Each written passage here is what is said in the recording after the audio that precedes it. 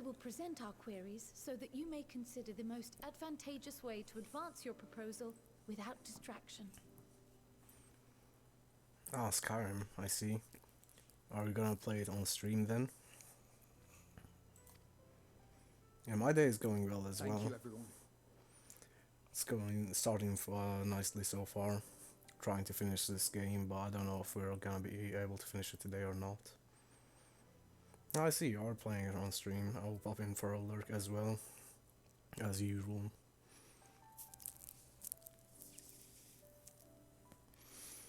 How far have you gotten in Skyrim?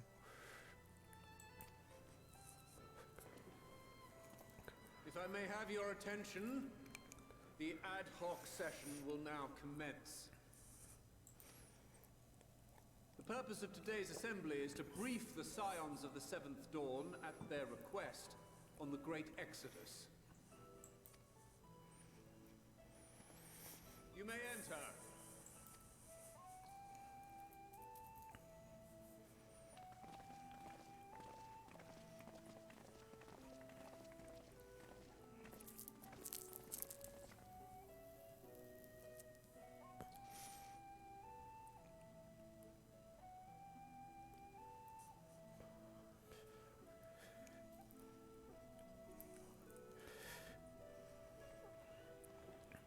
On behalf of the Forum, I commend your heroic actions on the Magna Glacies.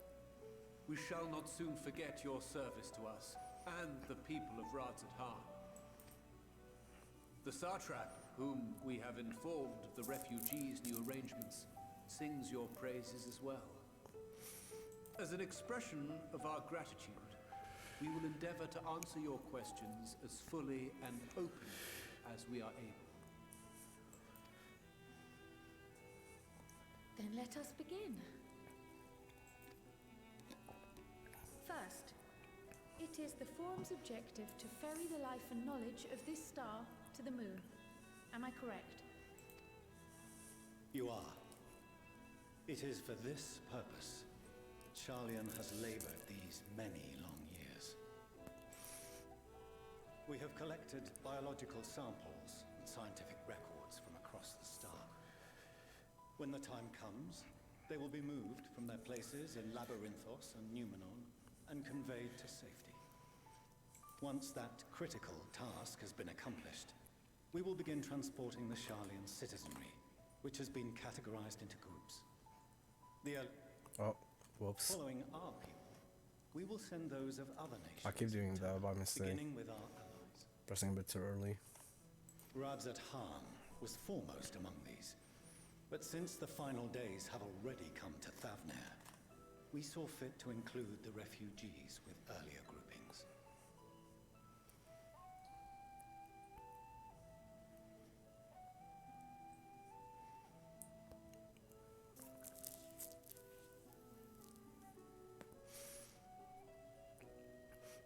Sounds like a very exciting turn of events. Sophie and a real psycho as well. Nice.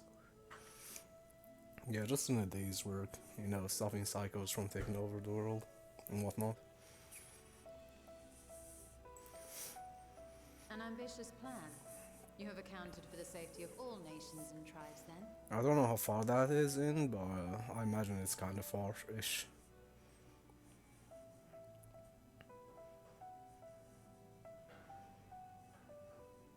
What kind of issues are you having? Is that level-based issues? As many as we can. And how, pray tell, do you decide who to leave behind? To journey beyond the sky is an unprecedented and immeasurably difficult endeavor. Introducing sources of inevitable conflict would condemn all to certain death. Oh, I see. You're not far into the main story, just going around doing the side quests. Yeah, that's fair enough. That's a fun way to do it. Questions as to the validity of that approach aside, are your plans proceeding apace? We're under the impression that your primary means of celestial transportation is incomplete. Yeah, I thought there might be level-based issues. It's unfortunate in games that allow travel so much and doing all of these side quests. 1 second, give me a second, I'll be right back.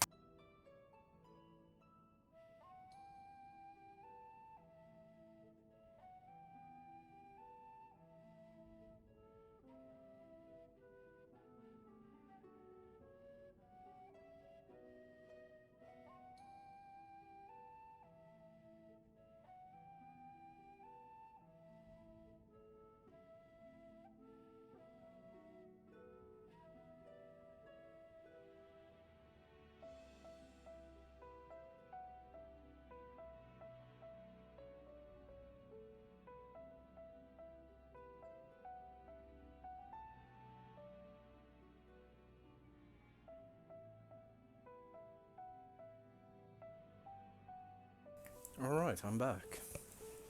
So yeah, as I was saying, the problem with that sort of games is that you sometimes are unable to tell what the recommended level for such quests would be.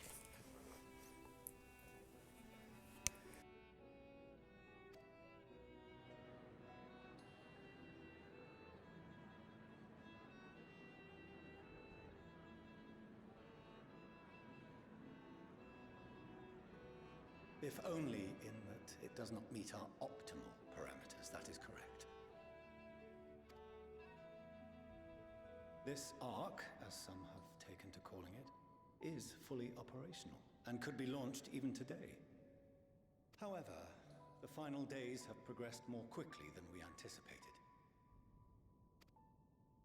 At present, the ship is incapable of attaining speeds sufficient to meet our evacuation targets.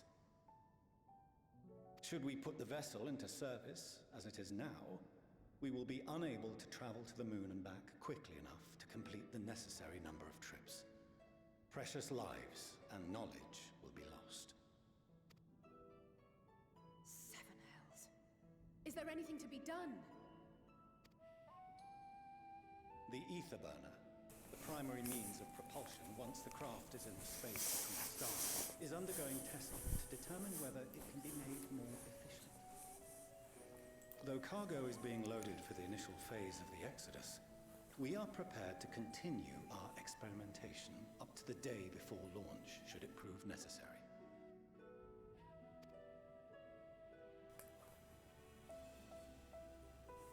What if the Scions were to solve your problem?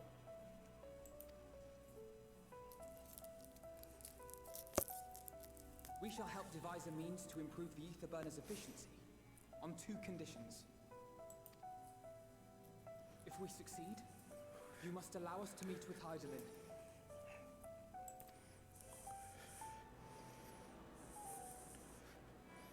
"'Twas simple enough to deduce.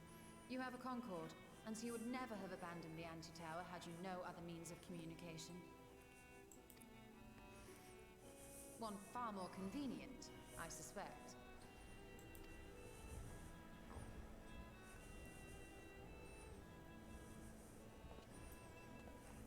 The second condition, also to be met upon our success, is that we be permitted to propose another use for your Ark.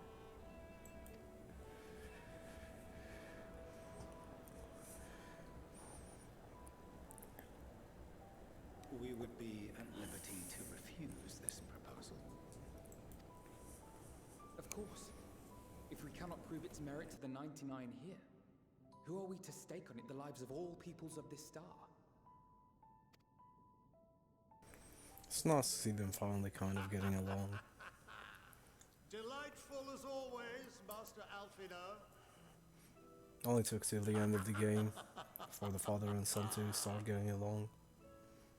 Oh, we couldn't have asked for a finer plan.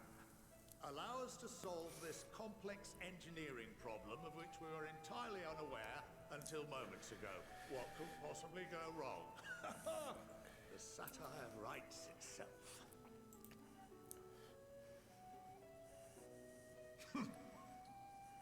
Yet, what field has not benefited from a change in perspective. When we are at wit's end, what we need is not the same dry theories recited ad nauseam, but fresh inspiration.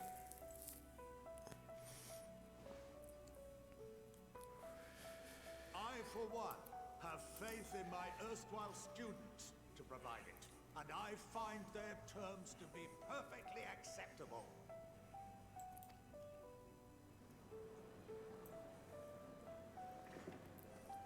Order! Order! We have no time to waste on debate. I call a vote. All in favor of agreeing to the Scion's terms?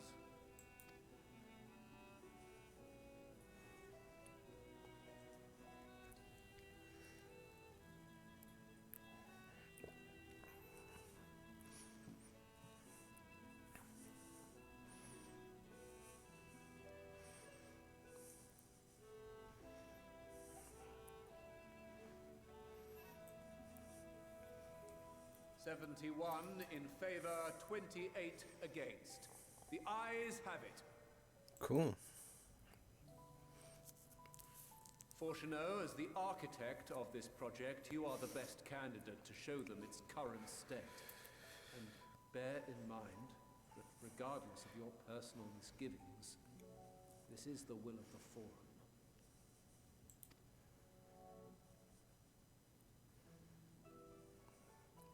Very well.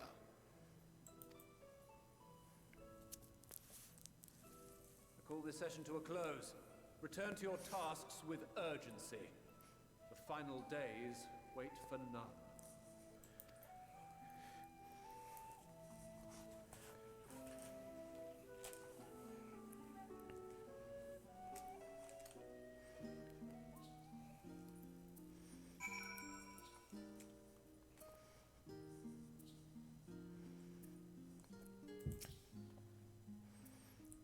Sorry about not letting the rest of you in on my plan. I was admittedly thinking on my feet for the most part. But since we require both a means of communing with Hyland and reaching Medion, in the spur of the moment, I saw involving ourselves with the completion of the arc as a way to work towards both objectives simultaneously. However, we must first keep our end of the bargain by solving the problem of the ether burner. I'd like to think it is not a challenge beyond our combined expertise, or at least the expertise of our extended circle of associates. It might behoove us to learn how an ether burner actually works before we attempt to improve it, though.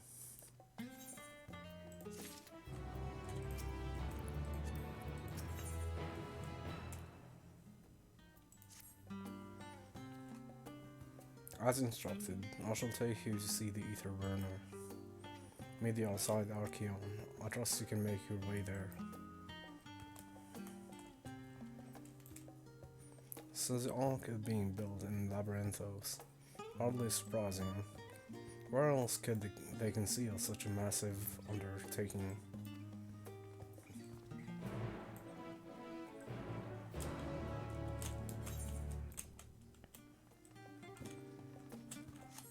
Oh, there's a lookout spot. These things give XP, and I'm already full on this one, so let's do it. The Red Mage.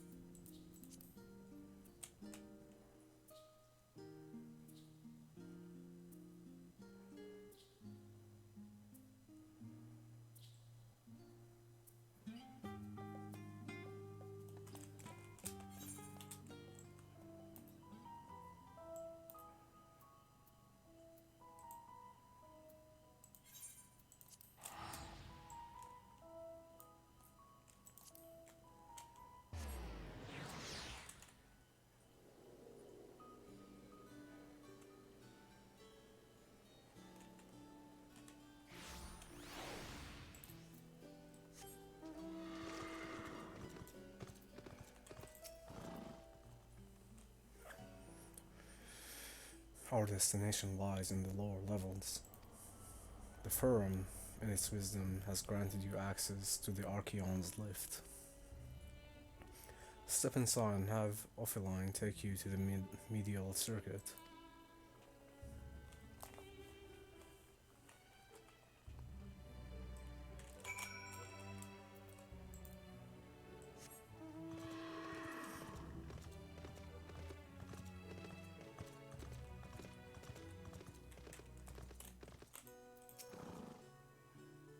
Wish to use a lift, yes?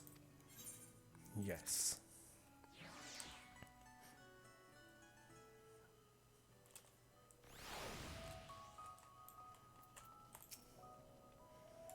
Send your associate ahead to Logiscon Alpha on the other side of Merial Agronomics.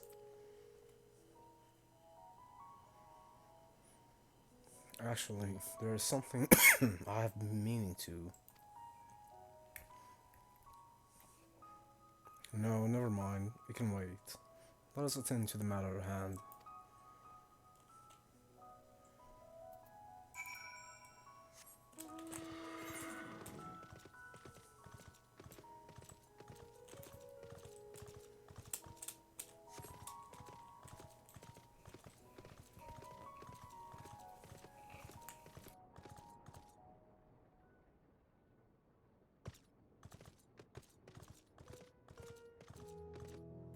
Some logs there.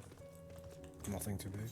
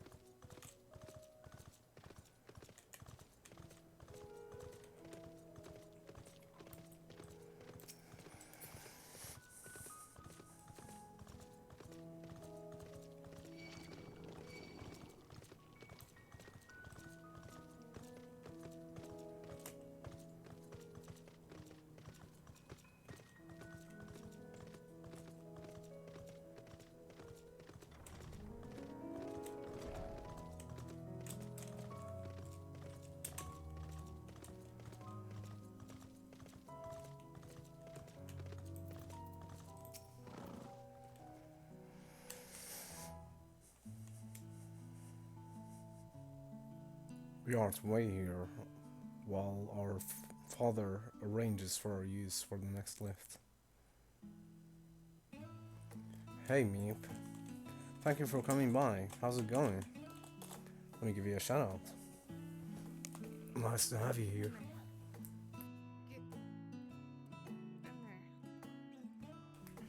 I'm good too, thank you for asking. Nice to see you here as well. It won't go in. It don't fit. You guys get your mind out of the gutter. Oh nice, it was a voice clip as well. One of the voice streams I see. Nice clip, thank you for coming by. And we're doing some Final Fantasy today here. Continuing the story.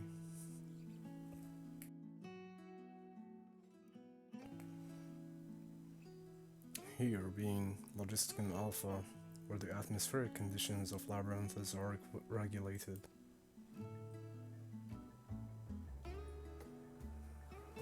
I imagine it would, yes. Special streams do often do that. Well, that's good. It will do some good clips, I imagine.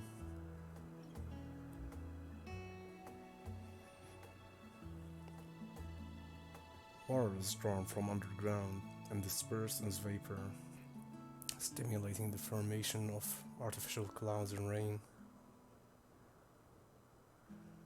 Scary maps, yeah, those are also very fun. Any particular scary maps you did?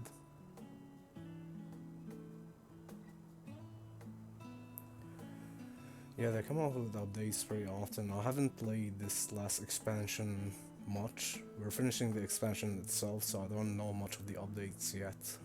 But we'll be getting to them after we finish the main story here. But it's been great actually, the story has been wonderful. Endwalker has been great, yeah. It's my first time playing it. I haven't had the chance to before, but it's very great.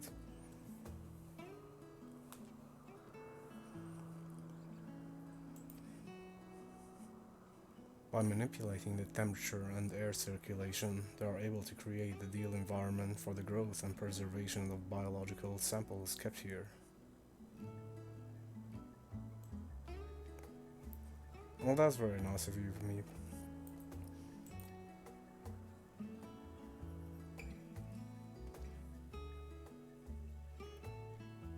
Hold on, how do you know so much about it? My father brought me here as a child. What? And left me behind. Actually, you're the one who left me behind. When you went all summer with grandfather. The night before, I'd been asking father how clouds are made, so he decided to show me. It was fascinating. I peppered him with questions the entire time. It's all too easy to take for granted the many interweaving aspects of the natural world, to grow inward to the wondrous. Yeah, it was pretty nice to hear Meep as well.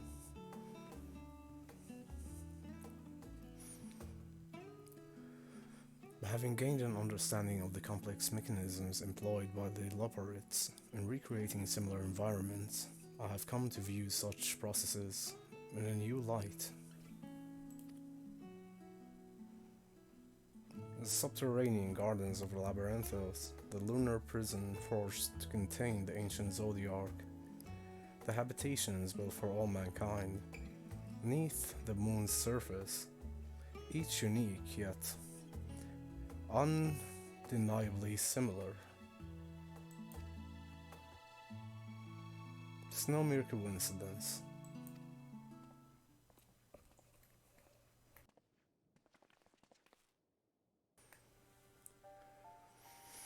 Ever since Island unfolded to us, the grim fate that awaits Aetheris. Every essential resource we could spare has been delivered to Labyrinthos in preparation for the great exodus, but that is not all. It is also a testing ground for the technologies that allow us to settle on distant stars.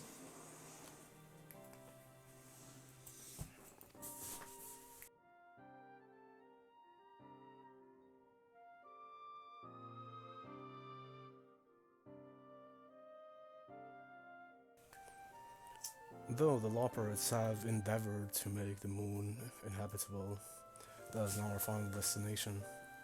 Mankind must learn to propagate life where there is none, to thrive where all is one. Alas, time is not on our side. I have arranged for you all to enter the central circuit.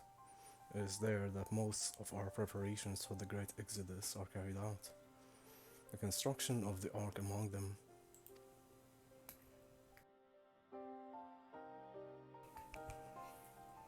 Though our plans been made public, access remains highly restricted.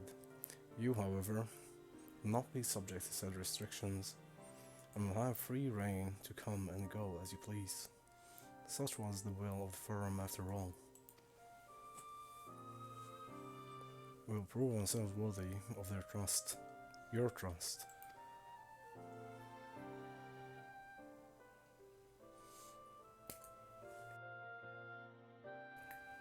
Then let us proceed.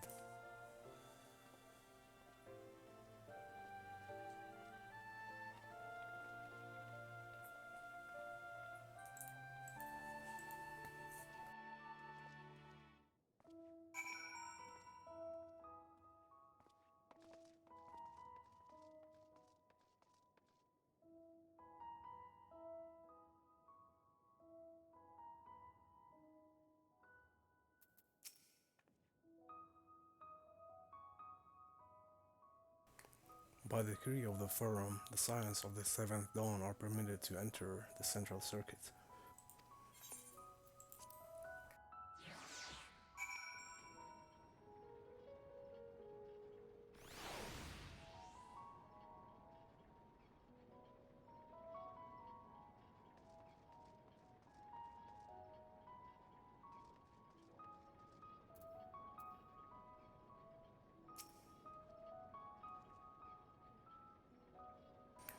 The ether burner is being constructed not far from here. Overseeing the work is Cockle Dunkel, after whom the forge is named. Once the necessary introductions have been made, I shall leave you with him to discuss the particulars. This way.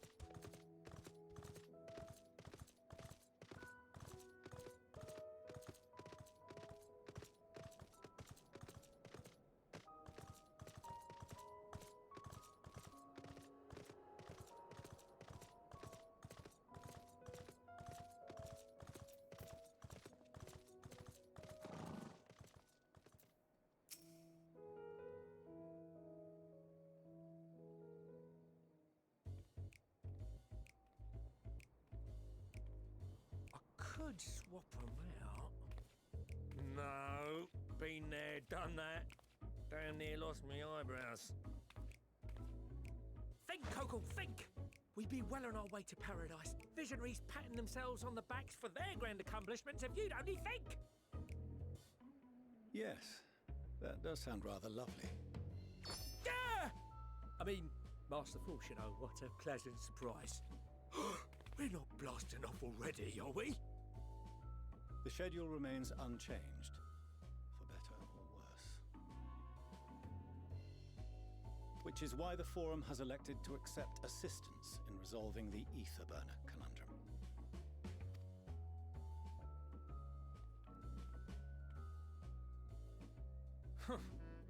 Not seen you lot down here before. There are Archons among their number, but engineering is not their expertise. Nevertheless, the Forum concedes the slim possibility that they may have insights to offer. If not, you are at liberty to return them to the surface, by whatever means you see fit. I assure you that won't be necessary. Now, about your troubles with the ether burner. Aye, aye, I'll walk you through it. Suppose I could do with a change of pace. As the name ought to tell you, the ether burner burns ether, ambient or otherwise, and transforms it into motive force. Think of it like a giant bomb that never stops exploding. Even out in that black void where the ether's right sparse, it's strong enough to move our arc. And it probably won't kill you like an actual bomb.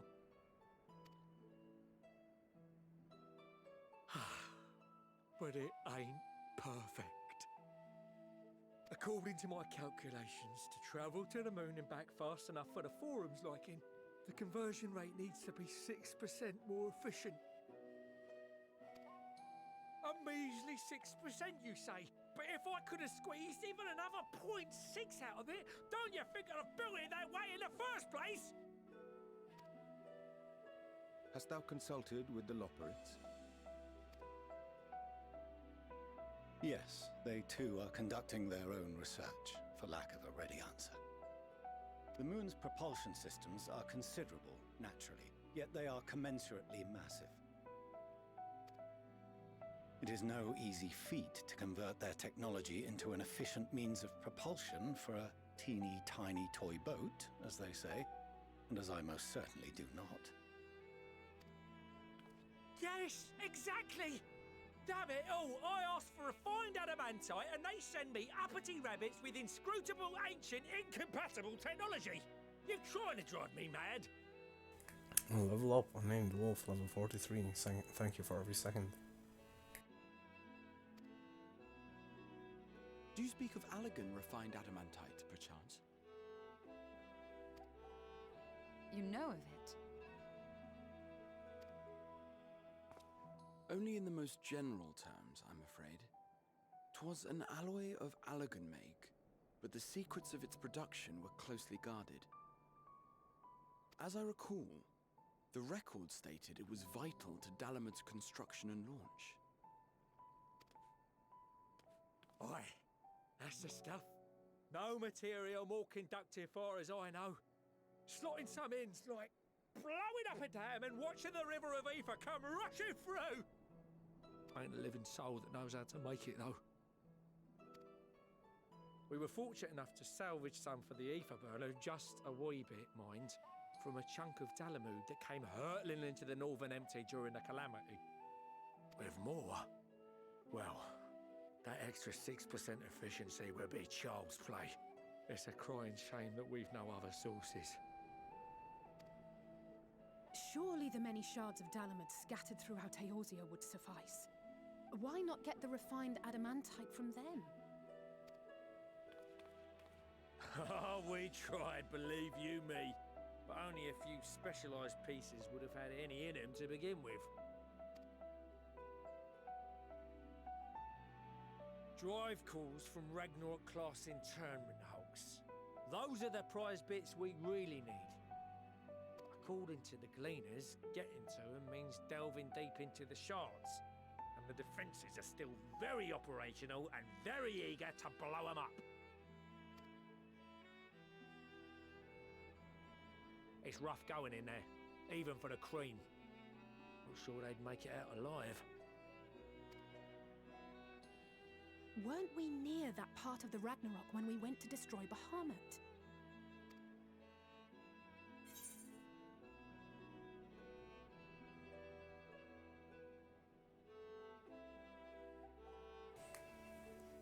You want me to go to fetch the Watsits?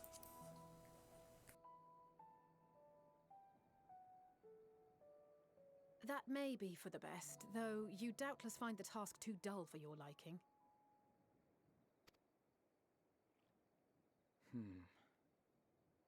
There are multiple internment hulks in Eorzea alone, so handling this ourselves may not be the most efficient option. Rather, if we could salvage adamantite from the shards simultaneously... Thancred, is the link shell we established before you went to Garlemald still active? Of course.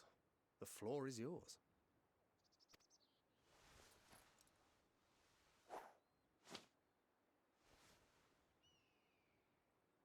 What's all this? Gathering firewood, so to speak. We alone can accomplish little, but joined by others, we may yet build a bonfire to carry us heavensward.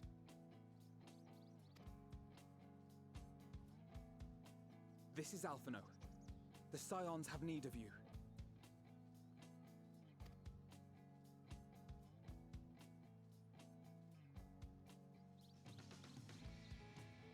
Understood. I will contact the Lord Commander and dispatch our finest at once. My sisters are somewhat preoccupied with the final days, so I will lead the 12-Sword expedition myself. Are you aware of any other sources of refined adamantite? Interesting. Logically, such an invaluable alloy would have been utilized solely where absolutely necessary, in components intended to conduct or collect surpassing amounts of ether. Any extant instrumentation or devices would have likely found their way into the hands of etherologists or enthusiasts. Good point.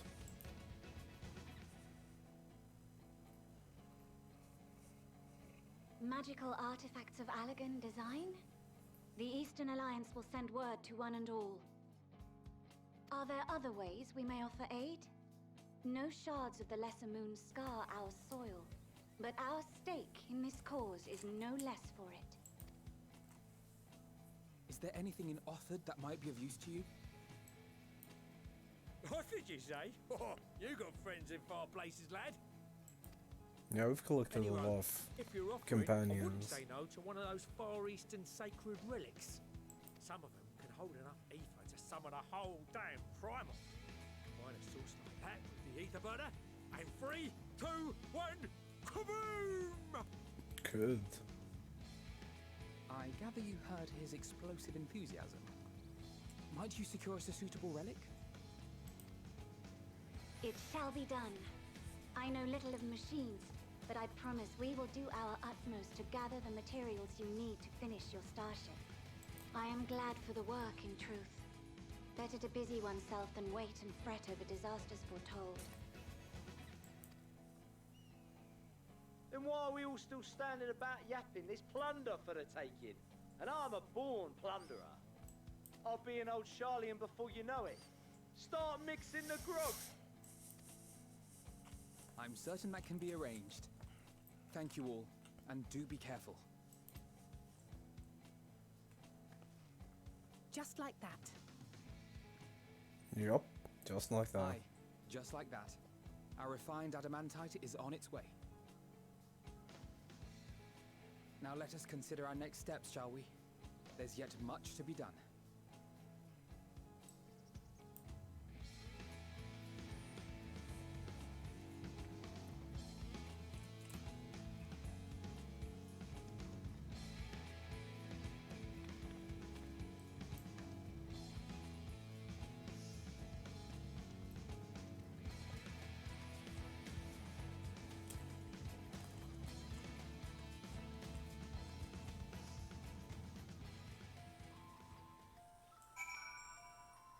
I wonder if Hadlin told the father anything that he's not telling us.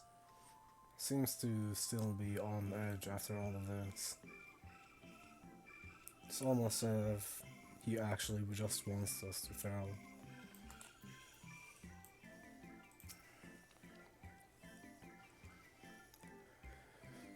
Times like these were reminded of how famous or infamous Alpha Node has become. Who'd have thought he could achieve so much with a single link pearl conversation? As we're expecting rather a lot of visitors in the near future, I'll burst down to the surface and inform the relevant parties.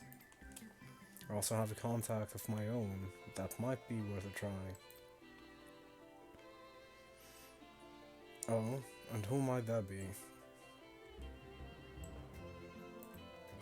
That's for me to know and you to find out. And on that note, I'll leave matters here in your capable hands. Best of luck.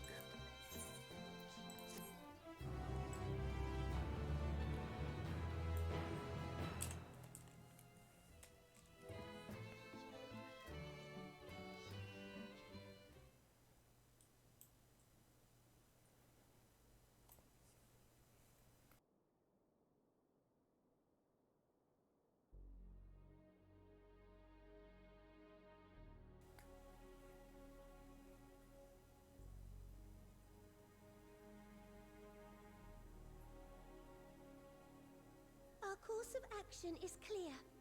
We must harvest refined adamantite from the shards of Dalamud and procure arcane relics of Allagan make. Summon the best and brightest of our immortal flames and form an expeditionary party at once. Call upon the Sultan Sworn and Brass Blades for support as you must. Papashan, send word to the guilds. We will require the expertise of master artisans if we are to have any hope of identifying and recovering these elusive materials.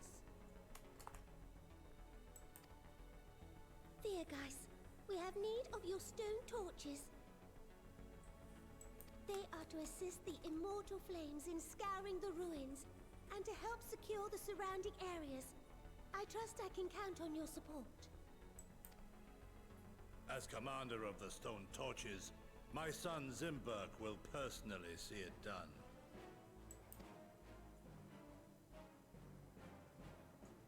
Pippin, I would have you lead the raiding party. Assemble your finest, and with Tizona's blade, clear the way.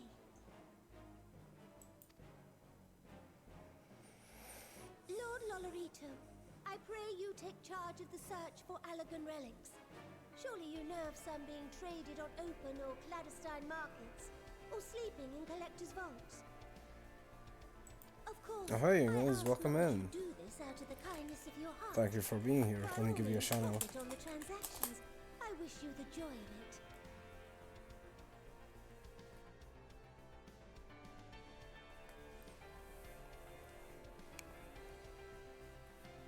I hope everything is well with you.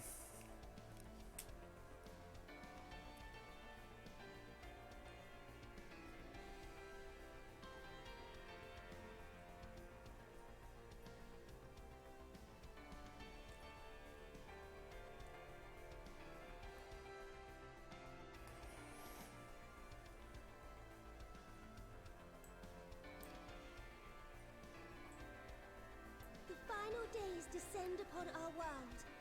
If circumstances are truly as dire as they say, Uldar's best efforts may be for naught. Oh, it's fine. You will come anytime as well, of course. Thank you for being here at any moment during the stream. And yet, when we Eorzeans rose from the ashes to rebuild our broken realm, did we not learn one simple truth?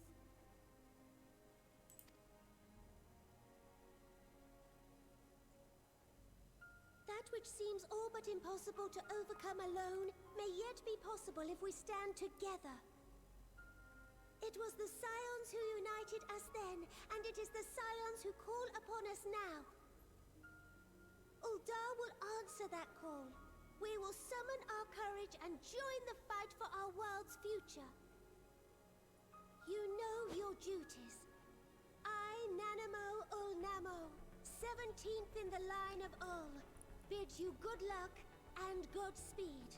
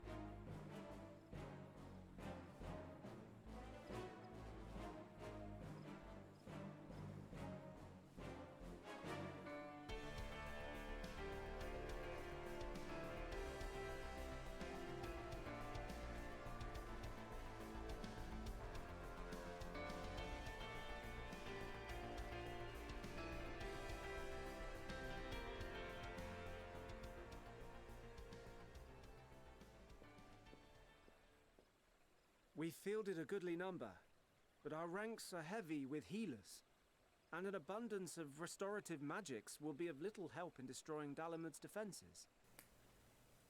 Also, yeah, we're still trying to avert the final days before we flee, and we have not worked on that, but guess one thing at a time.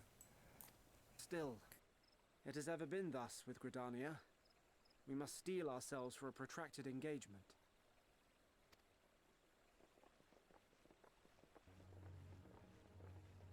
In that case, might I suggest taking us along?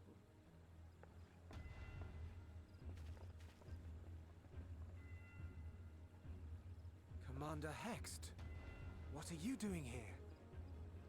None of the shards in Girabania are big enough to hold an internment hulk. So we said to ourselves, why not lend our neighbors a hand? We thought you might be short on people with a talent for breaking things. While it pains me to admit it, you are right. Our deficiency so plain to see. It might have been a lifetime ago, but I was once one of the Scions assigned to the Shroud. I know this forest well. I know your people. And I know we will be stronger if we fight this fight together.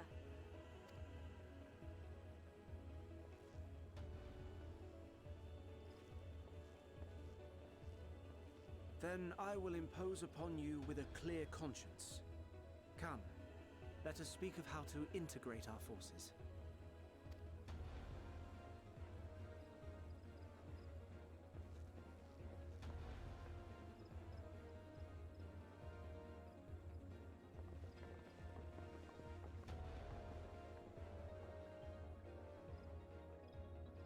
I won't let it all be for nothing.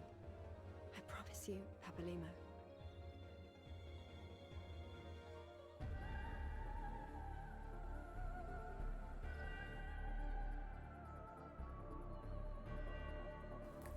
I like the music, it's pretty intense as well. Sets the mood nicely.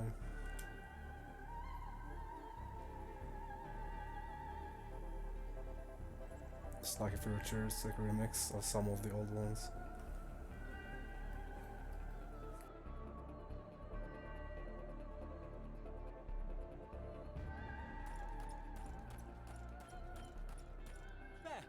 There you are!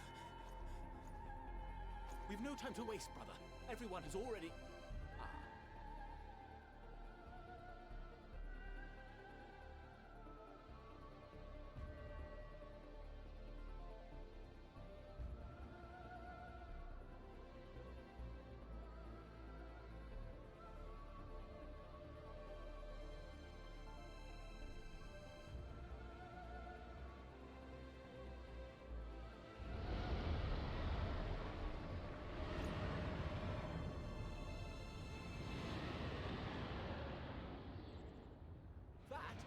That was a roar! A dragon's roar!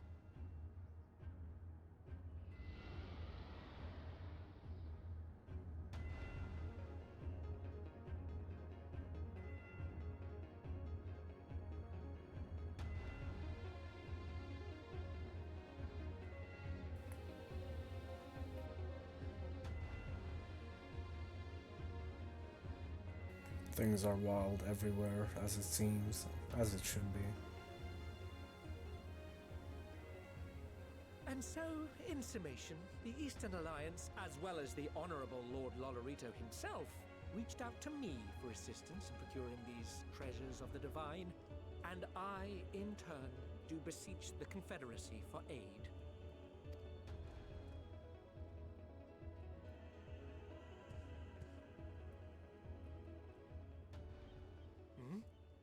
Is that? Yeah, the turtle people. Hancock? What a surprise this is.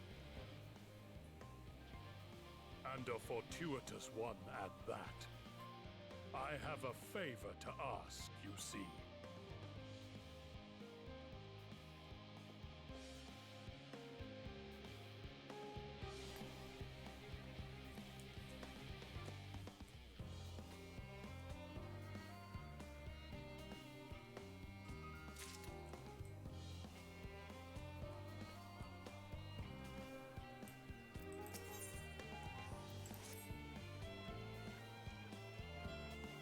Though our friends are searching for refined adamantite and sacred relics, we will only know if they meet our requirements when they have arrived.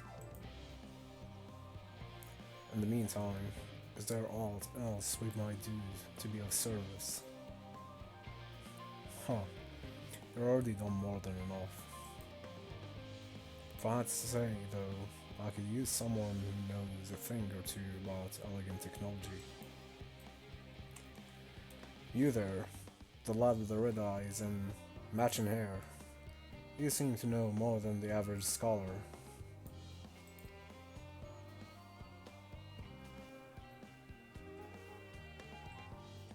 If only Master Coco knew how right he was. While he and Graha establish a rapport, why don't we help with the preparations for the great exodus? Indeed, this would mean going above and beyond the terms of our arrangement. Our purpose is not to curry favor. As confident as I am We will succeed. We must be ready for every eventuality. This will also be an opportunity to familiarize ourselves with the logistics of traversing the great expanse. And if nothing else, it beats twiddling our thumbs while we wait for the adamantite. Oh, level up. Unnamed Wolf, level 44. Josh, level 23. Meep, level 8. Thank you all for all the time here. I really appreciate it.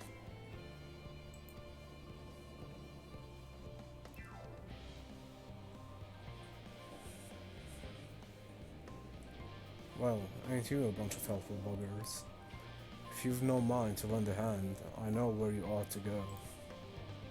Charlie and Hamlet is lousy with researchers and scholarly types, busying themselves preparing for the Exodus. Pah, that lot need all the help they can get.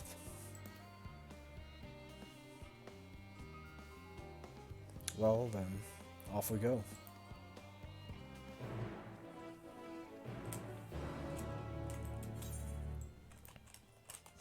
Off we go indeed.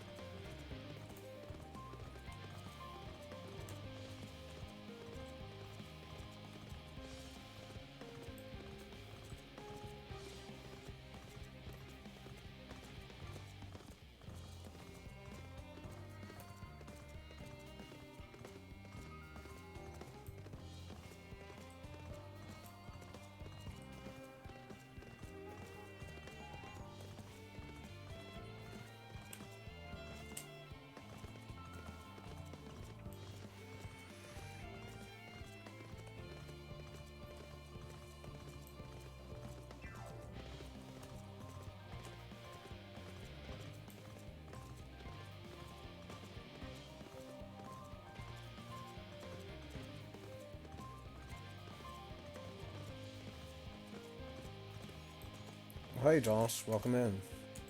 Saw you were looking earlier. I'm pretty close to affiliate now. I'm at like 2.5. We might be able to get it this stream or the next one with, depending on how many viewers we are getting. I mean, we're apparently, according to Twitch, at the moment we're at 3, which is still a good thing for the tracker. So we'll have to see.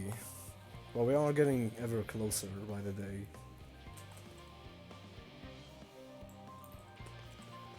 Yeah, thank you. Nice to have you here, by the way. How was your day? From what I can tell you, a lot of people actually live down here.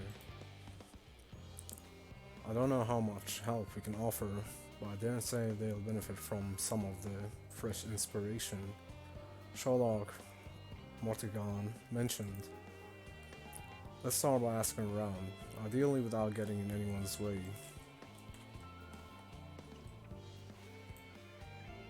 Let's meet by the Aetheryte once our work is done.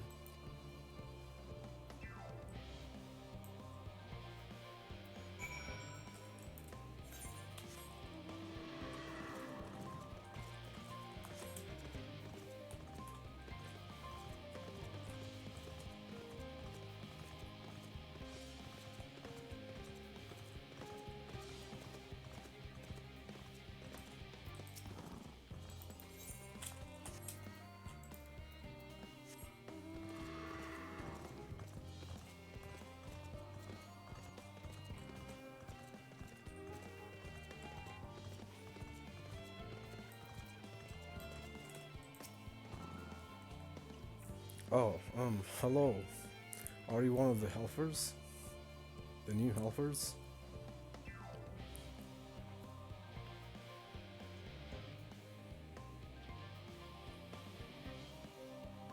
Oh nice, so you're collecting money to get Elden Ring currently. It's a nice game. I mean, I haven't played even a lot of Souls-like games myself, but I know that Elden Ring is a very popular one, especially with the arena, if you have a good community for it. I see. Yeah, that's a wise choice. I haven't had any goals yet. The only goal is trying to reach affiliate at the moment. There's really no tracker for that other than the view count themselves. I might do so later, and I have talked to an artist who is willing to do the overlays again and redesign the logo and all of that. So that'll be coming soon as well. A new refreshment for the channel, we can say.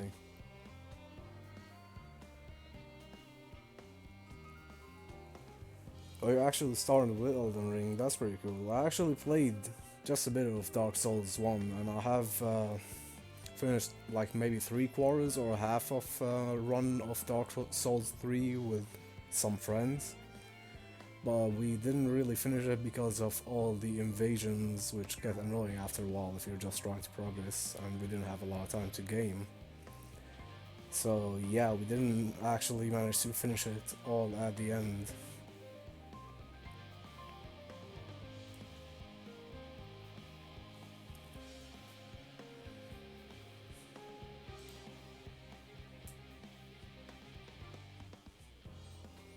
Working on the ether burner. Oh dear. I hear things have come to a standstill on the front.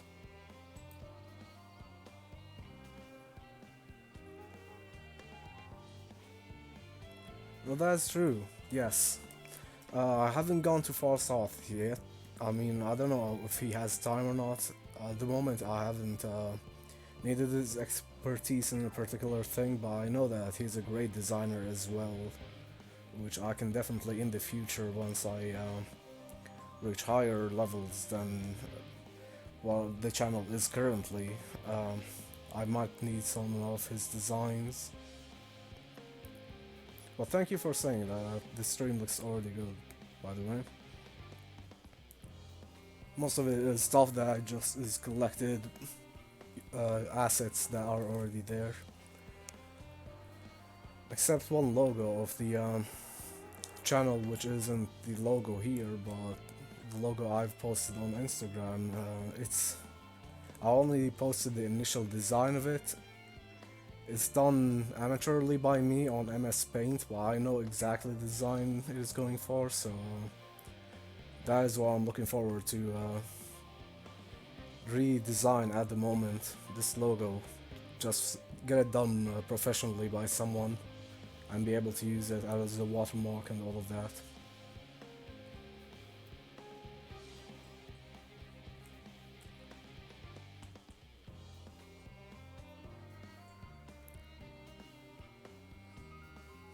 Even so, I choose that over my current duties. Checking and loading samples day in, day out. It's tiring, thankless work. Still, no one will be cross if I misplace a few lagoons or what have you. The forums got enough on their plate as it is. What with deciding who gets to borrow the Ark and when. A lot of powerful people have opinions about that. My heart goes out to Master Forkanaut and the others. Hardly get a moment's rest, I expect. Do they even have time to sleep? Yeah, it's been busy for everyone. I mean, it is like an apocalypse, so I imagine a lot of people would be busy doing different sorts of things. Some have actually turned into demons already, so you know.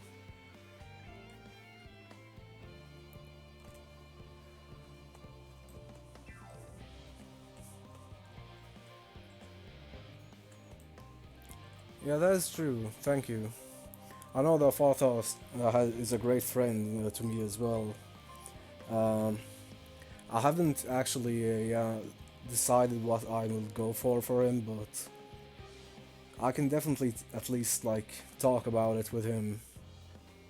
You know, just get an opinion if there's anything he would help with or add or has any ideas. You know, he is a professional in these things. I am really not at all. I just have some ideas as well, or like the general aesthetics I want to go for.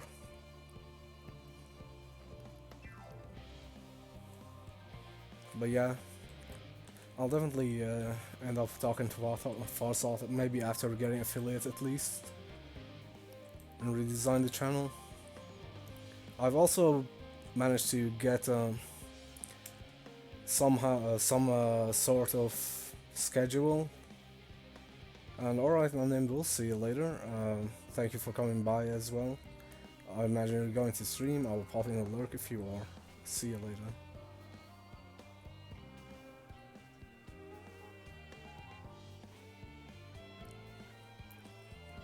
Yeah, that's true. He is currently in a busy transition state as well, so it's fine that I don't actually have a design yet to talk with him, because once everyone settles down, we can just talk it out and see if there's anything that he can offer me and I can ask him about. And yeah, he does need to be Elden Ring, but those duo are kind of very annoying.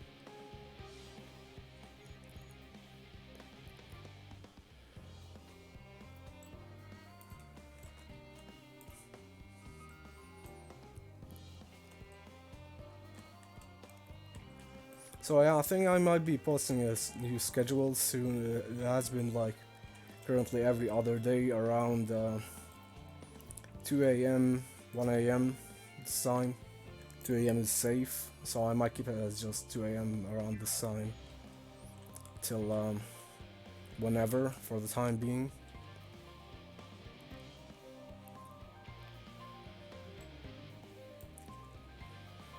Helping with the arc. Even with all the power Master Coco has managed to squeeze out of the Aetherburner, it's still not enough apparently. And now I hear the final days have arrived. Horrible creatures running rampant all over. If only we'd begun the exodus sooner. People are dying, and there will be no end if we don't fulfill our duties.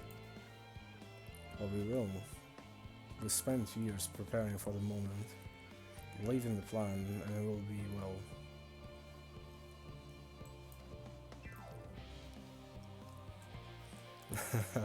A rematch of the Millennia fight, yeah.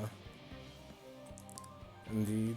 I don't know if Farsoth will actually do that. I might eventually, because I know he kinda misses that he did it, but he already knows that he can do it, so it's not about that he can't do it anymore.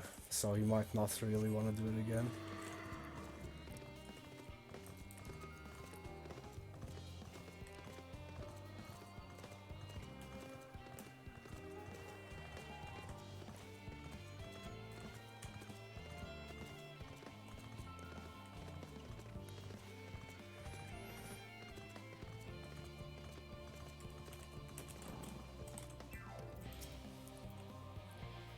Offering to help.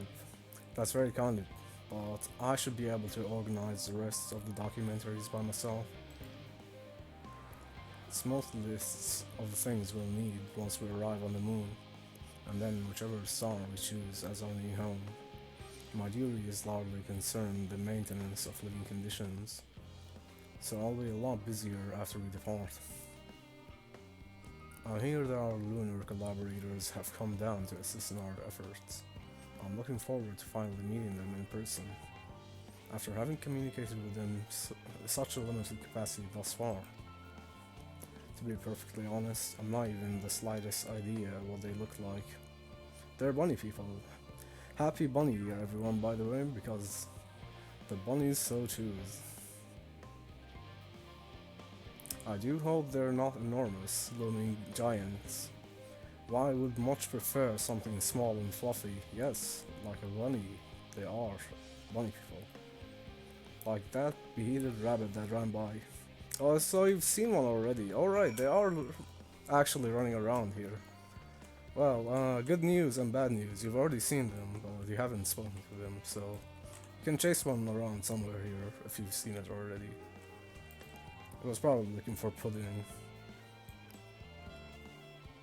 It was Pudding Blade, the rabbit.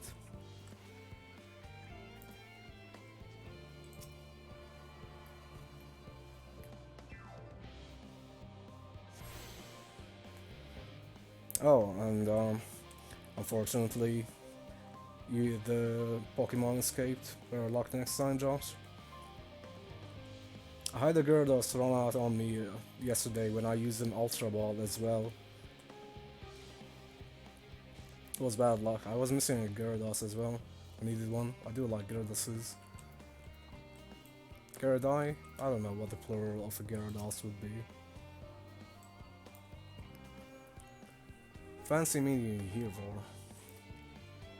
Our friends in the forum brought us to see their teeny tiny toy boat, which was quite impressive considering they didn't use any creation magics.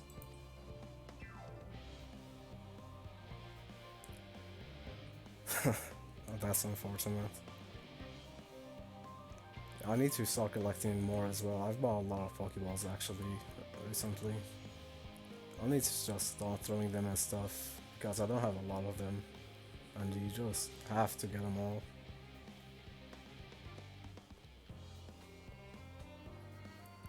What we're really interested in is Aetheris itself, though we now find ourselves in a sort of funny underground miniaturized version of it. Oh, there's the bunny people, by the way. We were hoping the forum would give us a guided tour, but it appears they're rather preoccupied, honestly. All the time to prepare, and they're still not ready. I suppose we'll just have to show ourselves around, or at least that's what we're planning to do, until we chance upon Ryanje and your good self.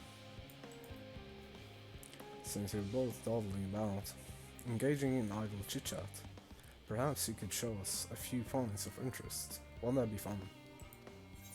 Sure, we can give you a tour. It's not like we're in a hurry at all.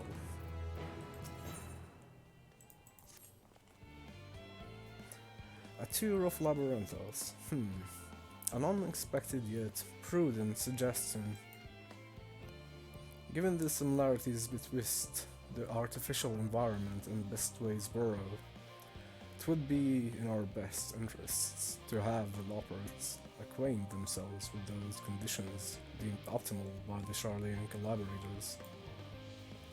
I fear, however, that continued reliance upon my limited knowledge would risk narrowing rather than broadening their perspectives.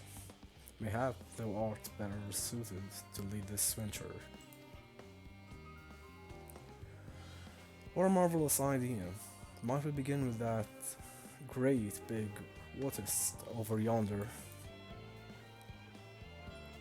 Ah yes, the what's it. I shall leave its explanation for.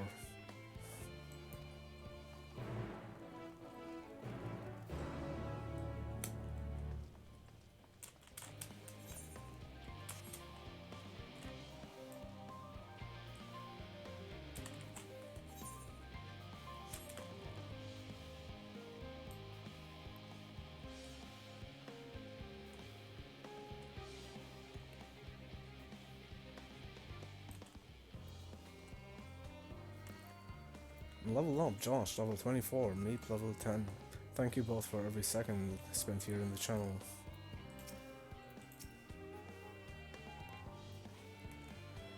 Goodness me, to build something so large without creation magic is positively stupendous. Perhaps you could direct our attention to its most important features.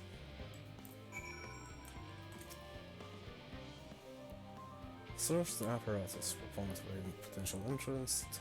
Move the camera, yeah.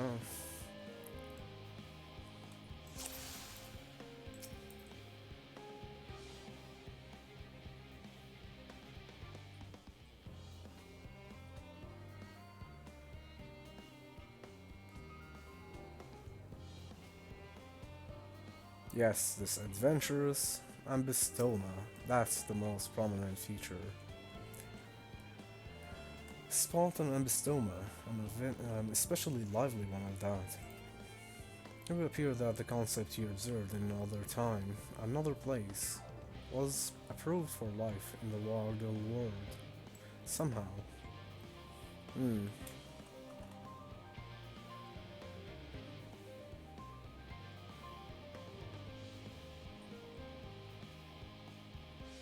Yes, Maeve indeed is here. She has come by earlier and said hello, and we got to see a clip with voice as well.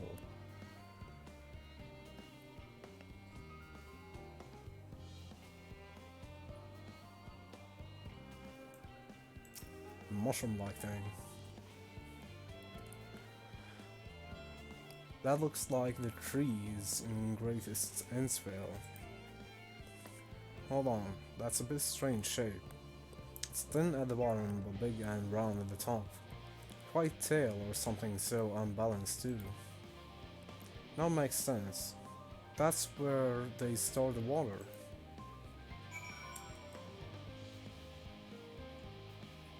And how about the tanks?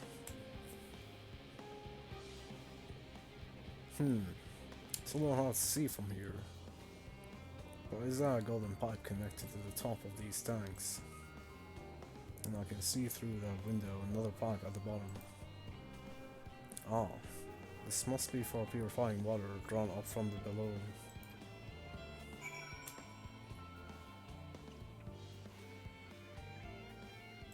Metallic tube. Is that water here from inside the great big tube? This must be because of those cogs and that gigantic wheel at the top. Oh, I see. That's how they draw up the water. There's probably some sort of spiral-shaped mechanism inside the tube.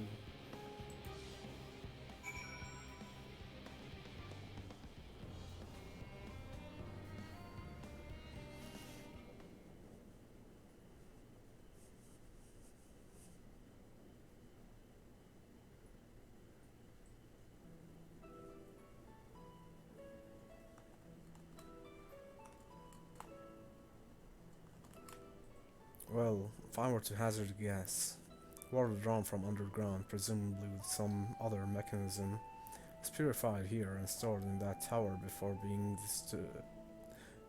distributed elsewhere. I'm right, aren't I? I knew it. Designed brilliant in its simplicity, I dare say. It would take only a moment to install in even the harshest of environments. For us Loporrits, that is. Indeed, securing a reliable source of water is the utmost importance for any fledgling settlement.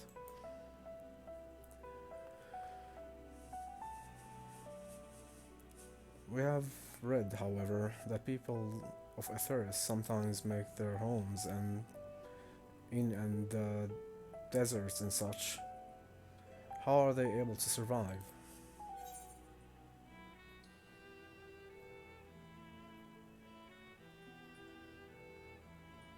I mean, both of these things are true. Many settlements in Thailand are built near an oasis, and areas near waterfalls are common sites for villages in Girabania.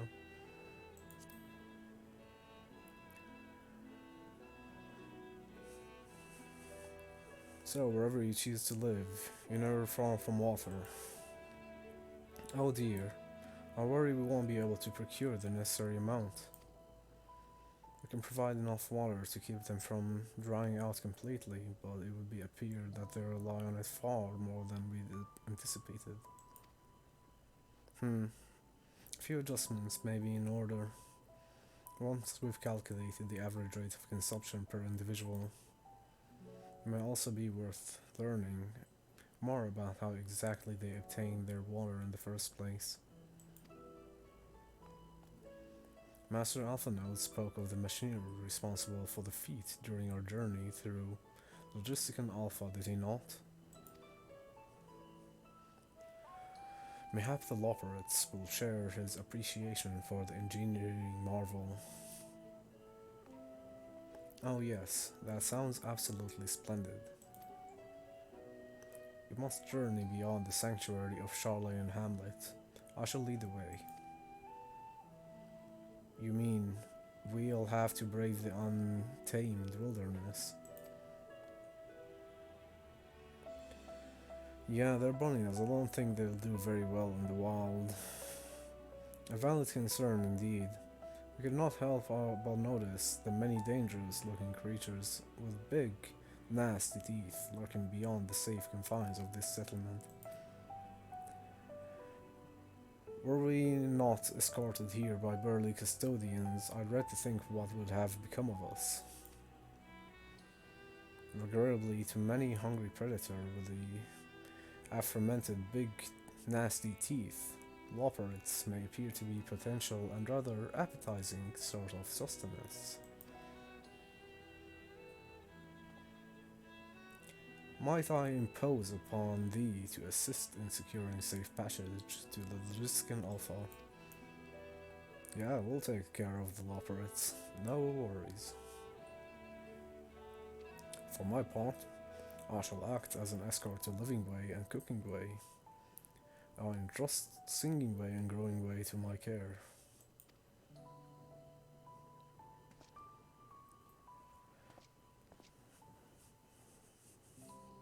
A more valiant protector they could not wish for.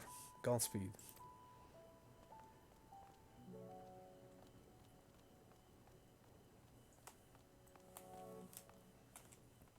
If it's all the same to you, I'd rather not be eaten by some horrid beastie.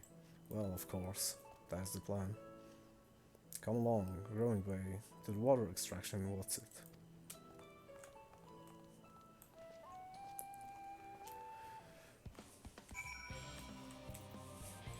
And they're already gone somewhere. Thought they made you actually escort them, but it seems like they're just in our parties.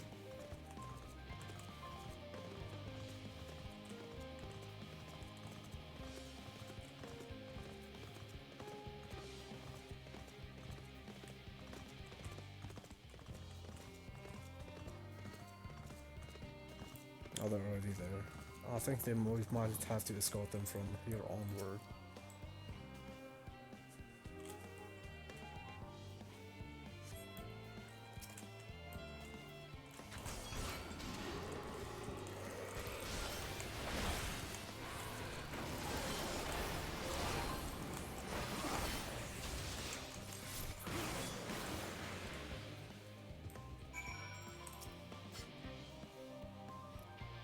Thank you so much.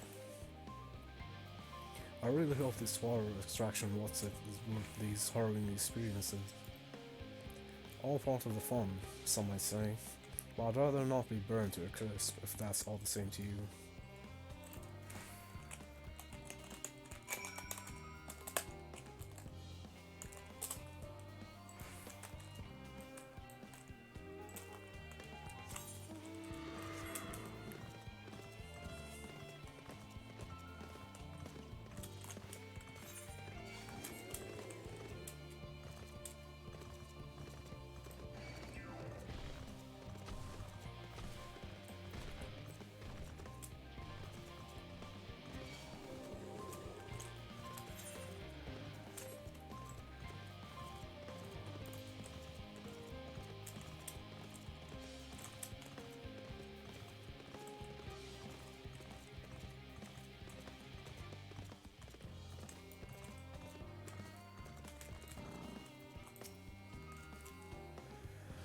My friends, I bid you welcome to Logistation Alpha. Our destination doth lie at the lift stop. Pray, follow me.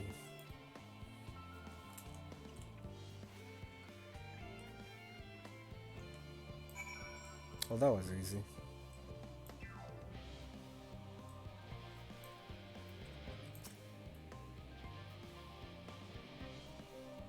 Oh. Better luck next time as well, Josh. Sorry to hear that. Stunky has not been caught by you.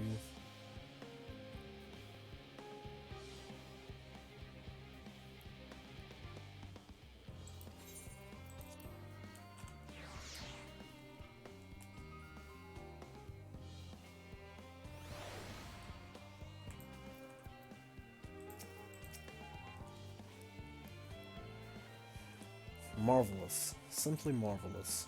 So this is where the magic, or science rather, takes place. The perfect environment to sustain life artificially created.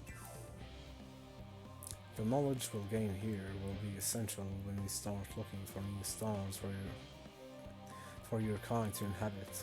Apparently most of them don't even have air for you to breathe. We're all very lucky that Aetheris just so happens to provide everything you need to thrive. Or did mankind turn out that way they are because of the available resources, I wonder. Either way, it's nothing short of miraculous, and I cannot wait to see more of it.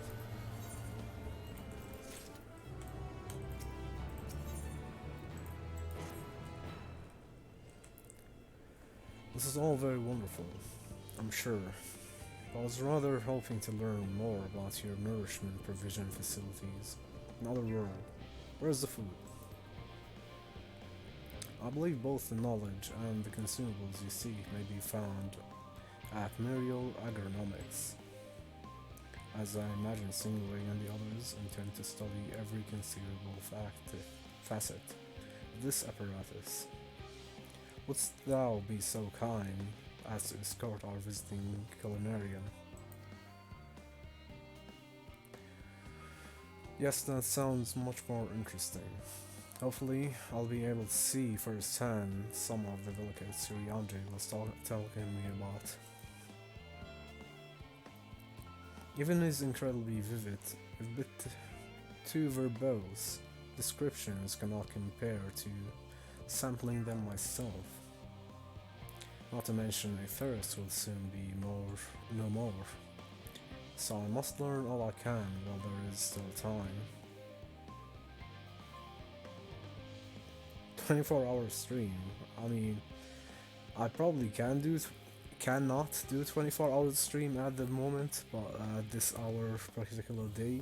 But I will be doing a long stream if the views stay above 3 to try to grind out as much as I can from the tracker to get that affiliate.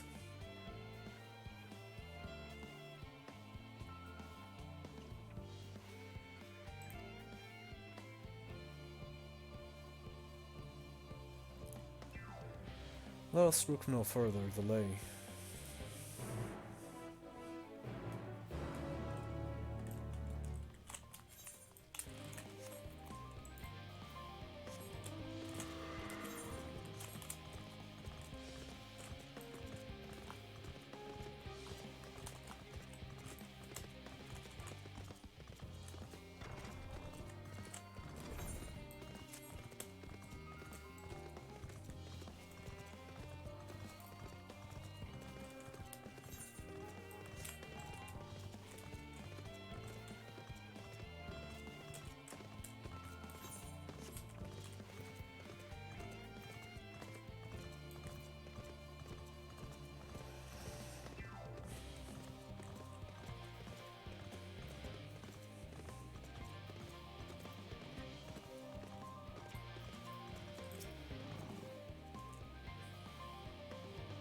This is the place, yes. The heady aroma was enough to guide me here, and I spotted several of the fruit and vegetables featured in our compendium. I dearly love to try some, but I read that those who help themselves to a farmer's crops without permission are often caught and put into pies. Perhaps you could ask whoever's in charge if they would be willing to part with a few samples.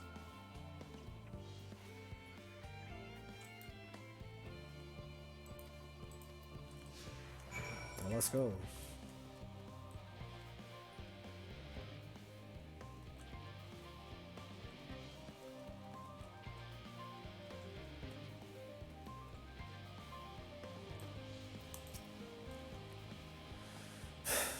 What a fine mess this is. Ah, it's you, the one who climbed down the mineshaft. I'd show you around if I could, but if I'm rushed off my feet preparing for the exhibits. I'm not the only one. We've all got to find ways to do what we do down here. up there, first on the moon, then on whichever star the Furon decides will become our new home. It is also sudden, so unreal. Don't you want to go to the moon? Well, it's better than waiting for the final days to claim us. But no matter how carefully it's all planned, we'll never be able to take every variety of flora and fauna with us. Even the ones we can take may not survive in their new environment. So many species doomed to extinction. Sorry, that's not what you came to talk about, is it? Nothing quite so dire, I assure you. We merely wish to sample a little of your produce, if we may. By all means, help yourselves. Much appreciated, my good fellow. So, where to begin?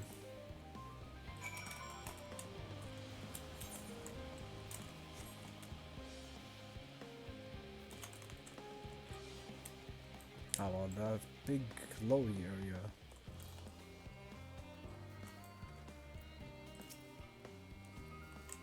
Oh, I know what these are. Grapes, yes. Let's see if they are as delicious as they look. People like them.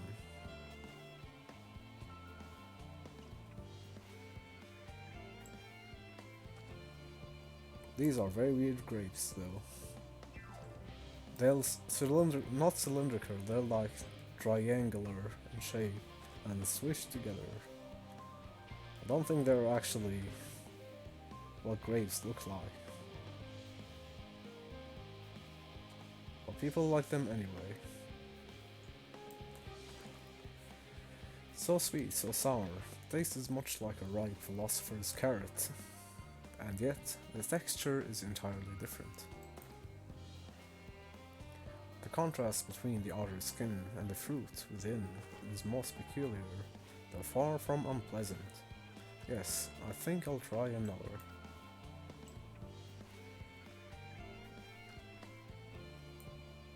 Well, that's certainly given the food for thought, though in a far less visceral manner than any philosopher's carrot. But tell me, what is your opinion of grapes?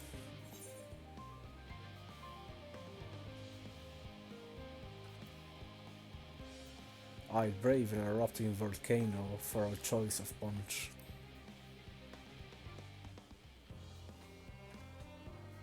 Yes, they are rather Moorish, aren't they? And from what I've read, quite versatile too. Something about people stepping on them to make intoxicating beverages, as I recall. Anyway, that's enough about grapes for the time being. On to the next street.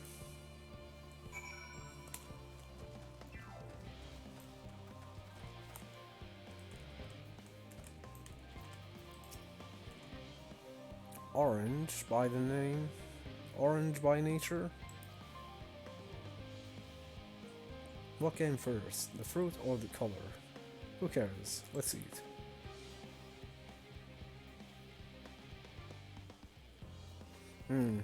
Yes, that's equal parts sweet and sour, as with the grapes, yet nothing alike. I may have to consult Uriange about expanding my vocabulary. I simply cannot find the words to describe it. Sour. Also, level up, Josh, level 25, Durfee, level 31, Neef, level 11.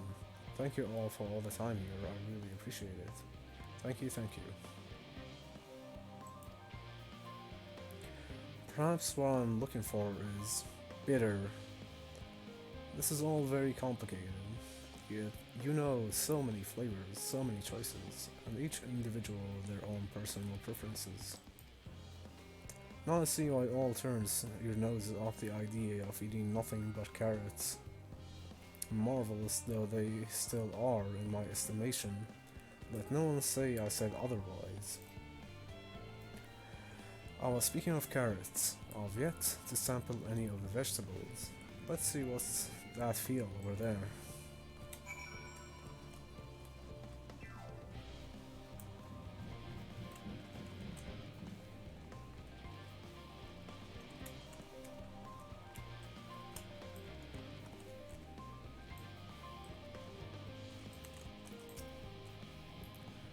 That color, the texture, are they some sort of enormous round carrots?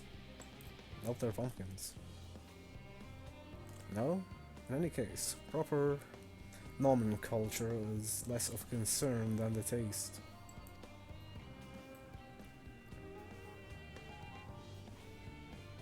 Bleh, it's so hard and flavorless. I might as well be chewing a piece of wood. That all but confirms it. These are nothing more than misbegotten failures masquerading as goodly carrots. No, they're pumpkins. Stop, stop. Stop. Can't you see these are pumpkins? Yes.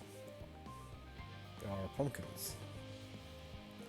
And no one with any sense would try eating them raw. We're supposed to cook them first.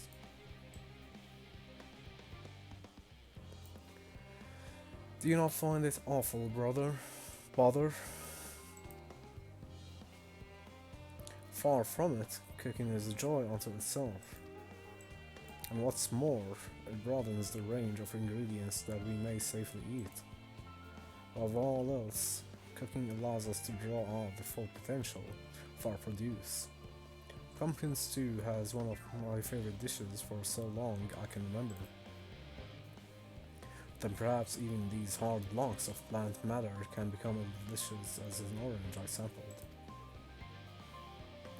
I wonder though, if there is anything even more delicious. How about that yellow fruit over yonder?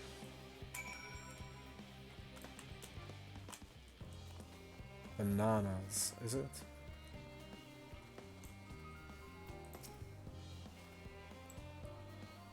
What a wondrous fragrance. It's not bananas, I think those are mangoes.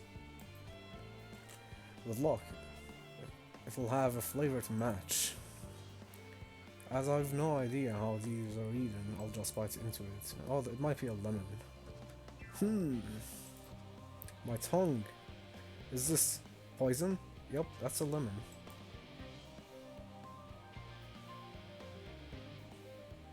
A lemon? You mean it's supposed to taste like this? How can something so similar to an orange be so revolting? Ah, maybe some time before my palate recovers from this ordeal. As such, I'd best call an end to this round of sampling. Let's say our farewells and return to the others. Ooh, there's a smooching. Let's try to catch that one.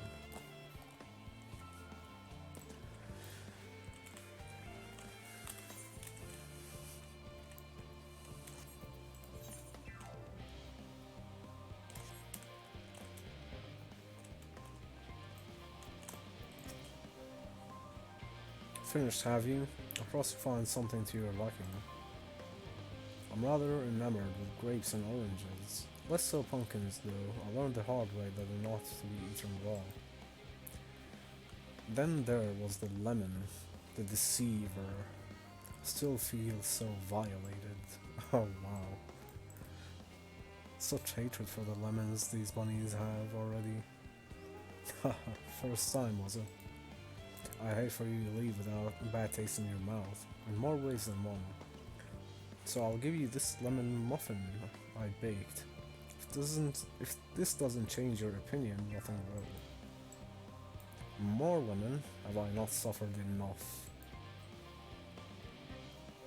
Nevertheless, it would be remiss for me to spurn this opportunity to... Oof. Bit of sick came up there. Learn more of your inscrutable ways. Very well. Lemon muffin, do your worst.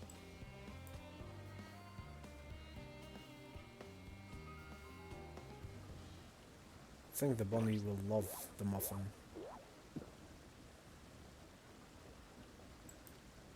This is delicious. Yup. Although I still detect a hint of lemon, it complements the sweetness of the dough to create a perfect harmony. I never would have guessed its vile bitterness could be utilized so elegantly. My good chap, this is simply breathtaking. See, we rarely use lemons in the natural state, It has a starring role in all sorts of recipes, and the same is true for many other ingredients. Comes down to making the most of resources at our disposal, and sometimes that can even be the difference between life and death. I know we won't be able to take every species without, no doubt the firm agonize over what was worth preserving and what will be consigned to history.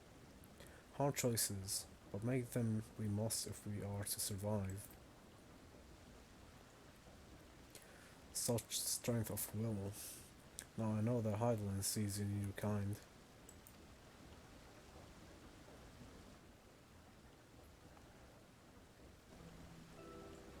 Mankind, the Loporrits, we were both born from the accumulated knowledge of the ancients. They learned all there is to learn about the nature of sentient life and the fates of stars themselves. Redeems, I have not decided too much yet. There will be probably some sound redeems, although I don't really know if I'll keep sound redeems as free ones always or just add new ones as redemption. But there will definitely be mask related ones once we have those, like specified masks or like putting something on the mask's face for a certain time and such. Otherwise, I'm still open to ideas about the redeems. I could ask for like game requests, more like from points as well.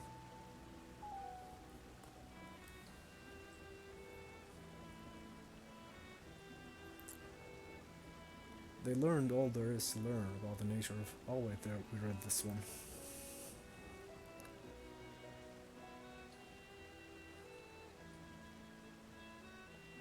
Once a civilization has fulfilled the basic requirements for survival, it will inevitably seek to eliminate all forms of negativity and achieve perfection. And therein lies its folly and its downfall. I'll also be probably doing the VPI badge, maybe. I mean, it's usually a good gesture anyway to give it out manually. Having it for points can motivate people to spend more time sometimes collecting such a thing. So I'm thinking about that one, but it's not confirmed to be in there or not.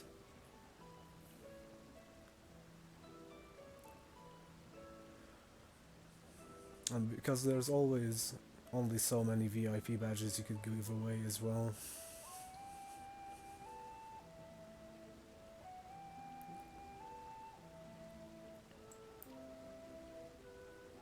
For perfection is an unobtainable ideal.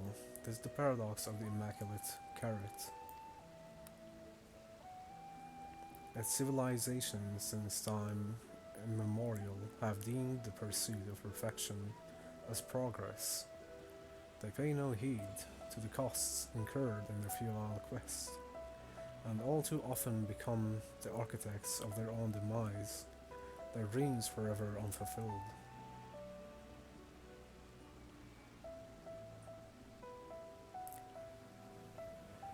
Yeah, you mean the channel points things. Yeah, there's always so many good options to choose from. I do plan on having many actually. I'm not afraid of having too many at the moment. Once we reach that threshold, we'll know that we've reached that threshold, but I would like to add a lot of them.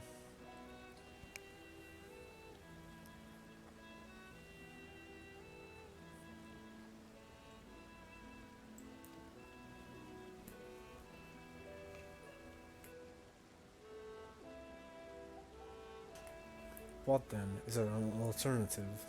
The answer lies in knowing that our existence can never be perfect, to be content with what we have and make the most of it.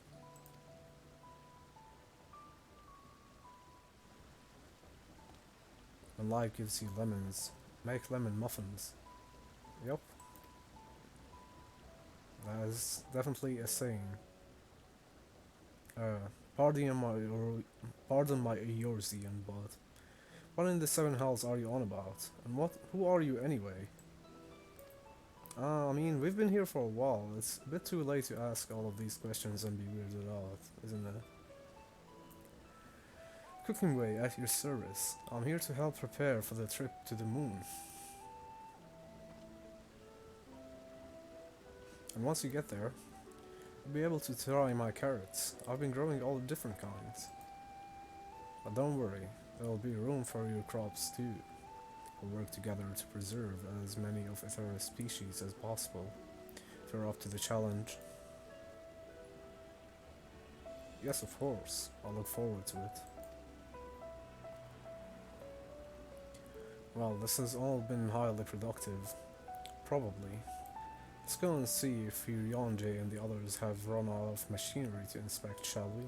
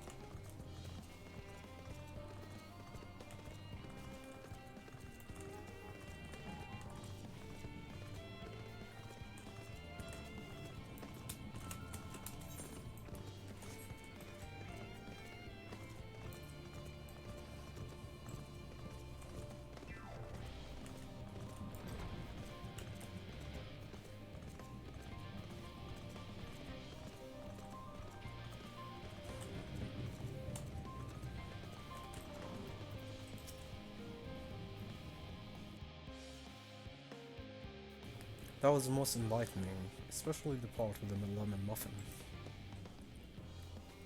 Actually, I was wondering, do you know of any other places famed to their cuisine?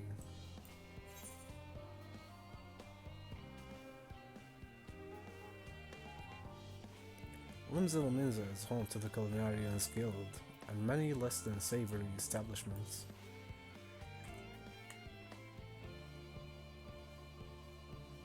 Would that I had time to visit. The more I learn of Etheris, the more I wish we could spare it from the final days. Alas, Hydaelyn's orders are to flee, not to resist. If only there was some other way.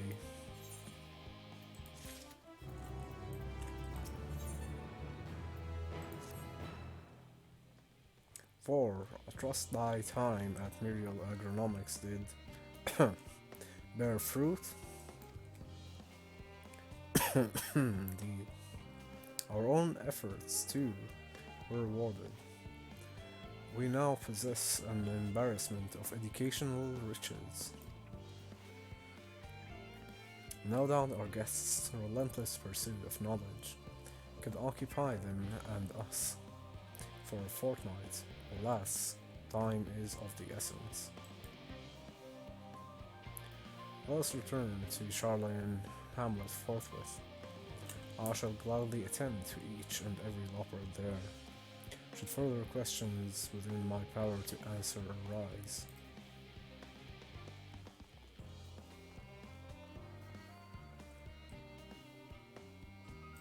Aw.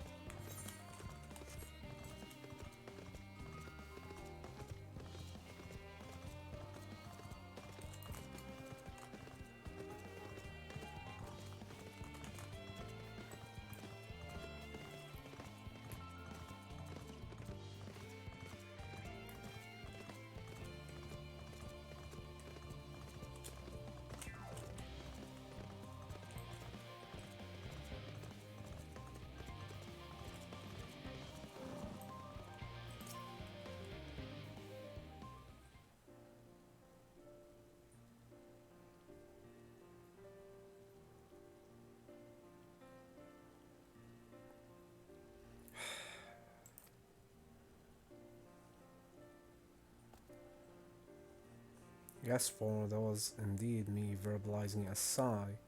Oh, it was actually saying sigh. Whoops. Yes, for that was indeed me verbalizing a sigh to express my emotional state. Do you want to know why? Because I saw the reconstructed environmental data for a thirst at Logisticon Alpha, that's why. A forest so lovely and so leafy.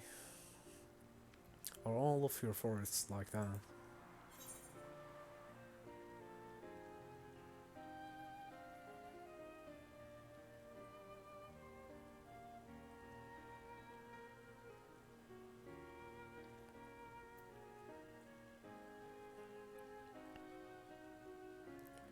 They're verdant, at least. The trees of Dravania stand particularly proud.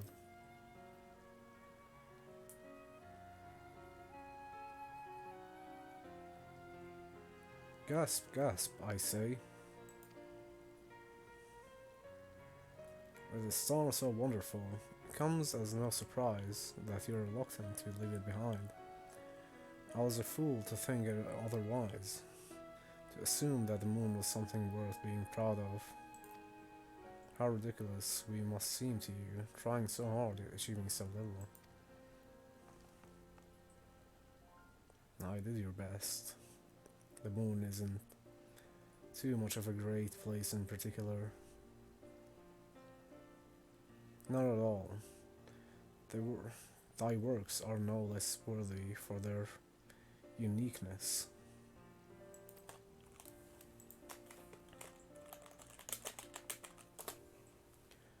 I thought I heard my tiny voices. Tancred.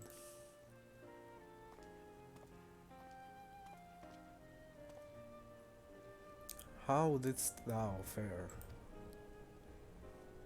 I was able to glean a fair bit from the researchers while helping to move their cargo. Preparations have proceeded without interruption here. Despite news of the coming end, we have the forum's leadership to thank for that. That doesn't mean people aren't worried, though. Quite the opposite. Knowing disaster could strike at any moment, they hurry to complete their work, equally aware that a single error could be the difference between life and death, and we can hardly tell them there is no cause for concern. Unnamed Wolf, level 45, Josh, level 26, Meep, level 14. Thank you all for every second. I appreciate it.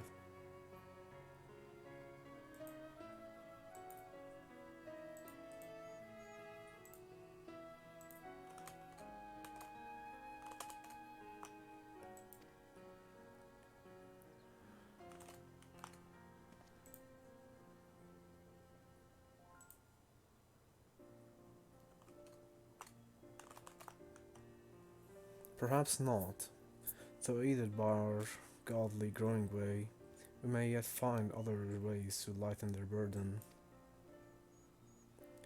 Me? Be used to people? I'm honored that you would think me so capable, but I'm not sure that I'm up to the challenge. Nevertheless, I believe in thee.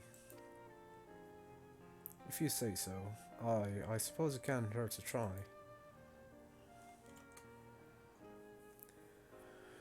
I passed someone mopping in the Western Plaza that looked to be in need of helping paw. Perhaps you might start with him.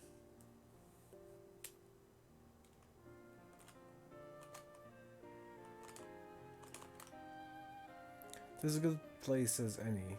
Come.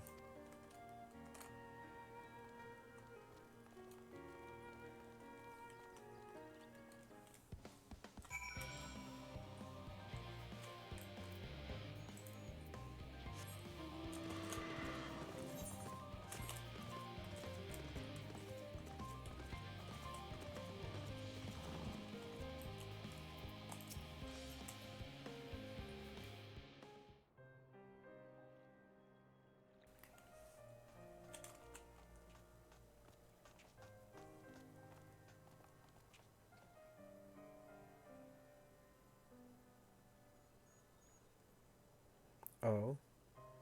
Can I help you?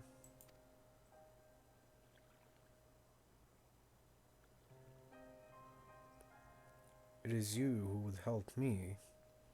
Is my anxiety truly so obvious? A burden shared is a burden eased. Pray, tell us thy troubles.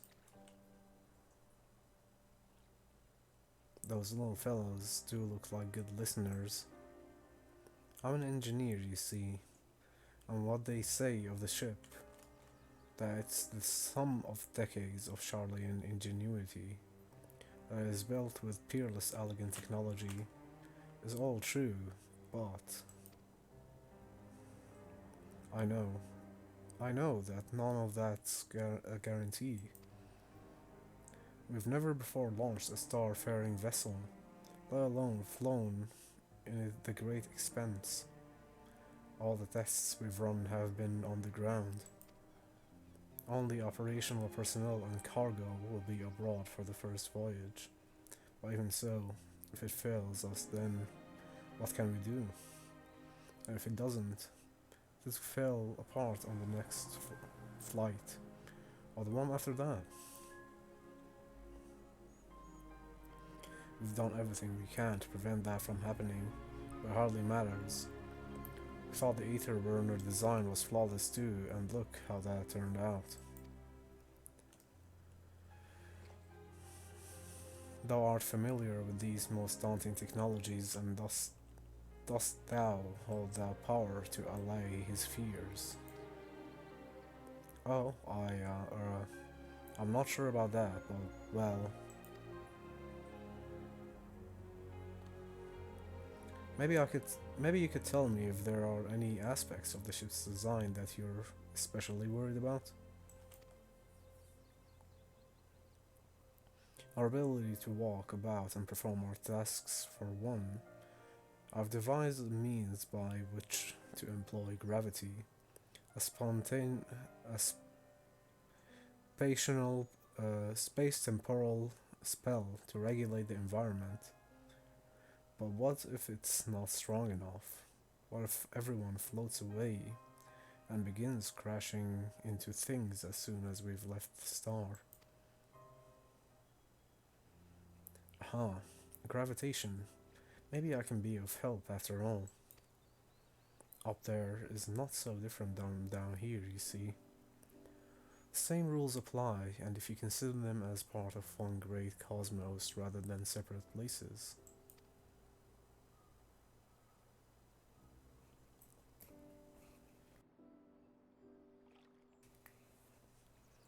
I suspect both parties shall find comfort in this conversation. Yet if Thancred's still to be true, still others would benefit from insights born of experience. Might I prevail upon the Loporrits to attend them? An excellent idea, if I do say so myself. There is naught we'd like more than to ease the hearts of the fine people of Etheirys, and learn more about them while we're at it.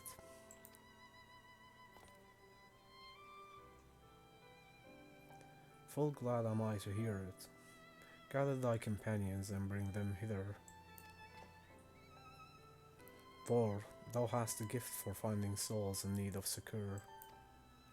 Pray seek thee out the distressed and the apprehensive, and inform them that help is at hand.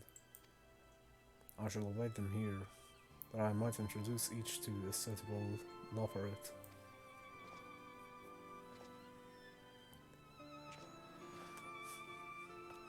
Oh, I do so look forward to that. A place for every Loporrit, and every Loporrit in their place.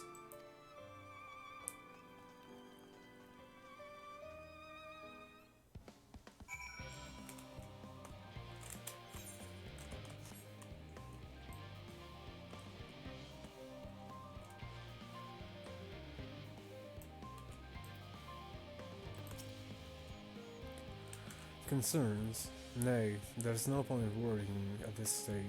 It'll only make the work go that much slower. The woman seems to be coping well. There's a lot of people to find.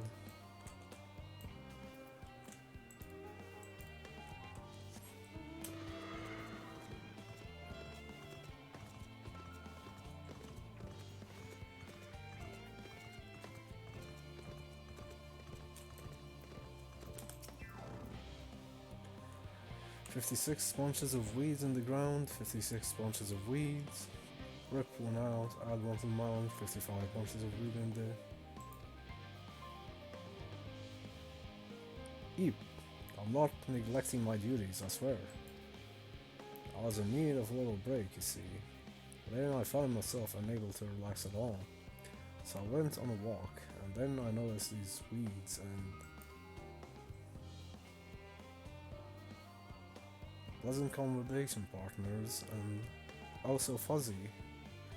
Goodness me, that does sound like a much better way to relax. Yeah, go meet for the bunny people. You'll love them.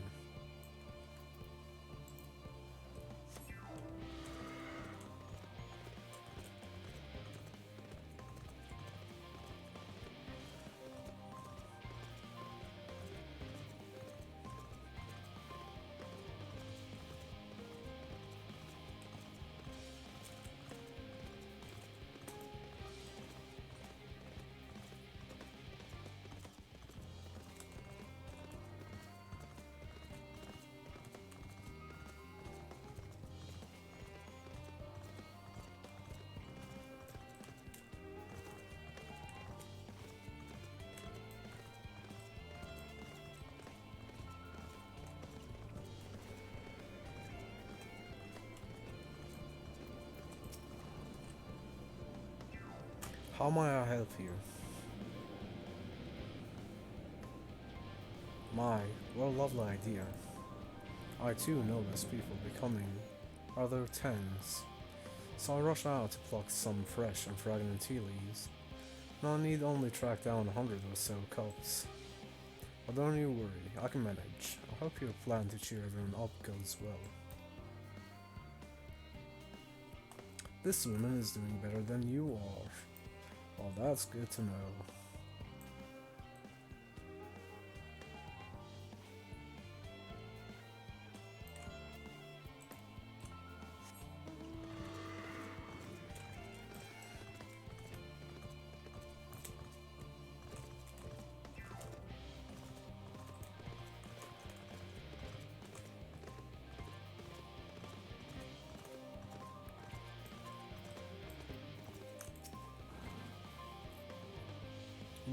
Worries. No, I believe I'm fine, thank you. I've been confiding in my colleagues and it's helped a lot. Can't recommend it enough. This researcher already has the support she needs.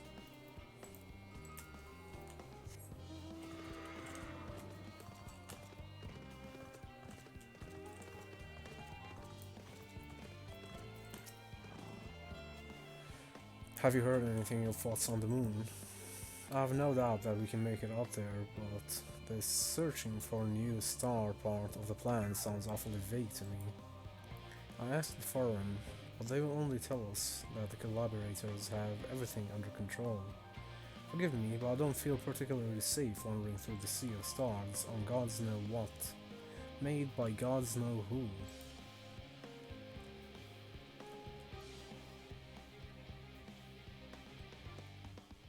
Yeah, go ask the bunny people. You mean to say that I can speak with them directly? Amazing. I hope they like questions.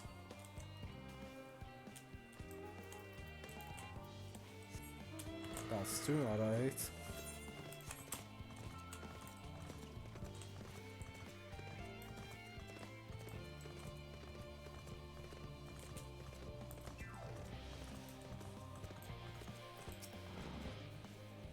Apologies, but I am awaiting a delivery. Whatever it is, we'll have to wait. Seems the Gleaner is too busy to chat, for his benefit or otherwise.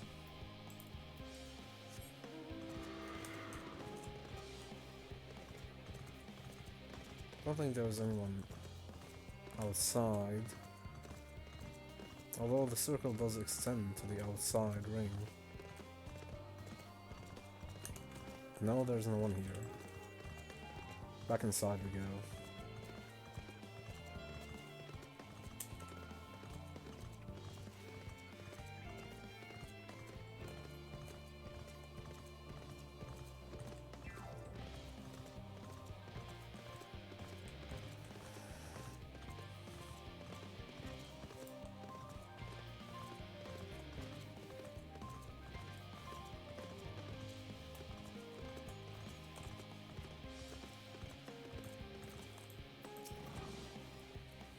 By the gods, my chest is tight.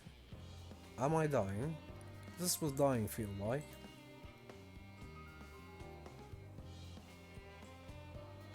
Oh, do pardon me, I didn't see you there. There is no cause for concern, I assure you. No cause for concern.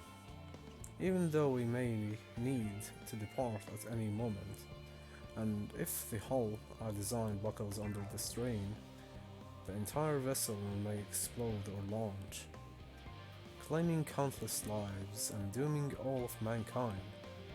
But that is lightly unlikely. Yes, highly unlikely. Highly. Calm down and go speak to the bunnies. Our visitors can help me check for structural flaws, you say? Why, that would be wonderful. I'm breathing more easily already.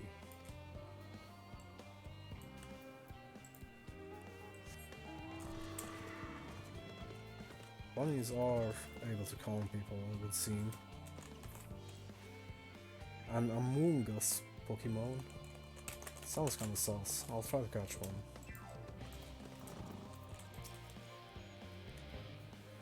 Aha! Haha! The end of the world is nigh, yet work goes no faster.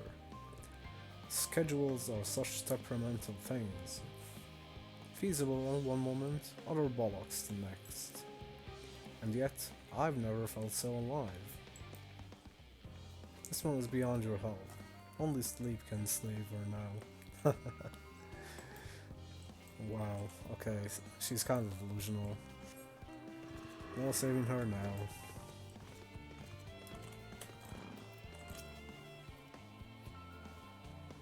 You, yes, you idiot.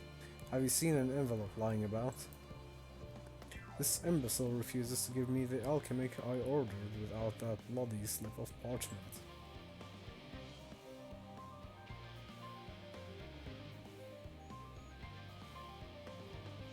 Unless your friends have a spell to make me remember where I dropped my damned envelope, I doubt they'll be more help than you. And you've wasted enough of my time already. It would be unfortunate for all involved to inflict this man upon the Loporits. Yup, definitely.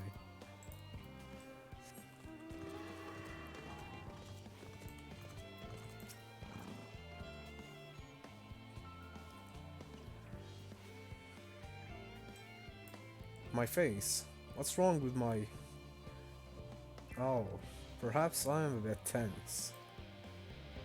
I was tasked with ensuring that the proper fauna, and only the proper fauna, are brought with us to the moon.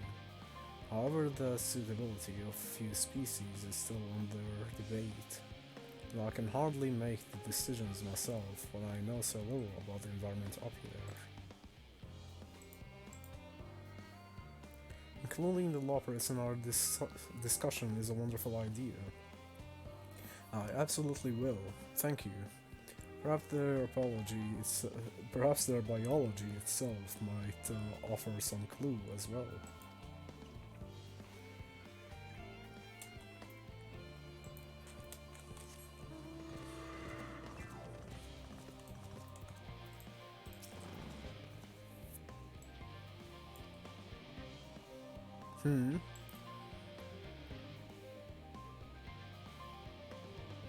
Consult our collaborators. I suppose that would be more effective than sitting here brooding. I'm attempting to calculate how much cargo we can consolidate into fewer trips. Should the ether burner make our original estimates unfeasible? Well, there are simply too many variables. I feel as if my bro will turn inside out. but perhaps our lunar associates will have more insight into how much weight constitutes too much weight for our purposes. Thank you for letting me know.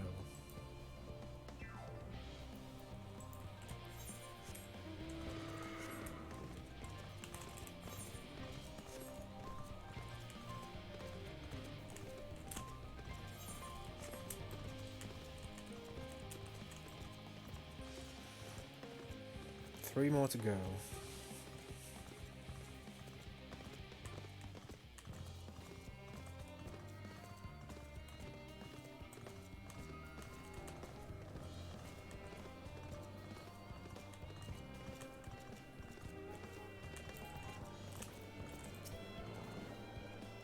Is anything bothering me?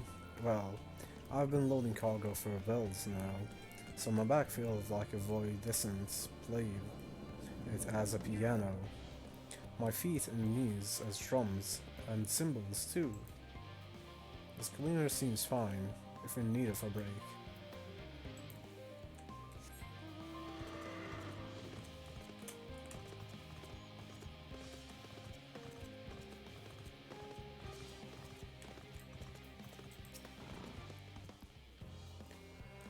Just leave me to my misery.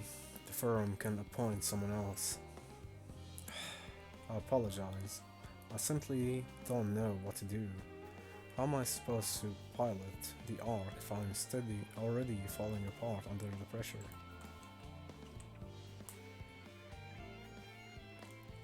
You know a starship pilot that I speak with, truly. Well then, there's no time to waste. I can help me prepare for this monumental task.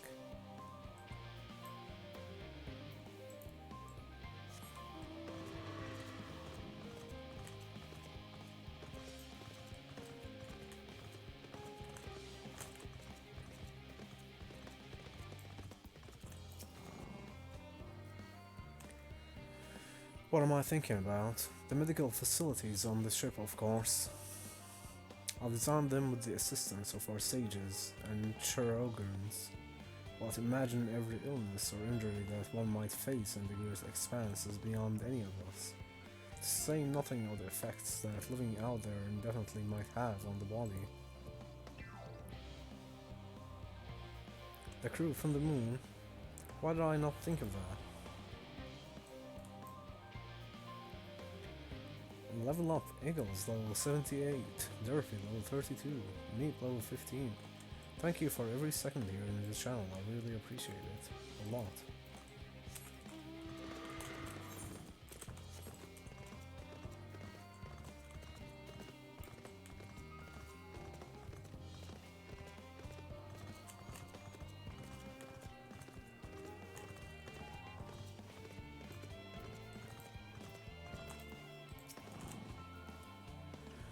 Blasted assistants, where have they gone off to at the time like this?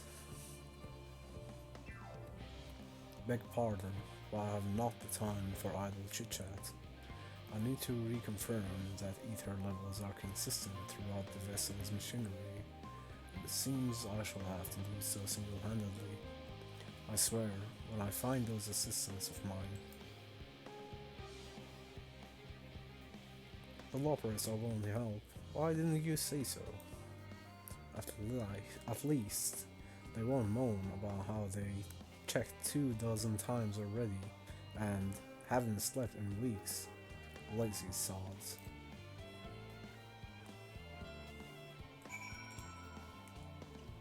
That's all of them.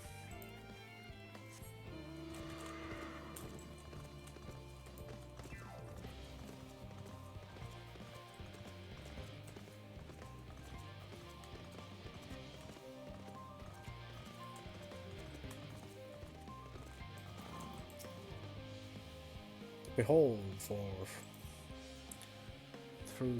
through thine efforts, word hath spread throughout Labyrinthos. Verily, to a far greater number than we anticipated. Living Way doth gather more Loporets as we speak. I shall assign each in accordance with their skills, that new bonds of friendship might be forged. The greater matters require not thine attentions. Watch over them, I for thee.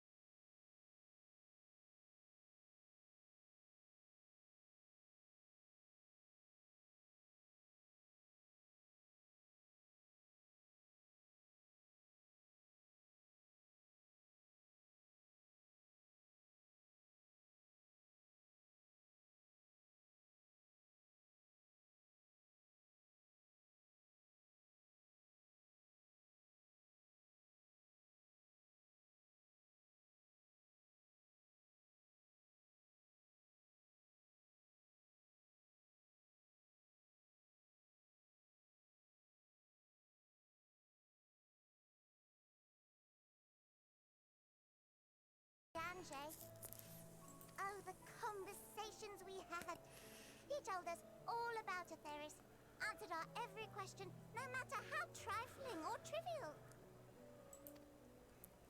Look!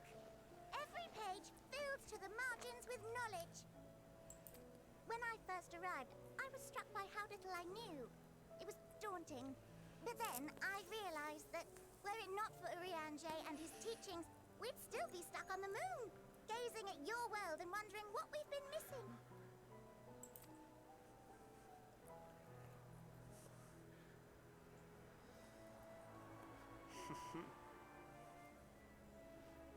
What would they think if they could see Urianger now? I dare say they'd be more than a bit surprised. And impressed, no doubt. Master Louisoix, Minfilia, Papalimo, and not to forget.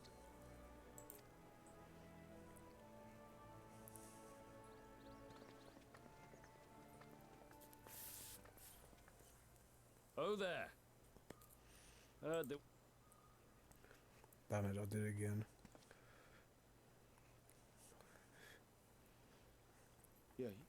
Yes, I am.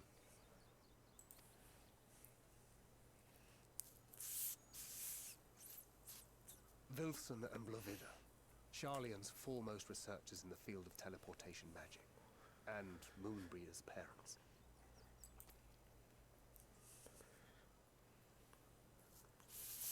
It hath been some time. Tis good to see you in good health.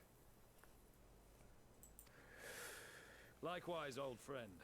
Blovida and I were most honored to answer the call. Never expected this reunion, though, did we, dear?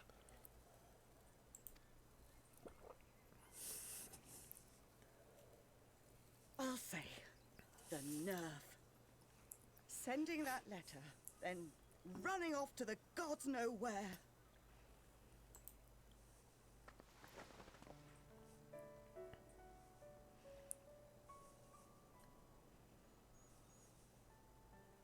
Do you have any idea how worried we were? I'm sorry. 'Twas remiss of me not to deliver the news in person. No, more than that. 'Twas I who... Our daughter was disillusioned after Master Louisoix left her behind. The day the Scions called upon her was the happiest I'd seen her in years.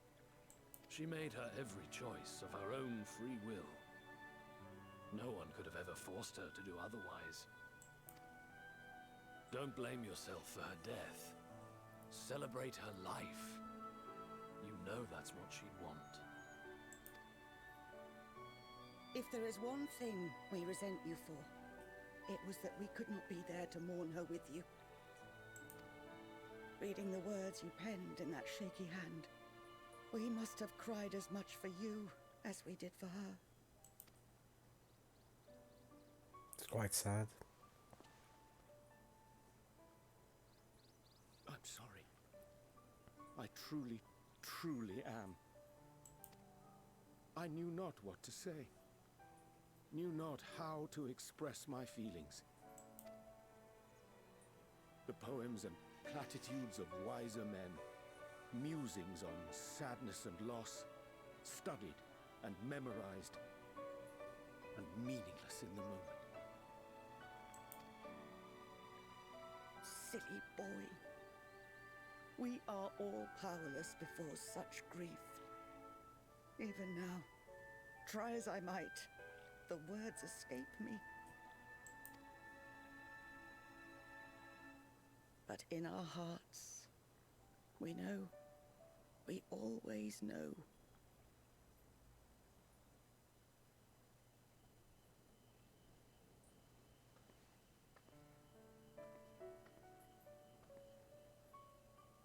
I remember when you were young, how the lads teased you for choosing the company of books over others.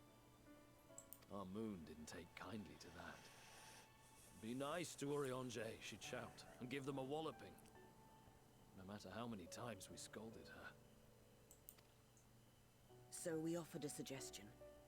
Rather than starting fights, why don't you be the bridge between Urianger and the others?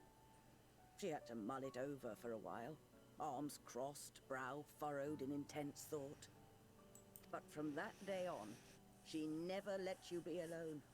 She'd drag you outside to play, pepper you with endless questions, read the same books you read, all to try and understand you that much better.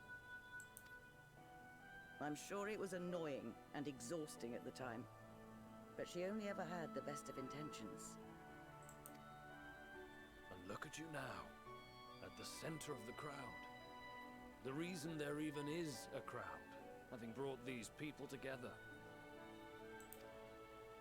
You've no idea how proud we are.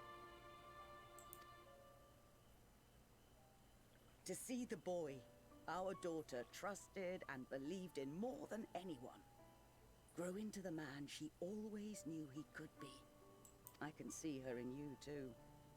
Feel her. She walks with you wheresoever you go. So thank you, Urianger, for being who you are.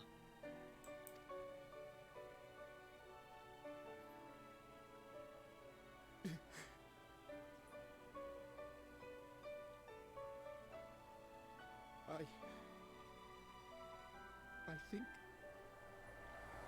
I can feel her too.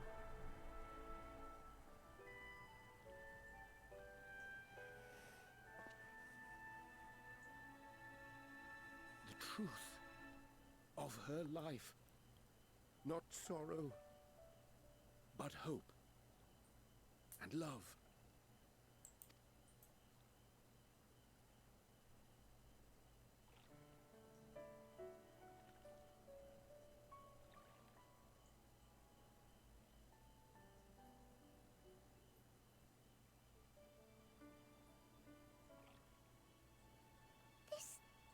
Breeder. She was important to him, wasn't she?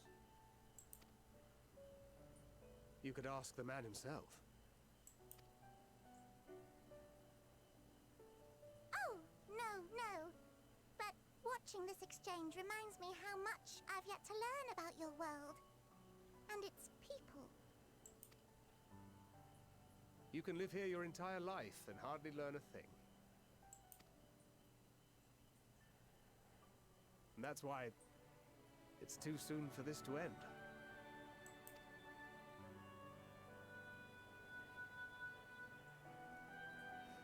I love how beautiful the game is. It's very poetic and inspirational at times.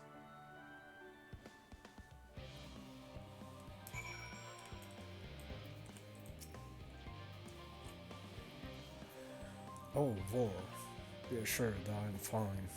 I am. Full glad to see them too. After so very long. Gladder still that it was in your company. As difficult as it was, except for kindness.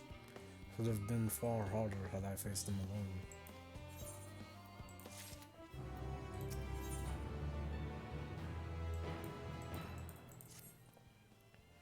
Ahem. Thou hast my gratitude for lending courage to the Lofferites. Not disposed to rest of the laurels, several of our guests have elected to accompany my countrymen to their stations. Some few may still come hither seeking counsel, and so shall I remain to aid them as need be. Thou art needed elsewhere, do not let me detain thee. As a matter of fact, I was hoping you might check on Alize. Last I saw, she was struggling to carry on an enormous pile of boxes out the west gate. I could go myself. We both know whose help she's less like to scorn. Not to mention that, much to my misfortune, I can think of several other things I ought to be doing. Until later.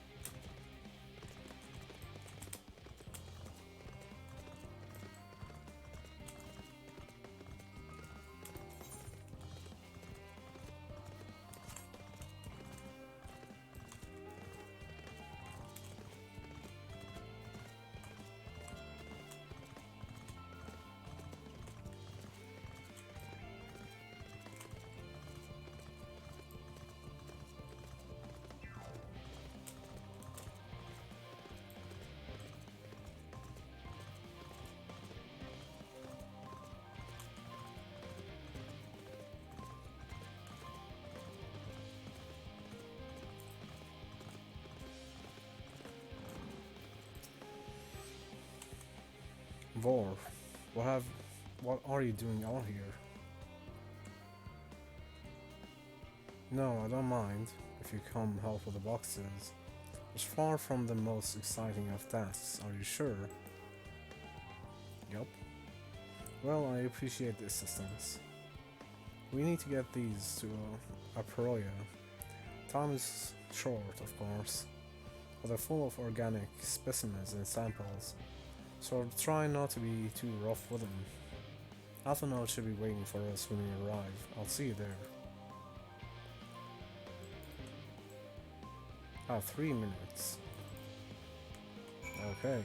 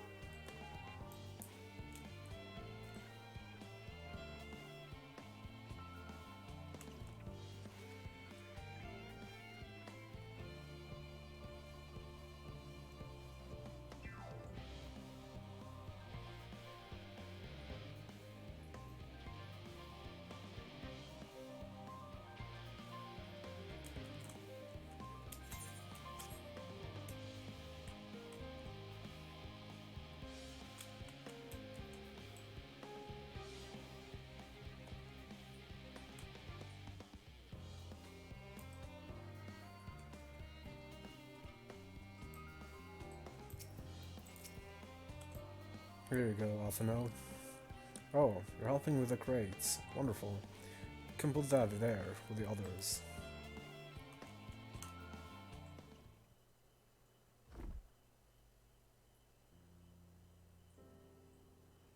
You have my gratitude, but how did you come to be involved in this?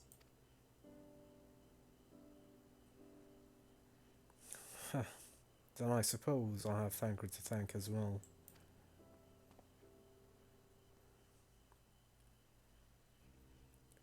If you're wondering why we were tasked with bringing these boxes to Aperoria to begin with, so was I.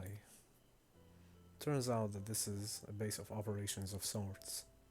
Those with the final say as to what is included in the ship's manifest can be found here. Father included, I suspect.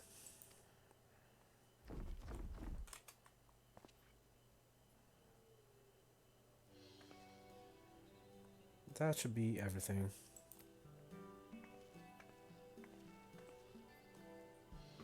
Carried all of that at once. Are you trying to injure yourself?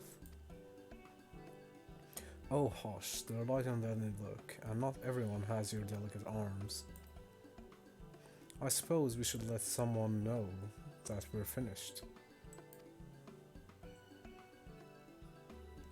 Theopoldin is in the courtyard. We can report to him. Why don't you come along? You should get credit for your assistance, at least. Considering where we are, we might even learn something interesting.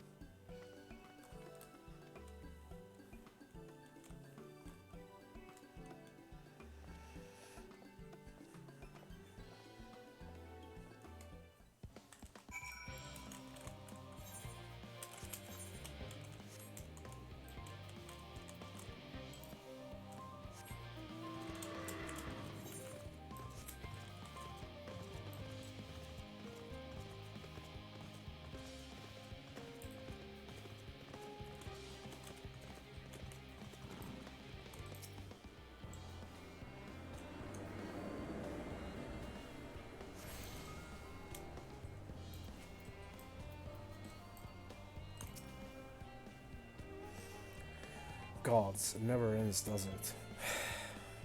What can I do you for? We brought samples from Charlene Hamlet, Series 110. The crates are by the entrance. Ah, thank you. I had expected one of my colleagues. We are dreadfully short-handed. Just a moment. You're Forkenoth's children, are you not?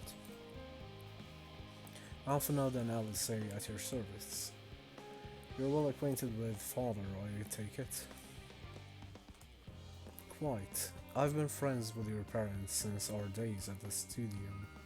I remember when we were yay high, waddling hither and thither.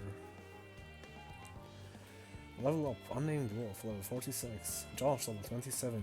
Thank you for every second. Thank you, thank you. Clearly, it's been quite some time since we've met. It is good to see you again, wielding your father's Nolithas and all that. You knew our parents when they were young. What were they like? Pray spare no detail. I should like nothing more than to regale you. Alas, I am meant to be in charge here, and reams of paperwork want for submission. We can help with that, in exchange for the sort of stores our parents would never willingly divulge, of course. Very well then. There happen to be 3 sets of documents in need of delivery, so how about you each take one?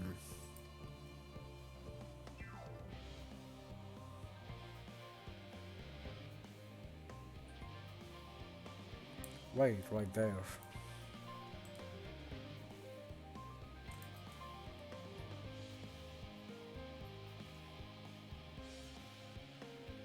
You will find a firm representative waiting to collect these near the southmost structure, all having kept her waiting too long. Never mind Alphanode and Alice, I'm certain they'll be back soon enough. Off we go to find them.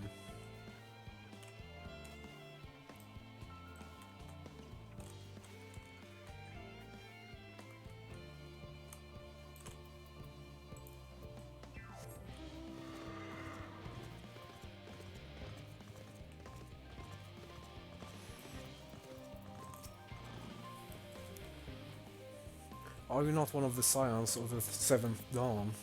I thought you were meant to be working on the Afterburner.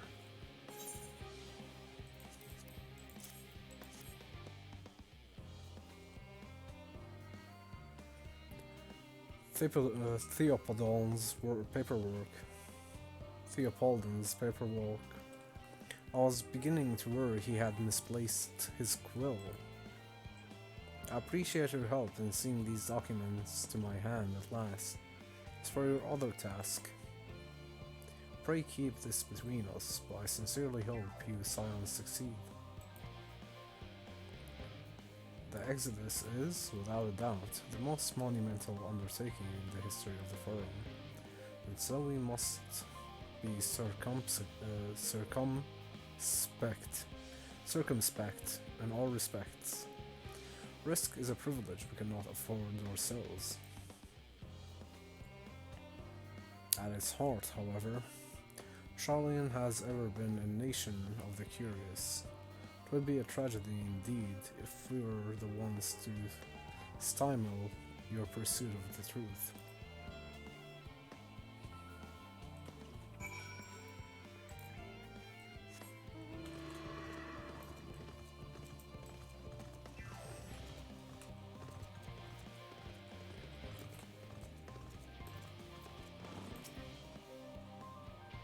Quick and efficient, I dare say.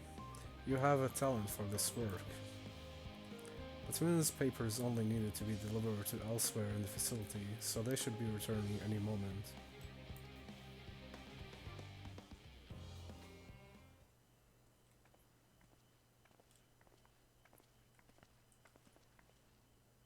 We return, with not a scrap of paperwork remaining on our persons, you will note. You both have my thanks, and my apologies for sending you on an errand far below your ambitions.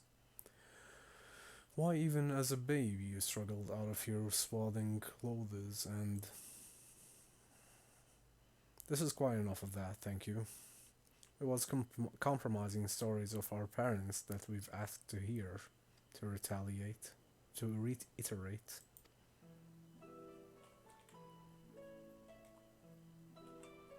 Of course. I've known your father for so long. I must have something... him. Well, as you know, part of why the Levier name garners such respect is Charlian, is your family's storied history. You too can trace your ancestry directly to those who came aboard. Newcraft's hope, a lineage few can claim. I've never thought much of it myself. It's not as though our forebears founded our nation. They were simply there when it happened. Nevertheless, it has traditionally been a point of pride. 'Tis why Newcraft's pronunciation renounce the ways of wars and pursue enlightenment through knowledge and reason has ever been our family's creed.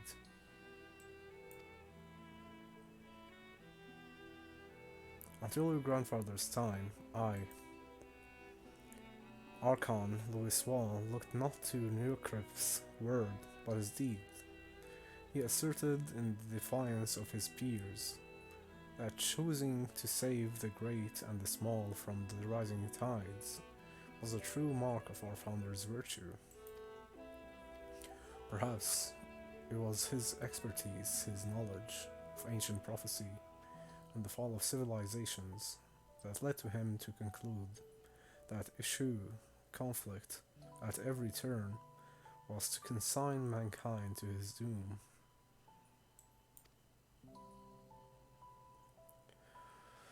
There will ever be conflict, and calamity will follow.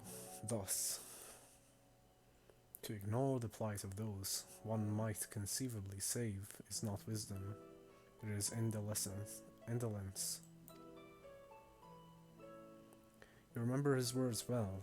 Indeed, Archon Louisoix lived by that personal creed and used every means at his disposal to bring succor to those in need, Charlian or no. No one loved and admired your grandfather more than his son.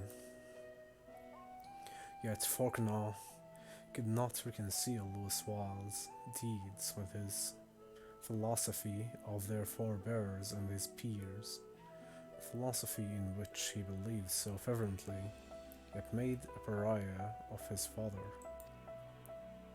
Forkanaw organized over this contradiction for much of his life. God's father. A son may carry his father's blood, but his choices are his own to bear. Is it not always thus? Gods know Forkanaw's cranky old goat, so I'm sure he butt heads often enough. Yet even so you must know that you are constantly in his thoughts, every moment of every day, and that is not an exaggeration in the slightest. You should have seen him when you were born. Barely recognizable he was, with a kind of dumbfounded grin I had not seen since he first took a fancy to your mother. He was practically skipping when he told me the news. Take my word for it, he loves you to an embarrassing degree.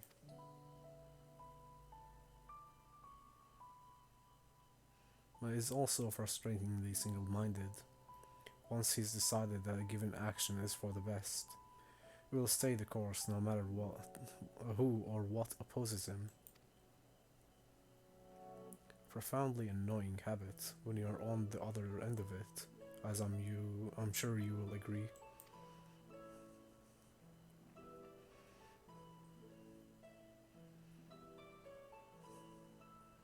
I'll say, thank you for your insight. When next we meet our parents, I shall mention that we spoke. Try not to get me into too much trouble now. I need the firm on my side. Speaking of which, I ought to be getting back to work. I have to make sure those specimens you brought make it to the proper places, or the cranky old goat will have my hide. We can speak again later.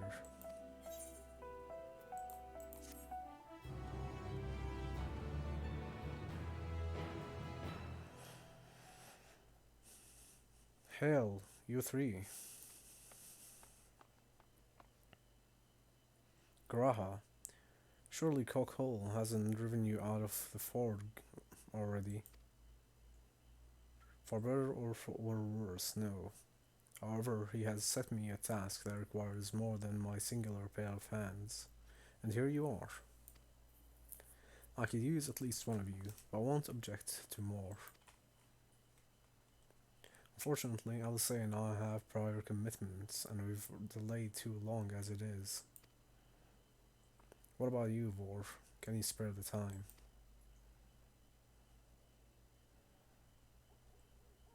Perfect, it shouldn't take long.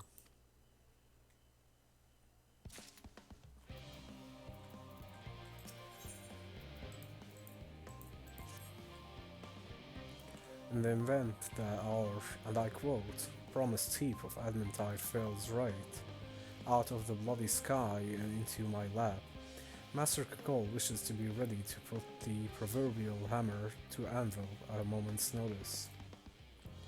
To fabricate these parts, however, he needs the flames in Kakol's forge to burn hotter. He sent me to increase the amount of ether being funneled to his furnaces. The flow of fire-respected ether in Labyrinthos is regulated by an elemental reactor south of you, to which I have borrowed the key. The adjustments will require 2 people to carry out safely. I can explain the process when we arrive. This is where we part then. We'll see you in Charlie and Hamlin once the adamantite arrives, if not before.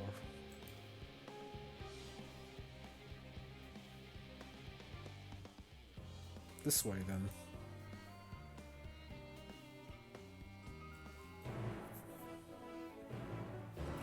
Lead the way, Graha.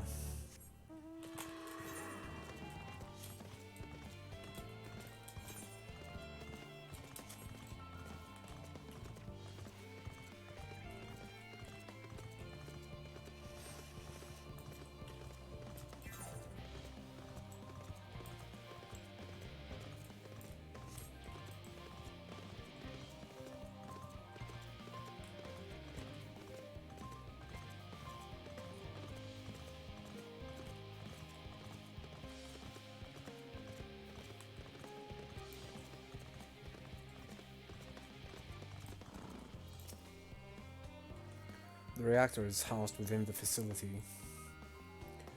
I'll be the one to go inside and adjust the fire ether output. When I do, a rather large amount of water-aspected ether will issue from the vent at the top.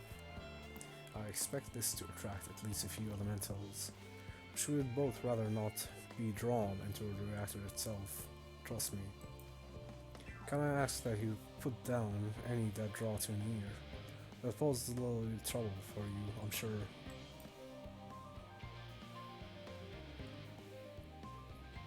Wait here, if you would.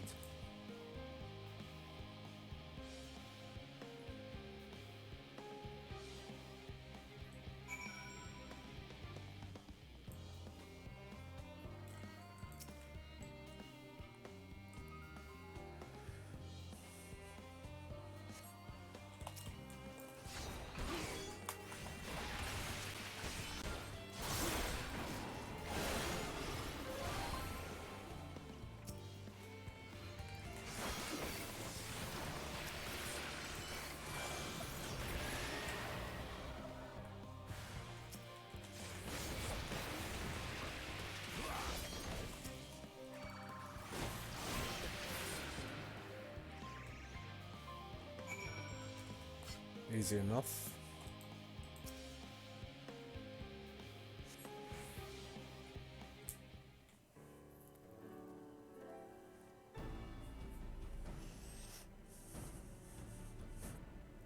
Did everything go smoothly out here? Yep. I thought as much. Not major complications to speak of inside either. And the water ether appears to be venting properly. I expect Cocoon will have seen a difference in his forged flames by the time I return.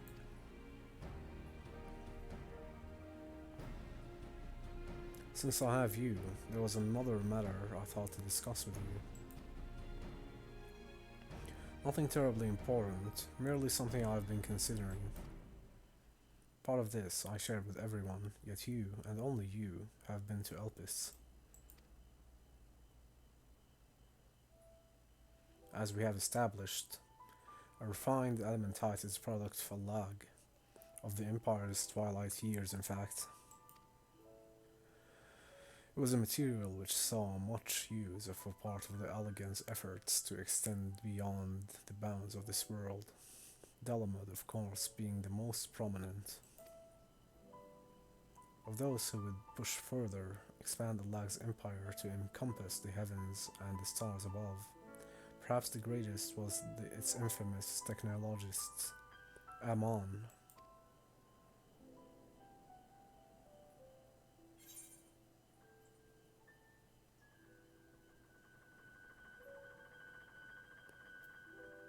Did you remember his life as Hermes?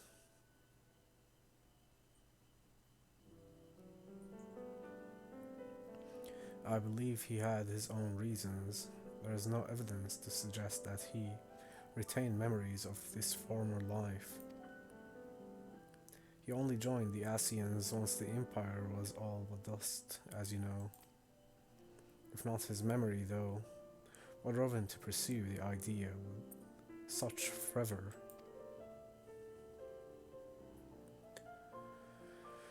This may seem far-fetched, but what if souls like minds have a personality, so to speak, a natural disposition towards which they are inclined?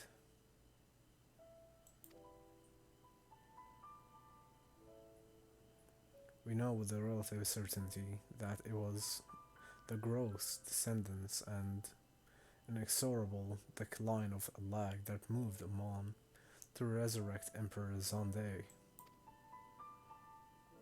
The Empire's people spoke lightly of death and destruction, experimenting on those they deemed beneath them to fill the emptiness in their hearts. In facilitating Zande's return, Amon provided these languid souls with the means to free themselves from the mire of their own indolence. Or would have, had not Zande been convinced by his own death that life itself was meaningless.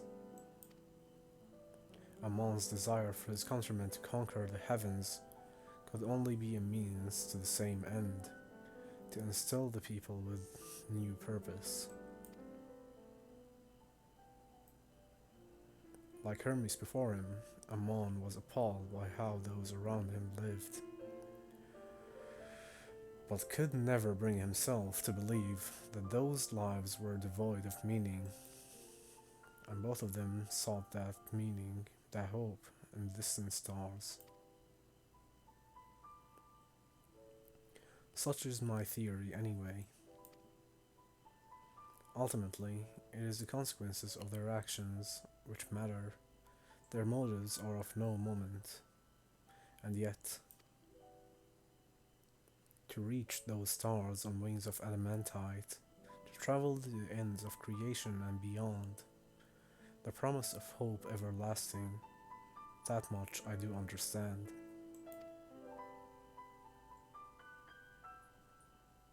But enough musing for now.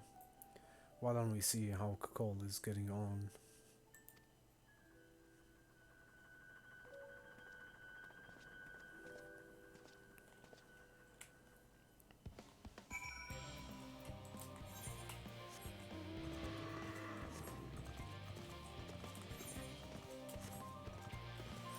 Oh, an ether current.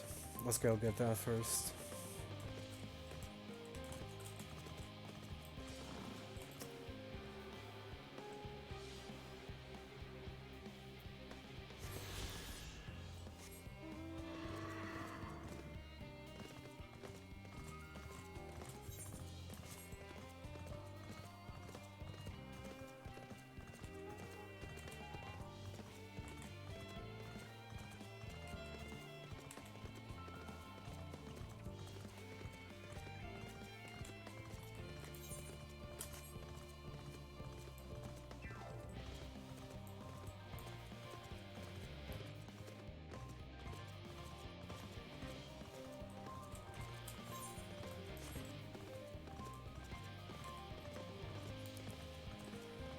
Level up, Josh, level 28.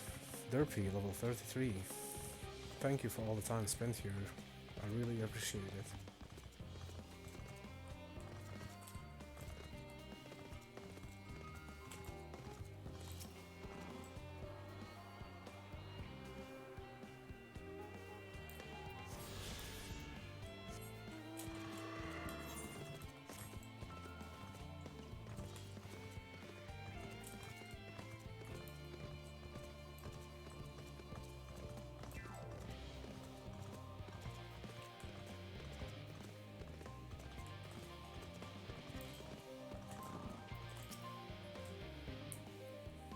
Whew, I can feel those flames ablazing from here.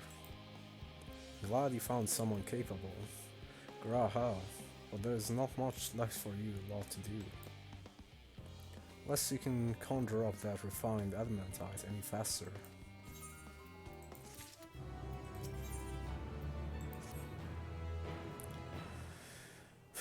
I do trust you to deliver on your promise. I do, only I hate waiting. I want that adamantite and I want it now. We share your impatience, I assure you. Is there truly nothing else we can assist with in the meantime? I wish. The sitting about's unbearable. Pity the forum's frowns on recreational explosions. Well, so long as they can't prove it was premeditated. Get you gone. I've mistakes to make. In that case, I suppose I should go and return the key to the reactor. I'll have one more look to make sure that nothing has gone wrong, unintentionally or otherwise. I'm certain there are better uses for your time, however. I will join you in Charlie and Hamlet anon.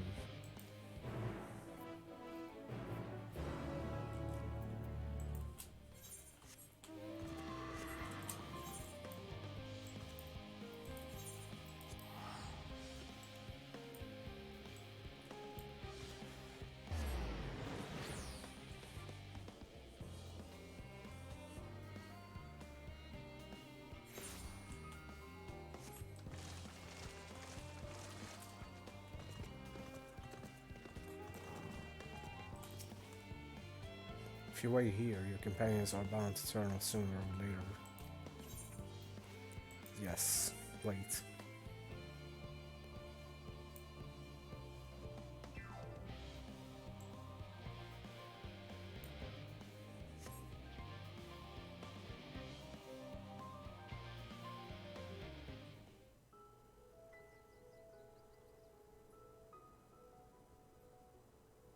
All set, I take it? We finished what we could. Delivered supplies, tracked down escaped animals. Trivial tasks as they may be.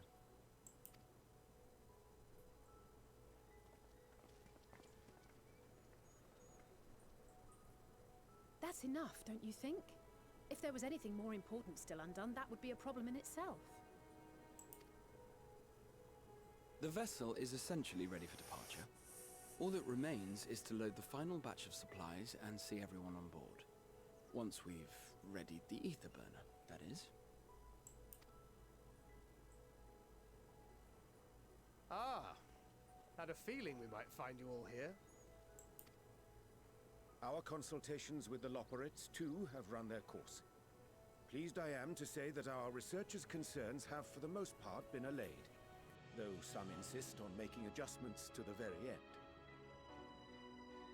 For their part, Livingway and her peers have graciously offered to stay and keep the people company, lest any lingering queries go unanswered. All that remains is to wait for the refined adamantite. Alphino, are you there? It's me, Cryo. Your special delivery has arrived. Round up everyone and come to the harbor at once. Speak of the devil. Let us go at once.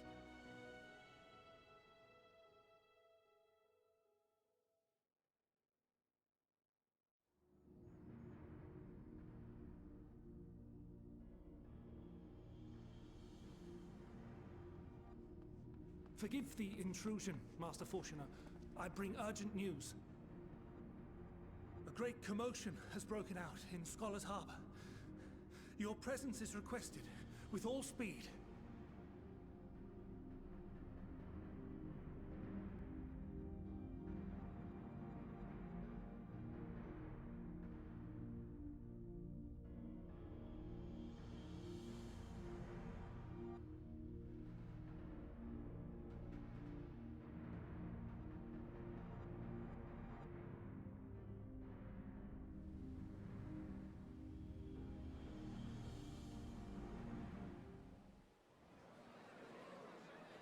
Now, where might this delivery be?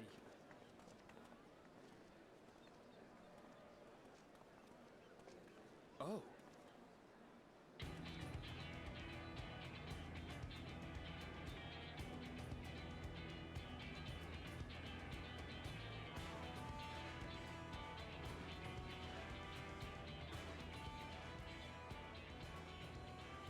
I'm sure it's very important, but we cannot accept these without the proper permits. By the 12! Surely, these can't all be.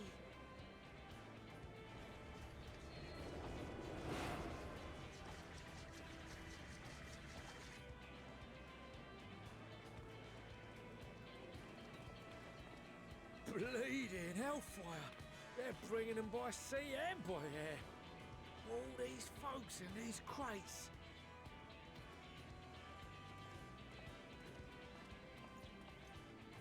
And more on the way. Got your adamantite right here. A bigger haul than any of these sorry bastards brought, and that's no lie. Yes, because you were charged with seeing the shipments from Gridania and Uldar here, along with your own. Give credit where credit is due. Sounds like the sorry whinging of a sore loser.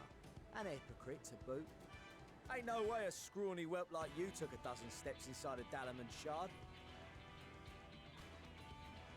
I'll have you know I went all the way to the entrance. Furthermore, 'twas my contacts that enabled us to enlist the cooperation of the Sky Pirates. Left you outside so you wouldn't get anyone killed, did they? Well then, credit where credit's due, you did a right fine job sitting on your ass. Take that back. Make me. I will not stoop to your level.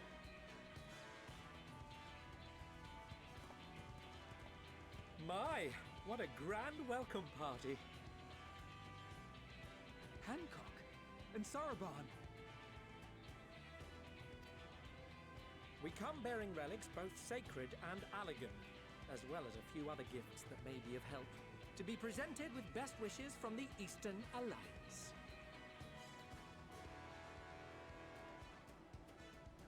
I myself have come with a sacred relic of Rayson Temple. 'Twas passing fortunate that Senri's dango craving brought us to Kugane. We arrived precisely as Hancock was making his arrangements. Upon learning of your need, we made haste back to Hell's Lid, with our dango, never fear, and consulted with the other auspices. All consented to the lending of Tenzin's legendary Phoenix Blade for this noble cause. Suzaku and Seiryu were nevertheless worried that it might be lost in transit, however, and insisted upon accompanying me to Onakoru, where I had intended to entrust it to our Confederate allies. I thought instead to give it over to Hancock when we chanced to cross paths yet again.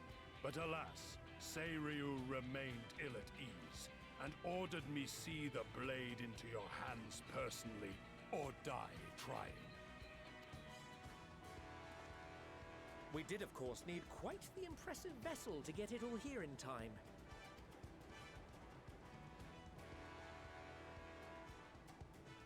That is all wonderful to hear, but what of the extraordinary cost?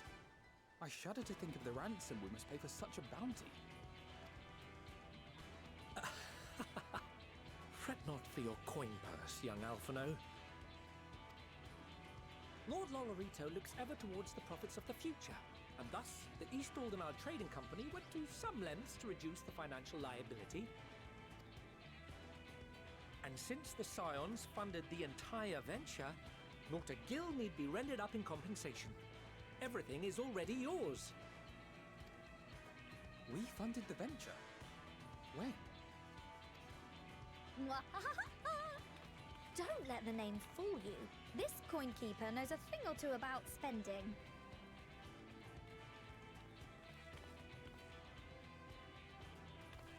When it comes to capital investiture, a sprinkling of gil here and there will not do.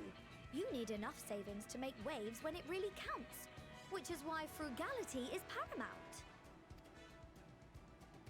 We also had the benefit of a generous patron. Generous being rather an understatement. She has supported us from the shadows since the very founding of the Scions. We even had coffers to fill. Mother!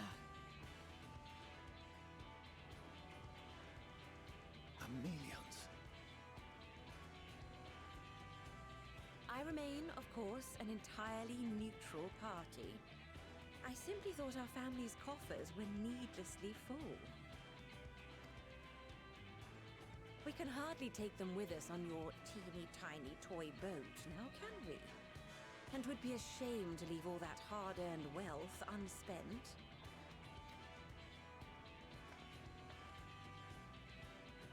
Waste not.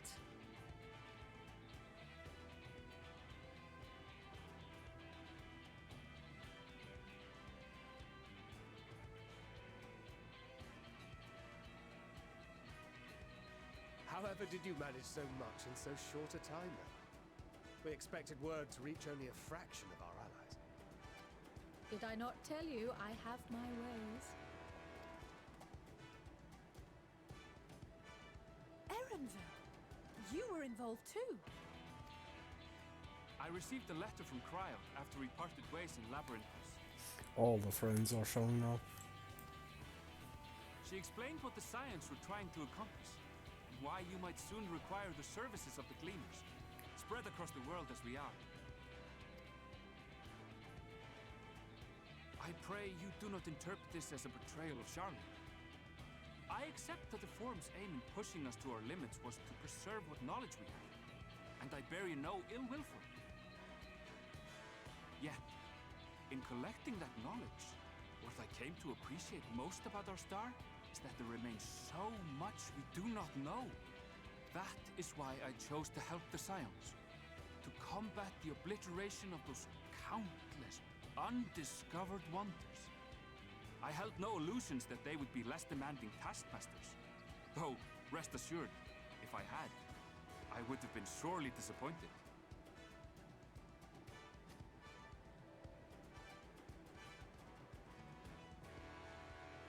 To make a long story short, the whole of the guild ship cooperated to ensure your call was heard far and wide.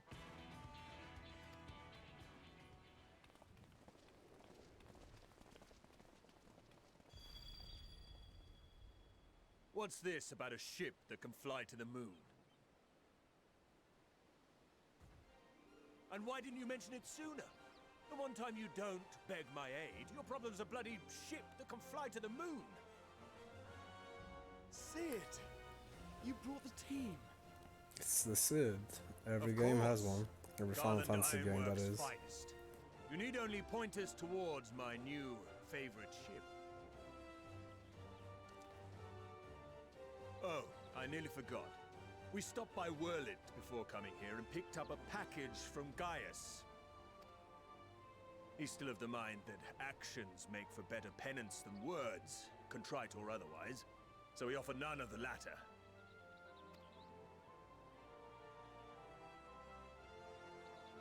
What he sent is an Allegan relic Valens used in his weapons experiments. Has a fair bit of refined adamantite in it too.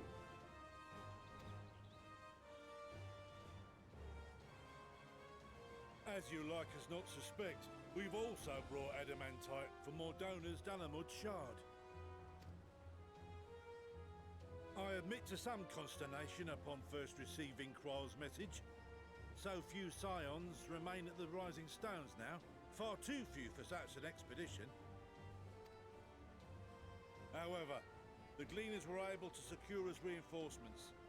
Idleshire's treasure hunters, not least among them. I know. How the Gobbyflock fought. Slowfix's gratitude for the safe return of his daughter has not waned, and he gathered his kin to our side with an astounding quickness. The clash between their machina and the Allegan defences was a sight to behold. I wager even you would have been impressed by the magnitude of the Gobby booms.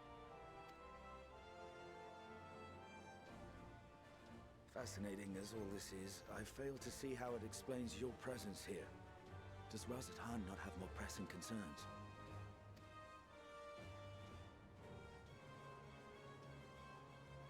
We do. Yet averting the final days would be the most expedient solution. That, and I am indebted to you.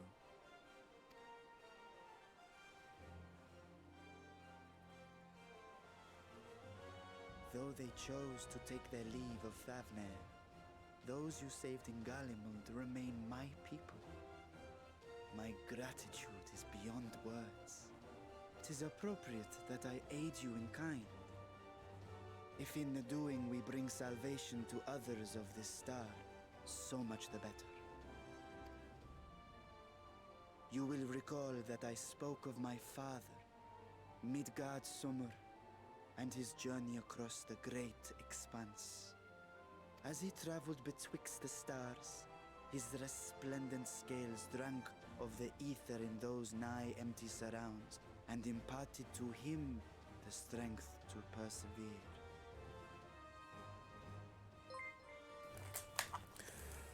Oh, Gertosaurus. Welcome in, Gertosaurus Rex, with a raid. Thank you for the raid. Thank you so much. Welcome in. Let me give you a shout out. Thank you for coming here. You could have gone anywhere on Twitch and you came here. How did your stream go?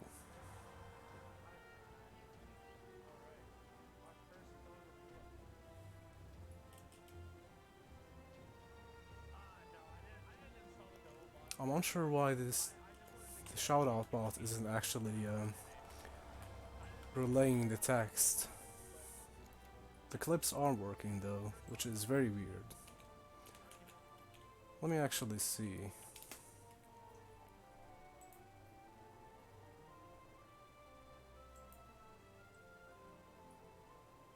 We are currently playing some Final Fantasy as well, Final Fantasy 14, but we were pretty far into the story. So if anyone's worried about some spoilers, there might be quite a few, because we're very far into the story at the moment.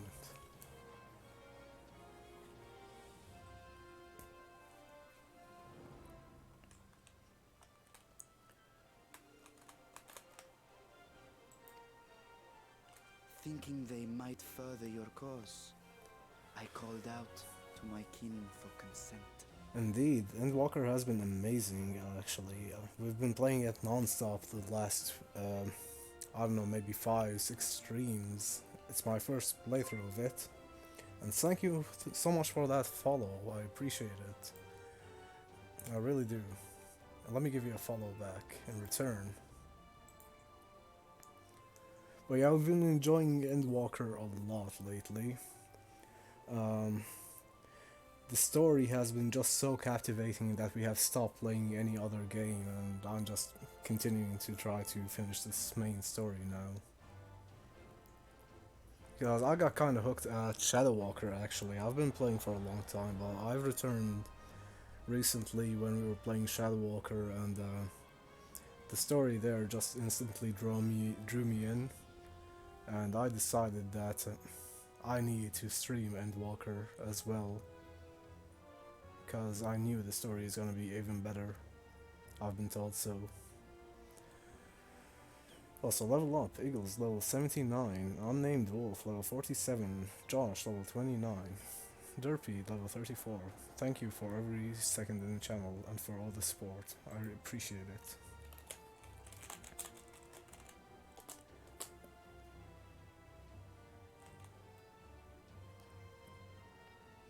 But yeah, how did your stream go? I hope it went well. Usually the bot tells me what you were playing last, but I don't know why it's not currently on. It's not sharing the message, so I have no idea what you streamed last, but I hope it was something fun.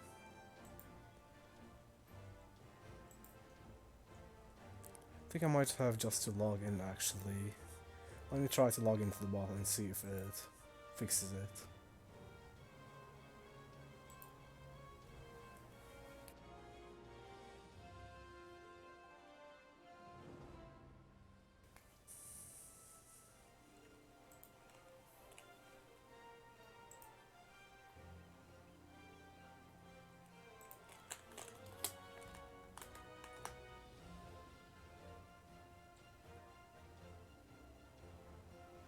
Yeah, that is very true. It's a very emotional and heavy story.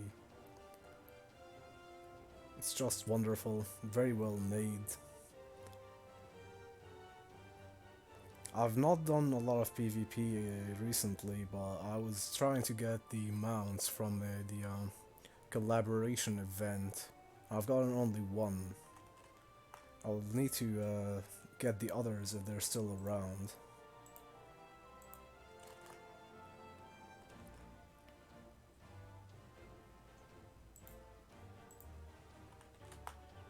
We're also doing some voicing of these dialogues that don't have a voice of their own, but doing them as best as I can, so because it's gonna be a little bit monotone.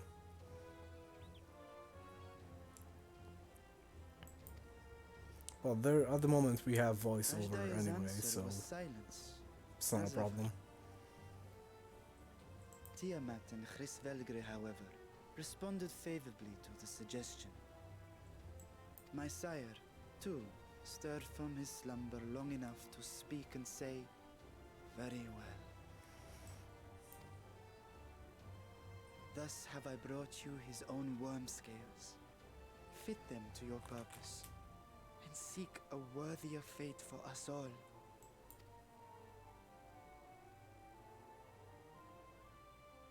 You'd be hard-pressed to find someone else so familiar with the unique properties of dragon scales. So I invited myself along.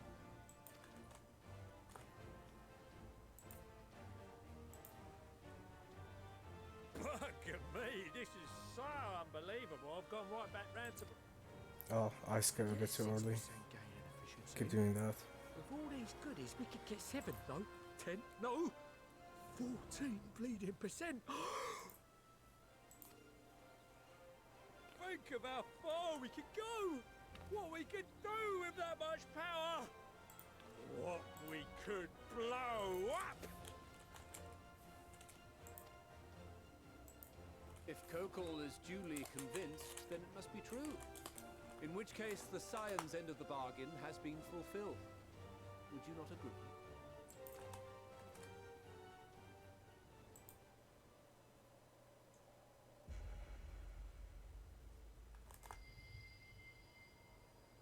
Yeah, he's not been happy all this time.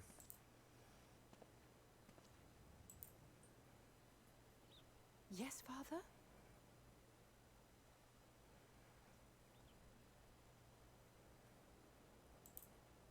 I know not what you seek of Hydaelyn, nor for what purpose you would take command of our ship. Okay, so I did the thing. Sure.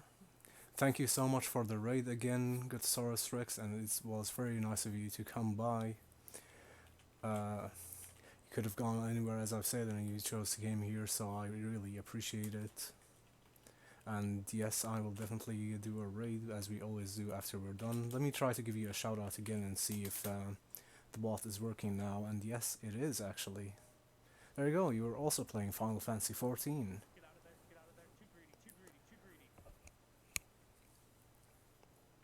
It was nice to have you by. Thank you for coming by.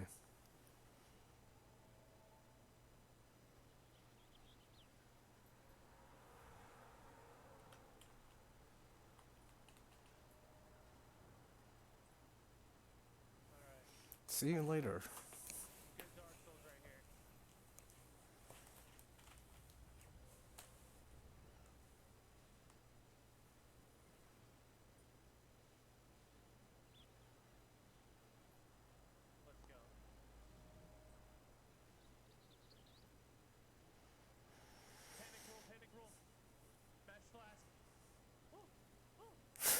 Nice.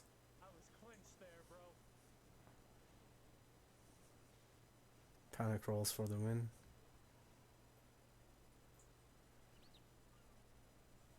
A nice clip. Thank you again. Yet this much is certain. To do so will be to dictate the fate of this star and the lives upon it.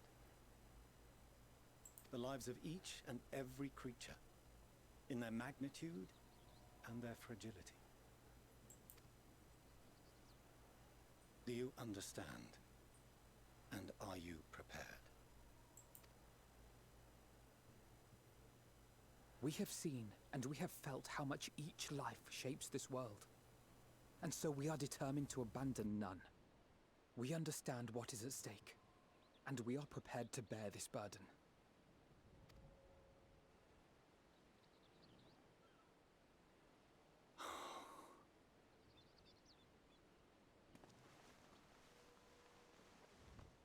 Then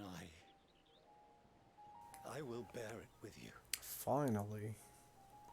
They're actually getting along now. Share your struggles with me. As family. Yeah. There we go.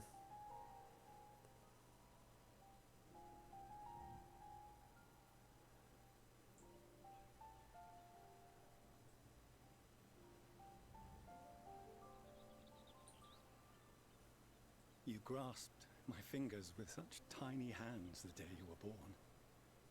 I thought my heart might burst. 'Twas love and happiness beyond expression. Overwhelming. And a conviction so powerful that I trembled with something close to rage. I had heard the final days foretold. I swore to myself then and there that I would not let them steal your futures.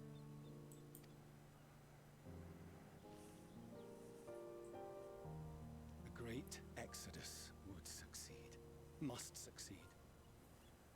No sacrifice or sin was worse than the alternative. If anything gave me pause, 'twas mine own father. The Archon Louisois openly decried Charlien's policies, a perspective which I regarded with increasing disdain as I grew older. Yet even as part of me thought him a fool. Perhaps I also hoped that he, of all people, would devise a brilliant means to save my children. A naive hope, but stubborn enough that I could never bring myself to keep you apart.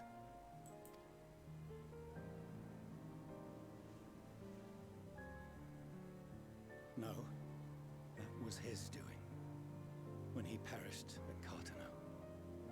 As we pulled that twisted slab of Dalamud from the sea, I remembered the warmth of your newborn touch. Chastened, I vowed never again to suffer any interference in my mission to protect you. No matter that you yourselves wished otherwise. Detest me, fight me tooth and nail, I would suffer it, and more, and be satisfied so long as I could force you onto the ship.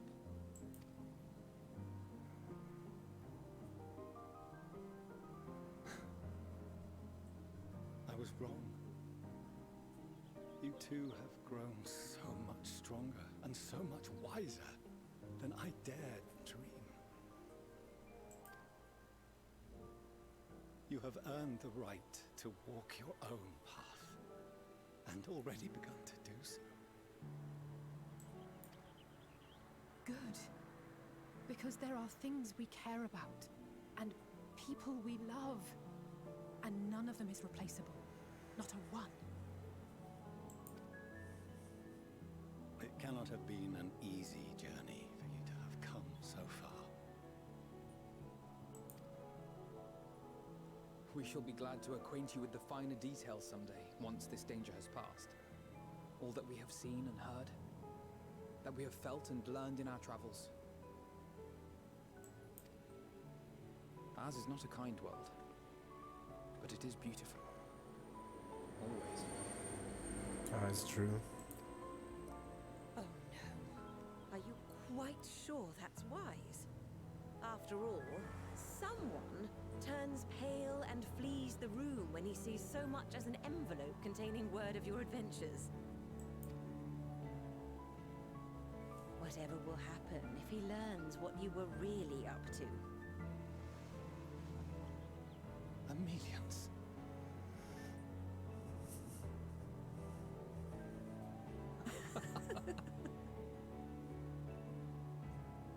That's nice. Everyone's getting along nicely.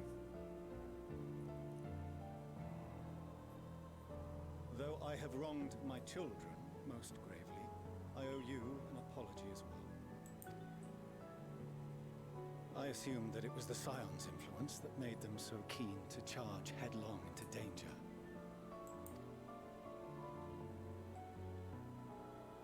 Yours, in particular. I see now that said influence instead brought them together with the many fine people gathered here today. In which case, I hope you continue to guide them.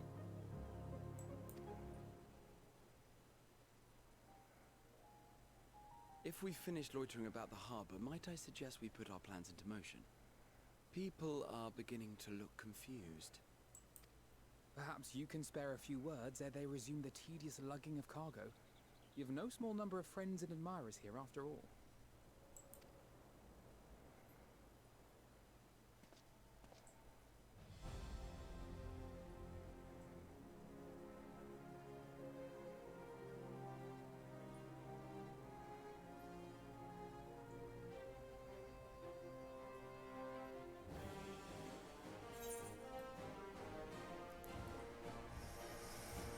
Our moment of triumph is close at hand.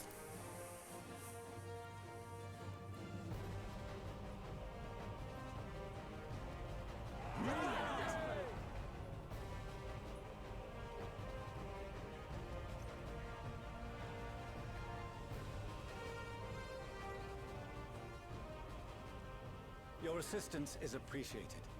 Now, in an orderly fashion, if you please.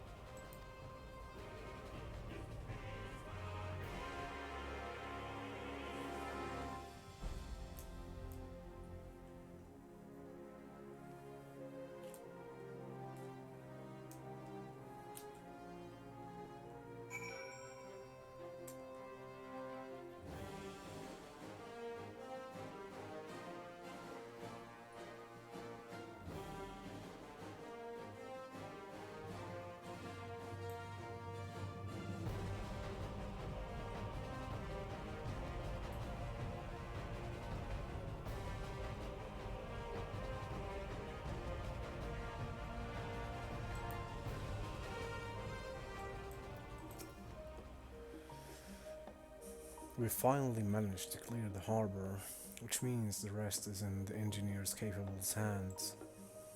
Meanwhile, Father had issued to us an invitation. As we agreed, he will reveal the means by which Hyland may be contacted. We are to meet him at Aproria when we're ready. Given the vital knowledge she holds, I suggest we leave without delay. It transpires, however, that the firm's method for speaking with her is not without risks. I am curious to hear what those might entail, but regardless, be warned. Most of those who arrived with the Adamantite have offered to stay and see to any remaining tasks that need doing. The firm has already asked for my assistance in overseeing the process, so you needn't worry about a thing.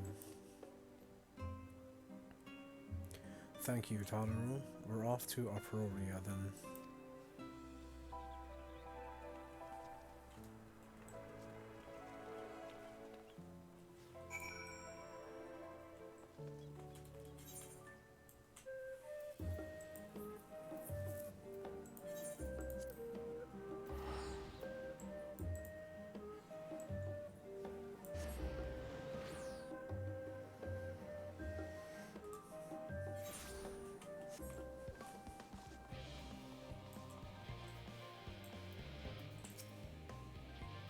For I have already shown the others inside.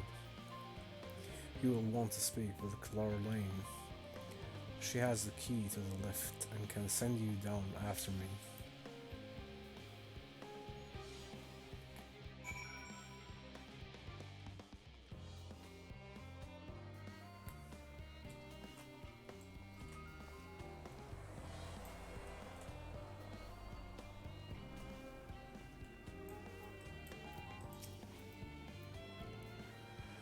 You're the Master of Orkanaut, yes?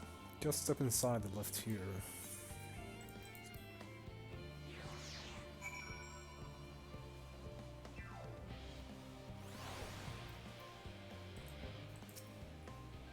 From here, we proceed to the heart of Labyrinthos, and its most closely guarded secret, Thalmasian.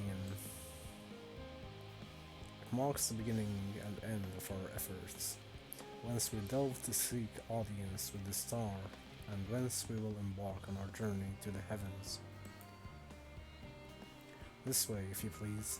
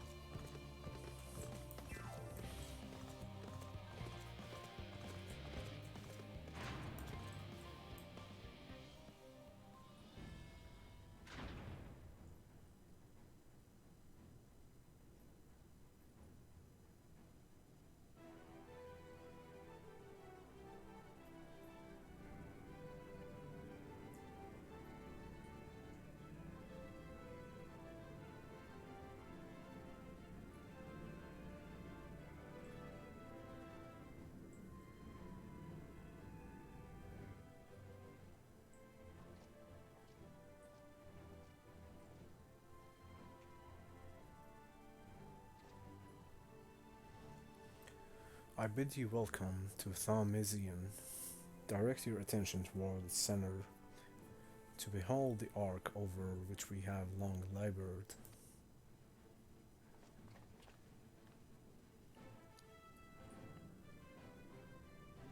As you can see, it was designed as a medium-sized craft, the better to reduce fuel consumption.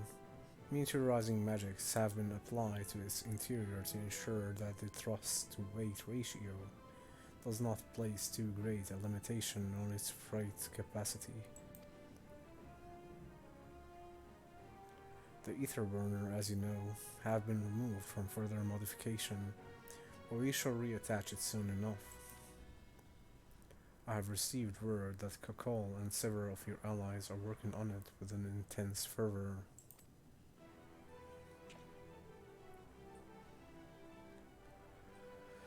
They are sure to see it done.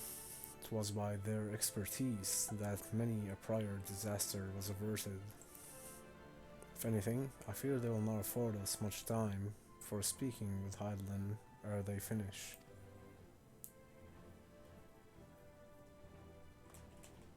Point taken. Let us move on.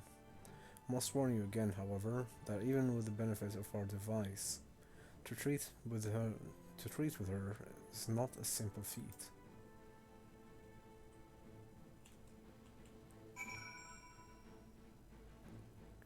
Leveled up, unnamed dwarf, level 48. Thank you for all this support, I really appreciate it. I have done what I can to impress upon you for gravity of what lies ahead. Are you prepared? We are.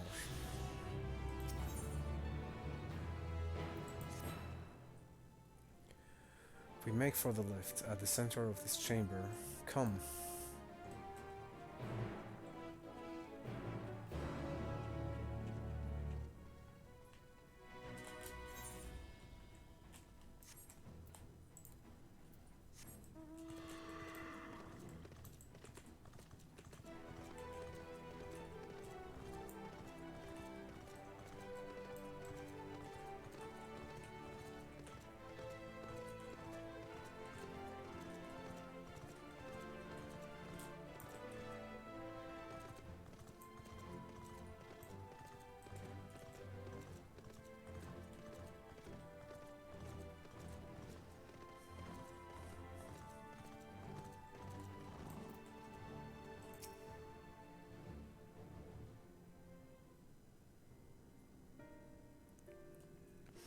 As you all know, alongside our physical world exists an ethereal plane, what we refer to as an ethereal sea.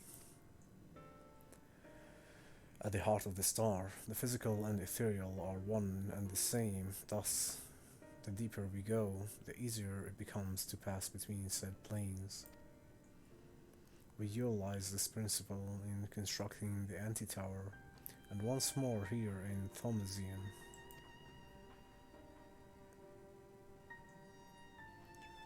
No sooner did the firm decide that an exodus from the star would be necessary than it began work on this facility.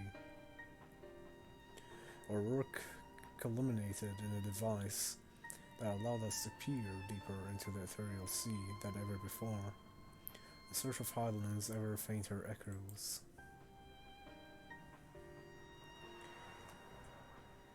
The Atlas scope. And you communicate with her through this device. For a time, yes, but since the 7th Umbral Calamity, it has been rare to hear even a whisper. If you wish to reach her, you must journey close to the center of the star than we have ever dared, beyond the Altiascope. Even so, I make no guarantee that you will find her, nor of your safety, not so deep in the ethereal sea. We understand, but if we are to deliver this world, we have no choice but to try.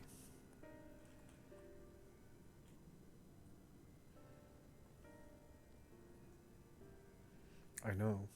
I only wish we could do more than observe your progress from afar. The Altioscope ocular's lens by which we may peer into the ethereal sea without placing ourselves at hazard lies above us. Through it, we can watch and guide you. In those swirling depths, there are pockets of ether so dense and turbulent that they can unravel one's soul. If we determine that you are at risk of coming into contact with such a pocket, we'll recall you with teleportation magics.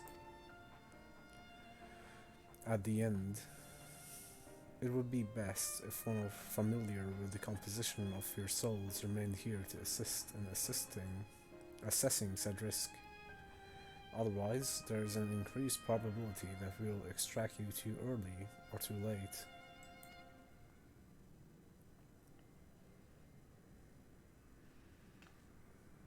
Please, allow me. I have thought upon this much and, in truth, I do not believe that I am fit to join you in the trials ahead. The events of the Tower of Babel drained me. Yes, but even before that, your capabilities far outstripped my own.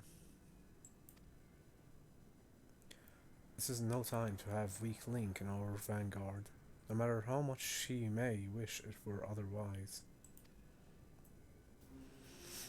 If I assist in the manner that Master Falconath has laid out, however, I may still be of use. Will you trust me to do so? I can think of none I trust more. Compared to all of that effort you put into keeping us alive while our souls were in the first, preventing us from dissolving into ether on a single expedition, I ought to pose no challenge at all. And even if we did, I expect you would hunt us down and restore us to health somehow.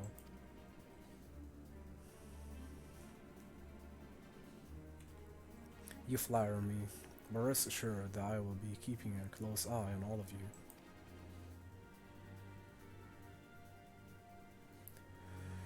There is one more thing.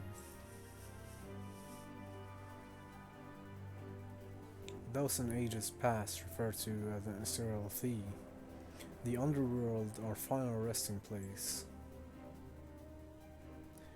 In its embrace is memory washed away, leaving only the purity of one's soul, or so we believe. Yet what of these memories? Few think to ask what become of them, cast adrift on ethereal tides. Some theorize that they linger for some time, those associated with strong sentiment in particular.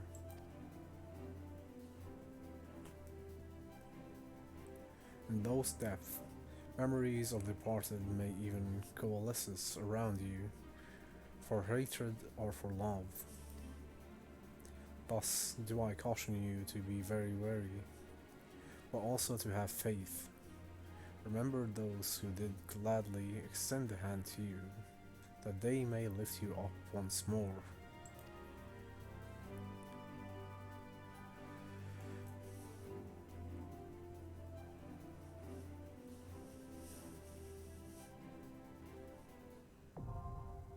Oh hey, new dungeon unlocked. Cool, that's great. We'll be doing that momentarily. I'll have to be right back. Very short duration.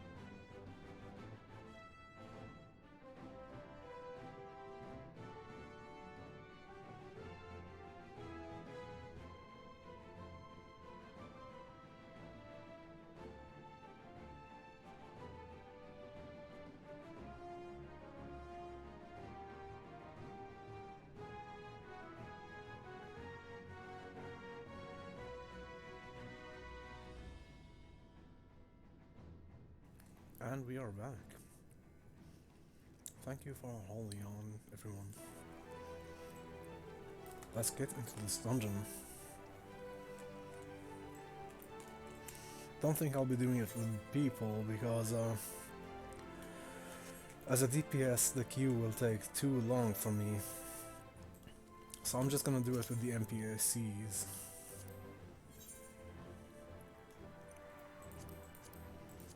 Let's see. I stand ever We'll ready. go Graha as a tank. Our fates are not yet Uranjay sealed. for the healer. Right then. And then Estinian for the DPS. Just so he can melee limit break for me.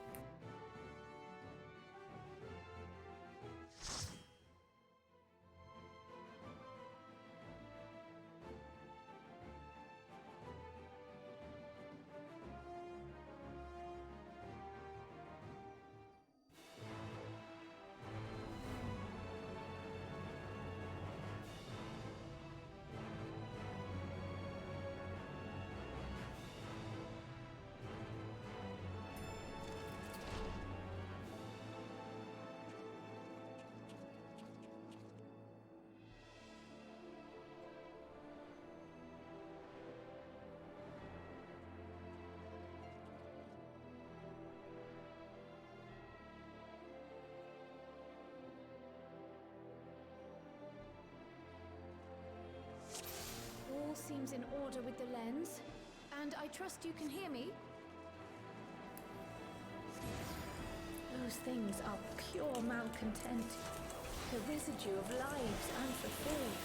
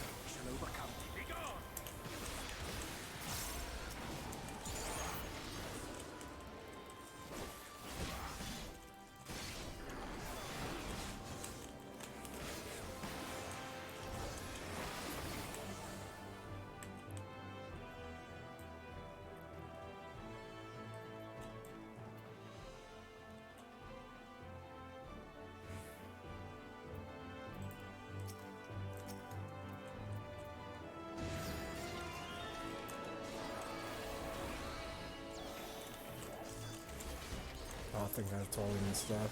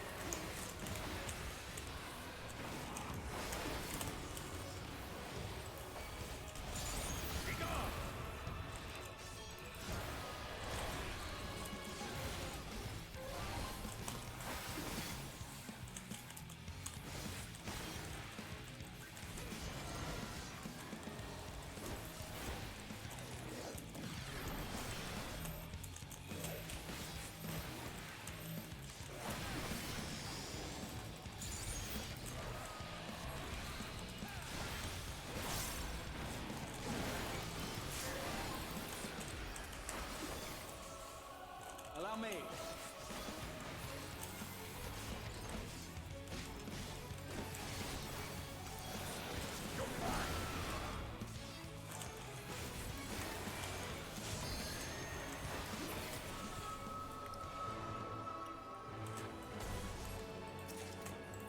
Follow the flow of ether.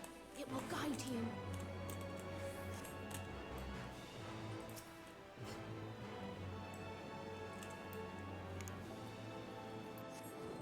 The ether is too dense. Ah, I'm losing you.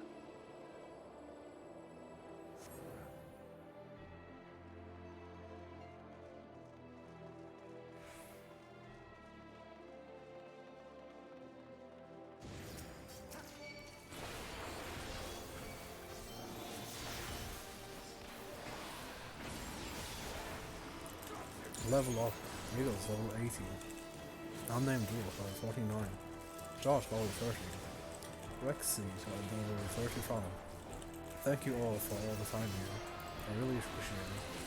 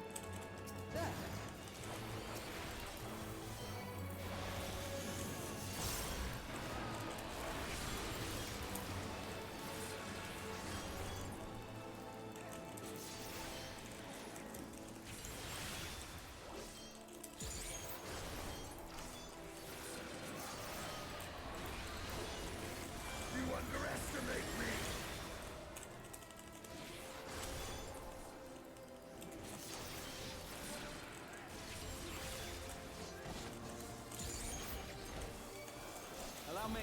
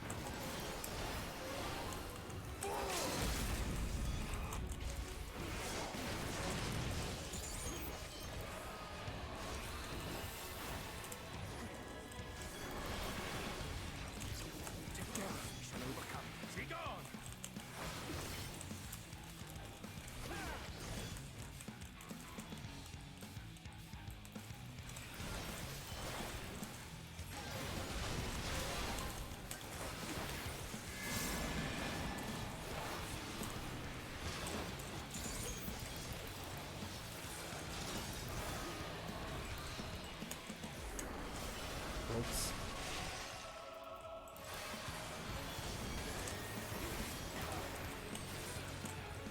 Oh hey guys, thank you for still being here, as always.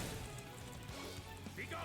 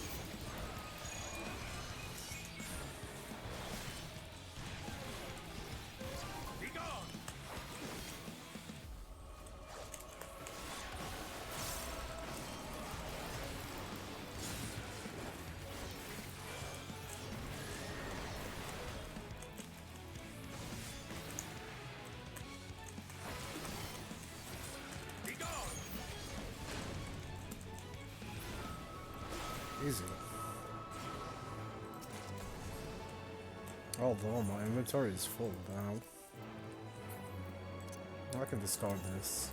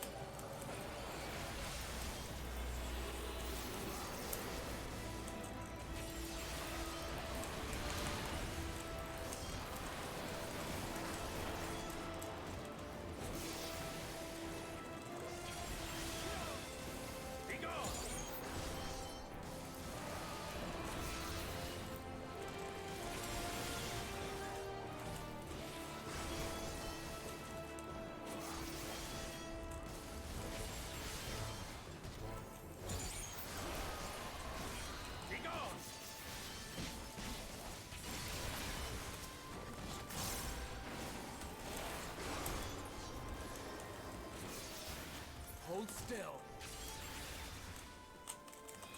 Be gone!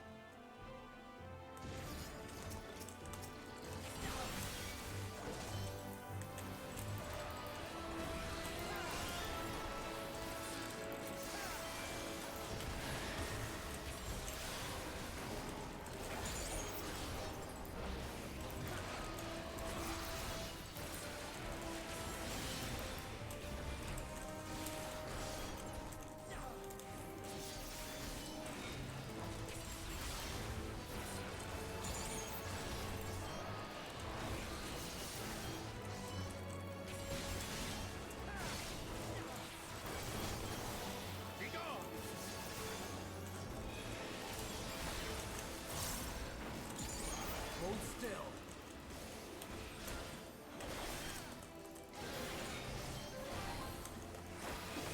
Be gone!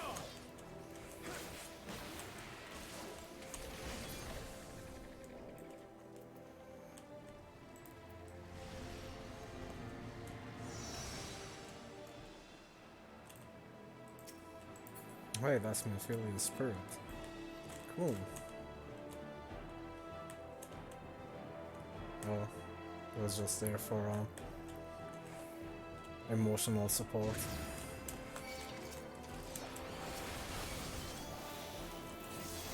Make ready.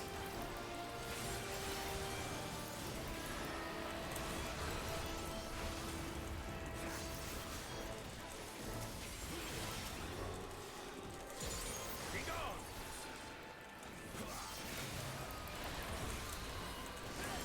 Allow me.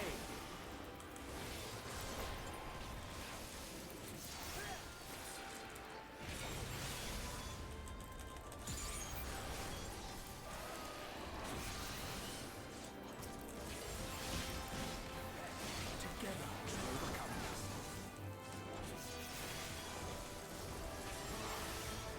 Hold still. Be gone!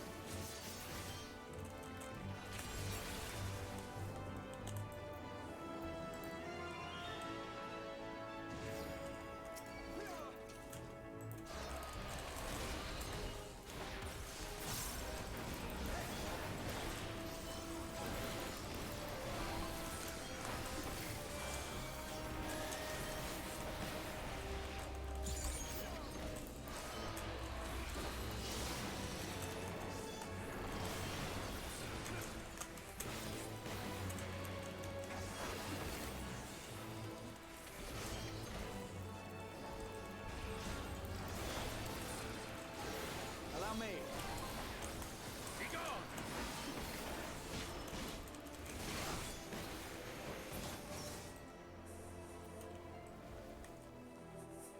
I'm guessing we're off to the second boss now, yep. Oh no, that's the third waltz actually, we're already there.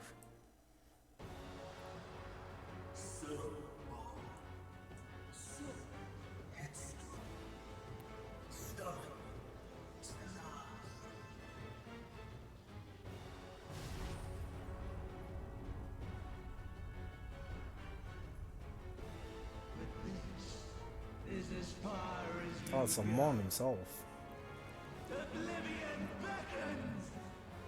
She's Hermes.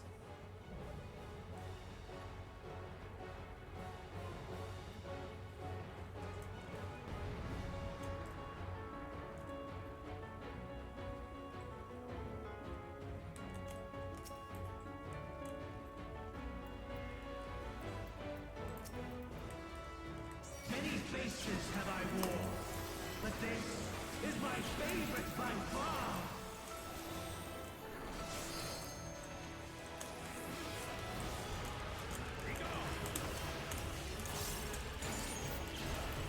You will persist in this folly no longer.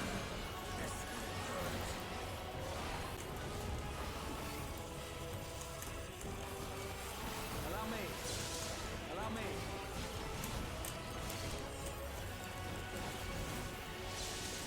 The stage is set.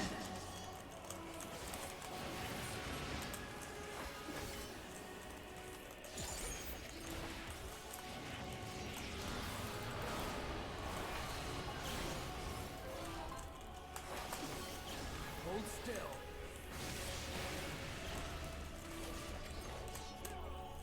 Be gone.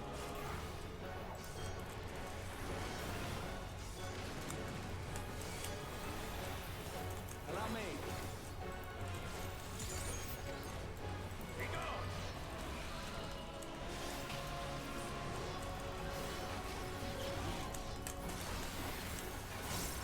Let the curtains rise for the main attraction.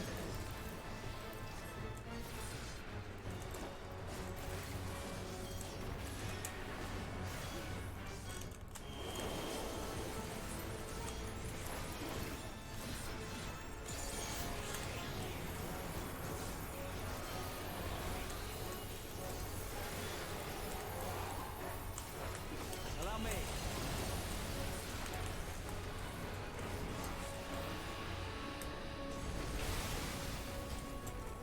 My, what a boorish audience you are! You underestimate me!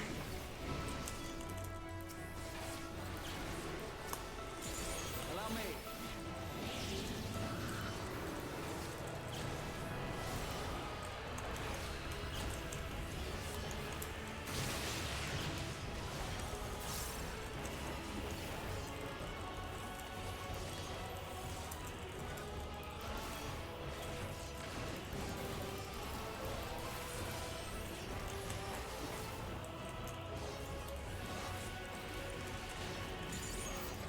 You're mine! Hold still. Be gone!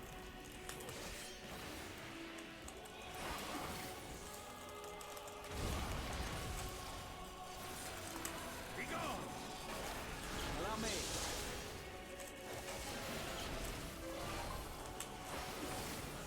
Be gone!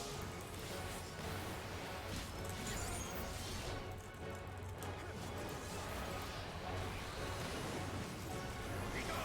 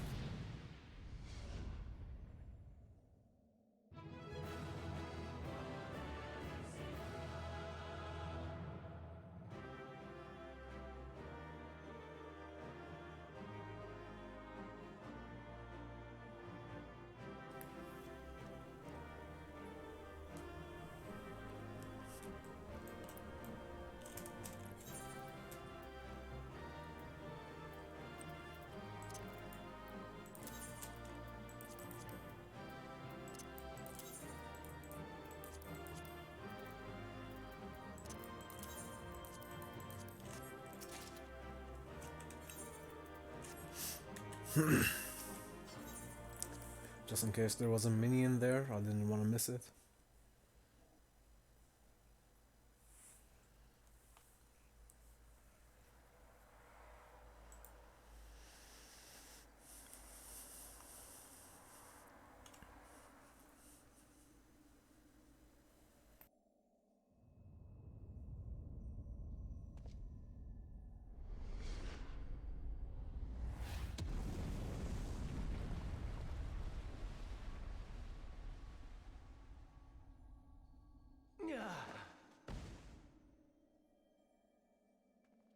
My very essence begins to wane.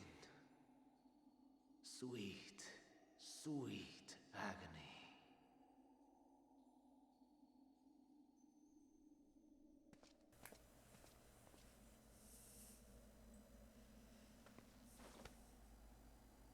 Leave this to him.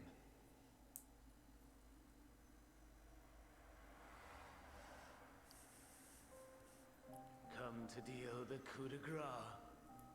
Good. Watching you struggle against the inevitable is bad comedy. Erase me from existence, soul and all.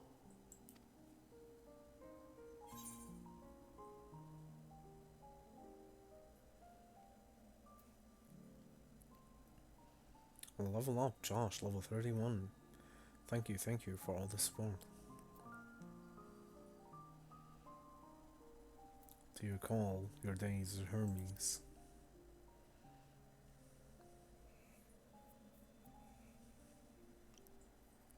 How would you know that name?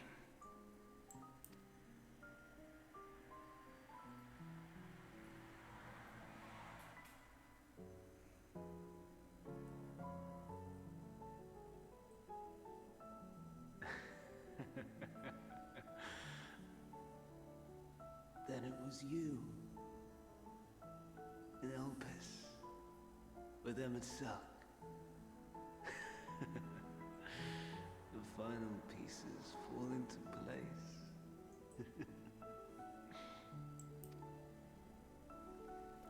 In my halcyon days, as the mortal Ammon, I was haunted by a dream. Night after night, the faceless multitude, the voiceless cries, shards of shattered memories. But slowly, the fog began to clear. This was Elpis. And I was Hermes. Recurring though it was, I paid this dream little heed. It was only when I was granted the seat and memories of Fandaniel that I knew these visions to be true. They were the memories of Hermes that he himself erased using the power of Kairos. Or so he thought. In his attempt to burn away the events of that fateful day, he succeeded only in searing them more deeply into his soul. My soul. Death failed to expunge them. No matter how many times it came. Rebirth after rebirth, from one Fandaniel to the next. I wonder, is Emet-Selch adrift somewhere in this ethereal sea? In defeat, finally remembering your time together in Elpis? How it must gall him to be entrusted with knowledge of the final days, only to be rendered powerless to act upon it. So many lifetimes dedicated to restoring his beloved Amaranth in blissful ignorance. Oh, folly. But make no mistake. My life as Hermes is not the reason I invited the world's end. I have lived. I have struggled. I have dredged the very depths of despair. And in the detritus of existence, I found the truth. I served a great ruler, powerful beyond measure. The world, his dominion. Yet even he and his vast empire were destined to fall, to become one with oblivion. At the end of life's journey lies only death.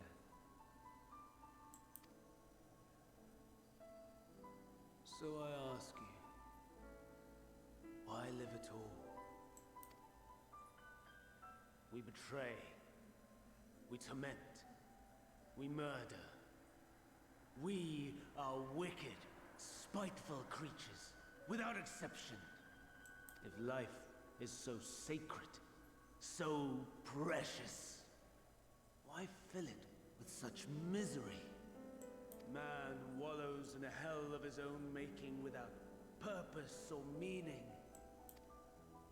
To live is to suffer, and I would end that suffering by my own hand. It matters not if it flies in the face of all believed right and just. Death is the only solution!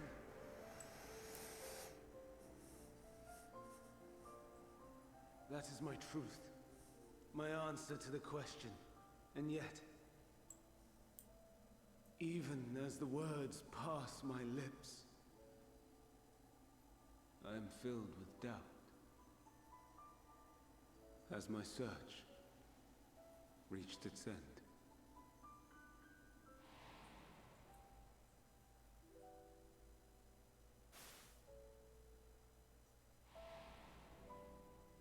Was this the only way?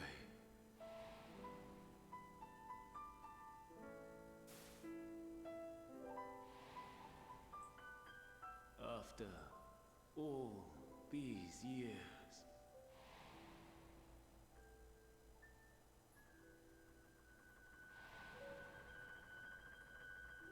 is this the answer I was hoping for?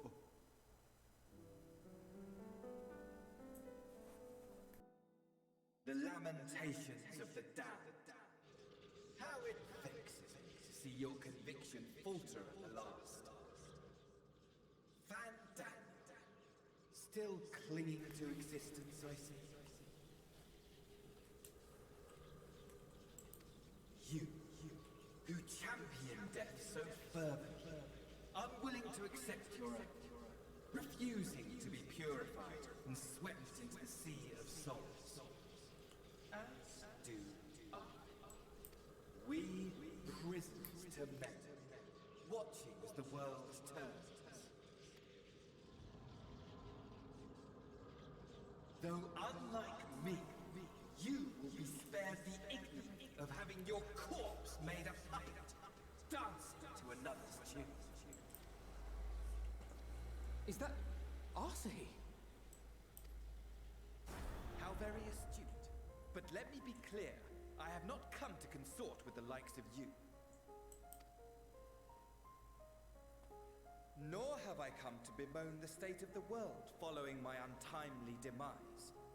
In fact, I delight in mankind's downfall, and the anguish it brings the savior of the savages.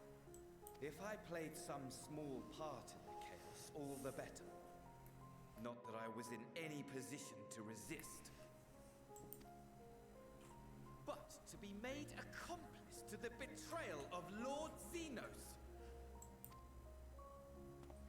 I would die 1,000 deaths to exact my vengeance.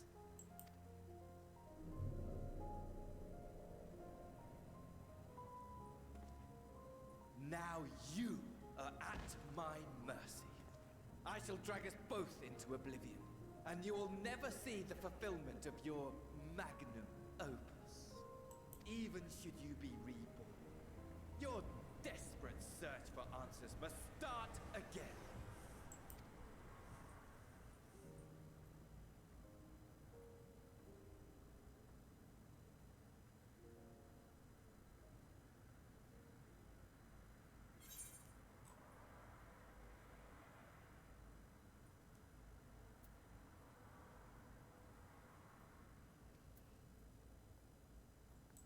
I'll do what must be done.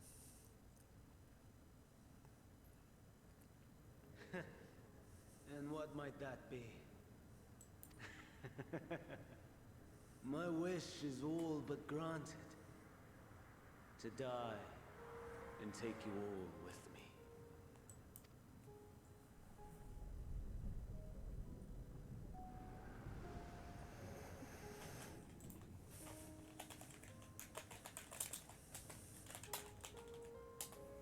Don't try to follow me. I had more of you people than I could stomach in life. Never mind in death. Likewise, I pray we do not meet again. You had better hope not.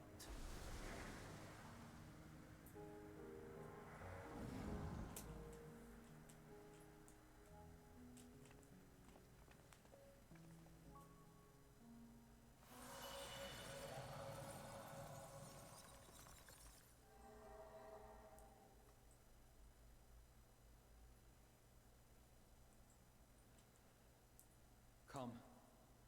Hydaelyn is waiting.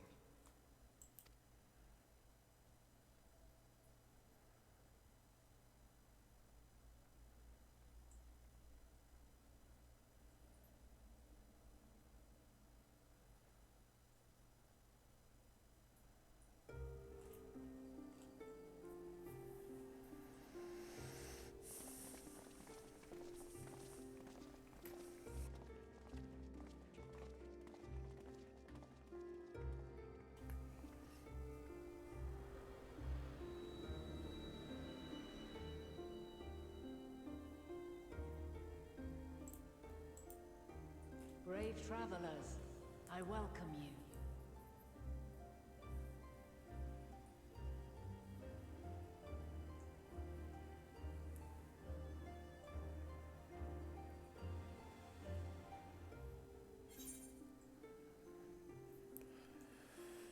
We meet again, Vinod.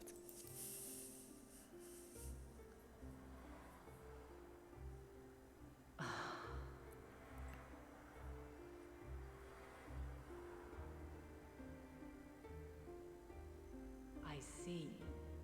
Thou didst journey under Elpis. And now, the rivers of time converge.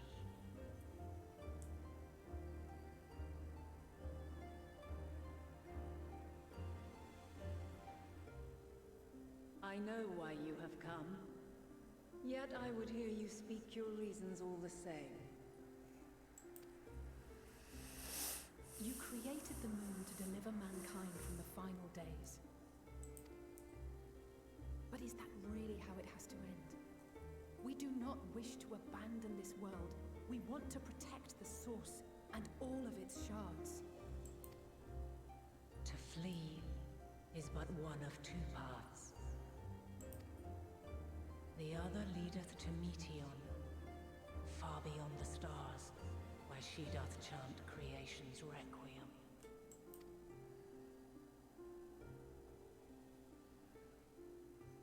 Her domain is formed of dynamis, pure, absolute. Where emotion and memory govern all, ether will avail you naught. Meteon hath gathered the pain and despair of countless stars, and to go unprepared is to go unto your doom. We'll beat her. We'll win. I swear it. Is what I might have said once.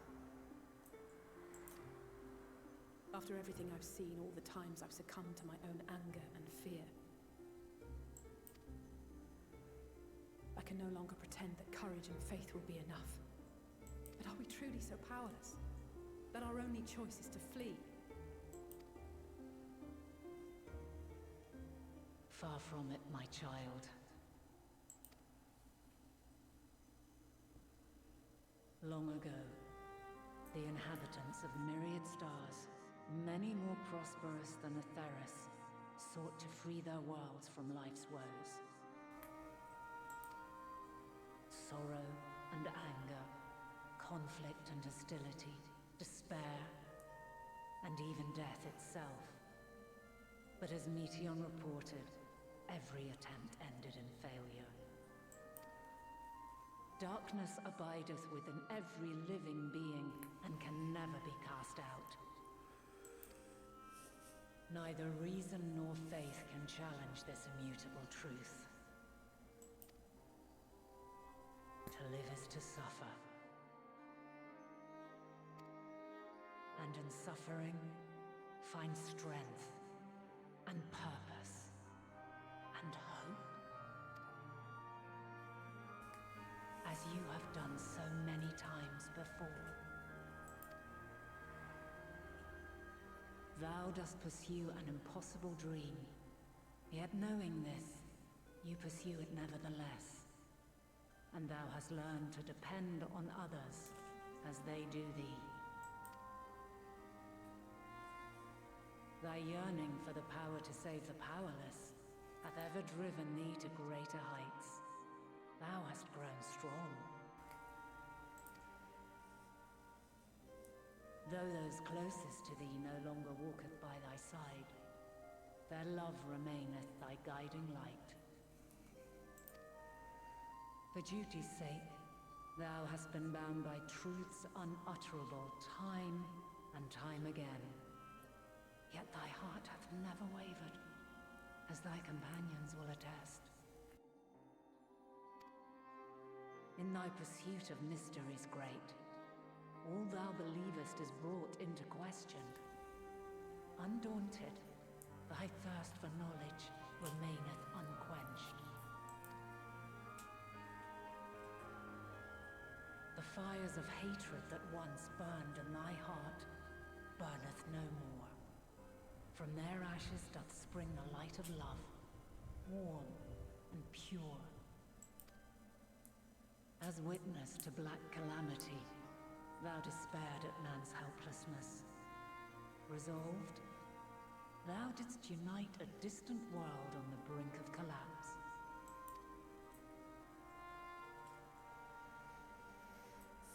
And thou, my champion, when all did seem lost, thou never abandoned hope. For every trial and every foe that did bar thy way, thou hast proven equal to the challenge, drawing courage from the many bonds forged on thy journey. You have all known despair, and though the end approacheth, you walk on, heads held high. Therein lieth your power, the strength to silence the song of oblivion. Then there is a means to confront her. Yes, if you should prove yourselves worthy. Hark!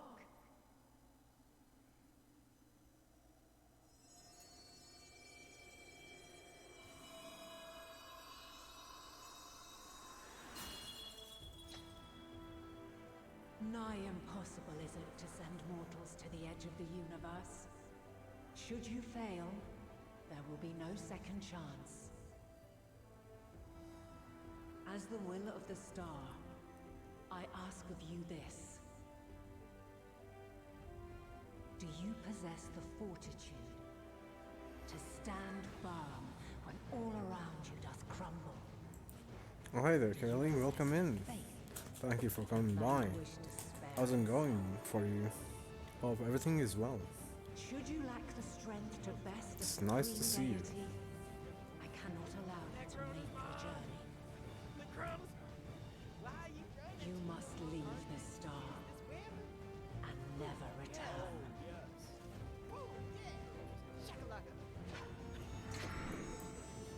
Chocolate and Prepare yourselves. So much. Prove ourselves worthy.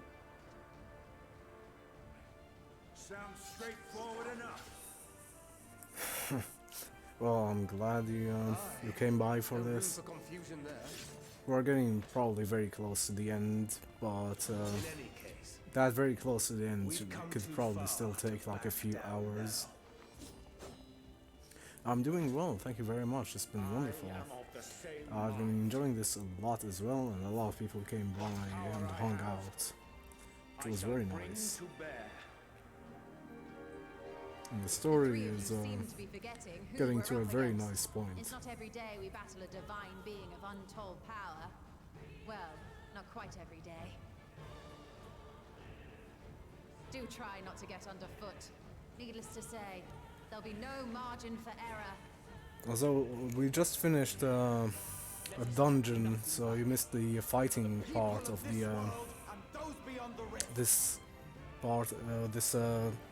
series of hours that we've been doing quests for.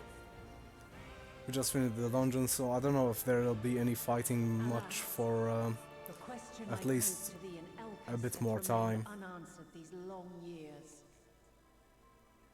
I would hear thy response, warrior of light. Shouldst thou emerge victorious?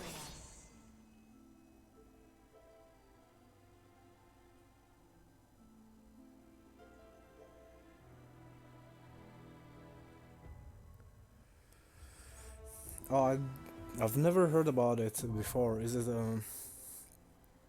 actually, we just unlocked the trial. Nice, so we get to fight instantly. So is it also like an RPG like 15, or is it an MMO like this one?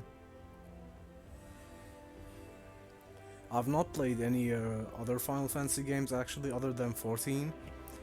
So I will be checking it out, but I definitely like Final Fantasy games and should play more of them. So yeah, I might do if I found it interesting. Are you gonna get it? So level up, Josh, level 32. Thank you for every second.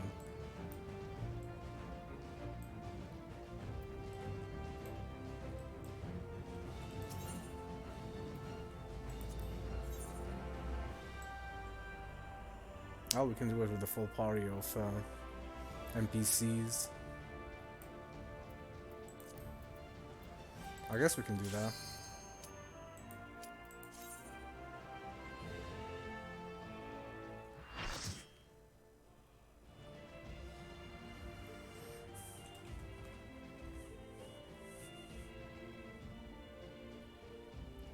Probably also want to try the Final Fantasy VII rework, actually. That's a game I've been meaning to try for a while.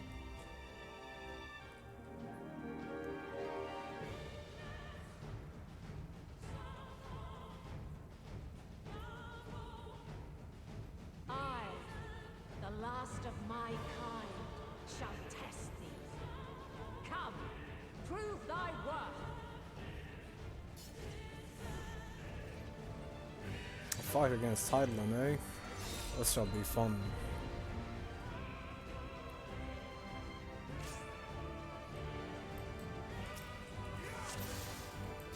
Have you the strength of will to alter man's fate?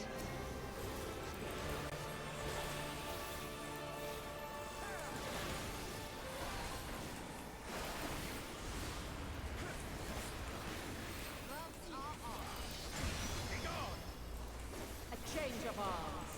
May the test continue.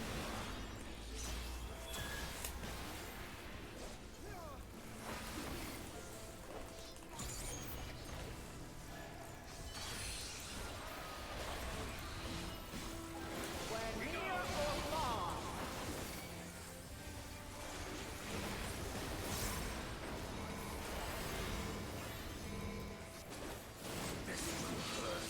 And now this.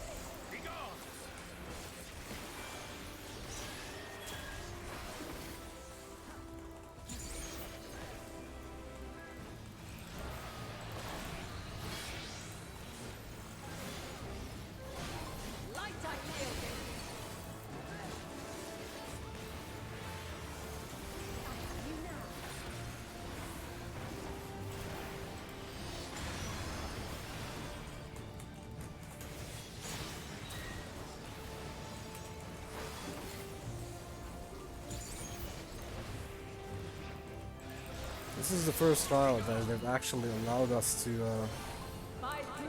do with the NPCs.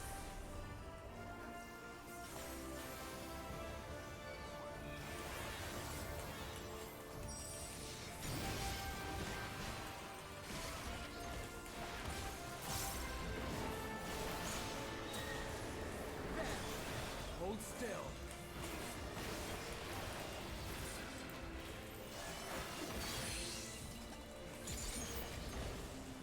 We're near or far. You underestimate me. Make ready. You underestimate me.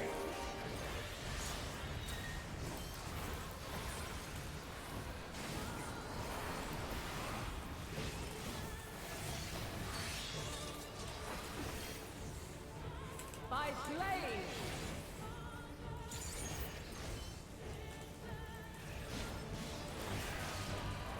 Crystals of light. To me.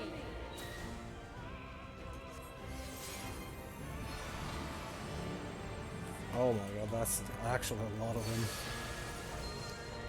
95 games. Yeah, that's way too much. I thought there's only like 15 so far. Song of creation's end. But to know that there's so many is interesting actually, to know, to say the least. The sorrow at hope's demise. Think.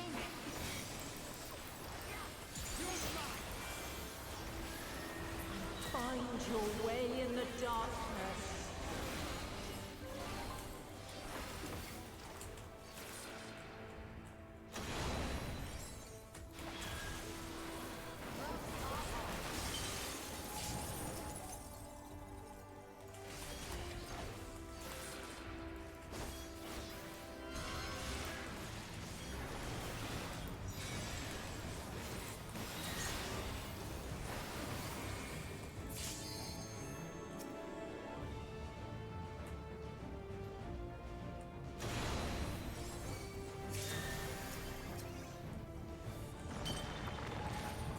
Should have just stayed on the other side.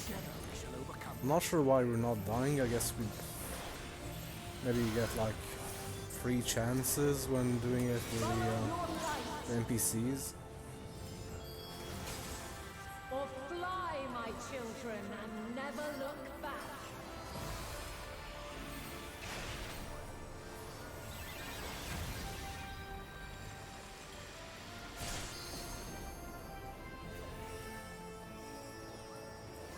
Then you are resolved. With high speed. And this test is far from over. By crystal's light.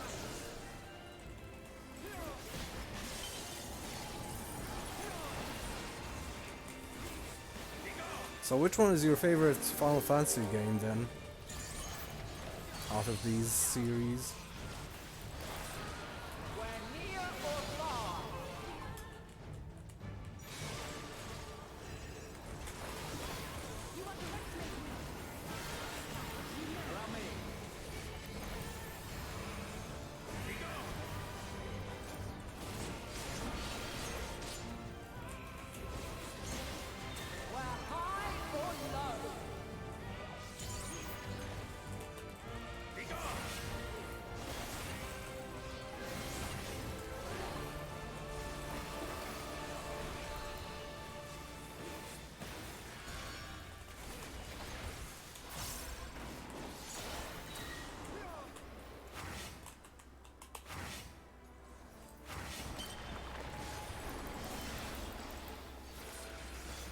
Something special for you.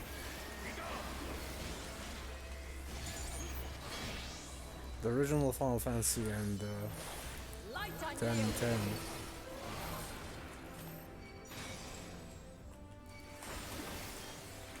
Do you not like the remake then of the Final Fantasy?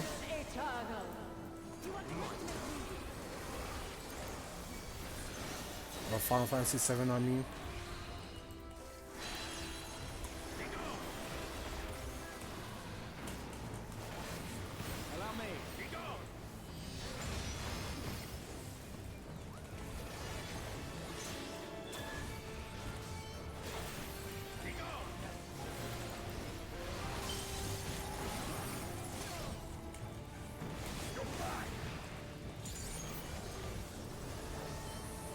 killed a mother, or is mother a name of something in Valheim?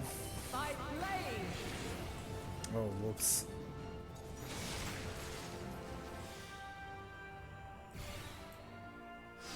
Keep getting hit to that cross one, because I don't see like an indication of the attack. Will to alter man's fate.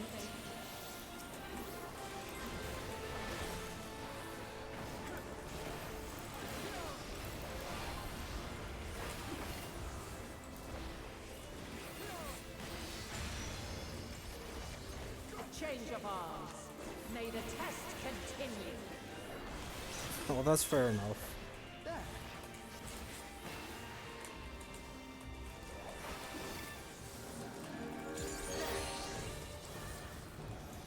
Congrats anyway on killing that mother person.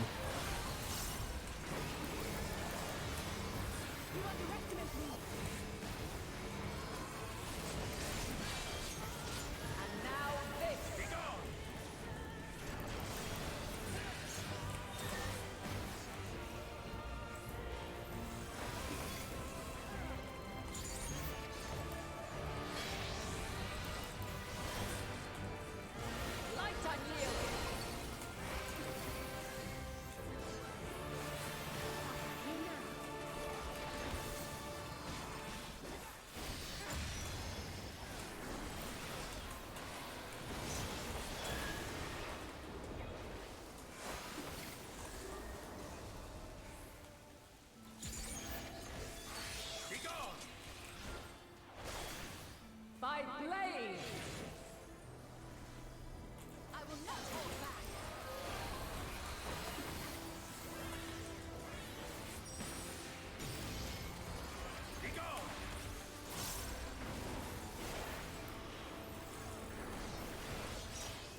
This will hurt. Hold still.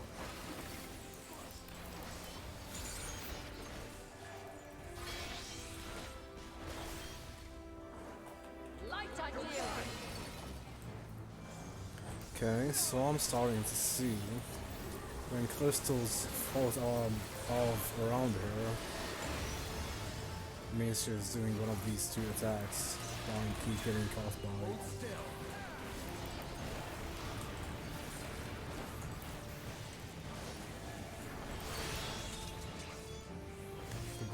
The blue crystals are the cross attack. Oh, I'll still get hit by it. Wonderful. Crystals of light, to me!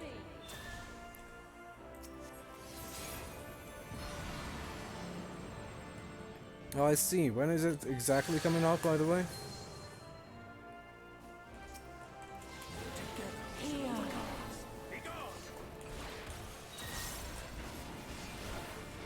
The song of creation's end. Feel.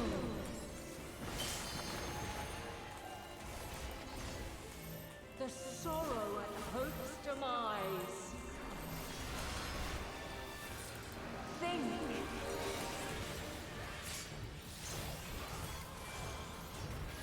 Find your way June in the 22nd. darkness. Fair enough.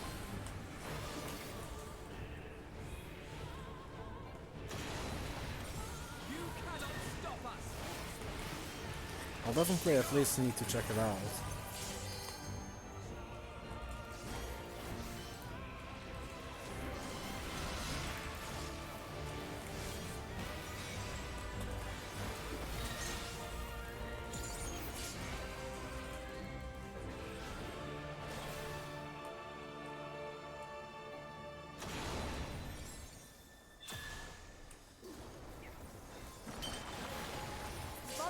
Also, what is an oh shit portal, Eagles? That sounds like a very interesting name. Fly, my children, and never look back.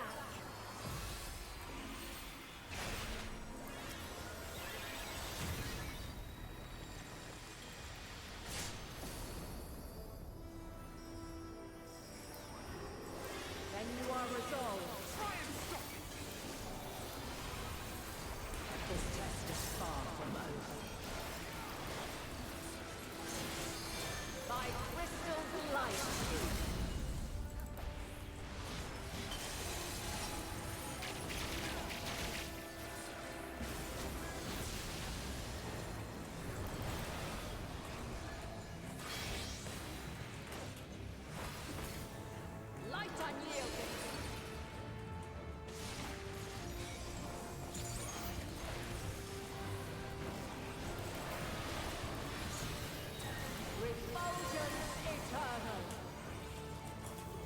Oh, that makes sense.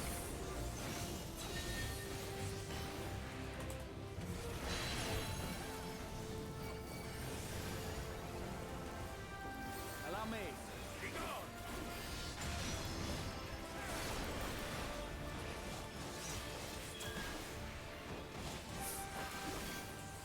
Make it in a freight drum also sounds like a great name.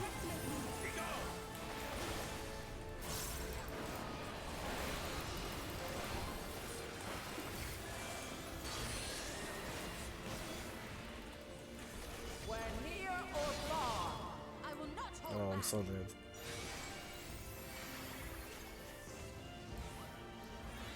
Something special for you.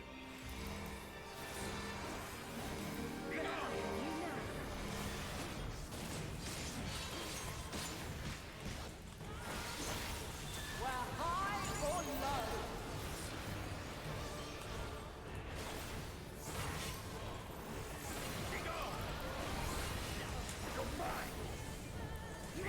This fight is actually pretty intense.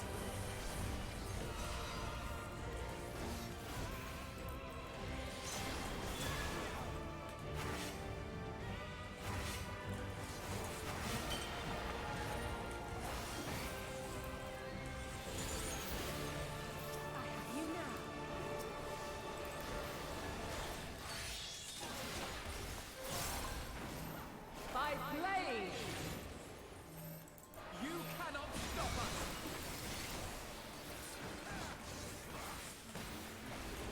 Yep, we are close. Well, I got the hang of the fight as well, but it's a pretty good fight. Pretty intense. So we don't have a lot of damage because we're doing it for the NPCs. So it's taking longer than it probably usually does.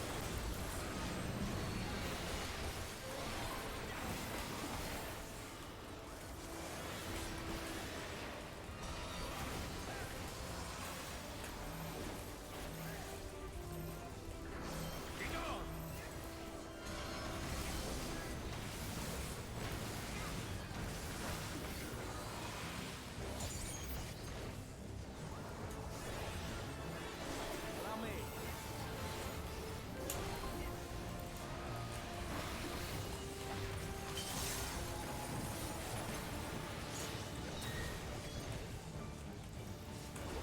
Indeed she is.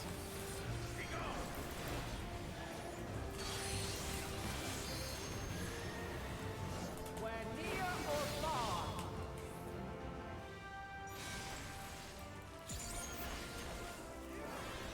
Allow me. Away with you!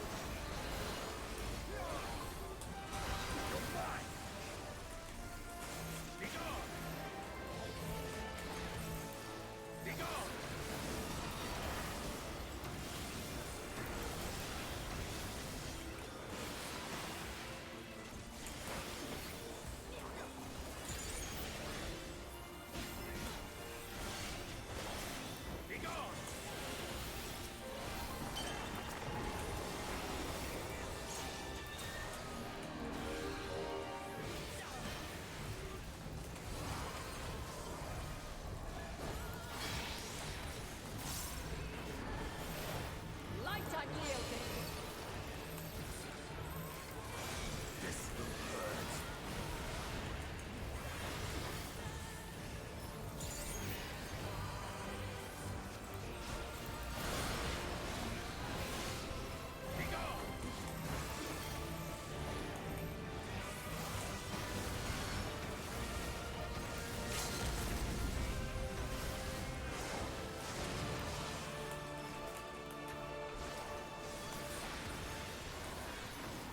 And there we go. It is done. We have beaten Heidelin.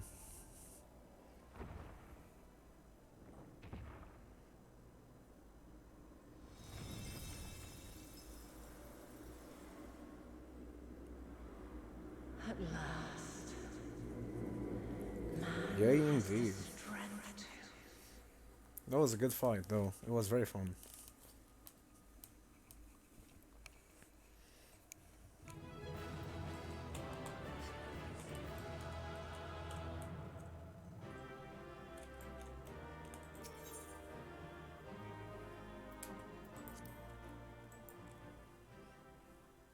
Hello again, Dosh. Good luck on that catch.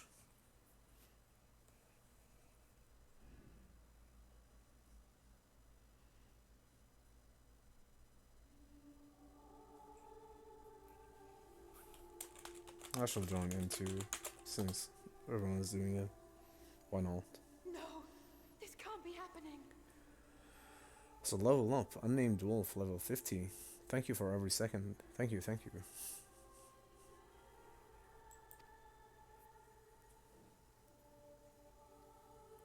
She's actually dying though. Don't think we meant to actually kill her. Though my power is in constant flux, I have always kept a reserve for this very moment. Guess she wasn't the bad guy after all. Bad gal. It was a true test of your prowess. I was You have suspecting done her for nothing, apparently, and I'm sorry. There is one thing I must ask. By sundering the world into 14 shards, the ether of all living beings too was divided. This reduction would in theory allow us to more easily interact with Dynamis. Having seen mankind brought to the very precipice of extinction, you wished for us to develop a means to overcome despair. You believed we had the potential, and sundered all creation to see it fulfilled, to deliver us to that swirling maelstrom of Dynamis in which our foe hides, and grant us the power to defeat her once and for all. Is this not true? It is as thou sayest. 'Twas the trial to which I subjected mankind, and it hath led to untold bloodshed and suffering. There was no kindness, nor justice in the tragedy I wrought. When confronted with the almighty Zodiac, my only recourse was rend him and the world asunder, that his power be diminished for a time. Oh, and wow, Horsey escaped like none of us got it. That was a very elusive Horsey. Good luck next time, everyone. And so it came to pass. Now you, my chosen, have surpassed my expectations. Surpassed me. I entrust the fate of the universe unto you.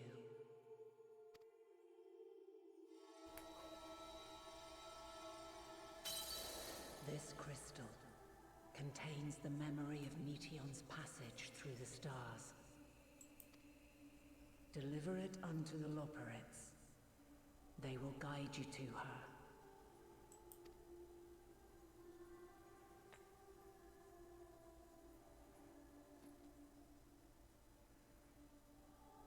Though they may be capable of crossing great distances, there is a vast difference between traveling to the moon and the furthermost reaches of the great expanse.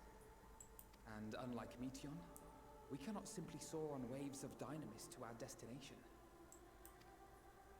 Indeed. To make such a journey would require an astronomical amount of ether. But a solution lieth close at hand.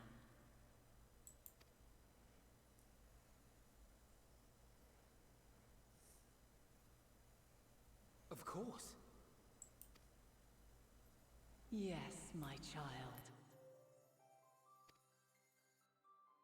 Ever since I became the will of the star, the ether drawn here had slowly crystallized. They who have answered my call know it well. While I have remained hidden, it hath become the embodiment of the planet's will in my place. A faceless, omnipotent force of nature. The Mother Crystal, our final hope.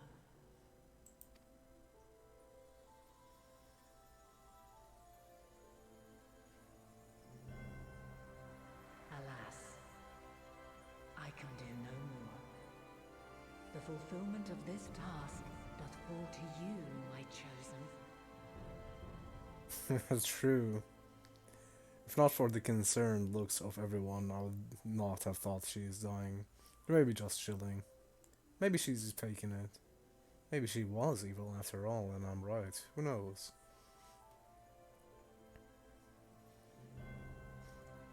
Yeah, true.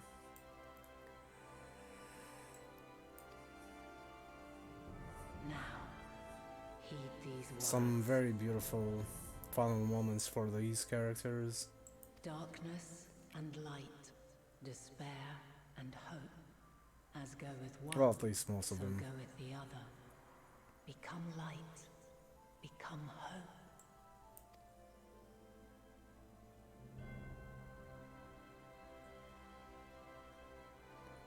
Oh, nice. Did you have fun raving in the other stream? I have a gift for thee. Come closer.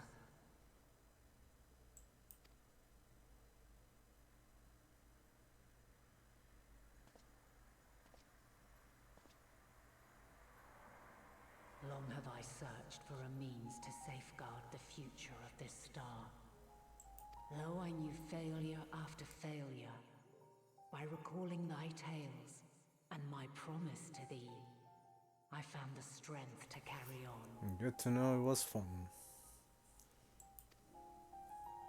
Though the world is ever changing, thy thirst for adventure hath never waned.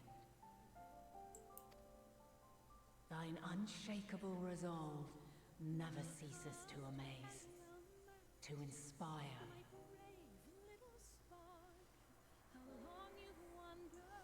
Oh, both at the same time. So did he do a double rave then?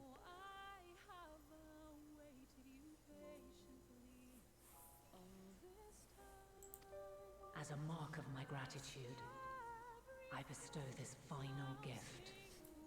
It's kind of exciting. Graves are very nice as well indeed. I'll have to definitely revamp my raid in message at the very least and add something exciting to it later.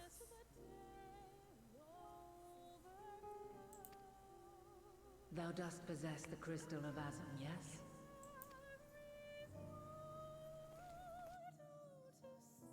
As Heidelin, I reside over the forces of stasis, tranquility, peace. The laws which impart stability to existence itself. I will weave this self-same power into the crystal, granting thee mastery over matter, to give form to the formless. We use it wisely, for it will not last indefinitely. As thou hast seen on my journey through the ethereal sea, souls are drawn to thee. Mayhap this trait will prove to be a boon rather than a hindrance.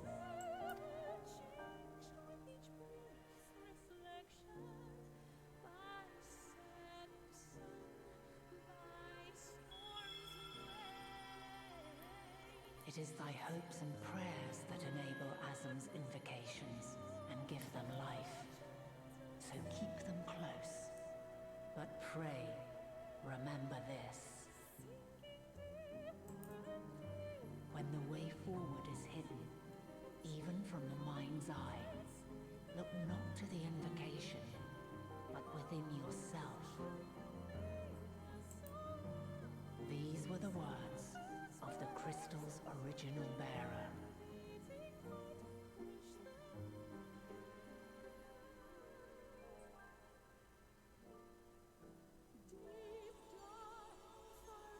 With that, my work is finished.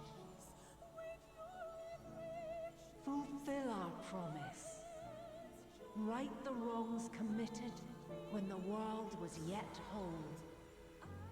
Silence the song of oblivion. Teach her a brighter melody. Show her our journey is far from over.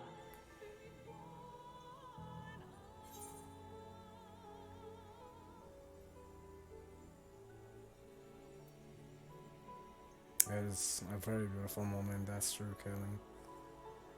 The soul expansion has been very beautiful. dark at times, but overall very beautiful.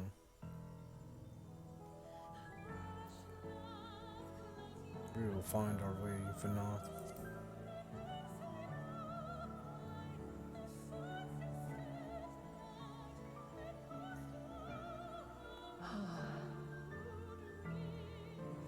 Of this, I have no doubt, for yours is a light brilliant beyond measure. Long after I have gone, though not even my soul remaineth, my love will be with you forever, my dearest children.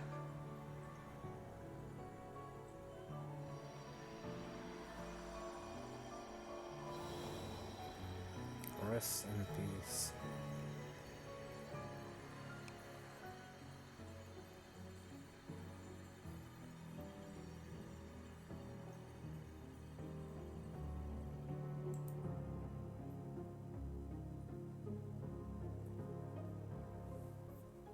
That was very nice. Sad, but nice.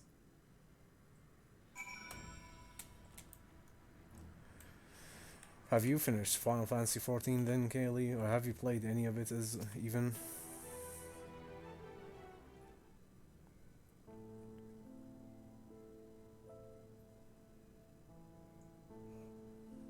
I am glad to see you well, though we could roughly place your souls. Deep as you went, we could neither see you nor hear you. The fluctuations in your ether near the end gave me quite a fright. What in the world happened?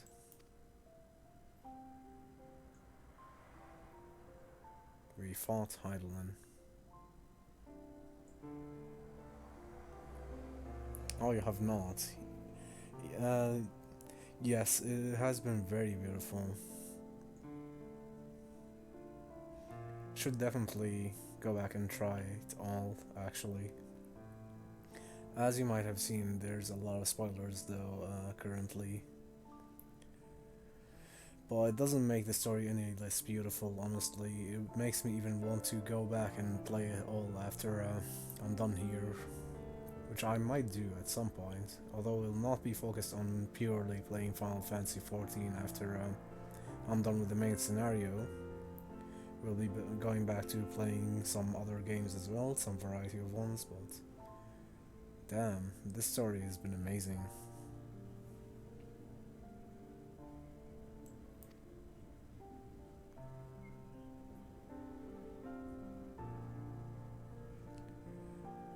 Oh, I skipped that one and didn't read it. Oh, Heidelin's gone. No, there's no time to feel our feelings. We must carry out Heidelin's will without delay. We'll find Medion if it's the last thing we do. Like, especially these last two expansions, actually, the Endwalker and Shadowwalker have been a very big emotional journey. And for Shadowwalkers, even the composer, I believe, for most of these songs actually wrote them while he was heavily depressed, and you can really feel some of the sorrow he had with him, but he focused a lot on getting better themes and whatnot in it, so you can also see that his emotional journey did play into composing very fitting pieces of music for the Shadowwalker expansion.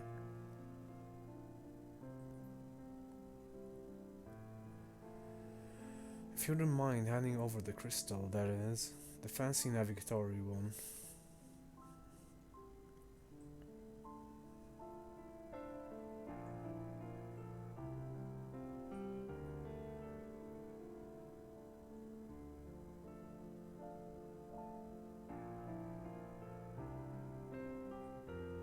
To the edge of the universe, where congregates the despair of countless stars, you are determined to see this through.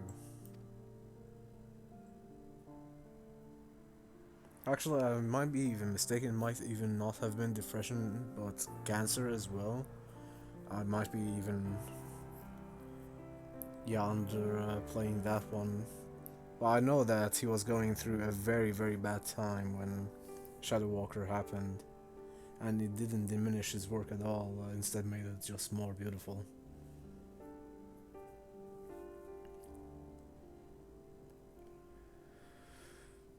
We are. Should words fail us, we will fight to the bitter end.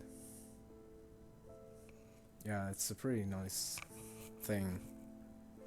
Honestly, like Shadow Walker has brought a lot of people back just because of how beautiful it was done. And then they brought it even better, even closer to people with this Endwalker expansion, the last one. And yeah, it's never been better, I guess. It's been very exciting for many people to just see these two great expansions back to back.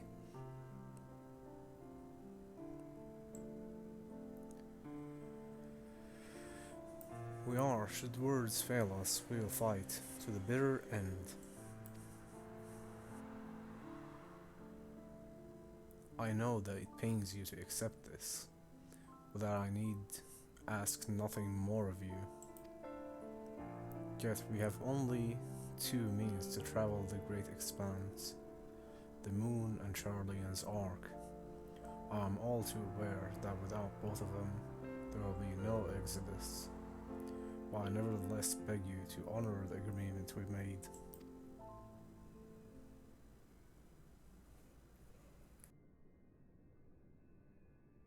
The firm's decision will be honored.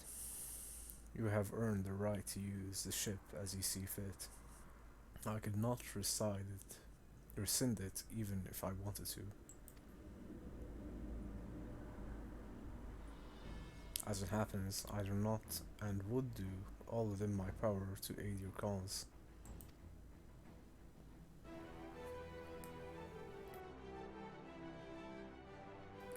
With that settled, might I suggest you rest a while. Proving oneself to Highland is never easy, and despite our unparalleled genius, we'll need a day to make the necessary calculations. You may as well take advantage of it. Also, yeah, there's bunny people now. Little bunny people that actually are the pilots of this ship. Yeah, Livingway is the overseer of all the bunny people, the pilots of the moon ship. And they're very adorable people. They've been living on the moon for ages upon ages, preparing for the eventual arrival of people. Yeah, it's pretty amazing actually. Should have seen some of the other interactions when we saw them. They're very chipper people as well. Also, yeah, happy new year of the bunny. Bunnies all the way.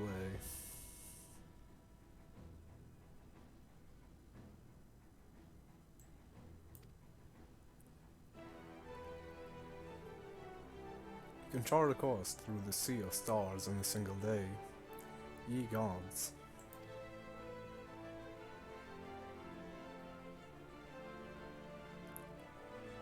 Shall we head above ground for some fresh air then? And perhaps a nap? The bunny people were also created by Hydaelyn too, and were just directly involved with her in every step of the way.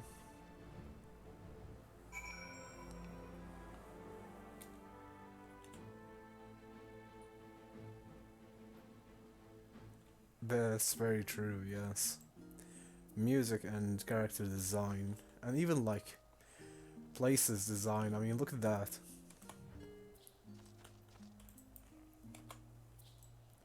Like I'm at loss of when I want to take any screenshots because everywhere you look is just beautiful.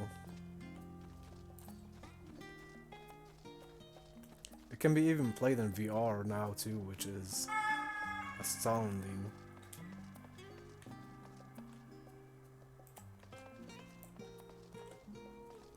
Yeah, VR. It's amazing. Although it's hard to do dungeons in VR, I believe, just because of the perspective. But for walking around and seeing what people are up to, it's very cool.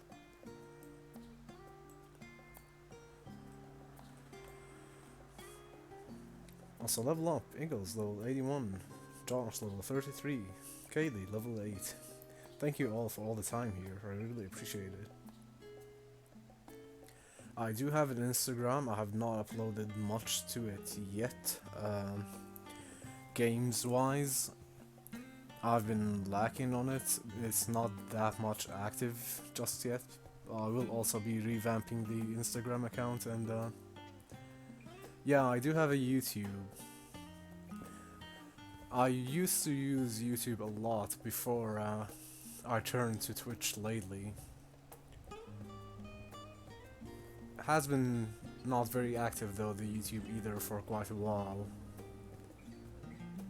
But Twitch has really inspired me to go back and trying to upgrade my YouTube much more, and all of the other socials. I mean, the other socials I might not focus on too much, especially since I'm not much of a photographer in particular, but YouTube and Twitch are gonna be a big focus for me. Yes, by all means, thank you, do that. I don't yet have a command that links my other socials. The only one I do have, although, is a Discord here. Command for the Discord. I should add the other socials for a command as well. Actually, did I already do that? Let me check. No, I did not. I should definitely add that at some point too then.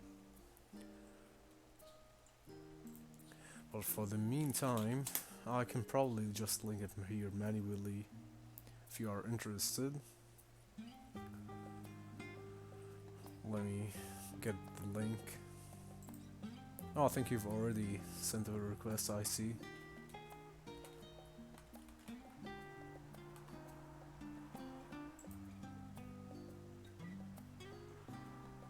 Yes, yes, I see it. Cool, and I will give you a follow back.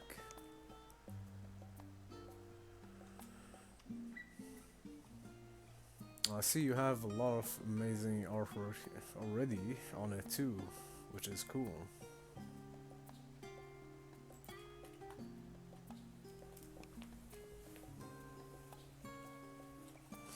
I have taken a couple of screenshots so far of this game, but I'm waiting to get my ability to fly to catch even more of them, because with flying I can just go into first person mode like here and remove the HUD layout and control the camera as much as I want, while here I'm yeah, pretty much restricted to whatever I can see in front of me at the moment.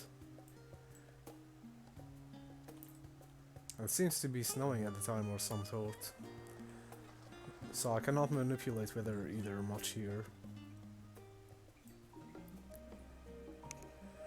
Yeah, true.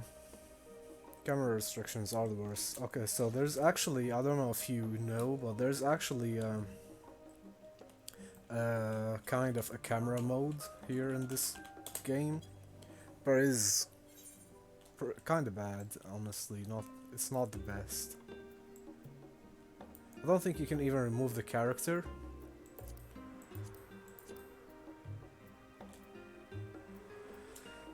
But you can go into first person mode from it and change some of the things.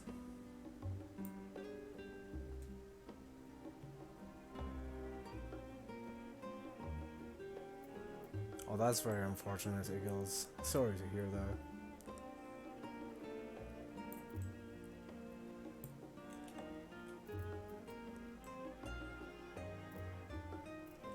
Yeah, see, the camera mode isn't the best here, but isn't the worst either, but for panning and whatnot, it's kinda not amazing.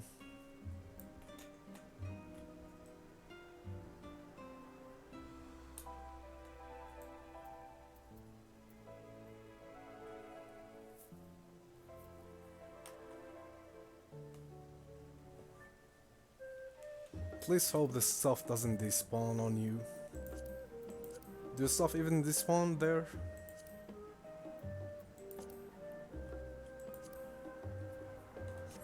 Yeah, we'll catch some screenshots later. Once we get the ability to fly, we'll go around some of these new areas and catch a lot of screenshots, because this is just very beautiful. Always has been. Although I guess I can't really fly in this area anyway, because there's no mounts in this area. Oh, my graphic card is an 1060, I believe, Ti. It's a bit of an old one, I definitely need an upgrade at some point, but what I really need to upgrade before that is my RAMs, which are only 8 gigabytes. Yeah, it's Nvidia.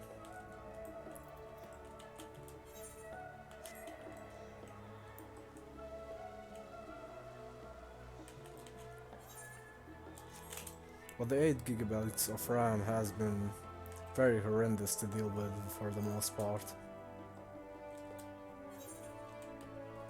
Nvidia also, is that a screenshot kind of thing for Nvidia specifically?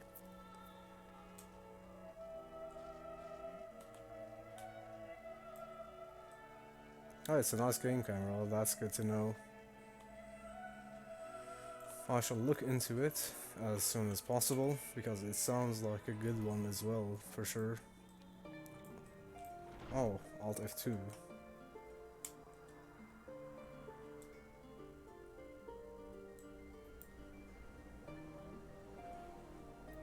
Oh yeah. There it is.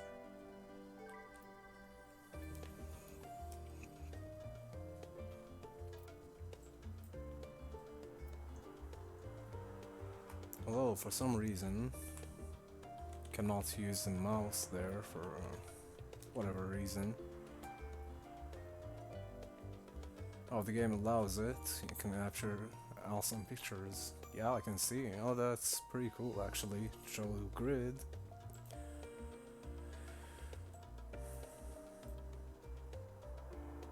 Oh, you can't see these things on the stream, but I can edit them here, which is cool.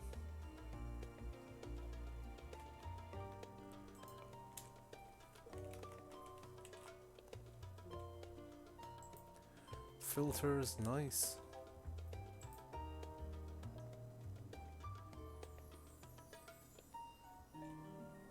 Yeah, that's a very good one.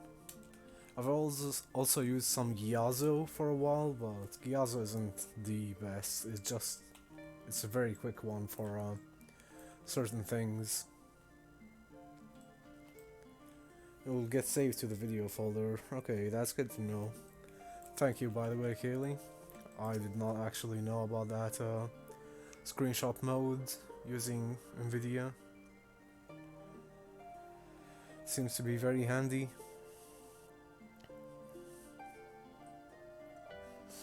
Aha, I've been expecting you. I heard about your foray into the ethereal sea. The students have ventured far and wide, but never quite so deep as that. Are you experiencing any after effects from your prolonged exposure? Nausea? Dizziness? Hauntings? Well, have a pleasant sleep. And if you do experience any unusual phenomena, please let me know. I shall add it to our records.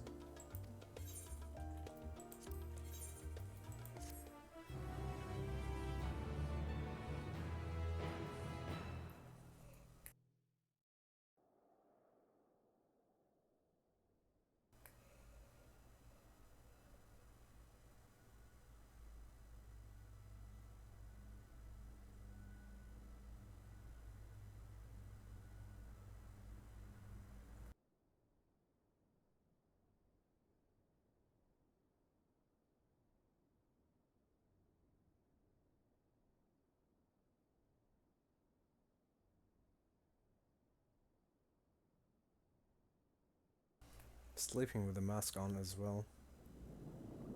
And full armor.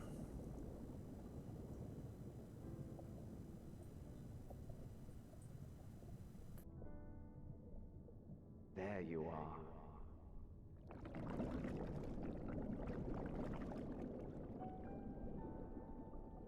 Some time, indeed, yes. For you, at least.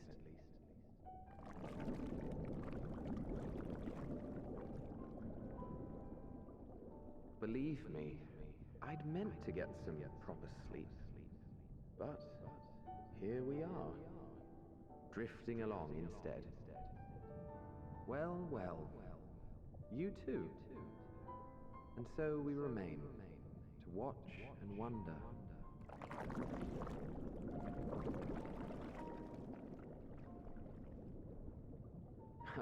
Yes, indeed. To begin, we first must see the end.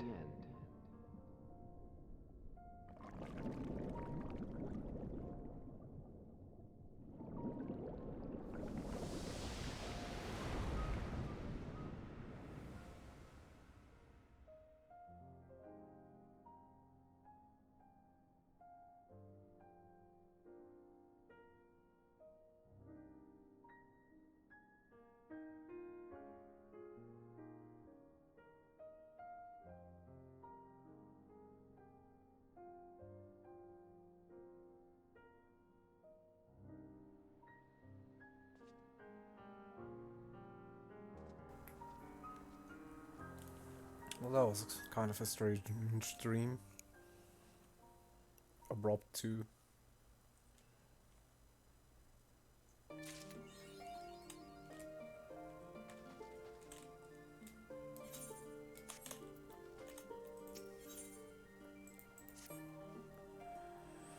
Vor, I trust you've had a good rest. An envoy of Master Forkenauts arrived not long ago with a message. The Loperites are the bunny people, by the way, have determined Medion's location. We've been asked to gather at the rostra. I'll meet you there, along with the others.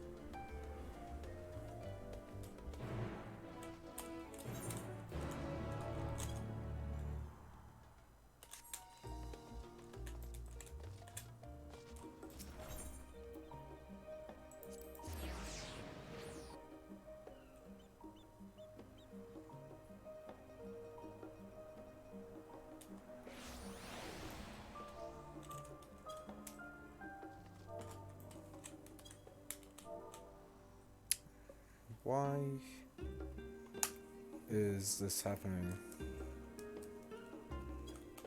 Every time I try to move or press A, it's just going to Alliance chat, which means I must be holding something by mistake.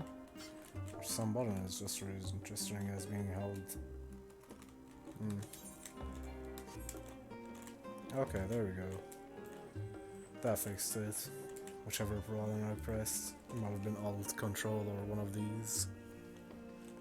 It is now fixed.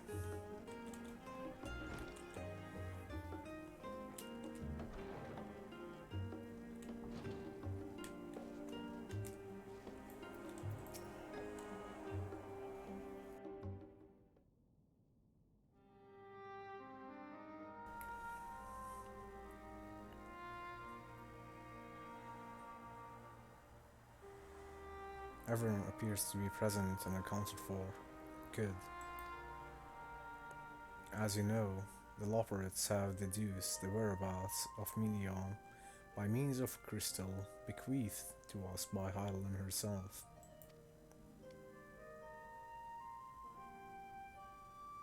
Your quarry's location is a place far beyond the moon, in the farthest reaches of the Sea of Stars at the edge of creation.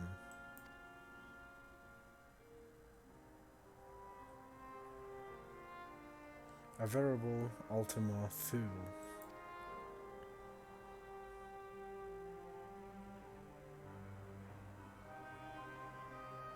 Indeed.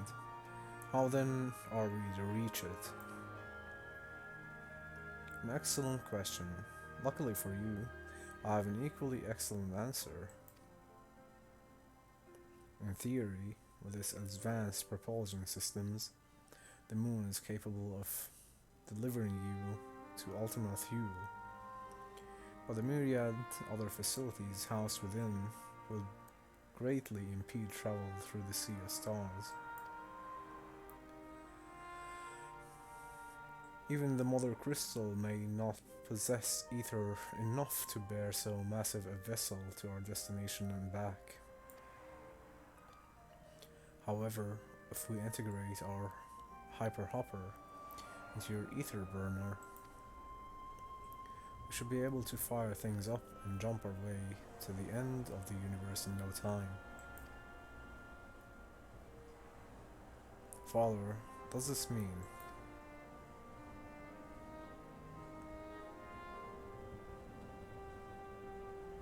Bear in mind, this discussion was not made solely at my discretion, but with the consent of the Forum. Hearing the Loper's proposal, the Forum was faced with a grave decision. To commit the Ark to this endeavor would mean abandoning both our plans to evacuate to the moon and to resettle on another star. Needless to say, the proposition invited fierce debate. In the end, however, the Forum was swayed by the simple fact that Heidelin believed you possessed of the strength needed to overcome this crisis. The Great Exodus was, after all, a plan of Heidelin's own making. Therefore, at the 11th hour, she would proffer another means by which we may seek salvation. We would be fools to dismiss it out of hand. Indeed, she sacrificed everything, her very existence, to avert the destruction of the star.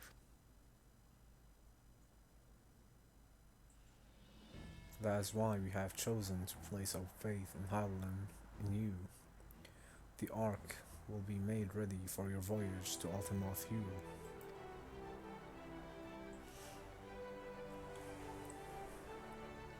Or of all the people that have labored so tirelessly to prepare for the evacuation, you must be furious. I would not be so sure. They have not forgotten your deeds on the Magna Glacius. Nor did your instrumental role in orchestrating the delivery of Adamantite go unnoticed. No, the people do not protest. Quite the contrary. They have expressed unwavering support for you and your mission.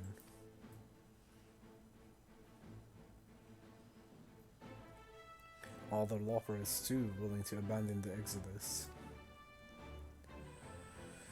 Were you not listening when we said we were born of Heidelin's love for Etheris and its people? If it means your survival, we'd do anything to help.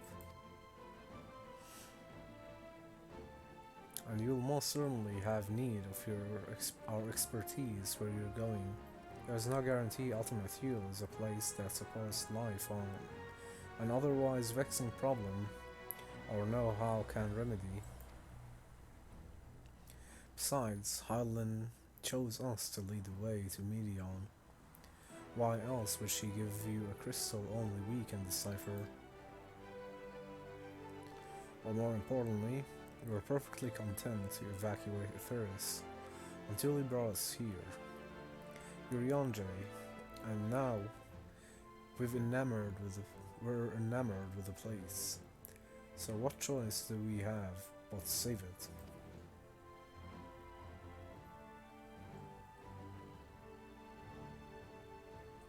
Of course, none of this is possible without you and the Scions. So I must ask, are you certain you wish to do this?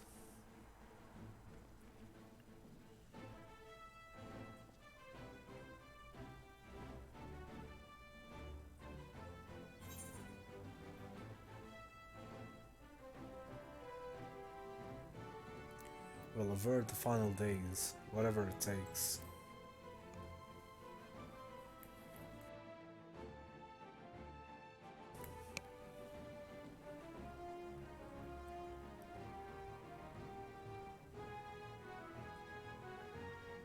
Very well.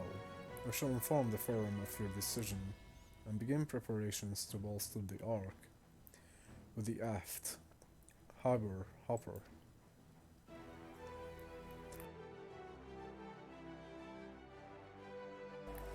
Level up, unnamed Wolf level 51, Josh level 34, Haley level 10. Thank you all for all the time and support, I really appreciate it. The Loporus will coordinate with the Elizabard contingent to have the necessary components transported via the Tower of Babel. Of course, it will take time until the work is complete.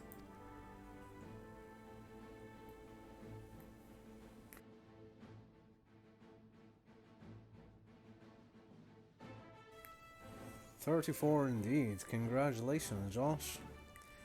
And thank you. Let's go indeed. For now, pray take your ease. For the scene there is naught to do but the rest and prepare. Shall we?"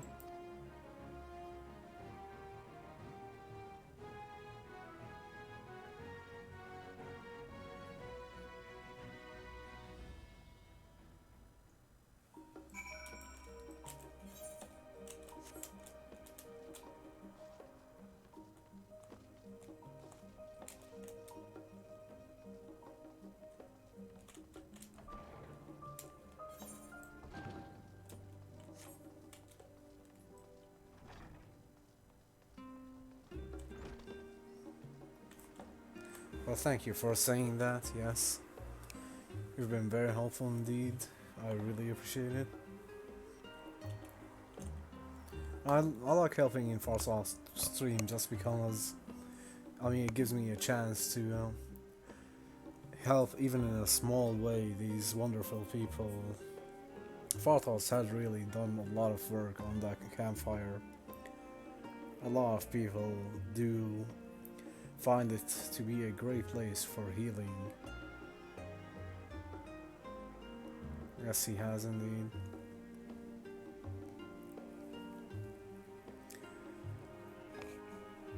And hearts to you as well, Eagles.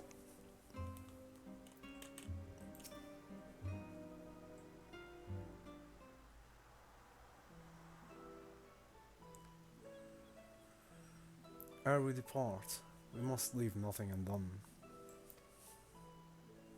Quite, though it is difficult to conceive of how one can best prepare to brave a domain where dynamis governs all. Nevertheless, Hardland deemed us worthy of the trials that wait. For lack of any other feasible options at this late stage, let us trust in her judgment and face Medion as we are.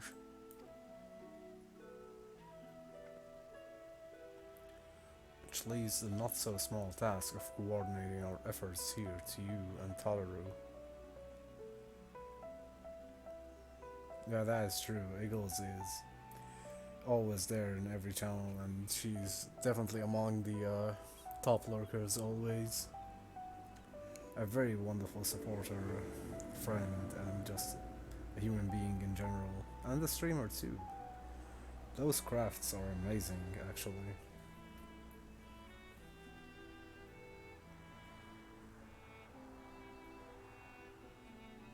Well, thank you for being you.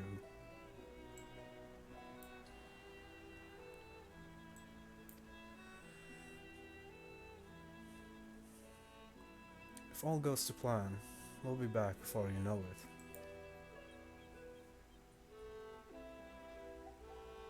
I certainly hope so.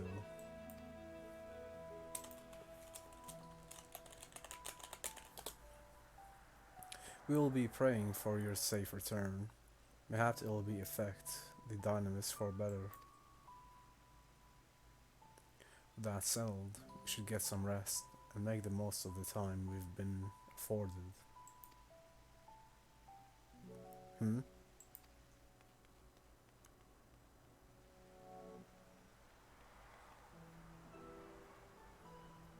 meeting is over, is it? You weren't there for so long. I started to worry. What do they have to say? They're going with the plans. They're actually helping. The edge of creation. I see. Rest assured, everything will remain in order until we return. And you will return. Actually, Vlor, could I borrow you for a moment? Oh wow, Josh, your luck today is just not there apparently with the Pokemon thing. So sorry, man. Better luck again on the next one.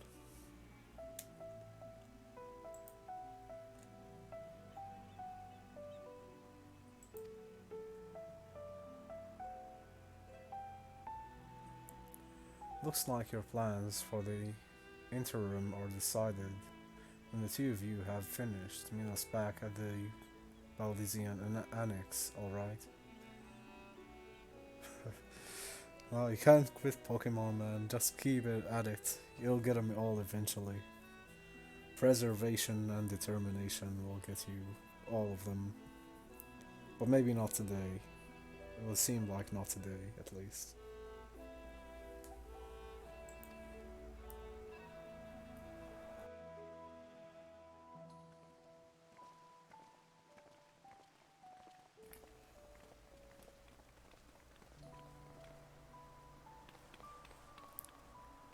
Come with me to the Agora. I have something to show you.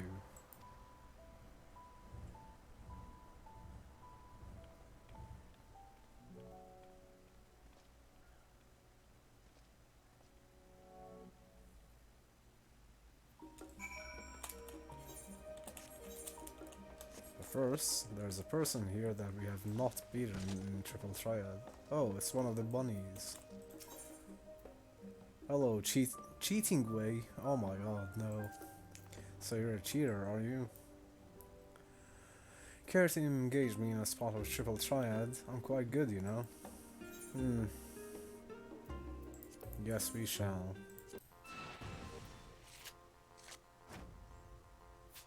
Doesn't seem like a cheater so far.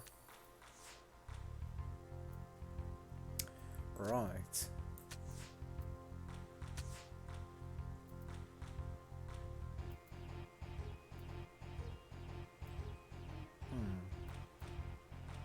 We don't have anything that goes well there. Not too well, at least. We can just put this one here. Then take this. Oh. I think we win. Yes. There you go. What? No. No. Please, play another round with me. I'm pretty sure that's just a generic response, so it doesn't matter how many times we play that, we will keep wanting to play more. Yeah, the Triple Triad game is very interesting. You collect cards by facing off with these people, and each one has their own rules and whatnot. And it's pretty fun. It's a nice way to you know, just spend your time whenever you finish stuff. You can even play it against other people. Let me see where the cards thing was, actually. Was it here in the Gold Saucer? I think so.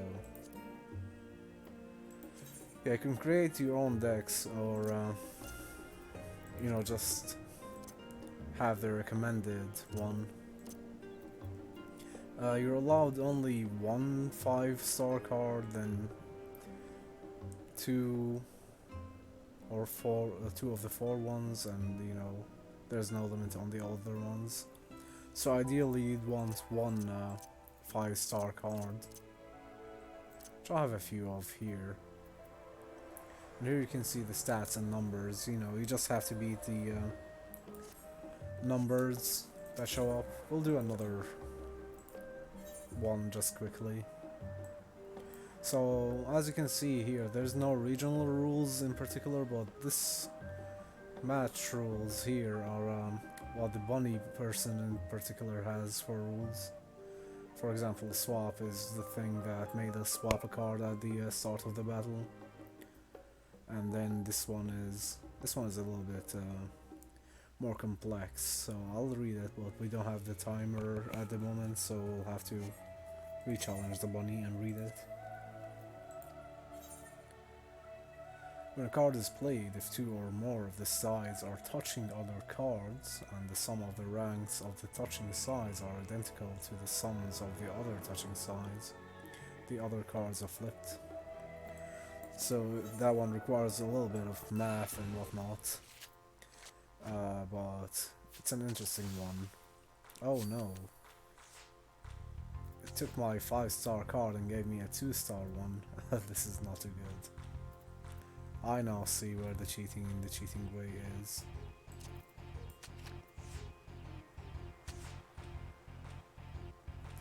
Yep.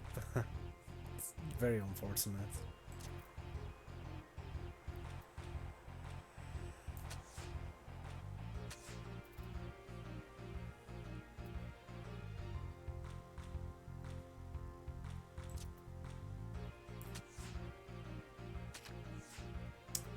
That's unfortunate. Okay. Can still get a draw, I believe. Or nope. I calculated wrong. Oh well. A draw wasn't gonna be much better anyway. Although the third one. Just because it's best out of 3 now.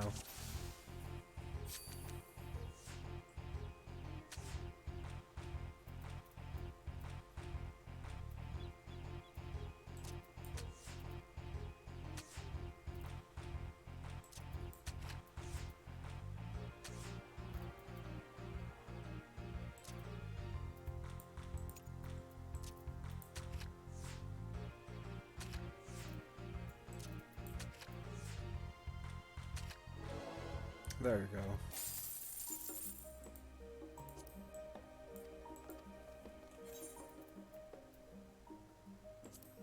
And we got the Loperate card as well. It's a 2-star card, but it's good enough.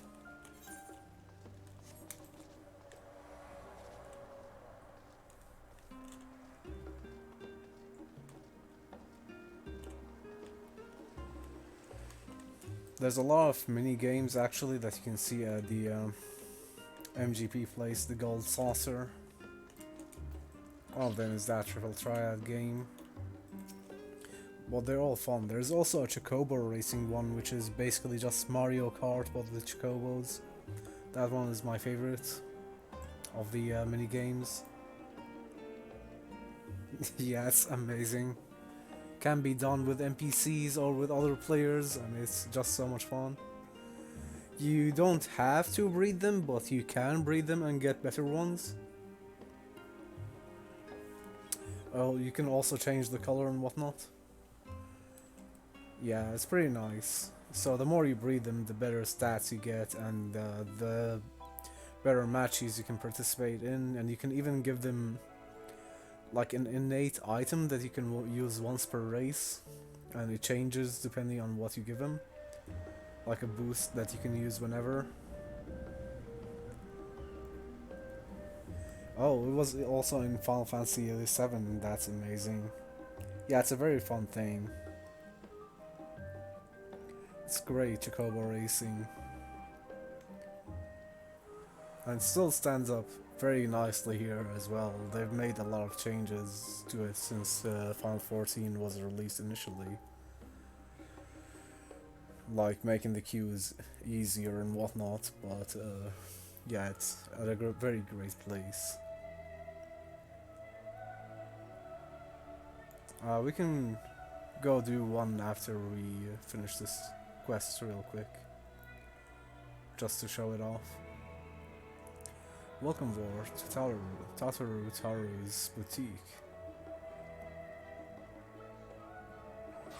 See my game. Which game is that?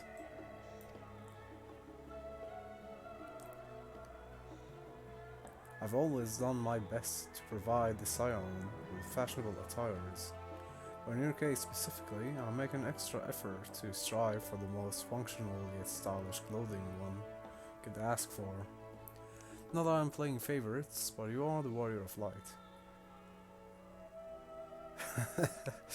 Yeah, well, it's a good game. I do agree that you definitely should try it if you have the time to do so.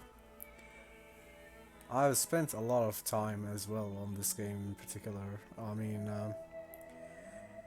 I don't know if you can see it here. But I do have like 26 million gil. So yeah, I have played this game for quite a long time. You should definitely do so if you have the time as well. Yeah, a bit of a veteran for this game in particular. Although I take breaks from it every now and then. Sometimes a bit of long breaks. Sure is. It's a very good game, I think so. Like, no matter how long I leave it for, sometimes a year or two even, I will come back to it and just be impressed by how many new things they've added and how better they made the game.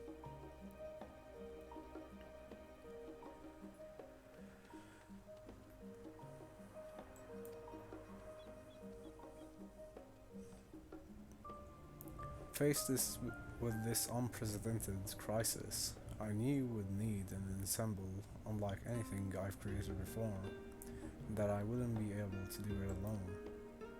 And so, after enlisting the aid of world's finest artisans, I finally completed my career-defining masterpiece. Oh yeah, it's been a while. It's been around for a while. I think I've been playing it for maybe 80 years or so, actually. Not consecutively, with the breaks and all. But yeah, I have been playing it for quite a long time. Maybe even 9 years, actually. Been playing it since early on in the development, but not since beta. Just before it had any expansions.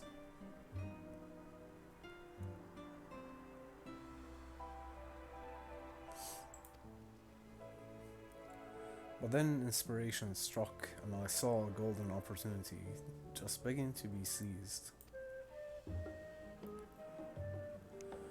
With the help of some Thavnarian refugees, I decided to set up shop here in Charlian. Of course, I would never charge you for any of our works, perish the thought.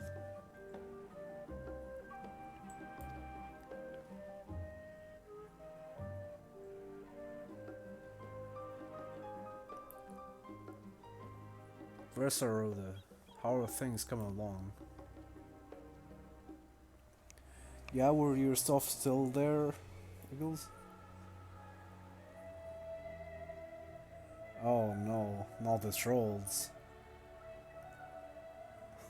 No, indeed. That's very sad. Damn trolls. Sorry to hear that, Eagles.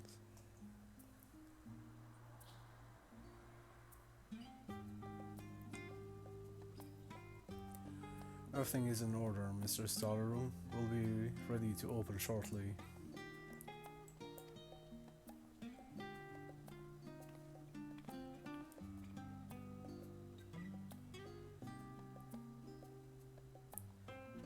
Downstairs hair. Nice. They have like, what is it, long pubes or something?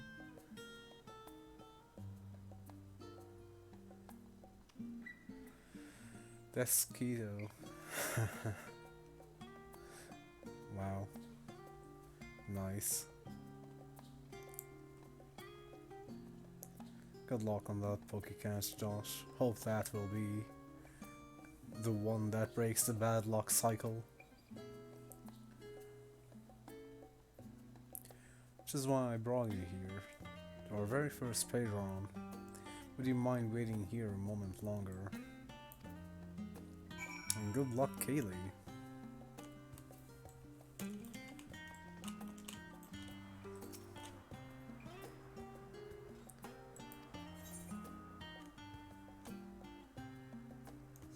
Also, level up, Kaylee, level 13.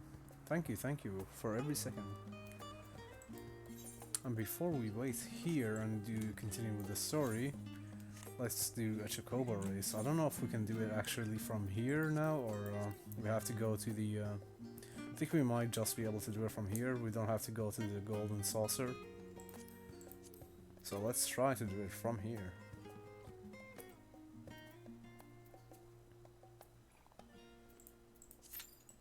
Yeah, we can. Nice, I'm glad they did it that way.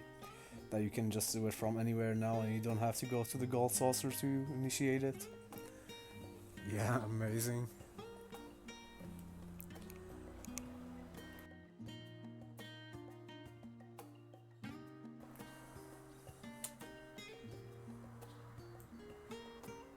Oh wow.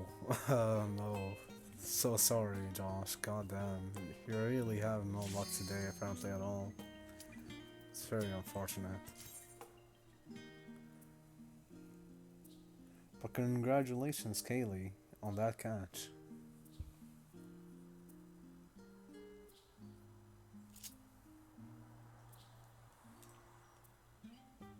Oh, here we go.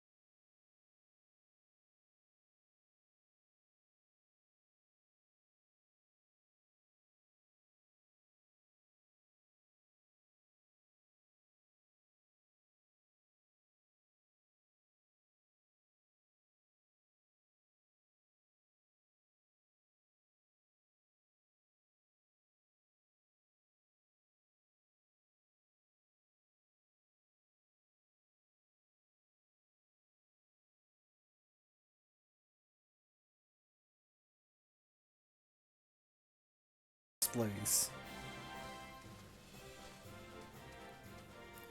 Good job, Chaos. And thank you, Kaylee. GG, indeed.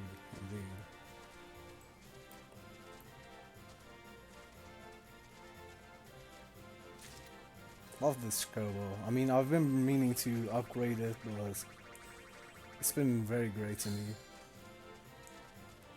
Only one bad thing is that you don't get that bonus, that random bonus when you're the first place.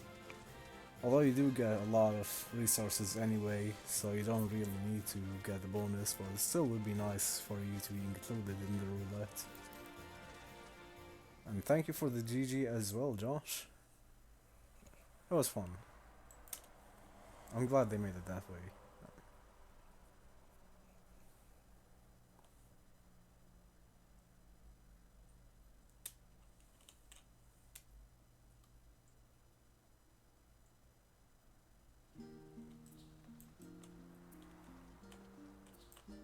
And now we go back to the main quest.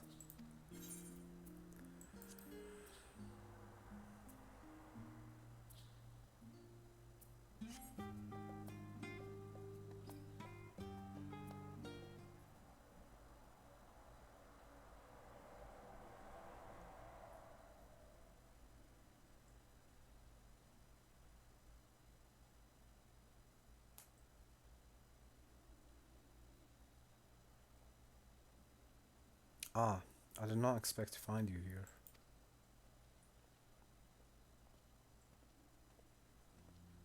Well, that's a satrap. Don't think that was a real person if I remember right. It was just a dragon, Virtuous, who is disguised as this person.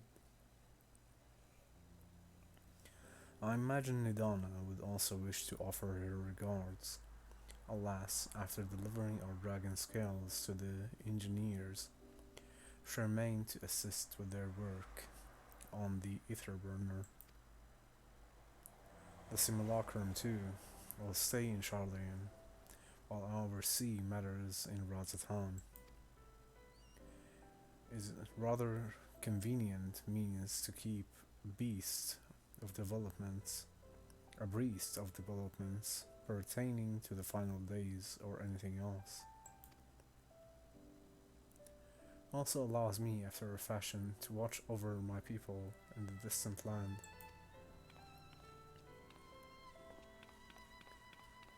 Bershon, I was hoping you'd stop by. Can't thank you enough for allowing your artisans to work with me here at the boutique. Please, it is I who should be thanking you. This establishment has restored a sense of normalcy to their lives. You have blessed them with newfound purpose, and a means by which to support themselves in these troubled times.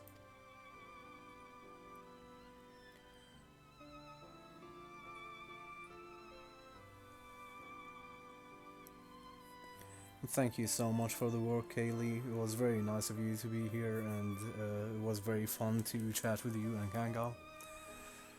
And let me give you a shout out again.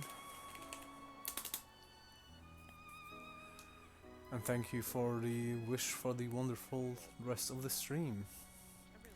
Very kind of you.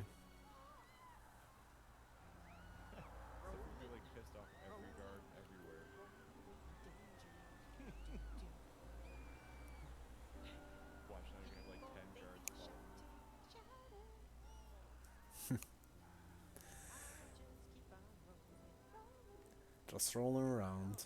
Love that guy. It's pretty cool.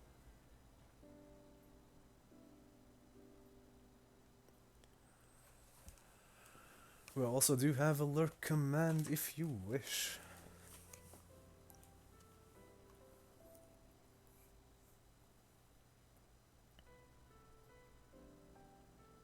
There you go. Thank you for the lurk.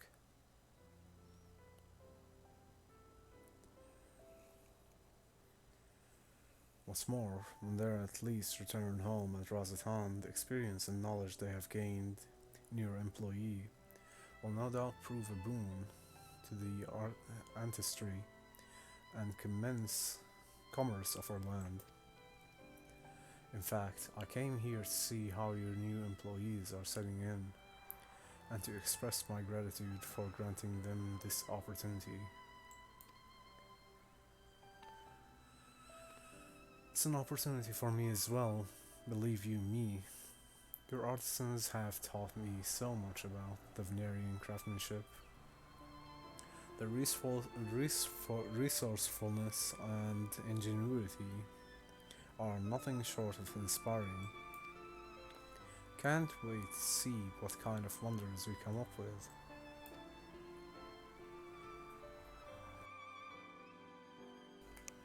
I pray you every success in your endeavors, Mr. Stoddard.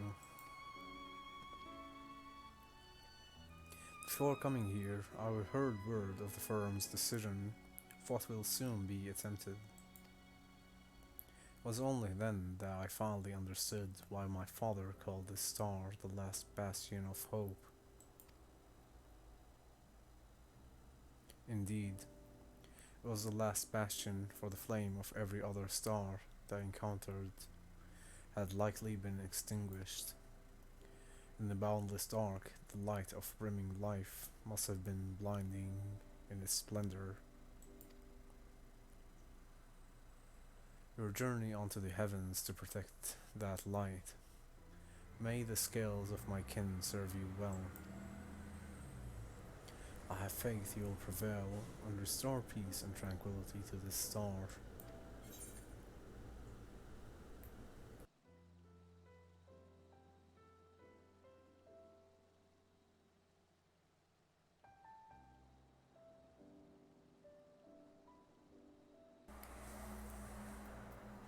I should like to visit Razatan again when this is all over. And we should be honored to receive you. There is still much of Razatan, and you have yet to see. Oh wait, no, this might be the son of the person who was pretending to be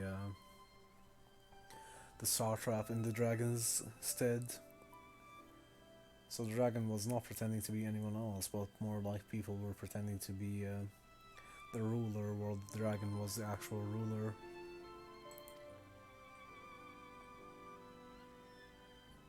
Forgive me, but I must take my leave. Very well, and remember, the people of the star have not yet given up hope, and neither must you.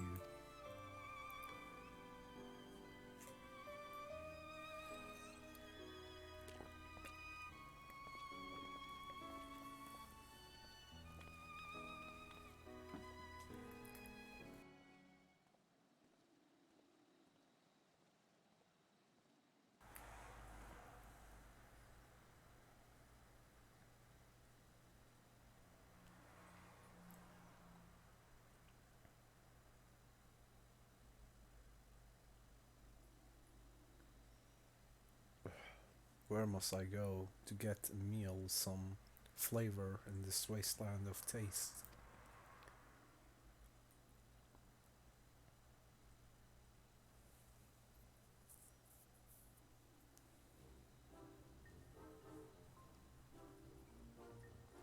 Cue the goofy music, apparently. War, old boy. My, whatever are you doing here? A new boutique, you say? I had been meaning to expand my wardrobe. Yes, something with a little more flair, perhaps, befitting a man of my station. Though I have nowhere to flaunt, said remains, so long as my confinement continues indefinitely. I, the young Lord Fortams, insists that so long as there is work to be done, no matter how trivial, I must abide here in the Charlagan. Thus do I toll, though every fibre of my being rails against it. Why, I've been suffered the company of that brute, Sitcard, to see supplies transported in a timely fashion. Yeah, he was the one granted leave this morning to participate in some supposed covert operation. So I suffer instead for his otherwise welcome absence. Now burdened with extra busy work, and without honoret here, there is no one to prepare my meals. Came here in the hopes of finding a nice cafe. Perhaps, alas, the Charlian delicacies I've sampled were lacking in every aspect.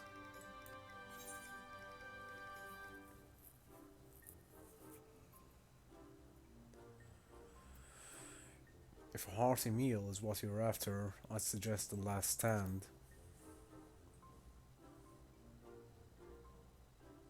The cafe over at the Pierre. Their cuisine didn't appear all that appetizing, but if you vouch for their cooking, then perhaps I'll give it a try.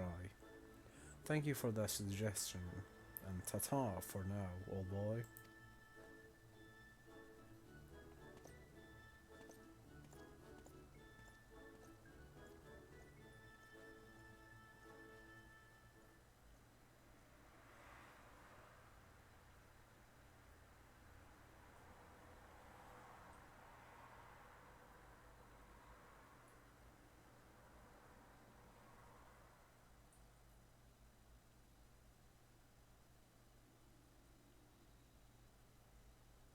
Well, well, is that warrant our spy?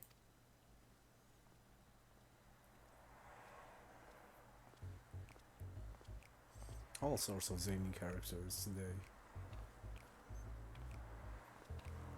Hancock, what are you still doing here? You said you were returning immediately after dropping off your cargo. Yes, that was my original plan after all. My expertise required aside from the delivery of goods is well beyond my purview. But what manner of entrepreneur would squander an opportunity to study the markets of the northern seas? Worry not, I will return straightways to Kugane once I have finished. Of course, you would find a way to turn this crisis to your advantage. She wounds me, the industrious woman running a new boutique. I am not blind to the travails of those who fight on the front lines to deliver us from ruin. Indeed, I have every confidence that I will succeed, and I would make myself and my business ready for the return. If you believe in them so devoutly, then why not put your money where your mouth is? Fair enough, Taru, fair enough. There is not more I can do to help ready the Ark and her heroes for their maiden voyage. But on your return, I shall host a grand celebration in your honor at the Bucario Inn.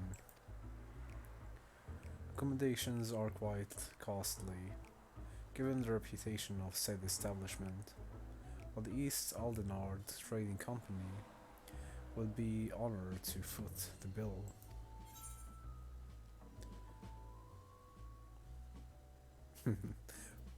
Will there be lemon cakes?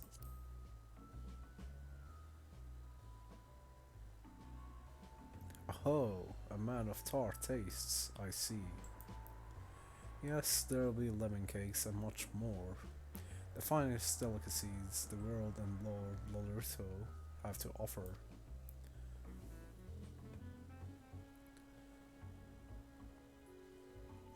But let us speak more of this upon your return, lest I draw even more of Taro's ire. Until next we meet.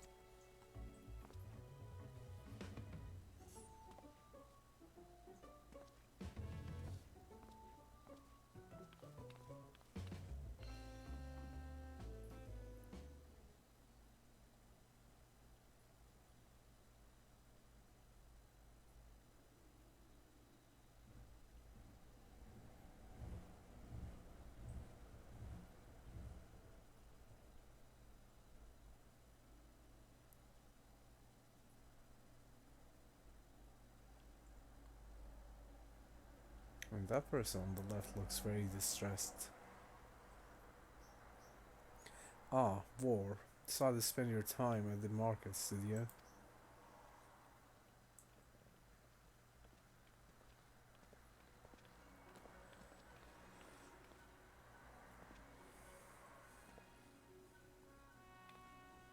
Tadaru. Biggs, Wedge. I take it work on the Ark proceeds apace. Aye, it does indeed. Collaborating with the greatest minds of Charlayan and Razathan has been a rewarding experience, and that's to say nothing of what we've learned from the Loporrits. The Ark is unlike anything we've ever had the pleasure to work on. Even Nero was rendered speechless on more than one occasion.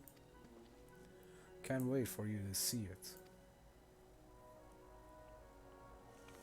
And you'll never guess who paid us a visit. Before we came to Charlayan, Alpha. I think he sensed the coming danger and returned to check on us. He was always one to turn up in a time of need, and I suppose that's why he decided to join us here in Charlayan. Good thing too. I don't know how he does it, but he has a knack for brightening your day just by being here. There. So level up, Josh level 35, Kaylee level 14. Thank you for all the time here, I really appreciate it.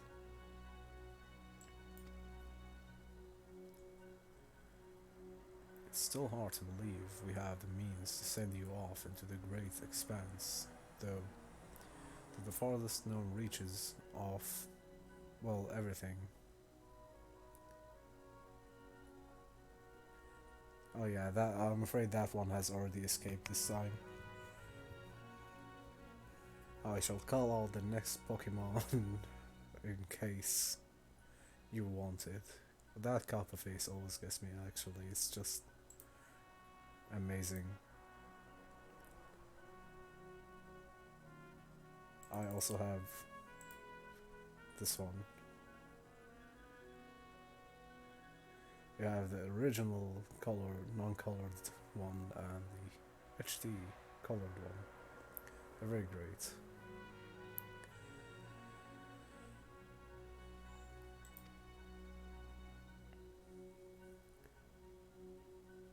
I never thought I'd live up to see such marvels, yet here I am. More often than not, you and the Scions are the catalyst that sparks the need for these great innovations. To think how much I'd have missed out on had I not been a member of the Ironworks.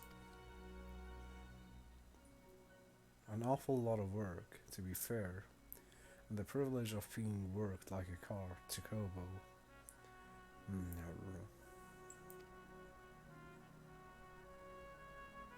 Ha, there is that too.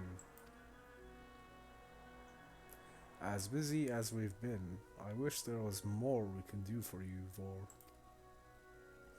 But no matter what happens, we have to keep believing for a brighter future.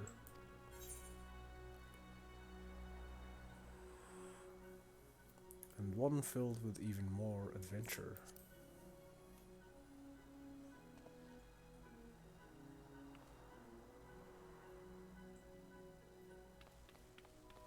When you head back, would you tell the engineers I'll be along shortly with the refreshments? That's very kind of you, Tararu. They'll be glad to hear it, and on that note, Wedge and I should get going. Still a few more supplies to gather before we return.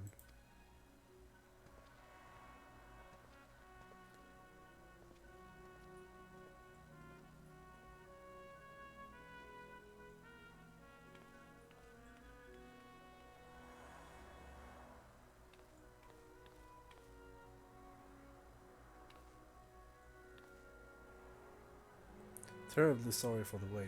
Right this way if you please.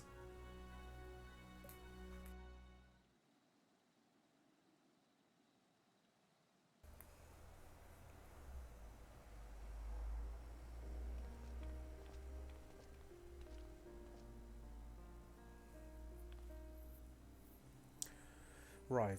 I don't believe the two of you have formally been introduced. This is Varsarda from Palakistan. Varsarud, I guess, is how you spell her name.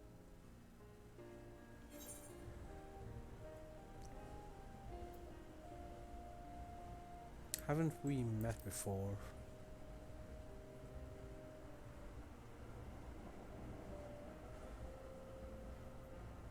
Ah yes, it was you who helped us.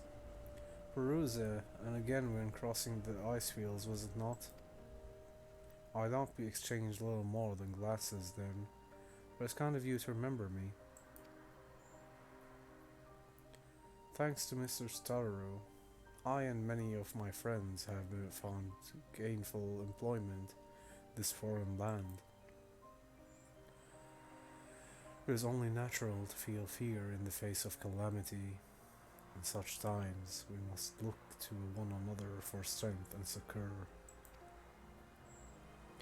I know not whether we will come to call this place home or return to Thavnir, but we are here today, and are gladly to have contributed to the cause.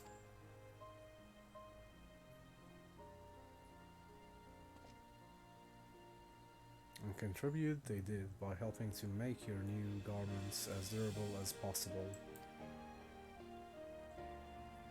We put our hearts and souls into them, and I have every confidence they'll keep you safe in the battle to come.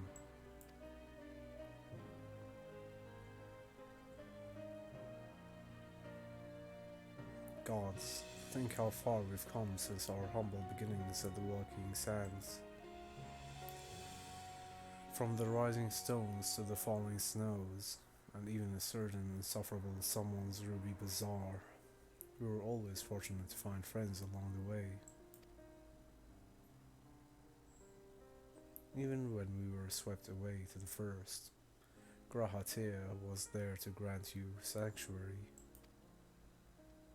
I'll never forget the relief I felt when you all returned to us.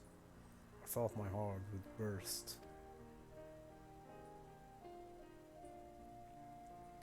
Yours has been a long, long journey.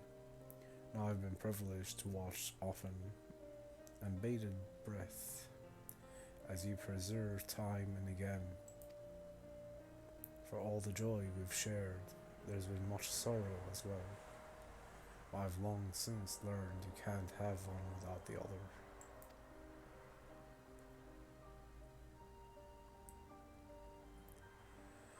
Which is why I promise to send you off to the sea of stars with a smile.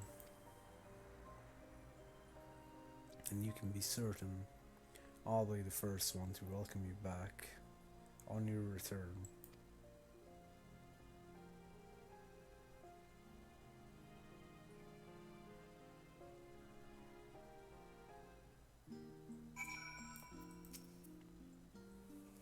In addition to your new ensemble, we have remains and weaponry for every need, so please feel free to browse our stock.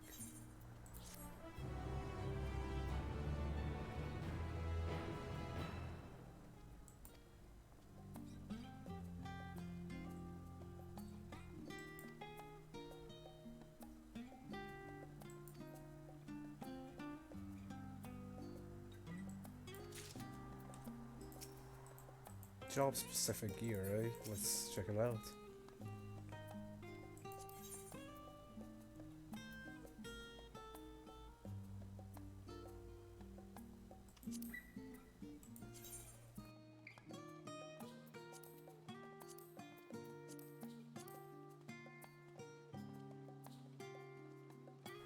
Spear is kinda cool, yeah.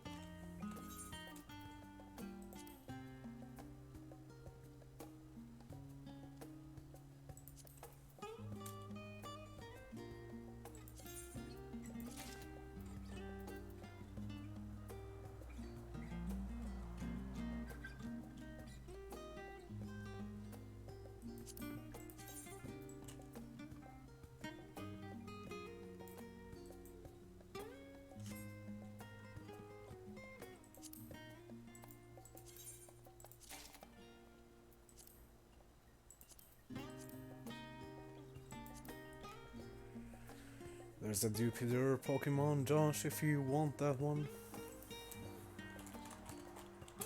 Gonna try to catch it as well.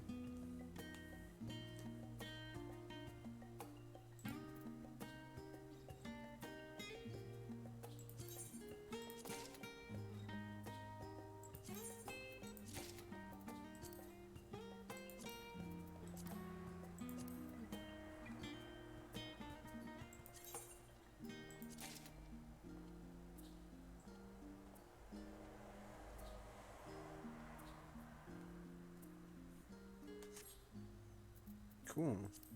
Got me a set of these things.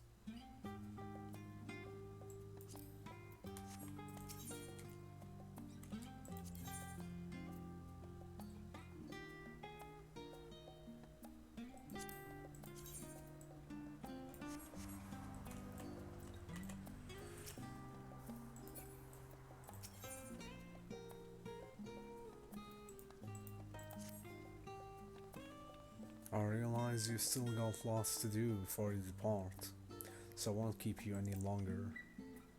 I do hope you can find a moment for yourself, and that the others can as well. They said they were returning to the Baldesian Annex, though I doubt they stayed for long. If you decide to go looking for them, I'd suggest speaking with Kral first. I'm sure they would have told her their plans.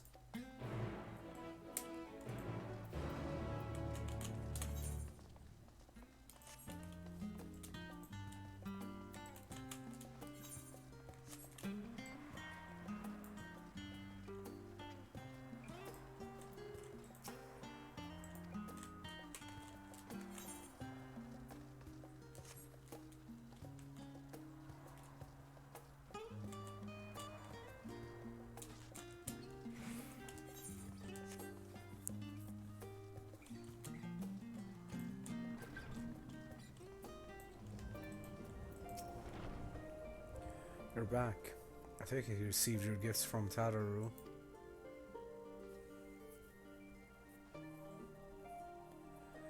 I was surprised long in the making, with many long hours of fretting to get everything just right. I'm glad to see it realized, and with great success. If we're looking for the others, though, they've already taken their leave. Stola, Thancred, and Urianger have gone to the last stand for a bite to eat. Alizé and Grahatea, meanwhile, thought their time would be better spent poring over books at the Numenmon. As for Alphenald and Estinian, well, they've elected to pay a visit to the Lavalier estate, though Estinian seems somewhat reluctant to go. I'm sure they would be all glad of your company, if you have a mind to seek them out. Should you be feeling peckish, I'd suggest heading to the last stand before Stola and the others finish eating. Above all else, it would be foolish to run headlong into battle, a fatigued mess, so do remember to get a good night's sleep.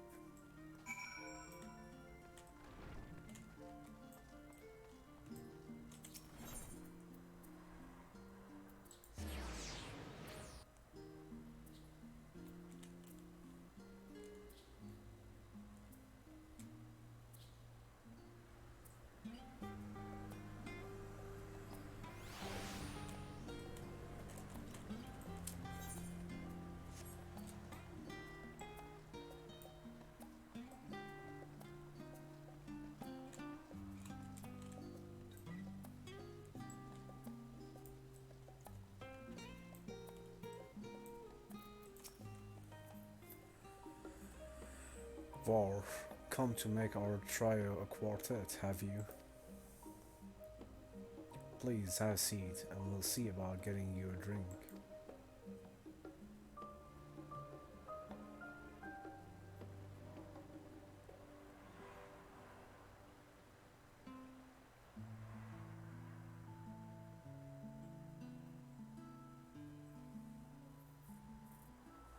Your business with Chitauri was finished.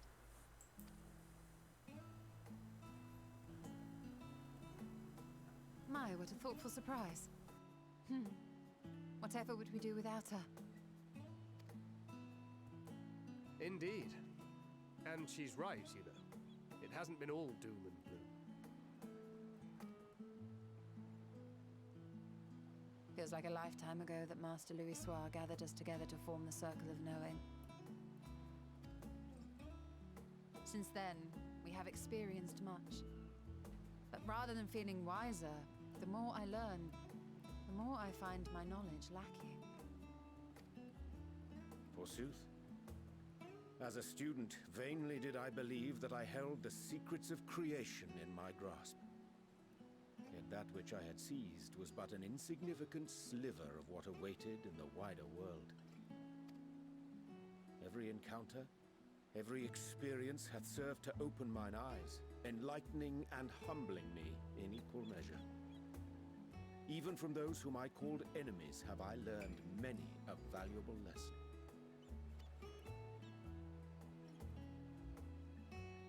What will we learn at the edge of the universe, I wonder?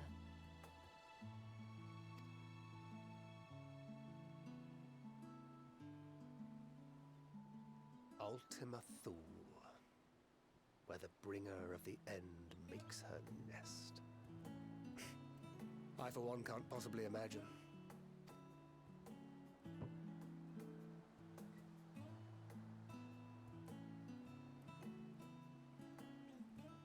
But whatever awaits us there, we will survive.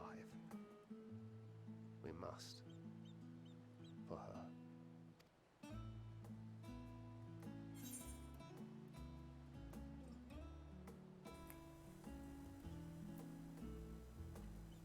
We'll get through this together.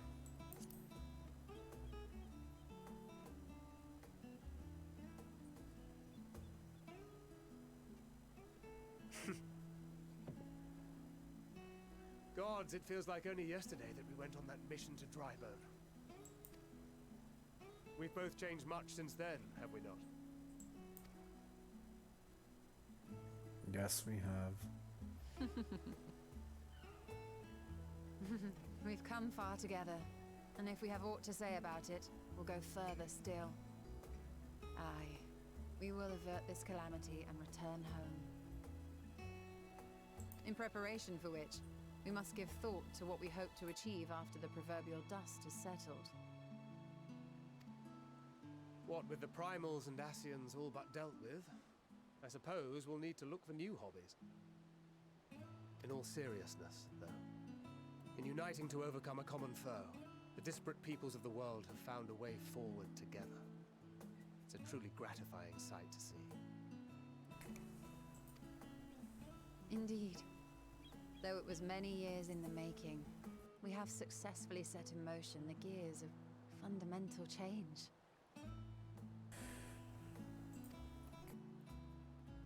With this, we have fulfilled our humble role as a symbol of hope. And I dare say it is time to bow out. After all, there is no shortage of hands to bear the torch in our stead.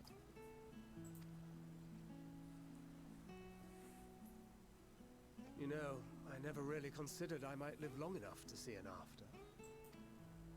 But even if my time as a scion came to an end, I don't expect that much will change.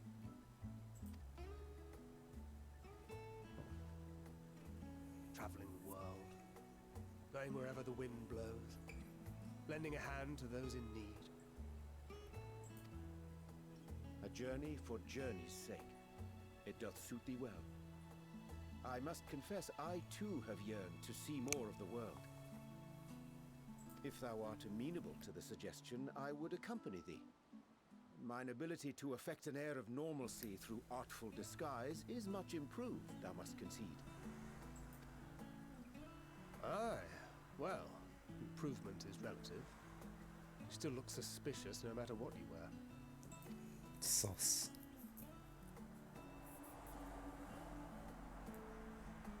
What of you, Ishtola? Any grand plans? Why, continue my quest for knowledge, naturally. To begin with, I wish to know the state of the reflections, to which end I must find a means to travel between worlds. 'Tis the least I must do if I am to keep my promise.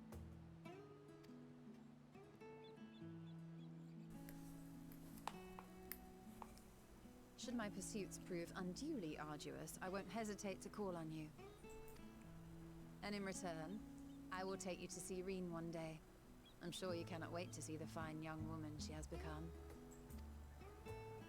Spare me.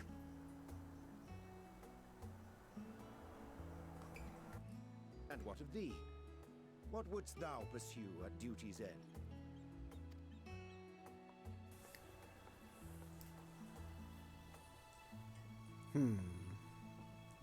Here's yours. My apologies for the wait. Thank you. Well, shall we make a toast? A toast indeed. But first, level up. Josh, level 36. Kaylee, level 16. Thank you for all the time here.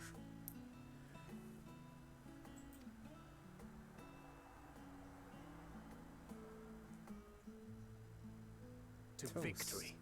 To victory indeed. And to you guys in the chat. To our comrades. To the future of the star.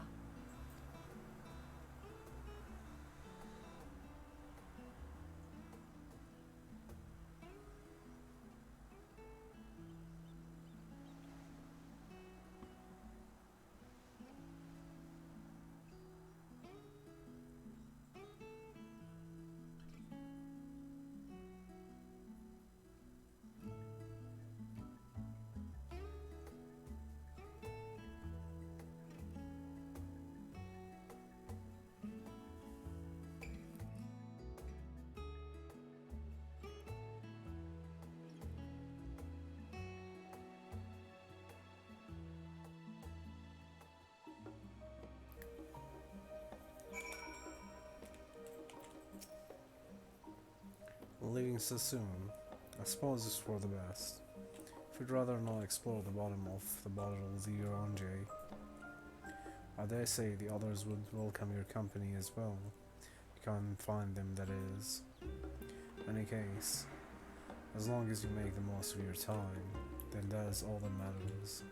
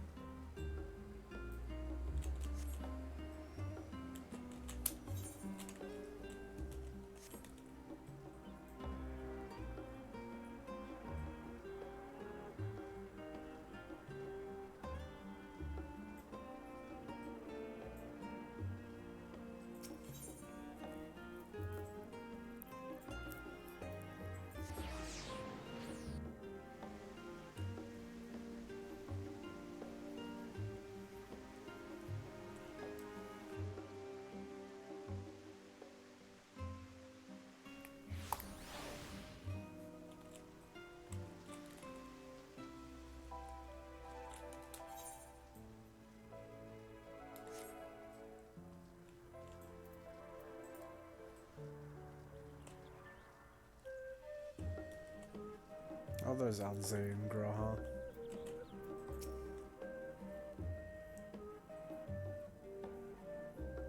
Try speaking with Alize, but she is fast asleep.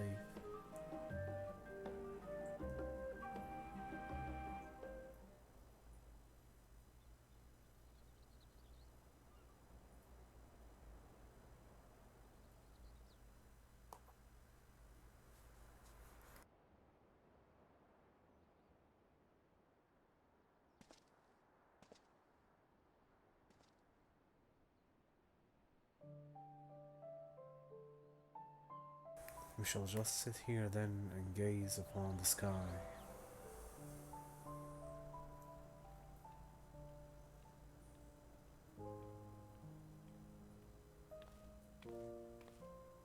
Oh.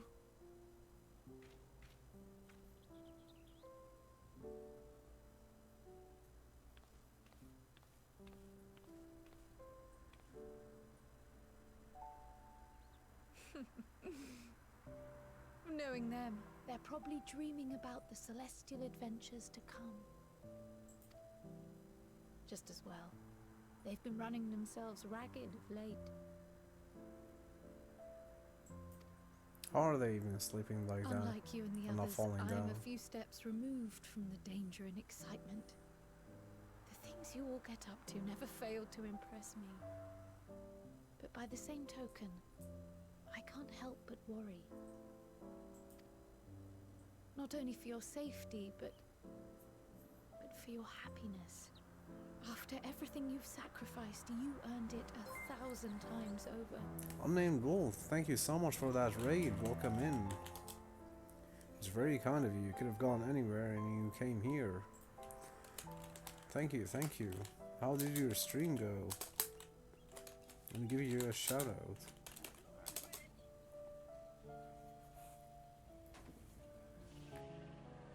Oh, too steep? Really? That is not too steep. Bullshit. I command the bridge to intercept. Okay. Oh shit. Did it! Landed it. landed it. Let's go.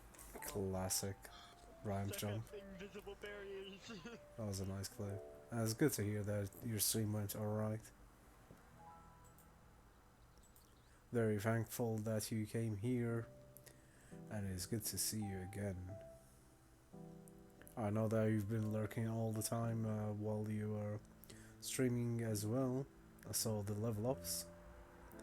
You are rank 3 too, so congratulations. Did you get anything done in particular that is interesting in the last stream for Skyrim?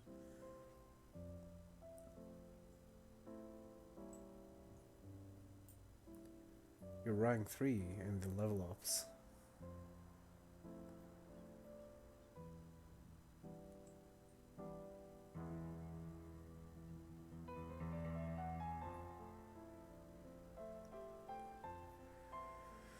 Oh, you got distracted a lot.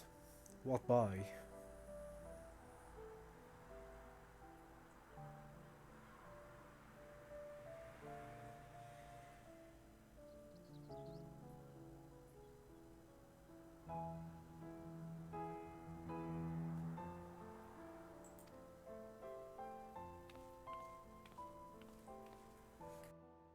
From the simple pleasures of tucking into a hearty meal or collapsing into a comfortable bed.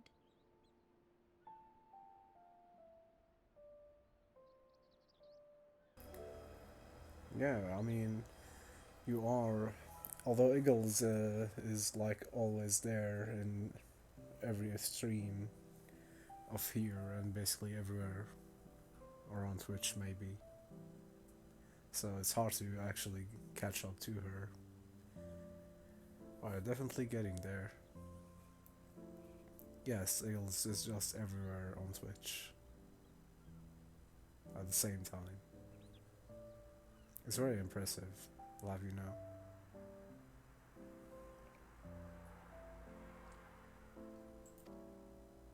To the grand triumphs of visiting legendary lands or finding true love, you deserve all the joy in the world. Got distracted by dragons and spiders and wolves and death. And like everything, yeah, there's a lot to do. It's like finding a piece of candy, but the candy is just dangerous creatures.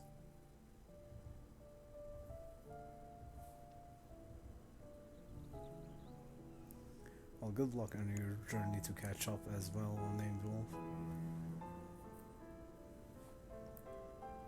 I appreciate your support and every second you spend here.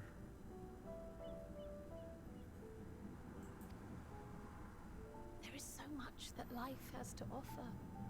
So much to be treasured and shared with those we hold dear.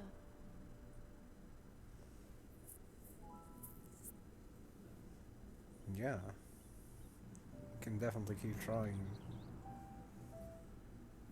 And you're doing well so far, you are rank 3. Sound better in your head, did it? Still sounds good enough.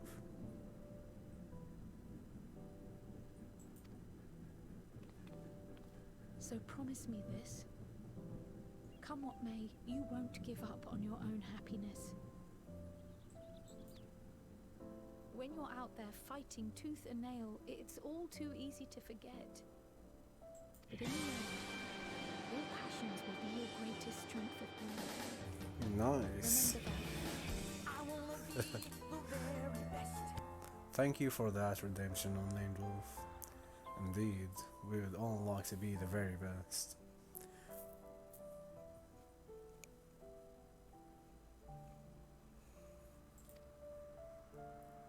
It is a difficult journey at times, but we do what we must.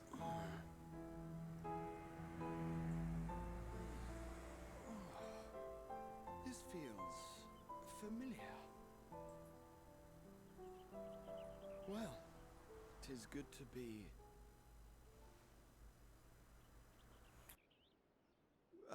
wait! What are you... What am I... Gods, don't tell me I fell asleep. Not that there's any shame in it, but you were sleeping like babies. Oh, how embarrassing.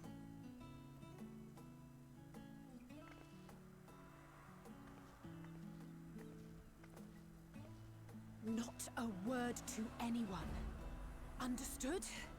Not one word. Are those serious about not being found I'm out told as that that sleeping in they've been proper sleeping? beds of your own choosing is a much more effective way to prepare for battle.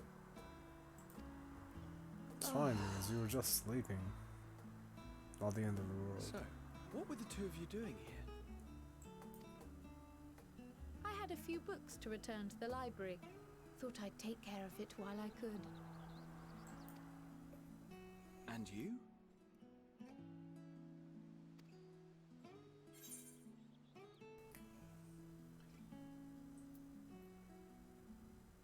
Just enjoying a little peace and quiet.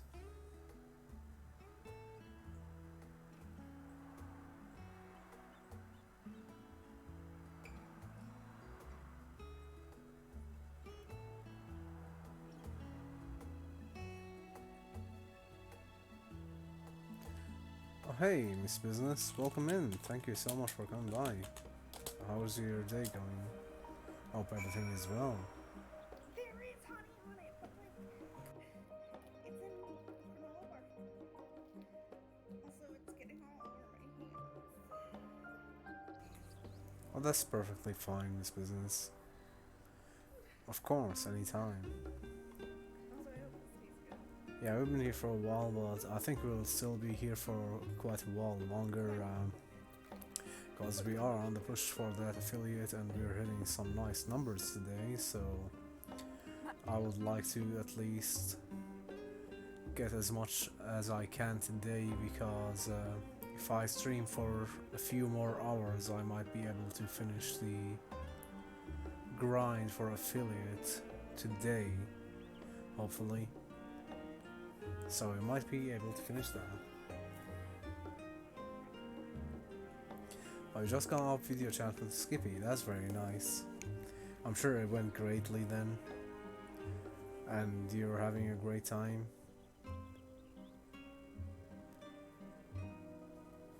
I'm glad to hear that.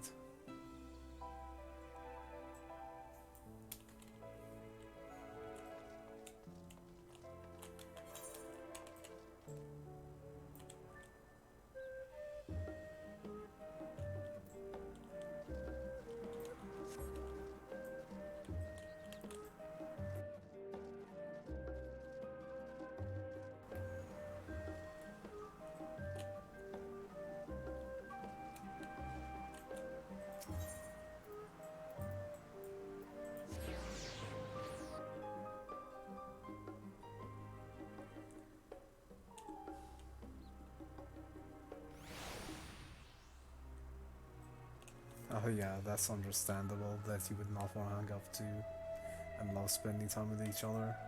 It's a very nice thing, sweet to hear as well, so I'm glad to hear it.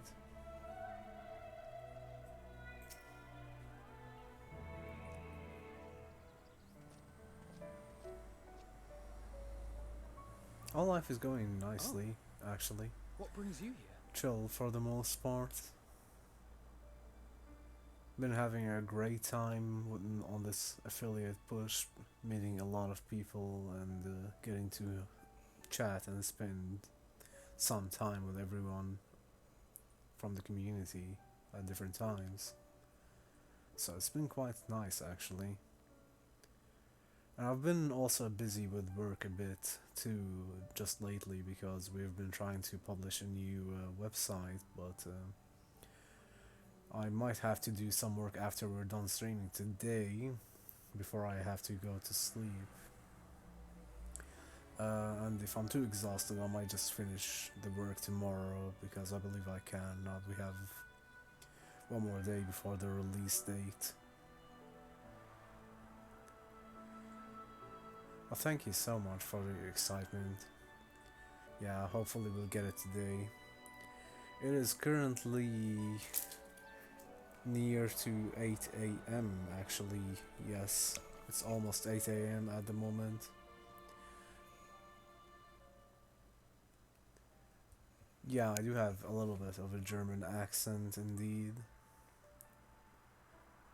I have lived in Germany for 8-9 years now, maybe 8. Actually, maybe it's 7-8 years rather than 8-9.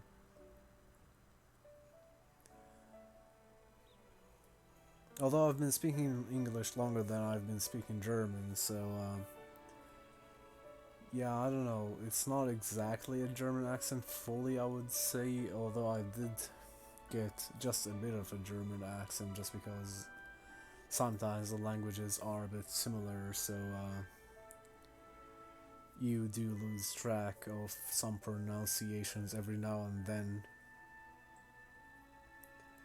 Well, thank you for saying that as well, named Wolf. It's very nice of you. I was originally born in Syria, actually. So I do speak Arabic. But I also speak English more than I speak Arabic too, most of the time too, so I don't know. I have been also told that my accent might be a bit Australian. So it's just an accent. I don't know what to call it, it's just an accent of some sort.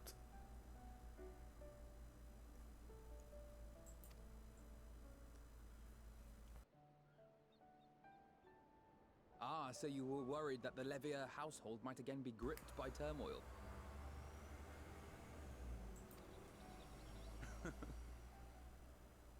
All is well, I assure you. In my letters home, I had made mention of Estinian, you see. My mother wished to meet the legend in person, and so we arranged to have a spot of tea together. Where were you in my hour of need? Fell beasts I can face, but I'm not made for idle chit-chat with lords and ladies. Well, I for one thought you held your own. Mother was the picture of delight. I might have been delighted myself, were we in a tavern with more agreeable drink.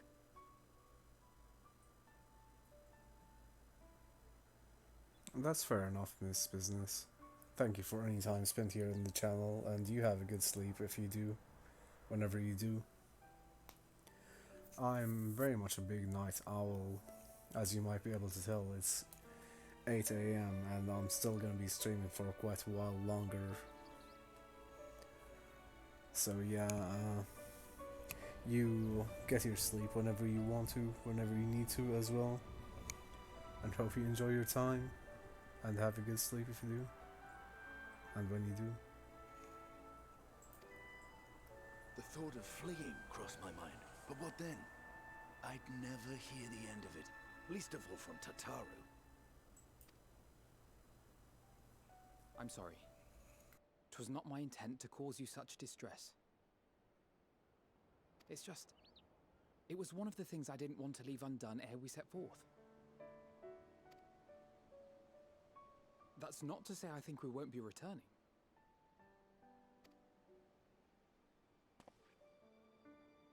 Yet, given what lies ahead, I did not wish to leave for later that which I could do today.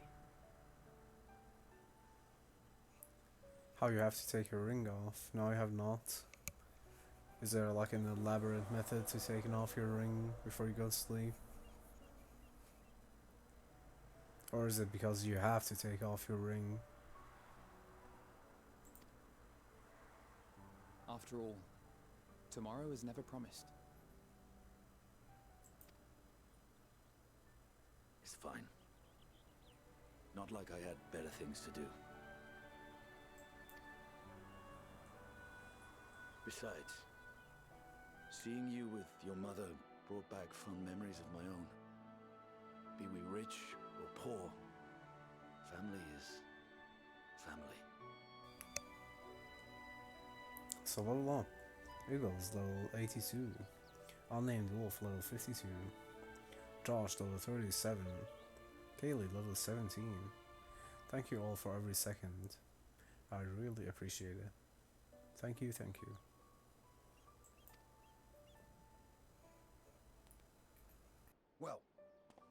It's past time we were on our way.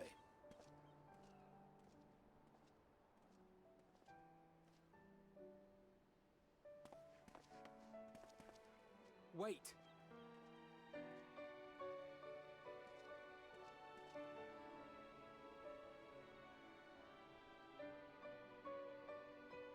Since I left home, I've made a great many mistakes. Mistakes for which I can never make amends. But through it all, you didn't give up on me. Well, that sounds very painful. I understand why you need to take that ring off before you sleep then, yeah. Very understandable. At least it's only a ring and can be taken off easily, one would hope. To have returned here with you at my side, it means more to me than you know. I also roll around a lot in my sleep, so I would understand why that would be a problem.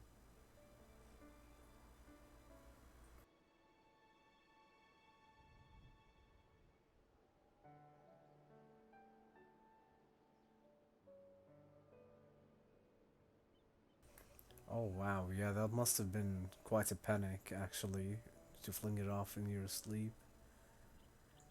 I'm glad you were able to find it again, seemingly. Although chronic nightmares, that's awful. Is there any solution for them? Is there any reason they come around? Are they like a thing that happens often?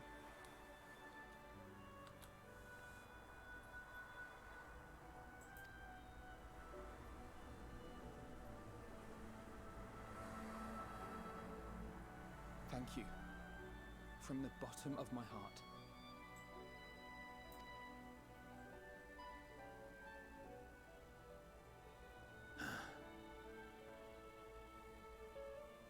Forgive me, but it needed to be said. I'm the one who owes you thanks. Were it not for you, I would not be alive today, nor come to terms with Nidhogg's spirit. I am ever grateful.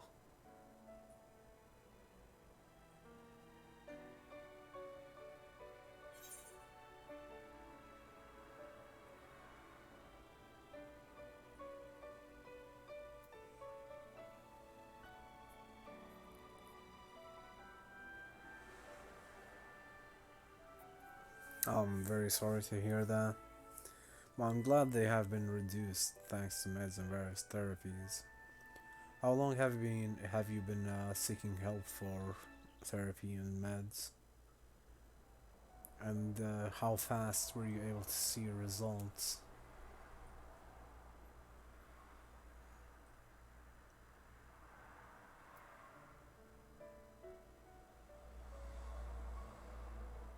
I suppose I ought to thank you both as well.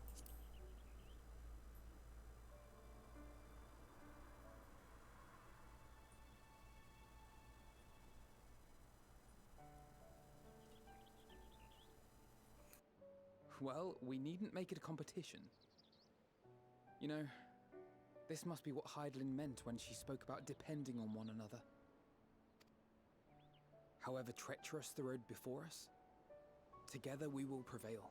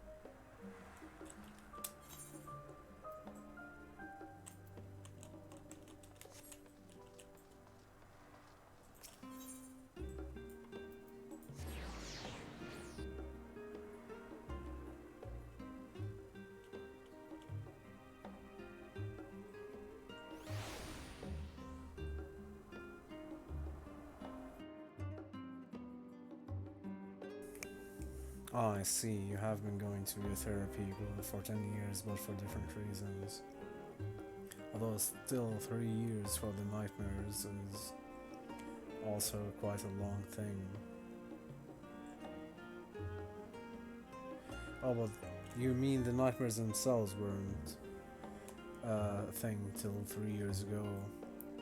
But have you consulted the therapist then as soon as you start getting these nightmares and start on getting a solution right away?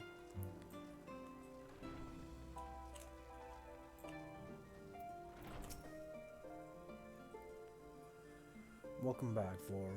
Return to catch a few final wings before embarking on your mission, I presume. You'll be happy to know your chambers have been cleaned and fresh linens laid out. Pray you enjoy the sweetest dreams on this final night before the big day.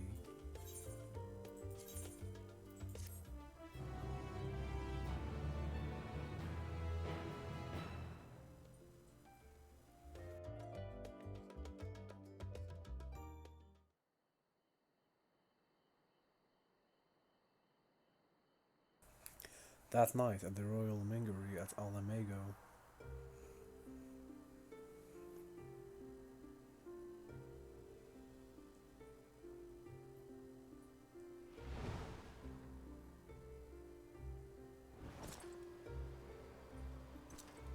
Oh, it's Senos. Haven't seen him in a while.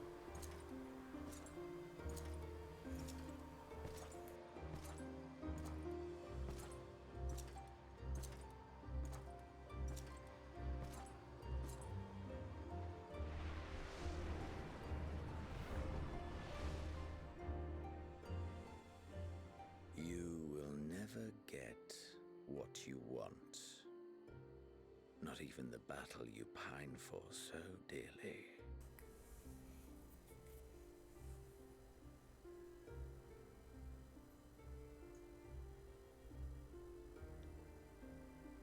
In that transcendent moment, what was it that I sought in you?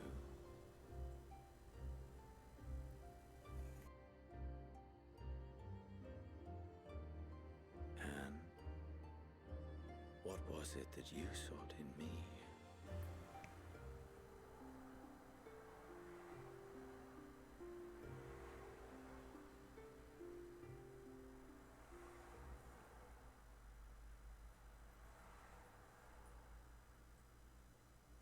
Boss, it dawns. The day of reckoning.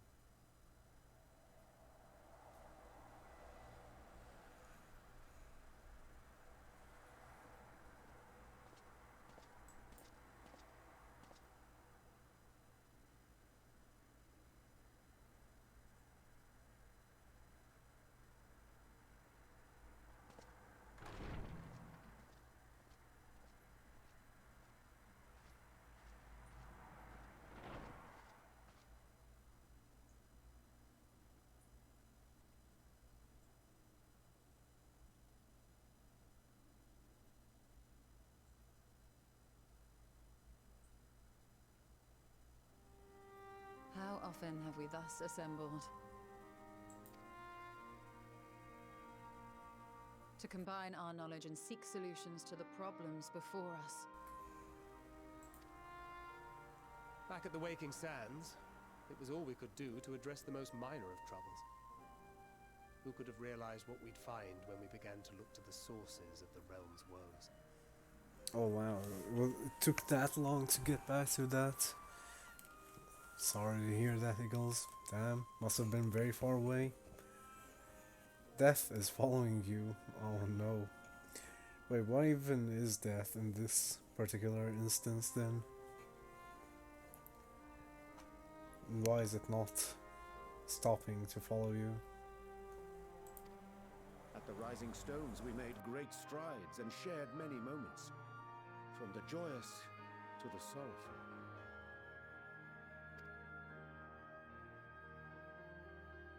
We've had occasion to call other places home too.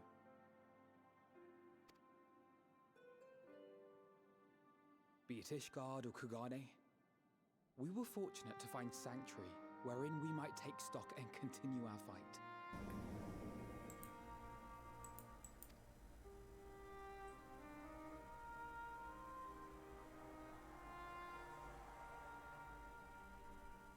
I was honored to host this company in the Crystarium, to stand with you all as we confronted the truth of the star itself.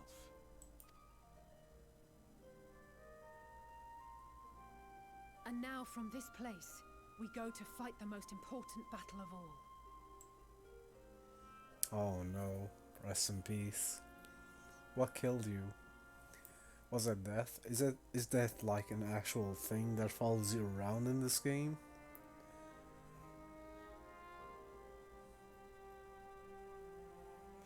So disheartening to keep dying in games like that while trying to get your loot.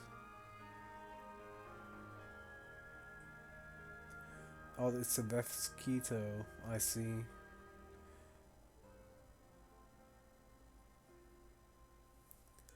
Yeah, that's very unfortunate. Guess good luck on the next attempt to get your stuff back. Hopefully it'll be better, go smoothly.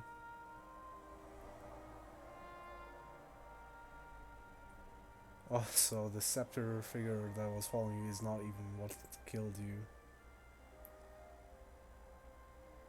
Yeah, definitely true. If somehow were to come along, it would help. Well, I guess he's sleeping at the moment, isn't he? He's been trying to fix his sleep pattern, I think. Is what I've last heard of him.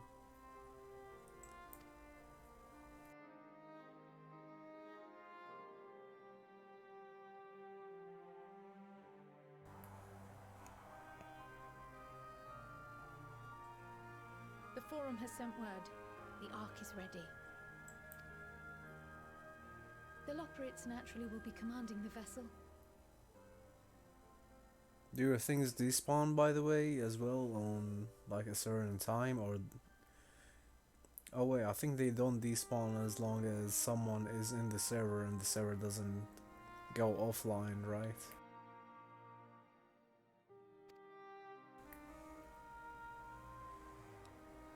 They will see the 8 of you to Ultima Thule.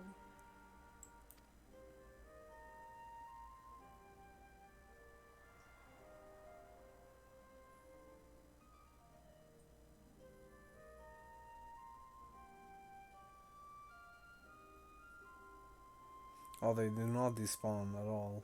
That's good to know. Upon arriving, your objective is to find and vanquish Meteon.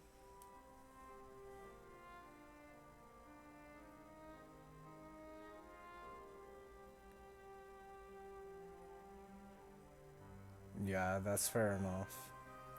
Get some good rest and yeah, just go at it some other time when he's around. And I don't know how much longer I'm gonna be on Unnamed Wolf. I think I'll still need to do a few more hours just to be safe, since we do have good number of viewership for the day. I'm hoping to continue onward till the viewership count is dropped to below 3 or something, to just make sure absolutely that we are to get affiliate today.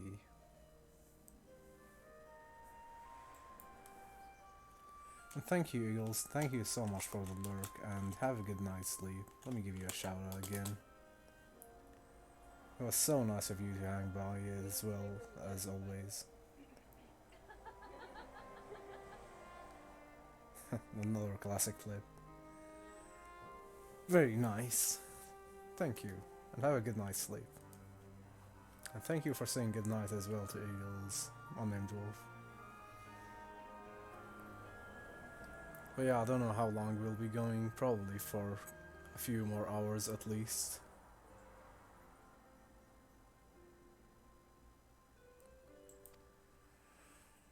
As a final formality, The Forum bade me ascertain your resolve. So, are you certain you wish to do this?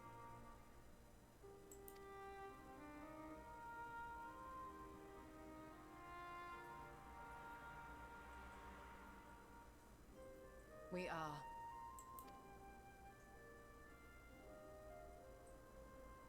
Then, ere you report to Thalmasane, I leave you with these words.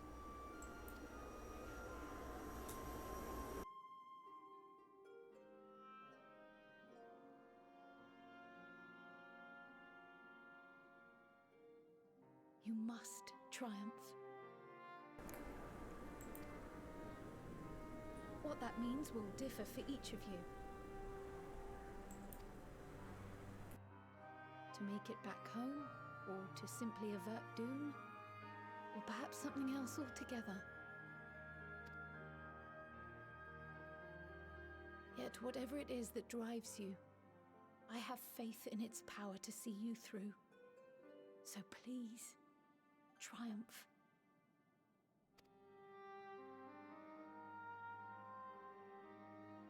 Triumph, as we who remain behind believe you will.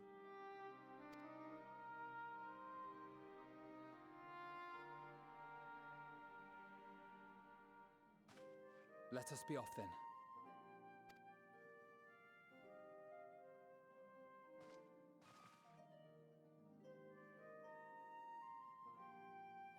Wait!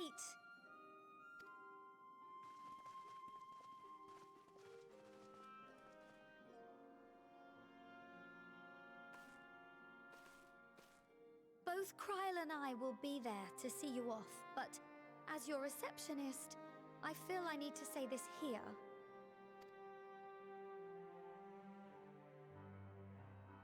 Safe journey, all of you, and be safe.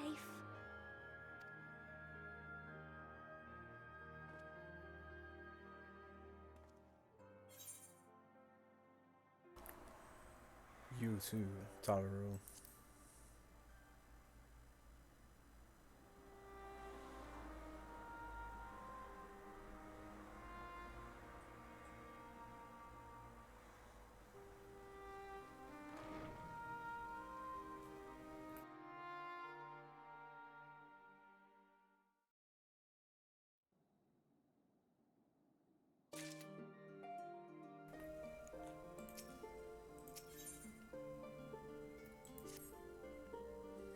I suppose this is where we part ways, for now at least. With that, I had sage words of wisdom to share ere you depart. Mayhap the teachings of Galuf, Valdesian will suffice. Surrender not to anger or hatred, he said. Look beyond them and there find true strength. What one sees beyond is open to interpretation, I think. But for me, it would be the things I cherish most in life, things I believe are worth fighting for. Something to consider as you venture onto the sea of stones.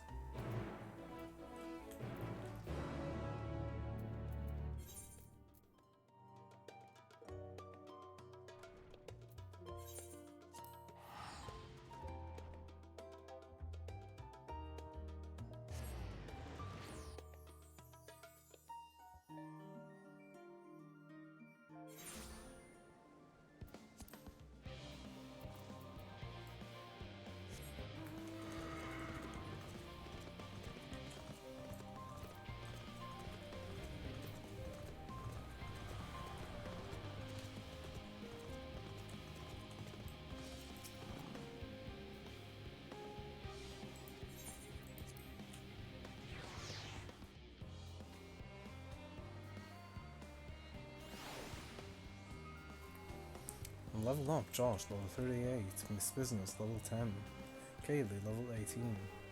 Thank you for all the time spent here. Thank you, thank you.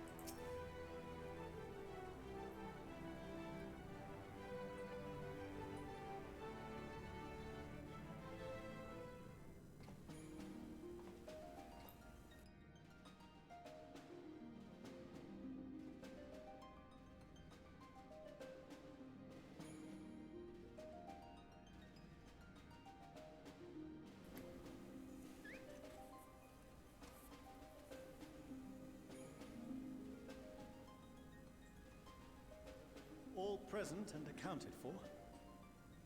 Good. As you will have heard, the Ark is ready. All that remains is to board and be on your way. Oh, I've seen my fair share of tight schedules, but this was bloody murder. But we did it. We finished the ship. It's safe, fit for purpose, and looks good to boot. Aye, it's a garland through and through. I really don't know what we'd do without you. Thank you for everything. Ah, don't mention it. Ever since that episode with Omega, I've been toying with the idea of star-faring vessels. And as they say, necessity is the mother of invention. We've learned a lot, let me tell you. In case you're wondering about payment, the ongoing existence of the world ought to do. But feel free to throw in a colorful recounting of your journey on your return. So, have you thought of a name? A name? Wasn't everyone just calling it Father's teeny tiny toy boat? Teeny tiny towboat. Well, seeing as its That is purpose exactly has the name. changed, I thought a more eloquent name was in order. I suggested as much to Fortuneau, who seemed quite amenable to the idea.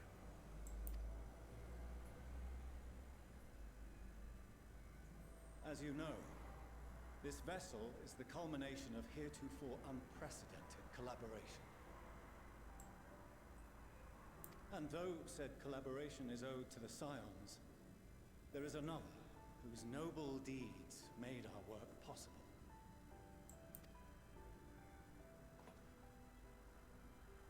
From a fragment of Dalamud, we obtained not only advanced materials such as refined adamantite, but the knowledge to traverse the stars. And this fragment would not have found its way to us had the Archon Louisois not fought to protect this world, and in so doing, laid down his life.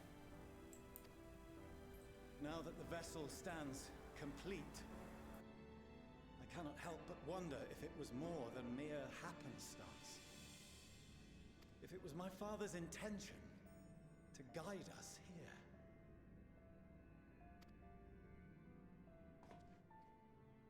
In the hopes that his guidance will see you all safely home, I name the vessel after that self-same fragment of Dalamud he delivered unto us.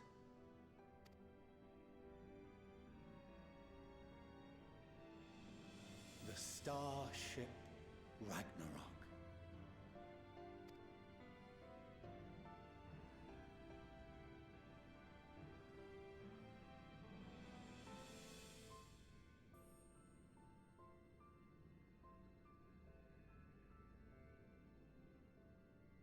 Sorry for the wait. I got everyone you asked for, and not a one less.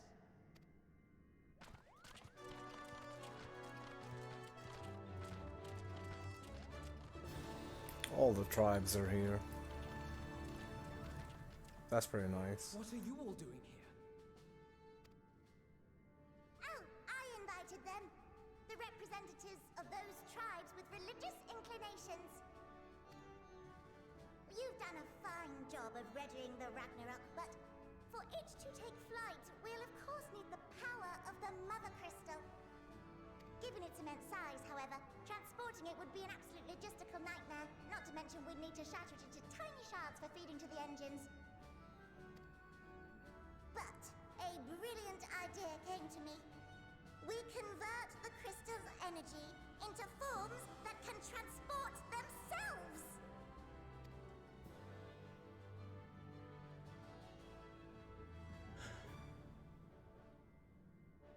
Thou wouldst employ summoning, or should I say its precursor, creation magics. Care to explain for our benefit? As you may have witnessed at Bestway's Burrow, The Loporrits are capable of creation magics, which they use to shape the moon's environment. Yet simple though they make it seem, 'tis a highly advanced and exacting art. To perform it correctly requireth that the wielder holdeth the object in his mind's eye in clearest detail. Hence the ancients' meticulous management of concepts. Drawing upon this art, the Ascians conceived of summoning as we know it. A derivative that replaceth the complexity of concepts with the simplicity of zealotry to make manifest a creation.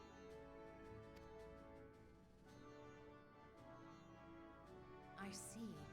By combining the Loporrits' magics and the tribe's faith, we convert the Mother Crystal into primals of purer form and greater obedience. Summoning as it was intended, one might say. Indeed! Indeed! While Heidelin gave us the ability to use creation magics, she forbade us from using it to make anything possessed of a soul, or similar. She didn't say anything about fulfilling the desires of others, though. So, borrowing our friend's faith, we'll create deities using the Mother Crystal's power and send them to the Ragnarok! Am I the only one here concerned about the risk of being turned into a tempered minion? Oh, right, I was getting to that. From what I've read in Sharlayan tomes, it appears the Ascians incorporated an additional nasty element into their summoning method. The fervent desire to assimilate others into one's belief.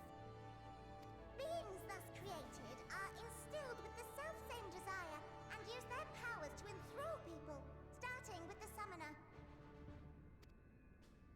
In contrast, our creation magics, the original and the best, except no substitutes, don't incorporate Except any no of that rubbish. substitutes. So there's no risk of tempering. I mean, if the being was on the scale of Zodiac, you might feel a little tug, but I think we'll be safe enough. Truth be told, I do not understand the intricacies of this plan. But none of us would ever turn our backs on you. When the avatars of our faith ran amok, you intervened without decrying we who birthed them.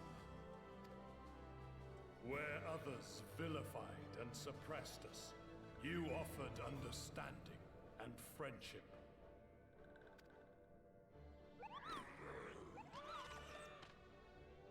In gratitude, we will share with you the true expressions of our gods. Not malevolent deities, but benevolent saviors. Alright, you lot, we're heading to the ethereal sea. Stay in sight, else you're liable to get lost. Lead the way.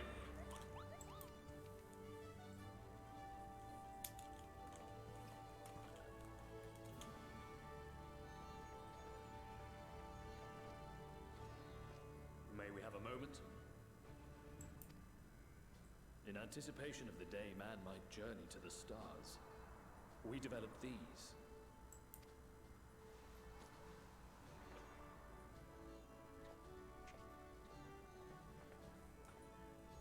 Portable teleportation devices. One for each of you, designed to work in tandem. You've got a ring. That's very kind of you, Nimdolf. Very, very sweet. Press the button on one, and in a matter of moments, all 8 will activate and send their owners back to the Ragnarok. There is no telling what hazards you may encounter. If you find yourself separated or lost, please do not hesitate to use them. Be safe, all of you, and come back.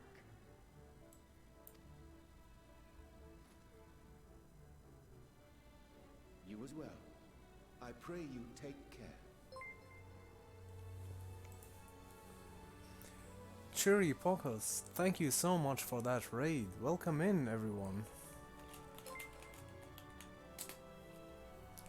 Oh wow, thank you already for that follow as well, Beyond Echoes. It's very nice of you.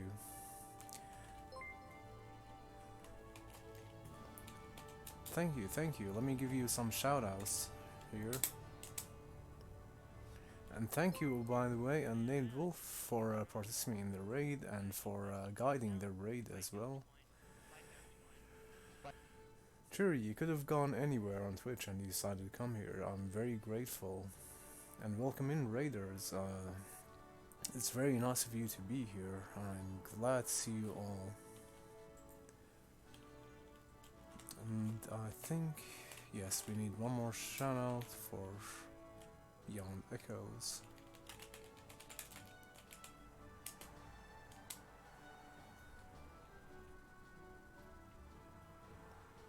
Goodbye, Scarf Boy.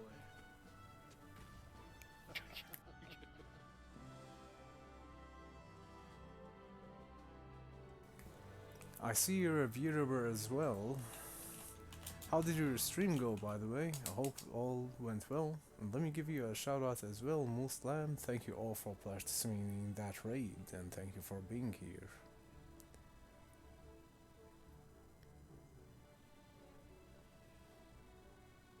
What an amazing raid and amazing people that came by. I mean, you must be all great if you know Unnamed Wolf. A very kind and sweet person who has helped a lot so far. I'm very... I appreciate all of you, and I appreciate all the work that you've put in Unnamed Wolf and for guiding that raid. Really, thank you all so much. Horror games, nice. We love those as well here. Anyone in particular that made your fancy out of them all? Baka Shrimp Kurosaki, thank you also for participating in that raid. Let me give you a shout out too. Thank you so much for that follow too, that's very nice of you. Let me give all of you who followed as well a follow in return, because well, that is what we do here.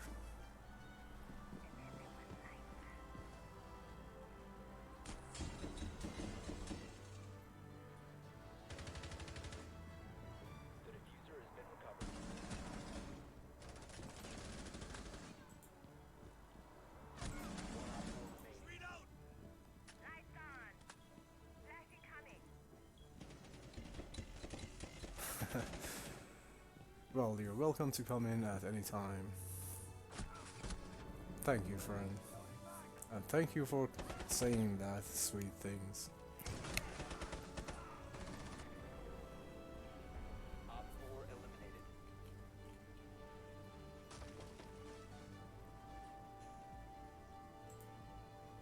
Very nice clips we're having today as well. It's nice to see all of you.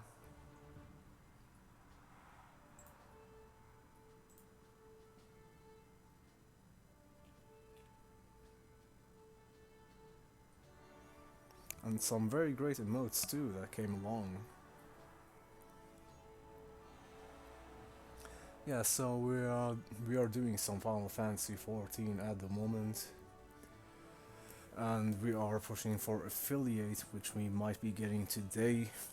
So we're still doing some of a long stream for a few more hours. Don't know how long that will be for yet, but we're definitely planning to stay for quite a while. The Red X collections. Oh, I've not heard of those, but I imagine they're like the collection of haunted games for the demo PS1 thing, kind of thing. But it does sound like a lot of fun. I'm glad you enjoyed.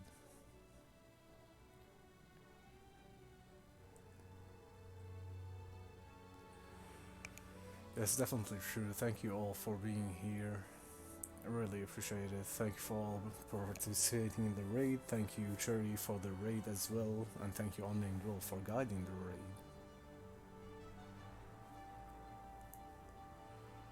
I'm glad to hear it was pretty cool. I'll keep it in mind as well, because we do like some horror games here too, so we might do it after. At the moment we're very busy with just trying to finish Final Fantasy XIV, so we haven't been playing any other games, but definitely planning on returning to some other ones after. Maybe even some VR ones at some point.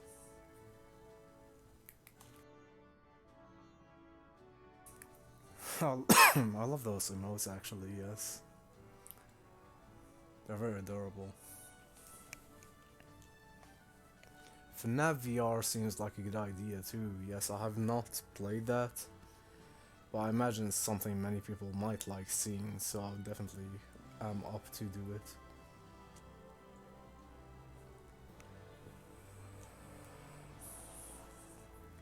Well, that's very nice to hear, Unnamed Wolf. I'm sure she is very sweet. She did raid here after all, and since she is your friend, then she definitely is a great person. I'll go ahead and give you a follow right now.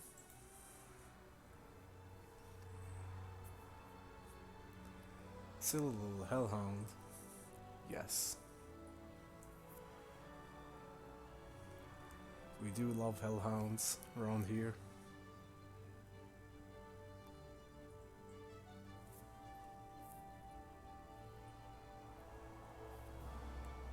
Some very great emotes as well I see on Sherry's channel.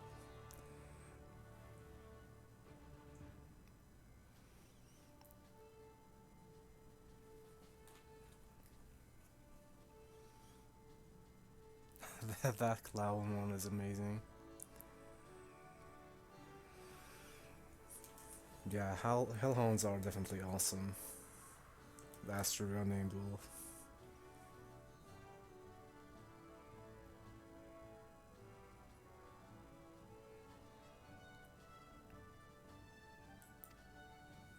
Looks like everything is in order, so I'll go ahead and board. Hearts to you as well, Unnamed Wolf. Thank you. And thank you once again everyone for the raid and for coming by. It's very kind of you, I really appreciate it. And for the chance to get to meet you all guys as well.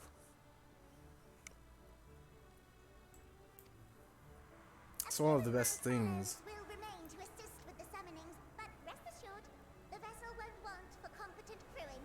It's one of the best things about being a Twitch streamer is just getting to meet all these wonderful people that come around sometimes. Getting to see communities of people and the communities of friends who introduce their other friends and such. Your circle grows ever stronger and bigger. I'm very appreciative of this. Sure thing. Good night, Cherry, and thank you so much for that raid, really. Let me give you another shout out as you go, so we can see yet another wonderful clip.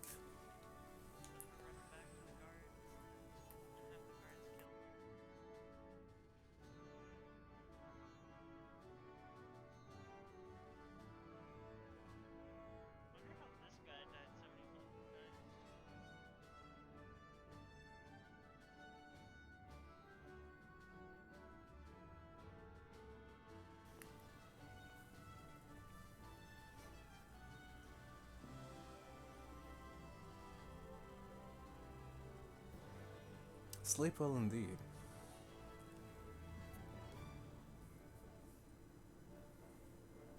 Also, level up, Unnamed Wolf, level 53, Miss Business, level 13, Kaylee, level 19.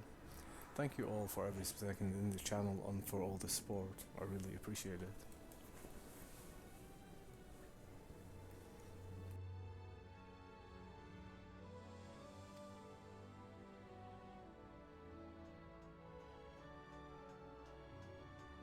If you are ready, then you should board as well.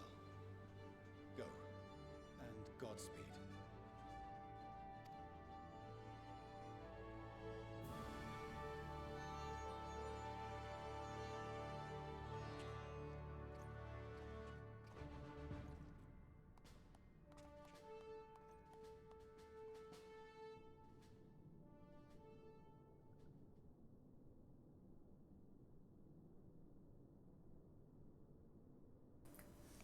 That's a nice bond right there, named Wolf, indeed.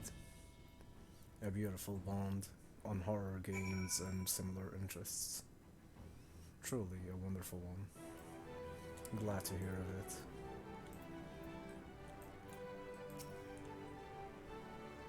If you would come this way, I will direct you to the bridge. Upon boarding the Ragnarok, several cutscenes, yeah. Sure. We have time for several cutscenes.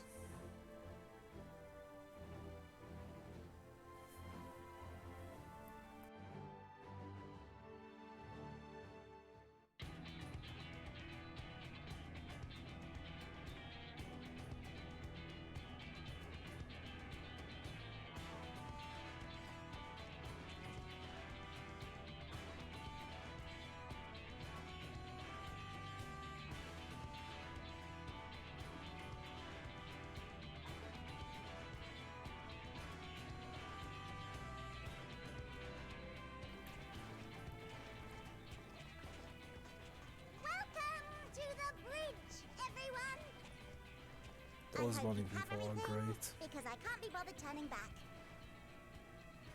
Oh, and once again, happy year of the bunny, everyone. Right then, make yourselves comfortable. We're setting off in just a moment.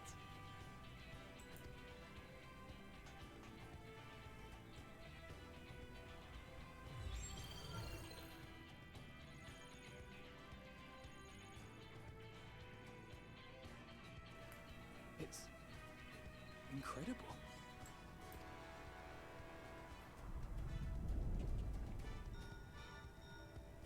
This is Fortuno. Can you hear me? The preparations for the summonings are complete. In accordance with the 14th phase of the plan, we have moved the Ragnarok to the launch site. The gates are open. You may depart when ready. So, are we ready? Hell yeah, we are.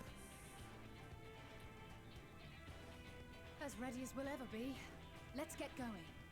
Oh, before we further go into the story much, I should like to say that there might be spoilers for anyone who cares about spoilers for Final Fantasy XIV, because we are very deep into the story. We're actually pretty close to the end here. So yeah, there will be many spoilers up on ahead. Oh, come on. The burned out star's got more fire in its belly.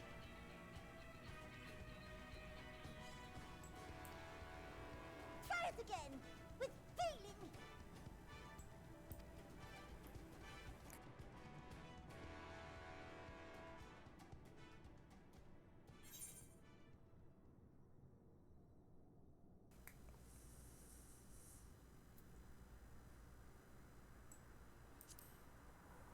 Launch.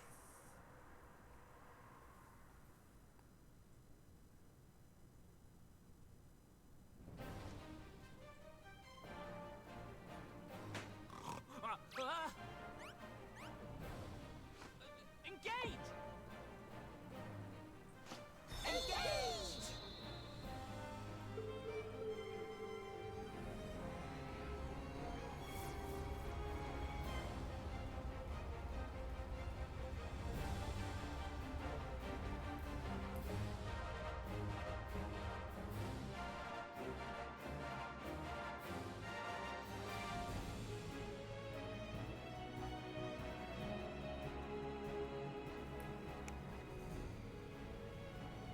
We're going to the stars.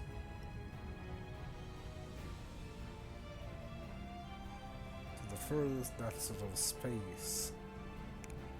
Our journey will be a long one.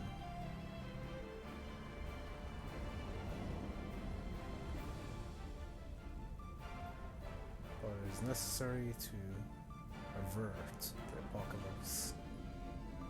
Or so we hope, at least. It's all coming to this now.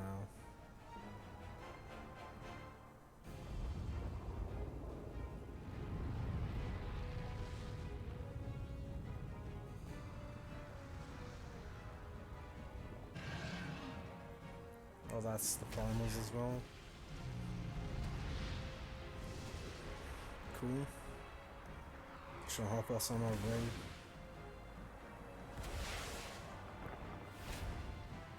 It's nice to see how everyone is gathered for this final moment.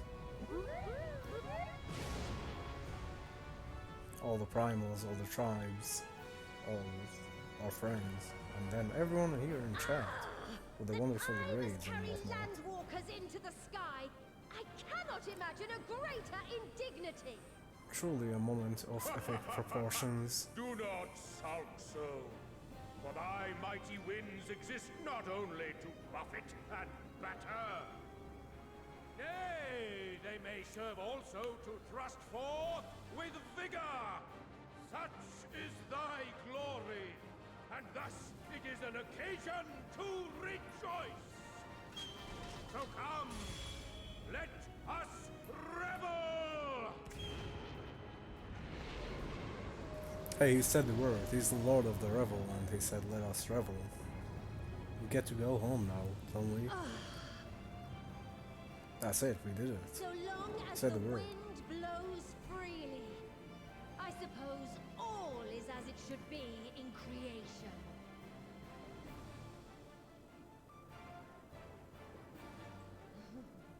I will render unto them a storm, that they may pierce the firmament and fly free!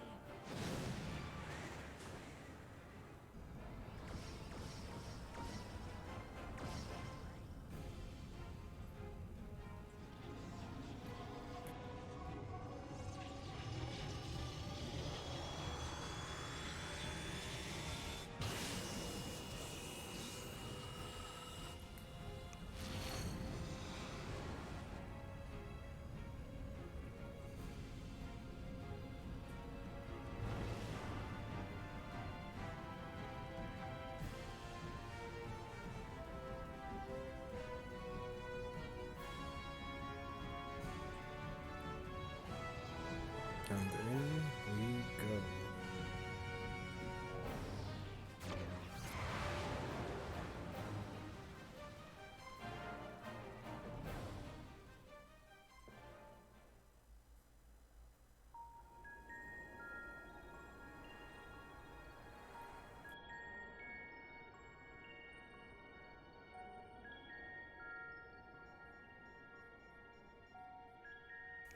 Good question. I don't remember.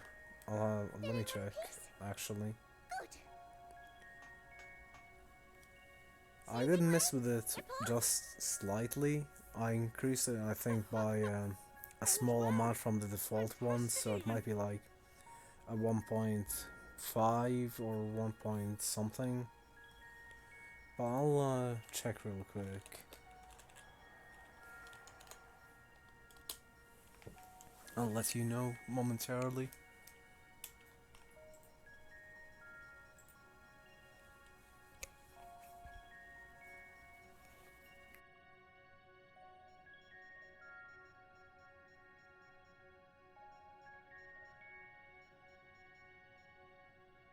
Meanwhile, we get to see the bunny at work. Working hard. Pushing all the different buttons. While I check the thing for Wisebot. Go bunny and Godspeed.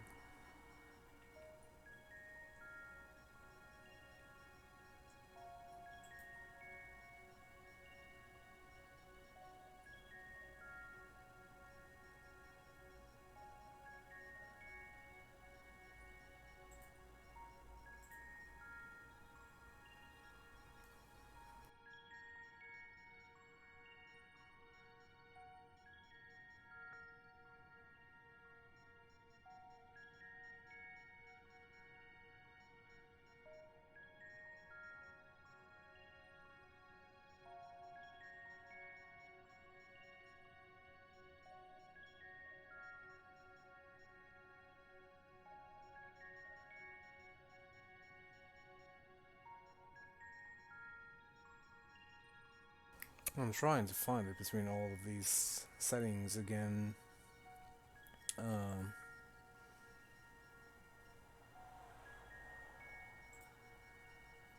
to this one.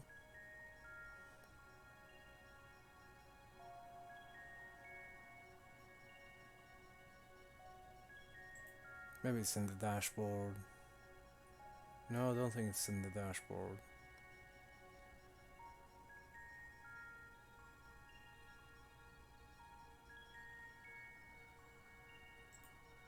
Totally forgot where the thing for the level up is.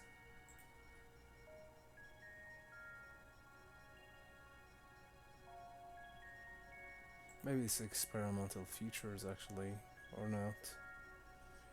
That's just actual features that have not been implemented much.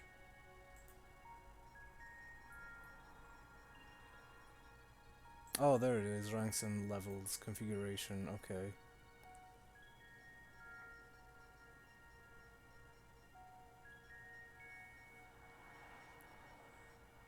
So at the moment it's 161 XP points.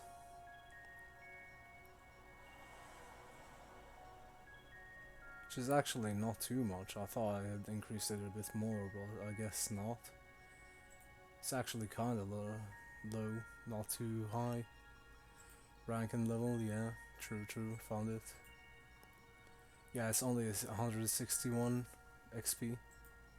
Thanks to the power of those Well, I did not mean to progress that, but it's fine, we've already found it anyway. Oh, that's the command top, actually, so attribution is what I'll be looking for.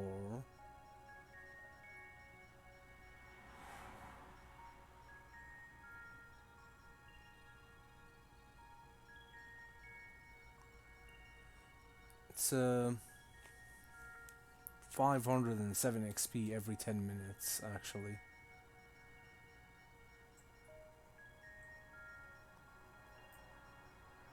Oh, and I should actually increase the every minute one as well.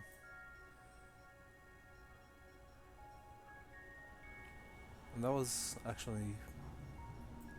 Yes, for the 1 minute one we'll have it set to 50. And for 10 minutes we'll go for 500. That should be better, right? So people don't actually have to stay for the whole 10 minutes to get some XP now. We'll just have it every minute you'll get 50 XP, and every 10 minutes you get another 500 XP.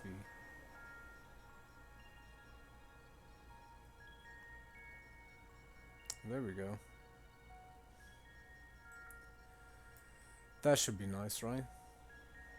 Yup, 500 every 10 and 50 every minute for the time being.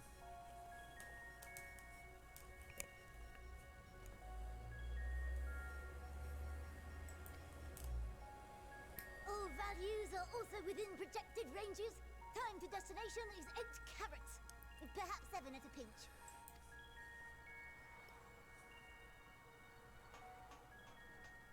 Alright, let's go over some points of caution. Our destination, as you know, is Ultima. Which means technically every 10 minutes The place is not a star so much as a patch of emptiness. you'd get 1,000, I believe, then by this measure. Unless they are actually just the same and you get XP for every minute, the same as the one that you get every 10 minutes. Well, I think that does mean that every 10 minutes then you'll end up getting 1,000 XP now instead of just the 500 that we used to be getting.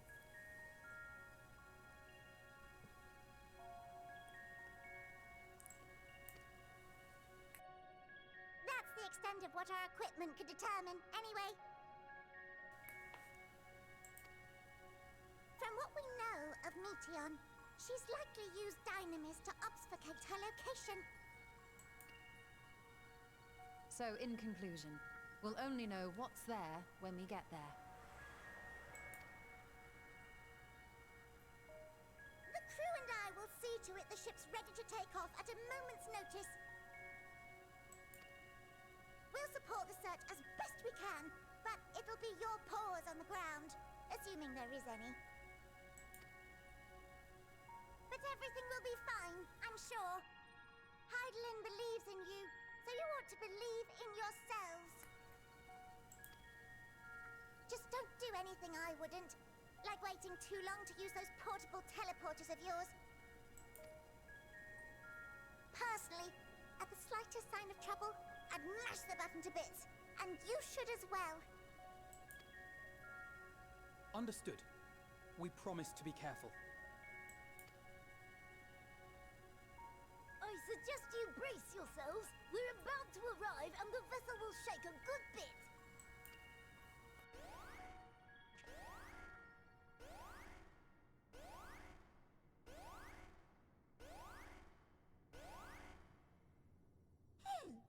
What is this?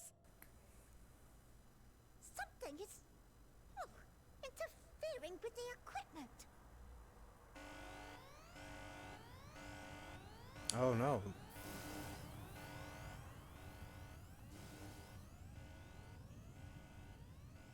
This is not good, is it? Oh, that's Medion, the one we were searching for. The one that we need to defeat to stop the apocalypse. And she's right here. So yeah. Greetings. Can you hear me?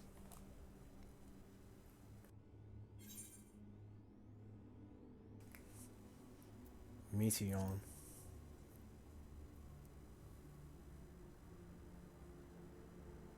So this is Meteon. Oh. Have you met one of my sisters? I don't remember meeting you myself. But I do know that you're from Atheris. Why have you come? All you had to do was wait. I would have delivered to you your ends.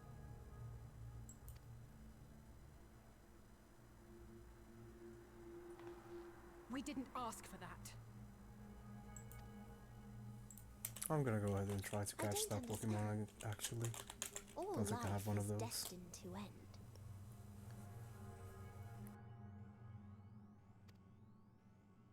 Why choose to prolong your suffering? Effort, ambition, love, they amount to naught. Happiness, should you find it, is inevitably lost. Stolen away by events beyond your control. There is no logic nor meaning in it. You think there is. Convince yourselves. But it's all a cruel accident.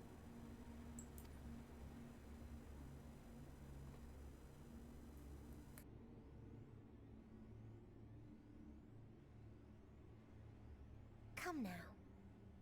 I speak the truth. A truth you would recognize if you looked up at the night sky. Speaking of, we're already seeing some level ups again. So, level up, Eagles level 83, Unnamed Wolf level 54, Josh level 39, Miss Business level 15, Kaylee level 20, Bacchus level 8, Cherry level 8, Beyond Echoes level 8. Thank you all for every second in the stream. I appreciate you all so much. Unbroken emptiness. Cold, dark, and silent. Your world, like every other, is but a blemish upon its perfect fabric. Life is an anomaly. It is unnatural and cannot continue. The sooner you accept this, the easier it will be. Just to be clear, we're not here to argue with you. We know that life is fleeting, and that in the short time we have it, we're not assured happiness.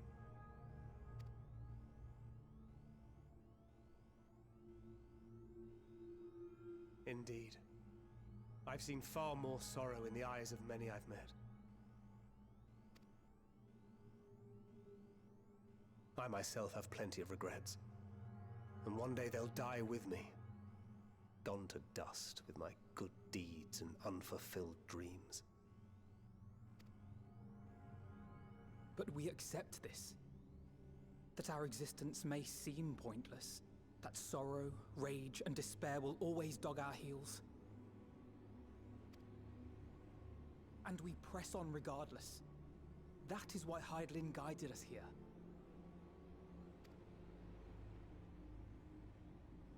In her boundless love for mankind, she has prepared us for this trial, and in her name, we have come for you.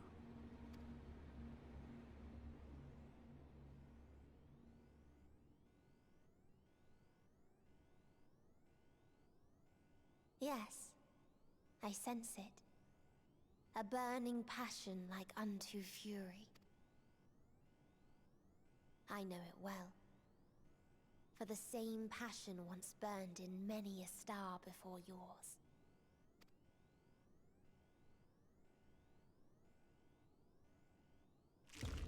Suffocated and extinguished now.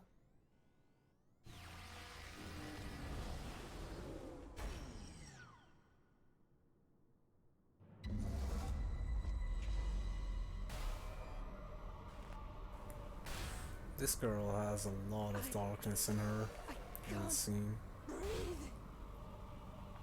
You approach the bounds of my ultimatum, where emotions dictate reality, where resignation and acceptance unite to embrace the end,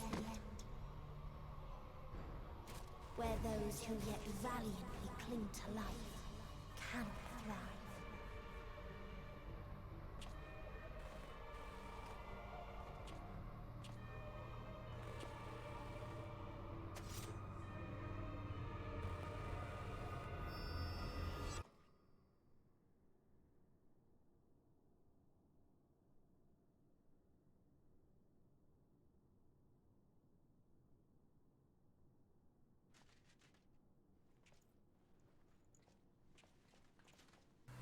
Oh, what happened to Thancred? By the Fury. Try to attack her, but where is he now? Thancred?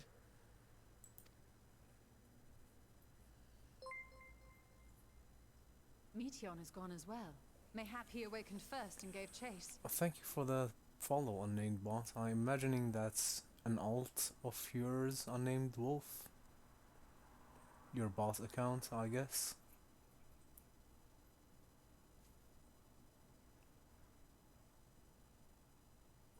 I know, because it's unnamed with a K as well. Or at least, I assume because it's unnamed with a K.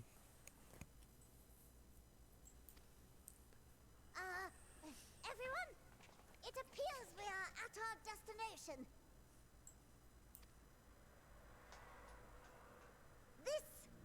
This is Ultima Thule. Not that we knew what to expect, but I wasn't expecting this. Never, yeah. I see.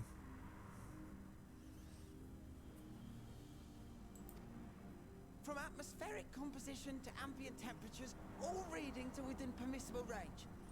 Oh, This place is capable of supporting life. so it just followed me on its own. I see. Well, thank you both then for the follow, you and the bot. It just seems like the bot has found its home now amongst all the other bots that are on the channel, such as WiseBot, Stream Elements, and Streamlabs, as you have seen. They were all so eager to welcome it as well.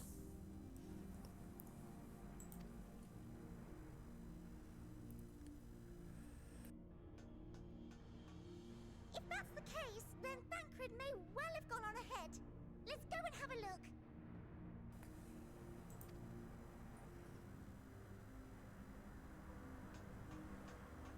Meanwhile, I want the rest of you to perform a full inspection of the ship, as well as a biological scan.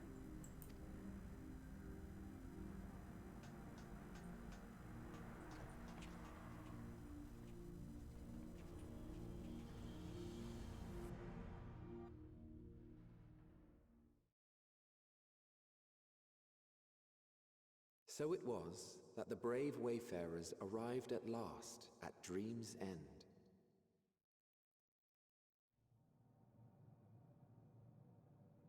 In following their path walked and history written, I am made keenly aware of one truth.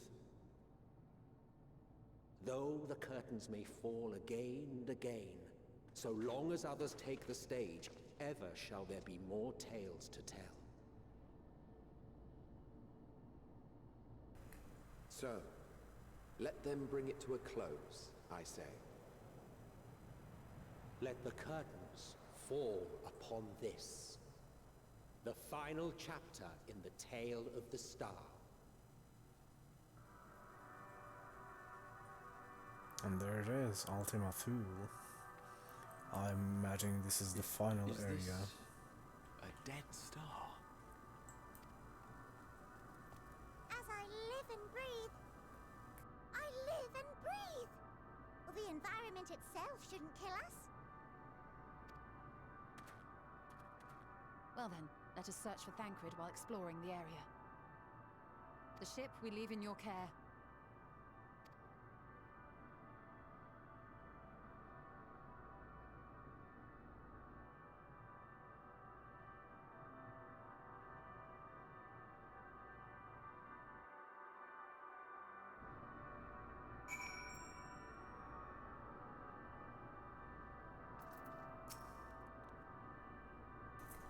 I can't guarantee I'll be of help in these strange surrounds, but I've readied a provisions node in case of emergency. Of course, if you encounter any real danger here, I expect you to return to Ragnarok at once.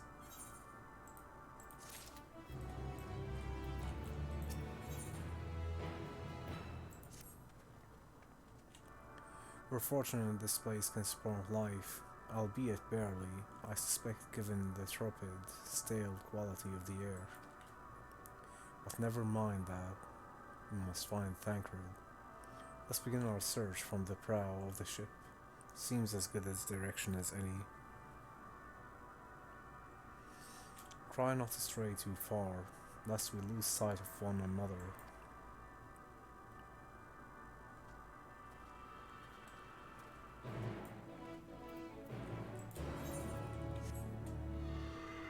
Oh yeah, this place is huge. It's also very beautiful, actually. Despite it being a dead star, it's very aesthetically done well. Nevertheless, there's some creatures on it too. A lesser cellar dragon, right? We don't want to fight them because they're basically of no threat to anyone anyway.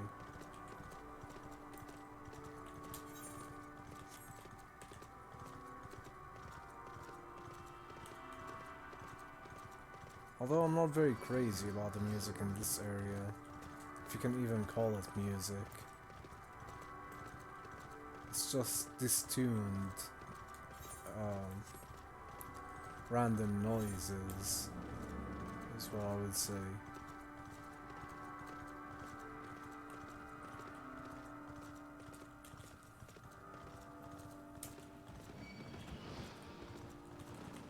Oh, fine, we'll have to kill this one.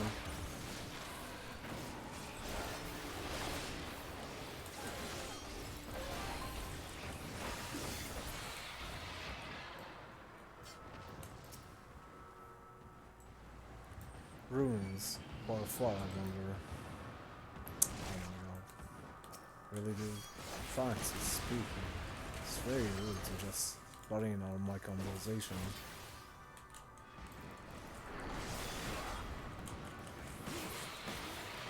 There we go. Perhaps we can find something to help us understand the nature of this place. A relic, an inscription, anything.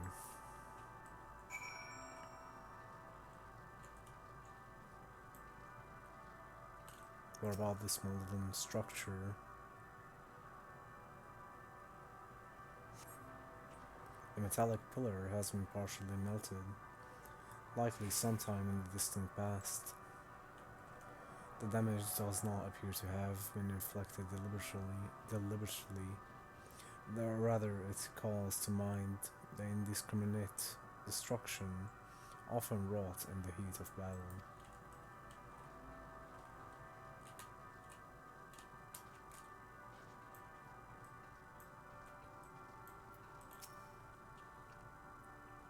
Look here. Sport is relatively intact. The intricate design of the top suggests it is man-made, though its builders were surely not men as we conceive of them. Having said that, I swear I've seen this baron before.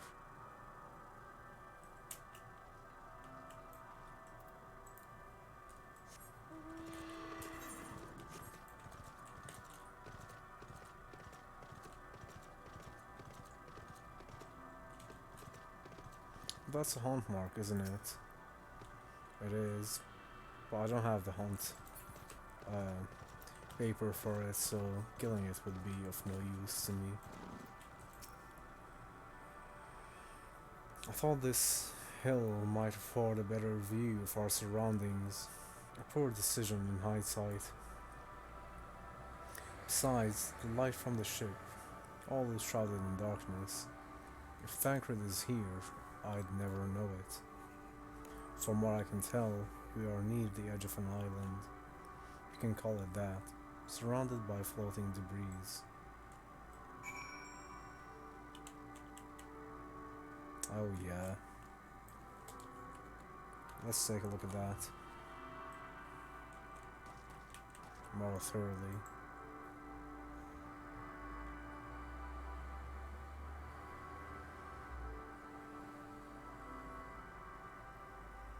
Yeah, this place is very intense with colors.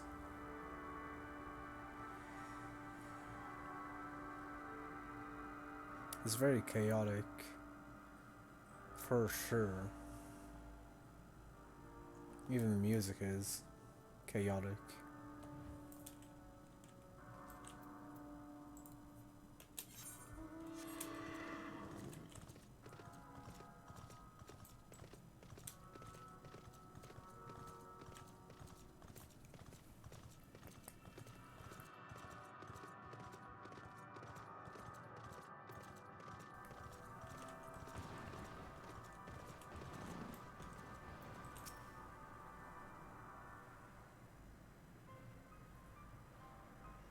Were you able to find anything? Nope, not at all. As I feared, and still no trace of Thancred.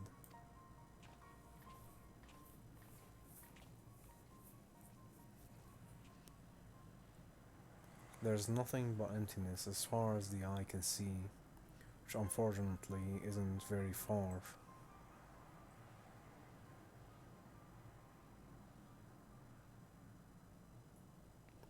Though I can't help but suspect that someone, or something, is here. There are times when I sense it drawing close, and then a chill washes over me, leaving me exhausted, leaving me with feelings of death and anguish.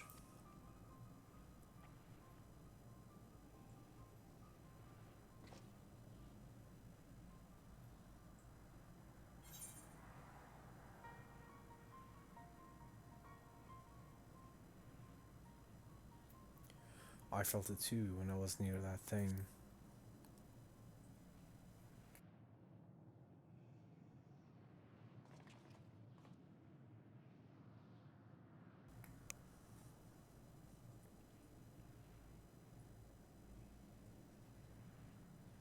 What are you talking about?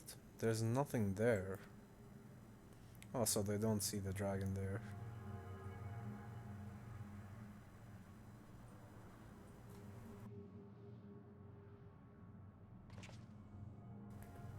Before we jump to any conclusions, perhaps we should search elsewhere. Agreed. Found only more questions when we are in desperate need of answers. There's a fair stretch of terrain from the ship's port side we've yet to explore. Let us try searching there then.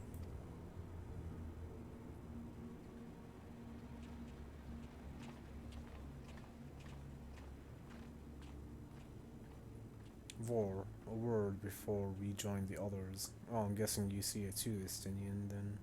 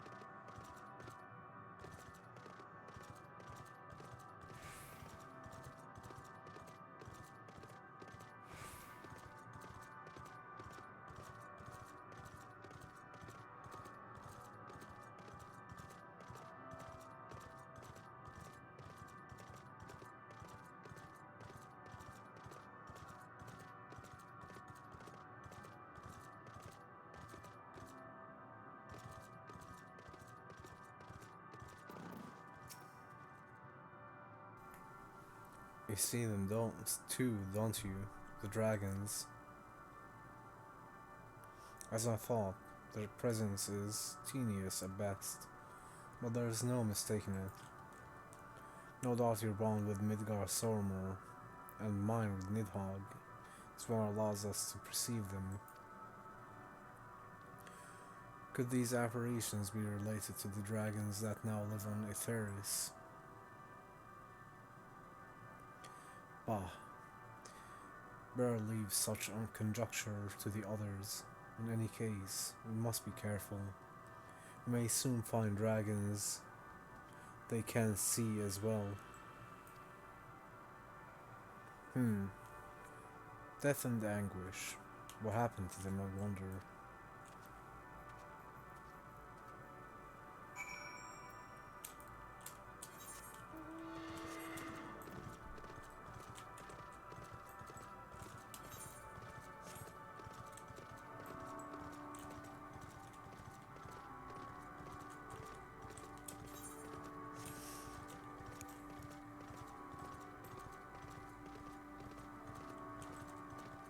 There's some white dragons over there.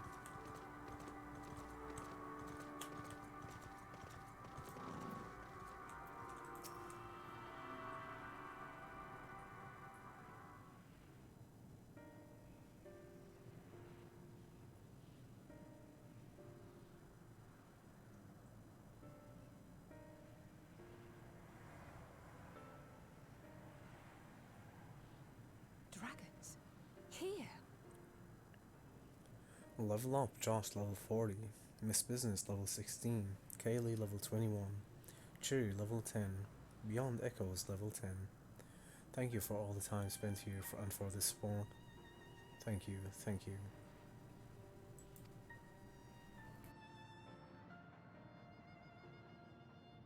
What you see is a memory of a world that once was.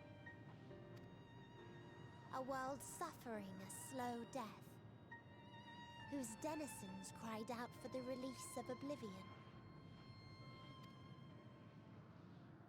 What? Their world is dead?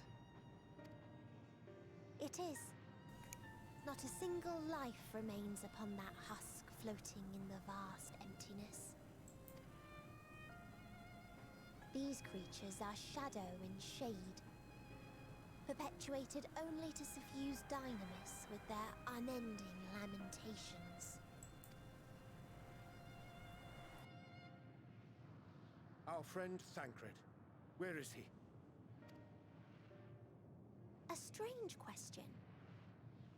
He is at your side, is he not? Oh yes. He is here and there, and everywhere within this space. He would tell you himself if he had form to form words. Oh, He's scattered to the dynamis. His feelings are literally all around the place.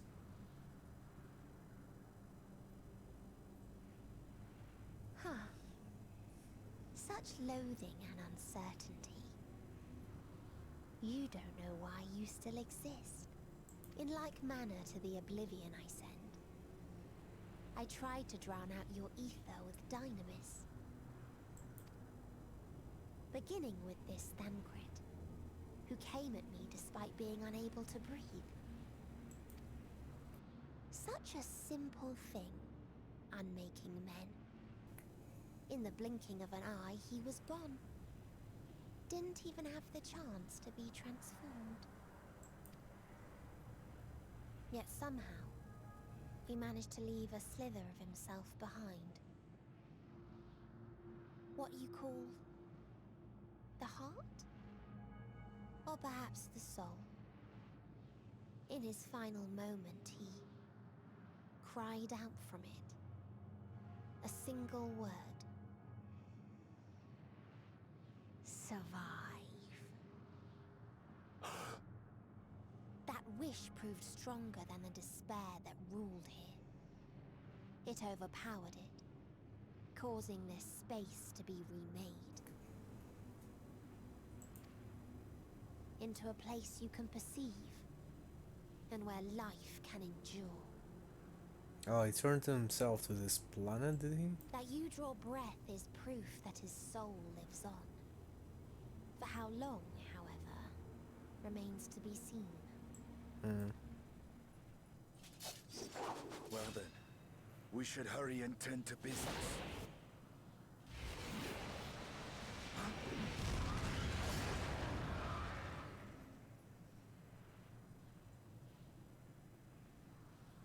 Yeah, I didn't think that would work out. You will never reach the true me. I told you, emotions dictate reality in this space. Such changes as you might work will not alter in its nature. You may see, but you cannot touch. Walk, but not advance.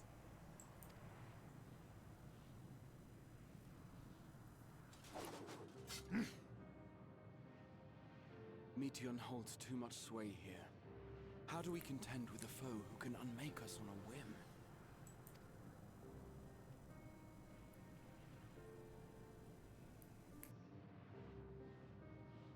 I do not know. But Thancred gave his life that we might come this far. We must press on. Agreed. We cannot turn tail here. Not without something to show for our comrade's sacrifice.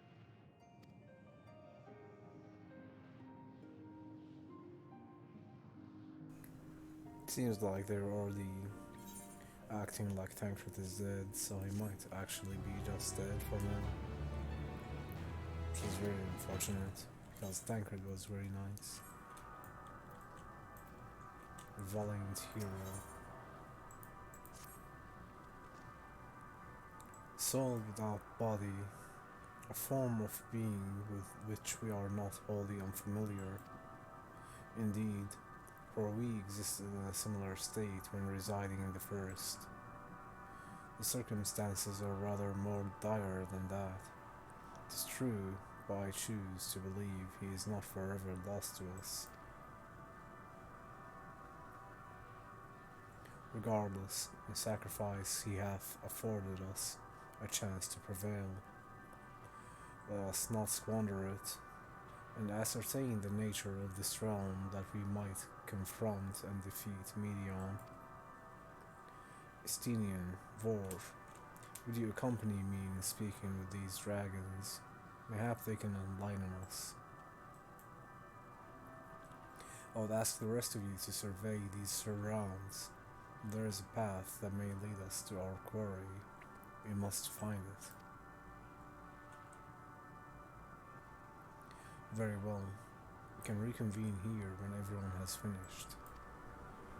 Meteion said these dragons are shadows and shade, from a world whose denizens sought oblivion. As such, they are not like to amenable to company, let alone conversation, so please be careful.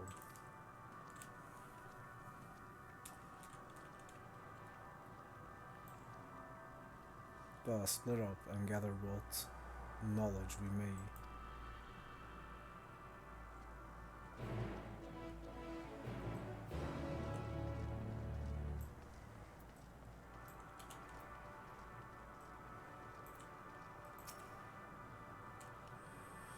A visitor, not of this star. Could thy slender hands bring plague to our world? Thy breath extinguish life's feeble flame. Oh, how we would adore thee, alas! With time our flesh shall wither, our souls fade, and so we wait for its inexplorable march into oblivion.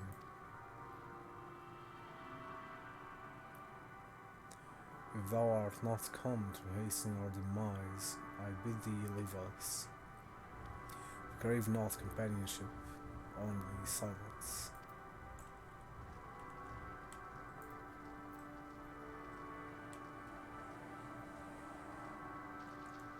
This is a very sad place, full of despair indeed.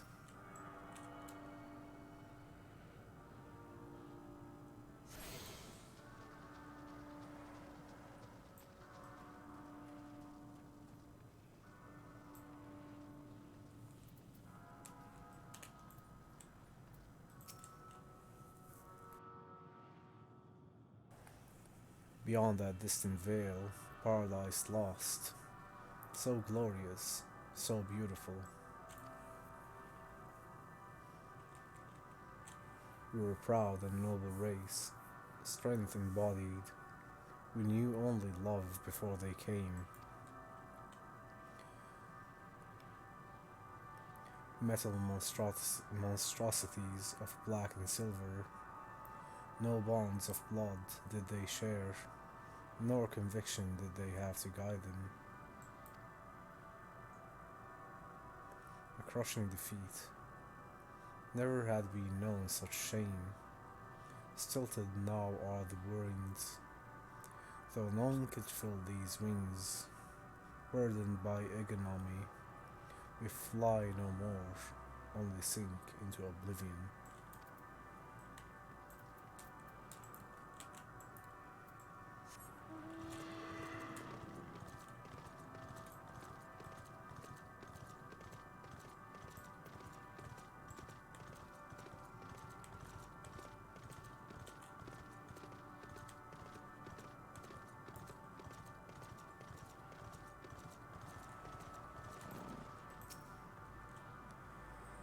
Thou wouldst bid me speak.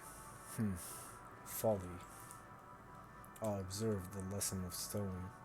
I shall not fly, nor speak, nor roar. Only watch and wait, and end. But one sight yet stirreth my blood, tempteth me to raise my voice in lamentation. Noel, the cradle of unsung dragons. No words, no songs are possessed of the weight to describe such tragedy. Go, if that be thy will, I shall remain.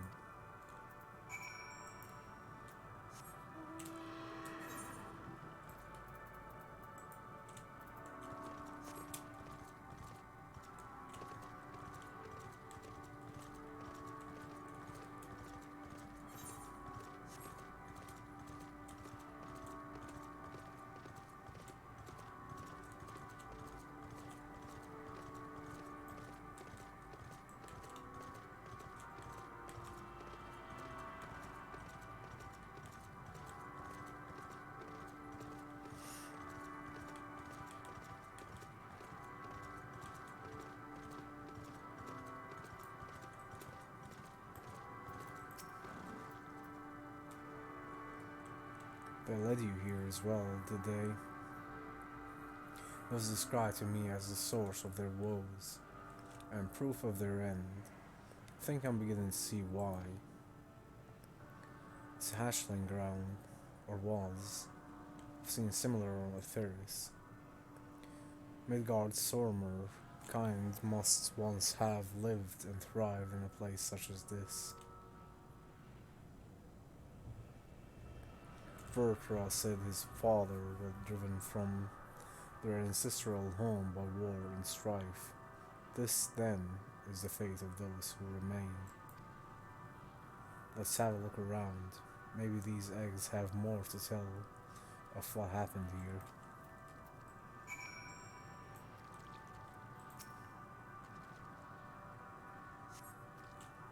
Ginger lifting a large egg from a viscous mire. You peer inside and see a formless mass soaking in a pool of embryonic fluid. Your stomach turns as you return the egg to its resting place.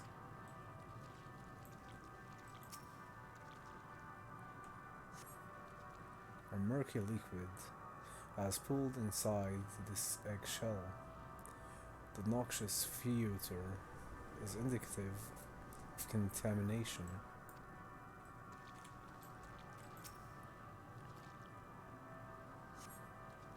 Inside the shattered egg, you find the remains of an unborn dragon. The body has already begun to decompose. The gelatinous, half-dried membrane covering the corpse suggests it failed to emerge.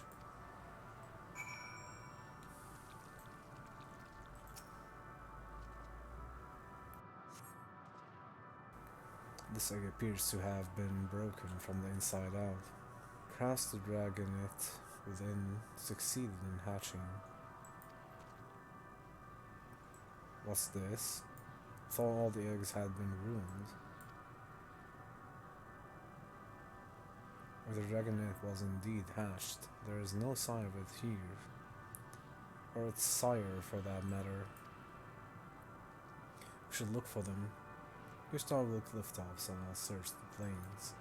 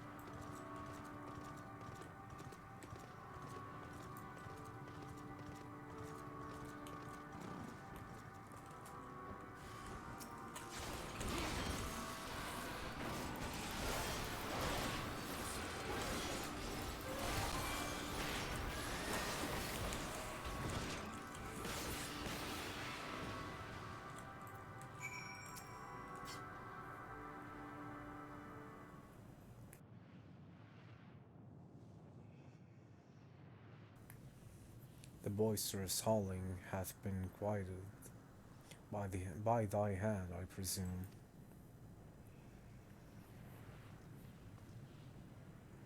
Everything all right?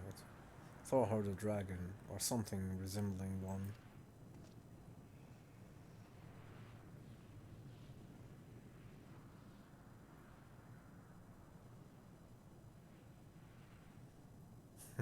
Oh wow. Pets are always such hilarious beings, aren't they? That's very funny though. Although, one would hope they learn to not piss all over the floor by time. Well, you know, you can't always expect the best of them. Still a very nice time though. Despite the piss all over.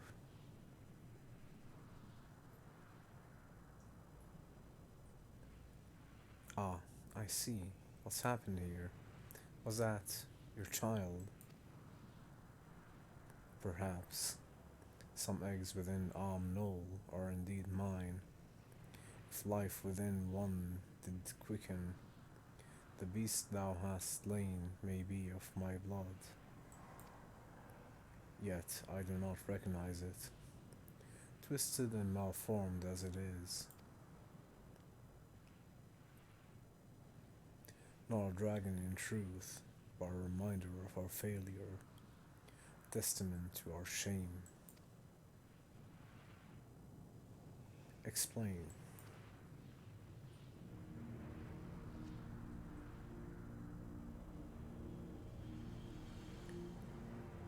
They descended from the heavens, cold, heartless machines, and with them rode war and death.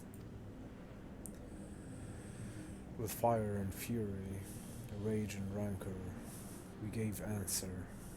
It was a long and bloody battle, but only the beginning.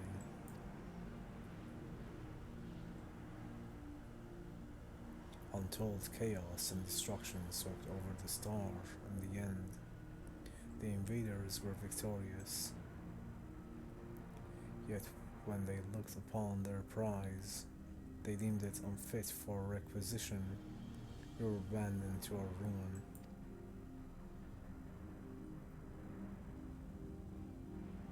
The survivors sought to put away their shame, to rebuild a futile effort. In purest soil, replete with ether, did we once cultivate our nesting grounds, but our lands were barren, and any eggs nurtured in such desolation were fated to rot. Oh, whoops. Double clicked.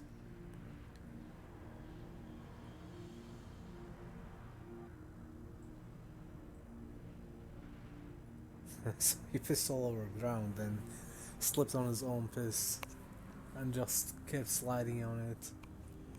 That's amazing. Totally a video worthy moment if you had caught it on tape, but I imagine you might have not. Still though, very nice story. I love it. Sounds hilarious. The mental image alone is amazing.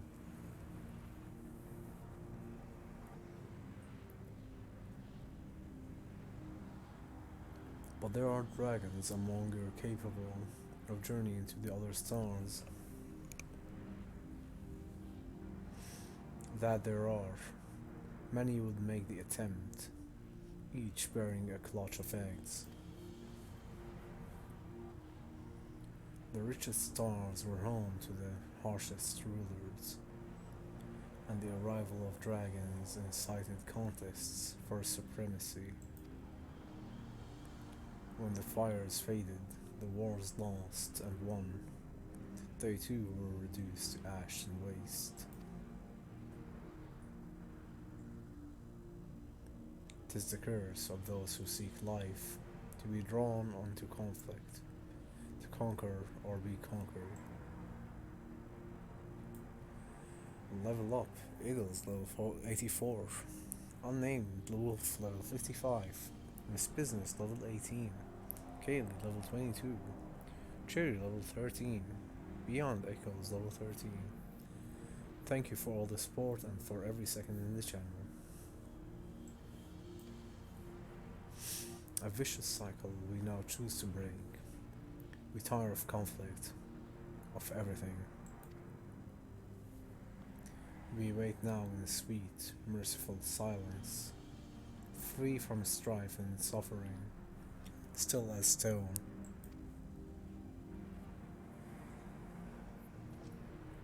Wait, claim your kind is doomed, but there is another star.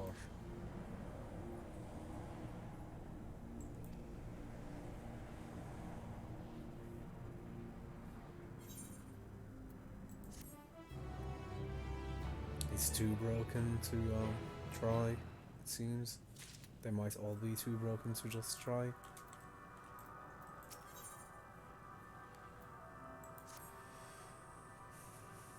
They want only to brood in silence, to be left alone with their grief until time itself comes to an end. The sole reward for senseless bloodshed, a pain I understand, and wish that I did not. What fools we were. Now isn't the time for such thoughts. The others will want to hear what we've learned. Come.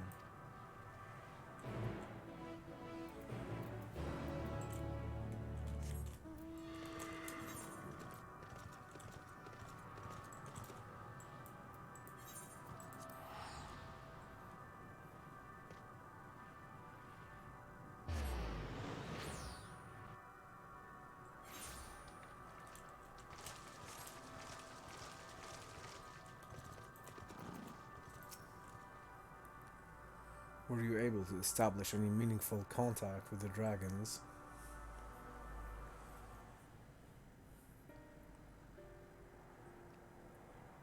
I see.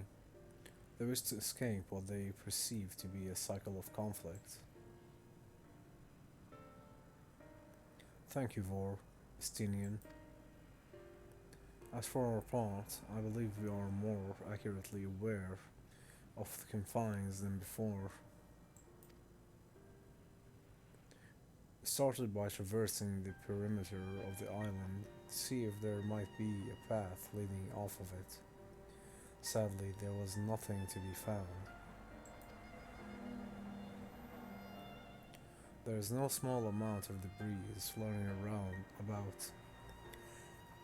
Could there be enough to serve as a bridge to lead us elsewhere? I considered that, and so I tried throwing a stone into a potential platform to judge its integrity, but it never reached its mark.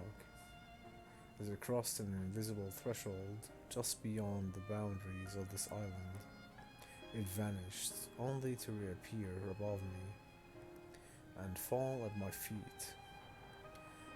I would not be too quick to presume that what we see outside this space is as it appears, which is why I returned to the Ragnarok and asked the Loporrit to search for a potential path. However, the ship's instruments failed to provide conclusive data on the surrounding area until we know more. I think it is too risky to attempt flying to another island. What Medion told us before, that emotions dictate reality here, might be the key, but I'm not entirely sure what emotion might manifest and bridge to lead us to safety. So what you're saying is, with no way forward,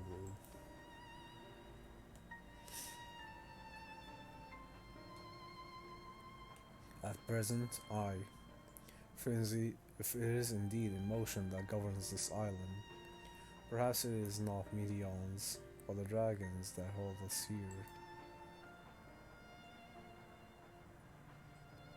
They tire of conflict and have chosen the path of oblivion to escape it. Or rather, they have chosen no path at all, meaning there is no way for the dragons or anyone here on this island to advance. Yeah, so about the channel redeems, I do know that there will be a lot of them. I'm not worried about having too many. Once we reach that threshold, we'll know it, but for now, we're not worried too many.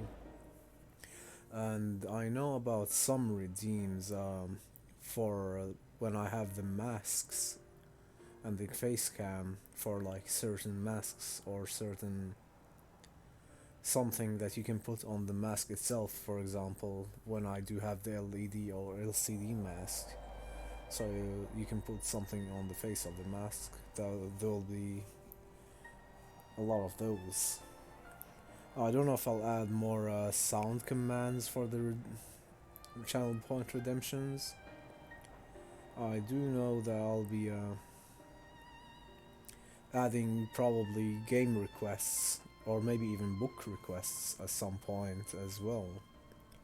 If people would like me to read something or play something in particular, that they can save up channel points and just request it and it should be done. Other than that, I'm not entirely sure actually. I'll add as I see fit, but we can have a lot of them, that's for sure.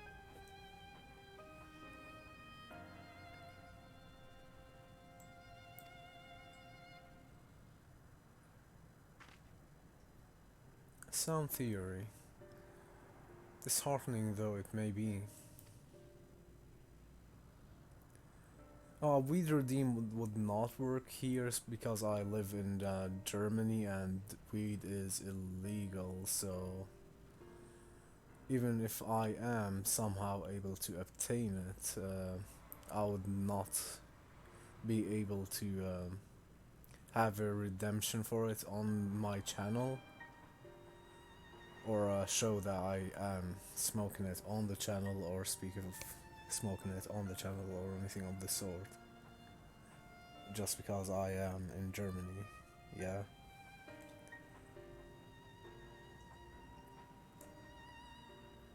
Yeah, unfortunately.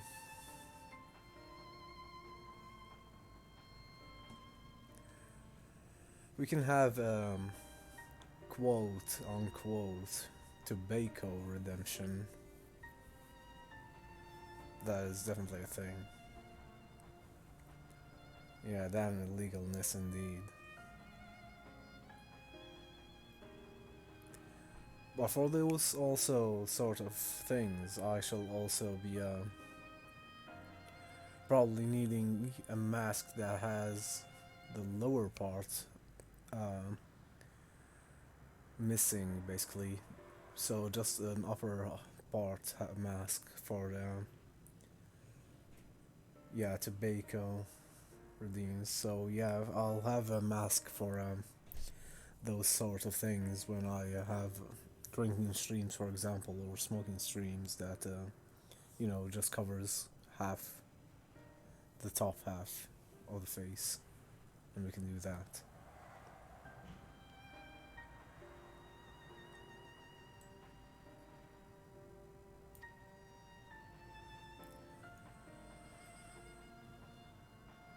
The reasoning is built on a history of turmoil and strife, without irrefutable proof. The future is not as bleak as they believe it to be. Perhaps persuasion is not the answer.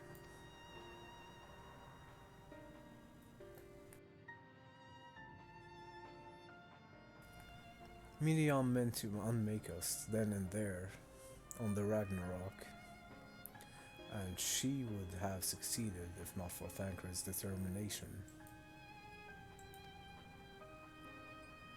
She conceded it was strong enough to overpower the despair that otherwise rules Ultima Thule, and reshape it to a degree.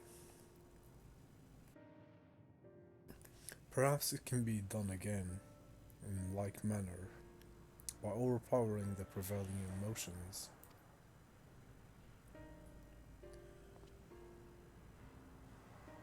It was Ultima Thule's architect, Medion herself, against whom Thancred did pit himself in a clash of wills. Though I marked no leader among them as such, I did chance to encounter a dragon possessed of despair far more potent than the most. Potent enough, mayhap, to dictate the course for the others. And thus, their domain to follow. He spoke but few words, carefully chosen, their tone and timbre alone threatening to rend my heart in twain. Challenging his desire to remain, may allow us to alter the island upon which we stand. Alas, I fear my vain vaunted rhetoric availed me naught against his calcifying heart, but mayhap one of you will fare better.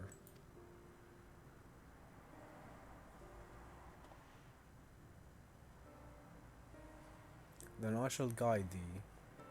At end they call him in the dragon tongue. Thou wilt find him nearby, eyes fixed upon the water. Well, what have ye to lose? Let's get going.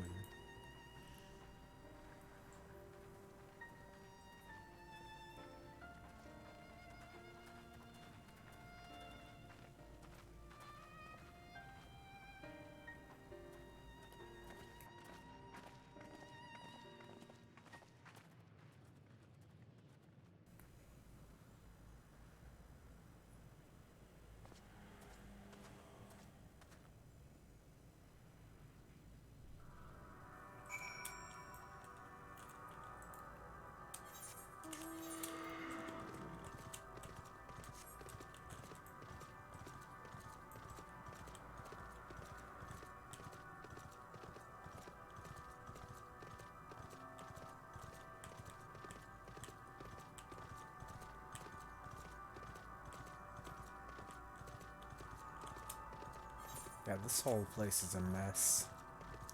A very big mess.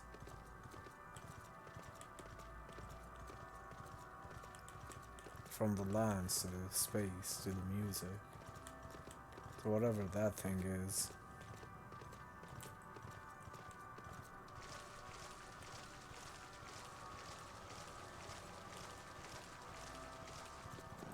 I'll end.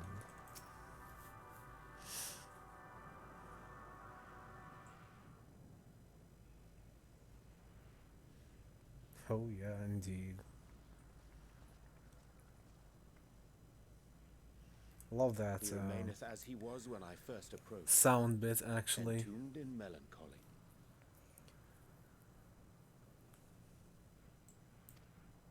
I see. Perhaps I could... I'll handle this.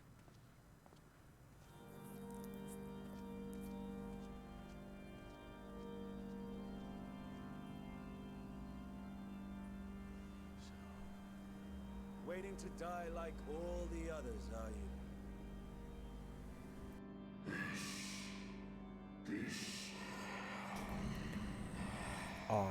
Our pride is crushed and our souls corrupted. The winds are silted, and the heavens offer no comfort.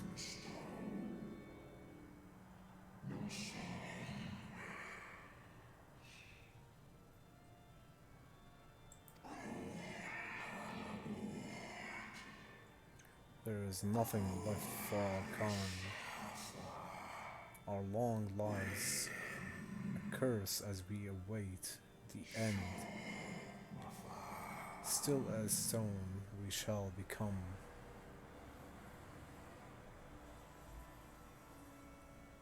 Yeah, you do. Sure, indeed. I also will probably get it for mine as well. Maybe as channel redemption, if not for whatever. I mean that extension thing. If the extension doesn't have it, the sound extension near below the stream, then I will add it as either a channel redemption or one of the just commands at some point. Most likely. Although I'll probably be adding a lot of sound commands, let's be real. Because I do love sound commands. So you say. Yet your kind has found a new beginning on our star. One of you braved the expanse, bearing with him a clutch of eggs. They and their children now rule our skies, their song heard by all.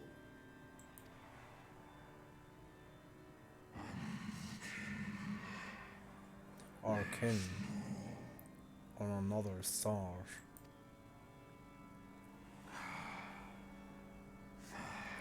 And yet,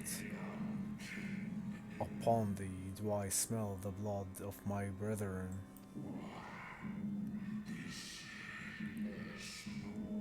Were they drawn into discord and war on their new home?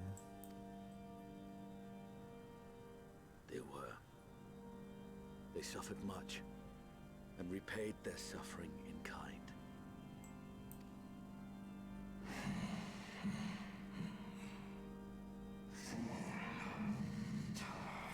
It mattereth not whither we fly.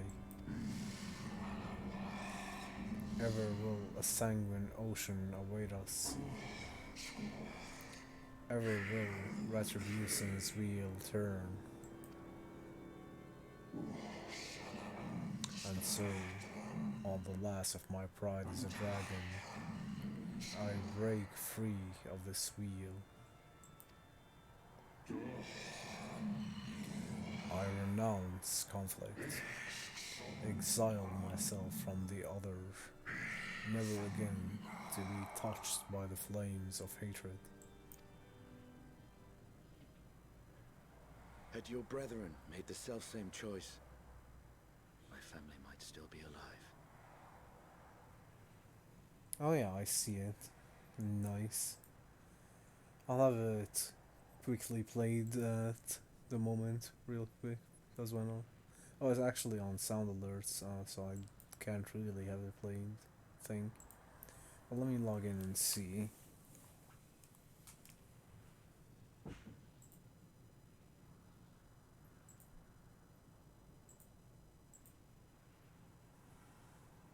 Add the sound to the extension.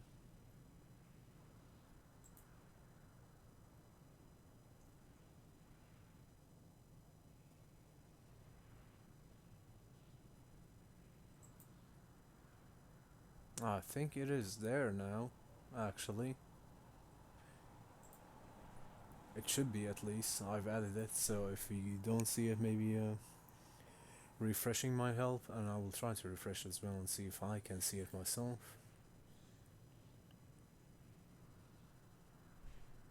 And thank you for that, by the way, Unnamed Wolf. Shoppers, can I get a fucking... Oh, yeah? Thank you. Perfect. It's a good one as well.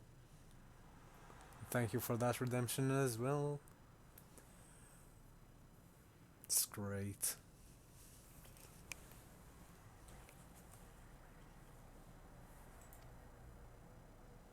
Yet lasting peace does not come to those who simply retreat from conflict. No, you must be willing to confront it, to stare into the face of your foe and see yourself in him. Only then can you break the cycle of torment and tragedy. This lesson, a dear friend taught me at the risk of his life. There is no nobility in your penance. You wallow in self-pity. And after everything we've endured, we will not let you stop us.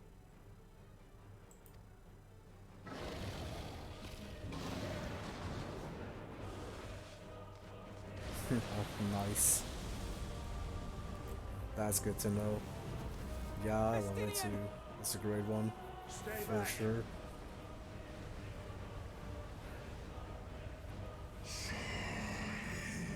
We tire of war. We tire of turmoil. Dignity tarnished. Crimson stain.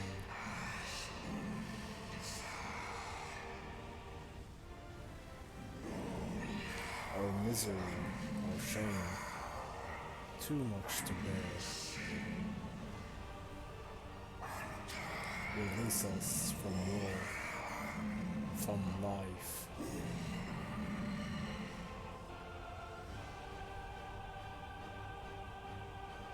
I see. This is the emotion that bars our way. Also level up, Josh level 41, Miss Business level 19, Kaylee level 23, Tree level 15, Beyond Echoes level 14. Thank you for every second. Thank you, thank you.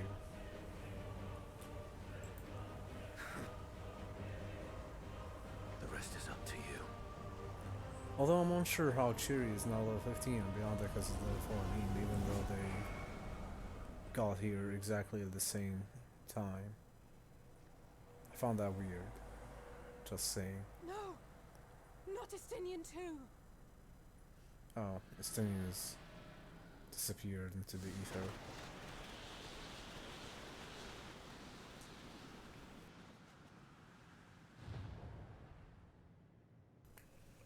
Well, he found us a way to traverse further.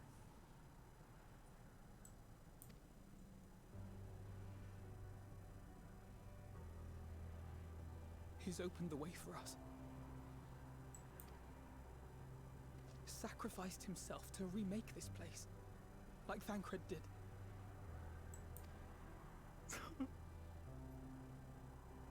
Oh, Alphino.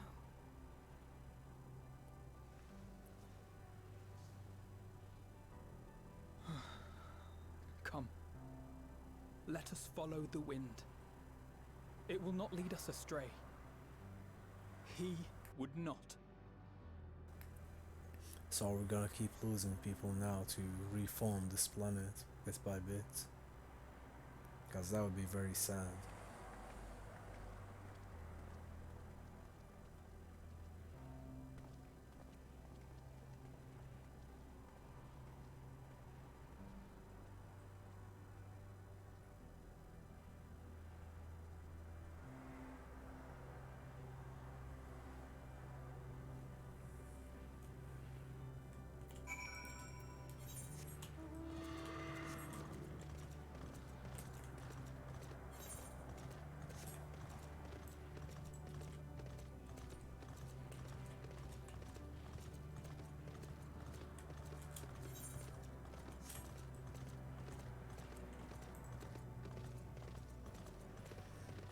fog is currently gone, yeah. You can see some of the features of the planet more easily now. All thanks to Estinian.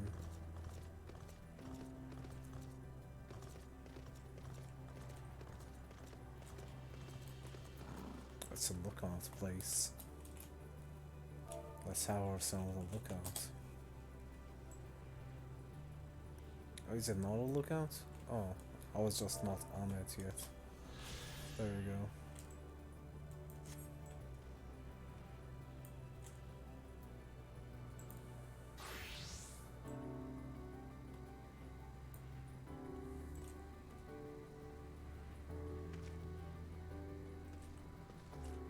That is one hell of a scene right there. Oh, and even the music is starting to get more acceptable.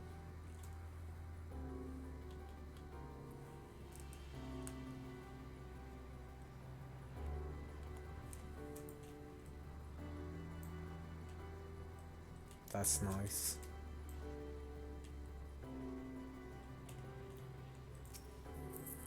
Look there, the wind.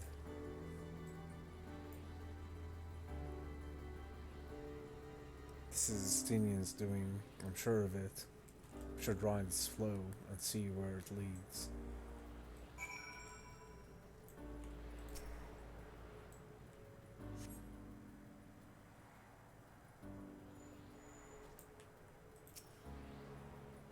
A powerful gale has delivered you to another island. The other scions should arrive before long.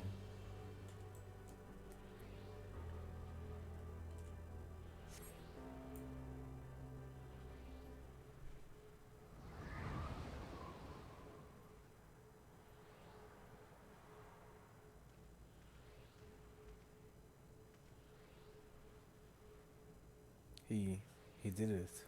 He found a way forward for us.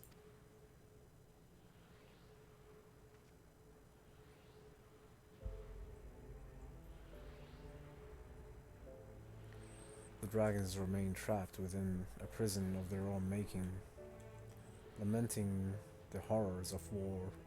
Yet Estinian knew them better than most. He was a man of honor and dear friend, willing to fight to the very end for what we believed was right.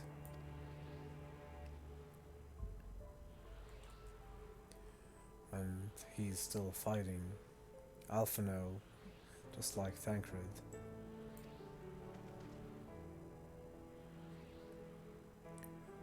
Their sacrifices are why we can survive here, why we still have a chance to stop her.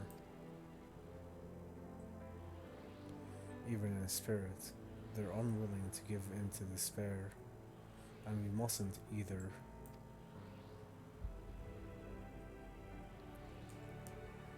Alice is right. We must press on for their sake.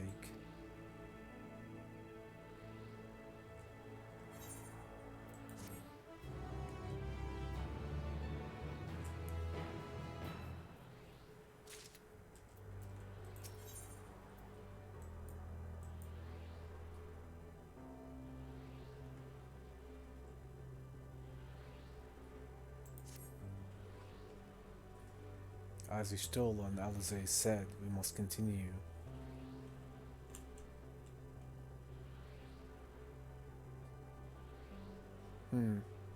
Notice the change in our surroundings. Perhaps this is the memory of an altogether different world.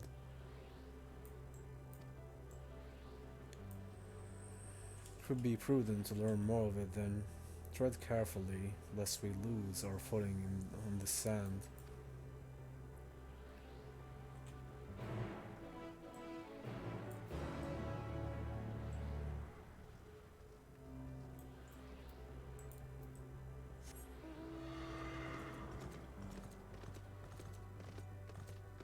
I like how even the name of the mission is starting to be a little corrupted.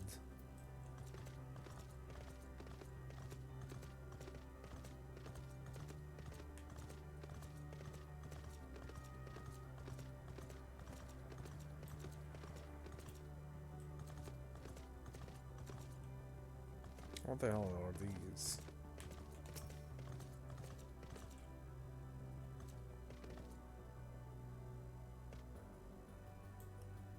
Other goofy things is what they are.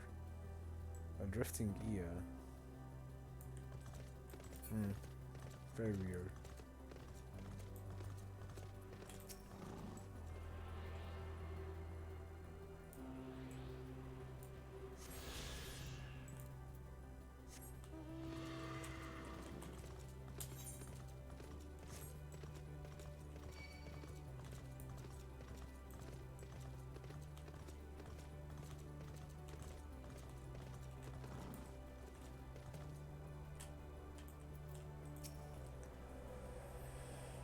Were it not for the violet crystal embedded in its surface, it would appear as ordinary stone.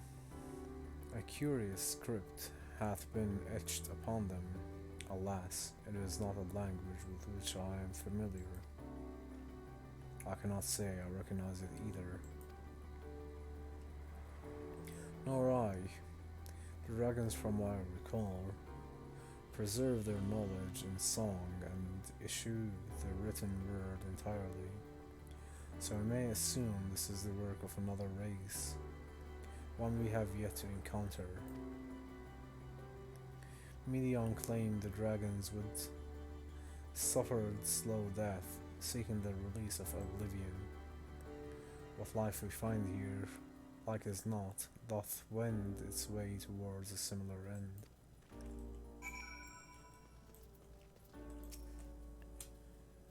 What do you suppose that is over there? I'm not sure. It's hard to make out at this distance, but its face seem to bear the same crystals as this monument. Meaning there's a chance we may find whoever built them both. We should go and have a look. Come on.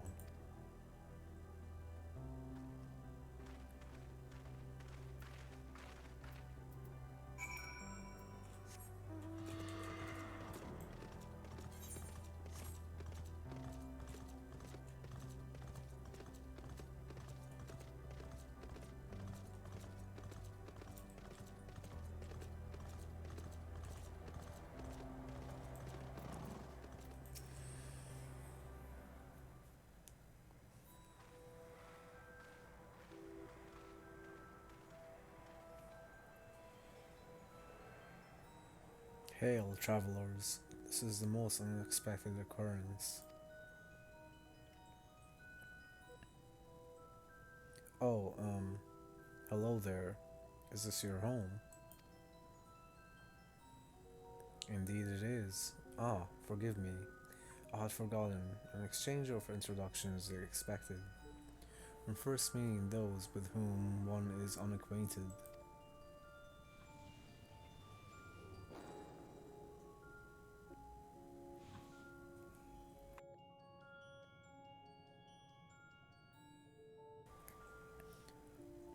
When the vibration of vocal folds was still required to convey our thoughts and intentions, E, I believed, was the pronunciation, or Ia, used when referring to our people. Though it is not entirely applicable given our present state, you are welcome to use this appellation. As for a nomenclator, to address my individual person, I believe it would be pronounced Kopfkodig. Yes, Kopfkodig of the Ia. We have encountered beings that communicate intermentally through thought, but never one that is wholly without voice. I presume we are having this conversation via the medium of ether, or dynamis, as this space is suffused with vast quantities of it. Fascinating in either case.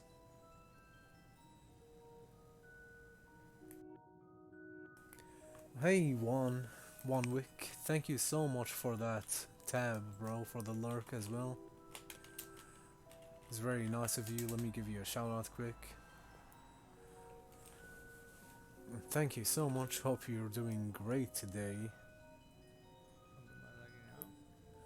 Thank you for coming by so much. I appreciate it.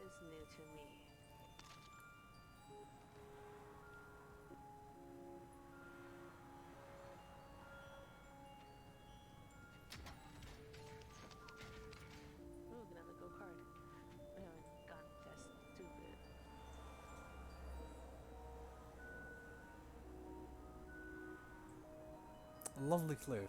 Thank you again.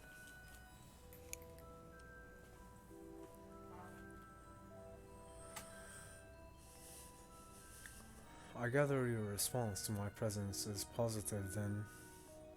That is well, for there is something I wish to ask of you.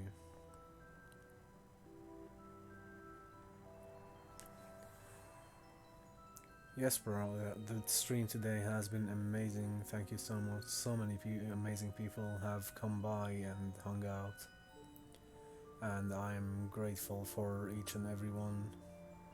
It's very nice that you're doing good as well too. I'm glad to hear that.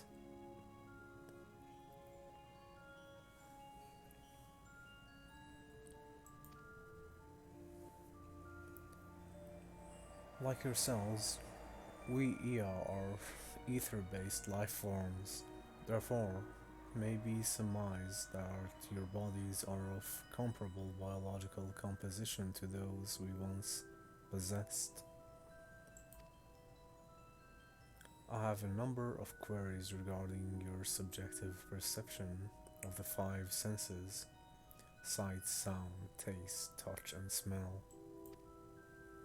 In total, I have prepared 198,712,180,827.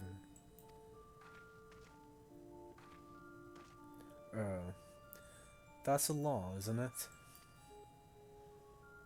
Ah, my apologies. I have omitted a great many details necessary to understand the nature of my request. Though we dispersed with our corporeal vessels long ago, we have rediscovered a need for the flesh, and have endeavored to recreate our erstwhile forms. However, all pertinent records have been lost due to the passage of time. Take for example the nervous system. It is well within our power to recreate. We have no frame of reference for sensations once experienced by our people, which may compromise our ability to interact with our physical environment. And the reason you need to regain corporeal forms? Why, to bring an end to our existence, of course. Of course. Though need is perhaps too strong a word, it would be a simple matter to unmake ourselves through use of etheric exsanguinators, but such a death seems inadequate. That traditionalists among us believe proper death require an inescapable sense of impermanence in one's final moments, an experience found only with bodies of flesh.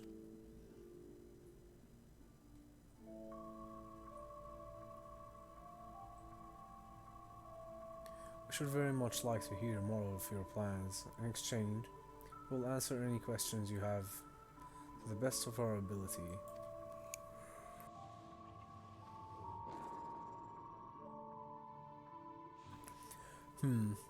Such an exchange of information would indeed prove useful.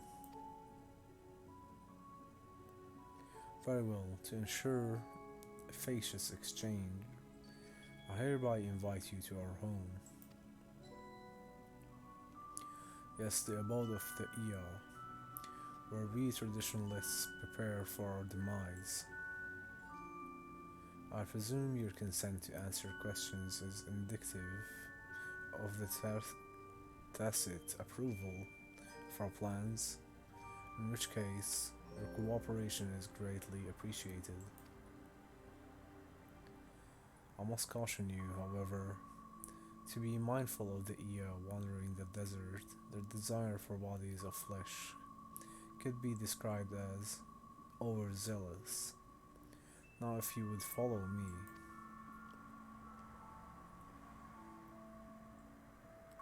This is going rather smoothly. Not that I'm complaining, mind. Even so, we mustn't forget their aim is oblivion, much like the dragons. Though I fail to see why civilization so seemingly advanced would choose to unmake all they have created. At any rate, we will find no answers dallying here. Let us be on our way.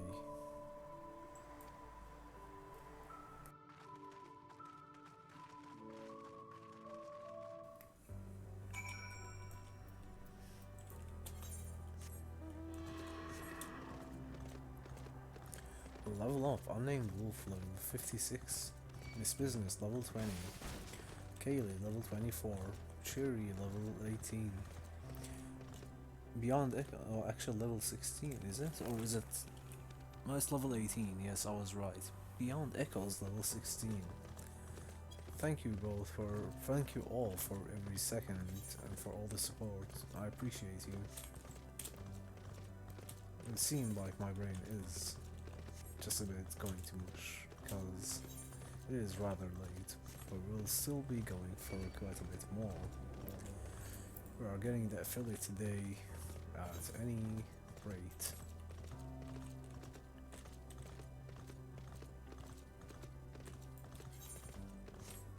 So forward we must go.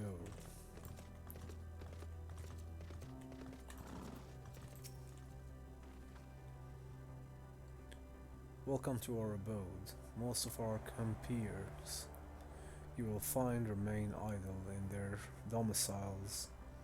Their quizzical expressions indicate my phrasing is unclear. I speak, of course, of the violet crystalline constructs hanging from the stone structures there. You say they remain idle, but of your work to regain corporeal bodies. An astute question, and understandable given your finite nature. We have no desire to pursue our research, for it is no longer necessary. If in our idlessness we are struck by sudden inspiration, we rise to pursue said inspiration to its conclusion. That is why I was present for your arrival, and why I continue to engage with you still.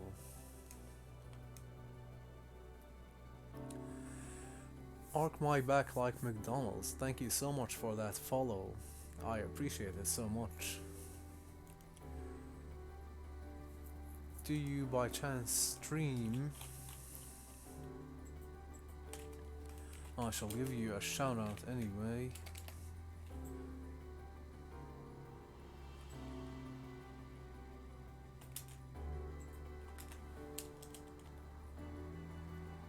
Welcome in. Oh, it's still you. So many good names for the accounts. I like it.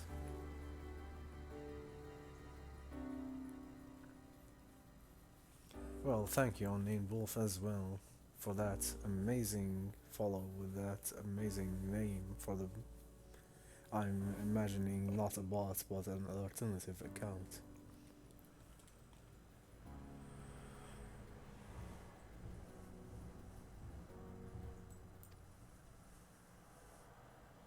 While the others are not currently in a motile state, Rest assured, they would not object were you to disturb their respite.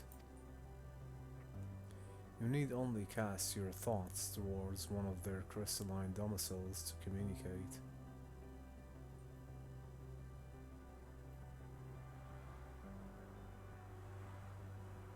Break my back like a glow stick. I see. So yeah, that inspired you to make that other one, the McDonald's one, which is a good take on it too. Nicely done.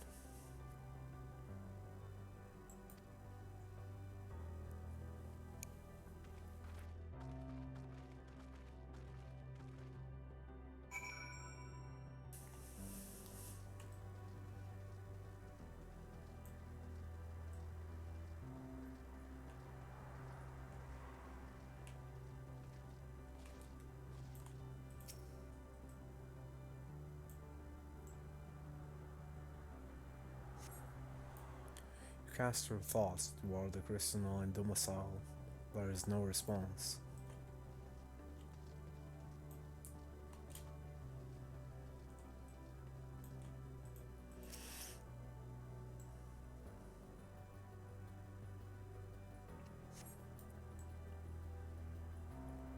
You wish to speak?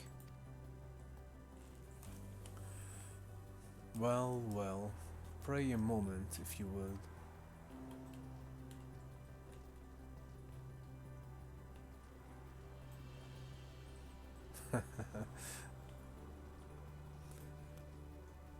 Yes, you have been threatened by a threat to come over, unnamed wolf.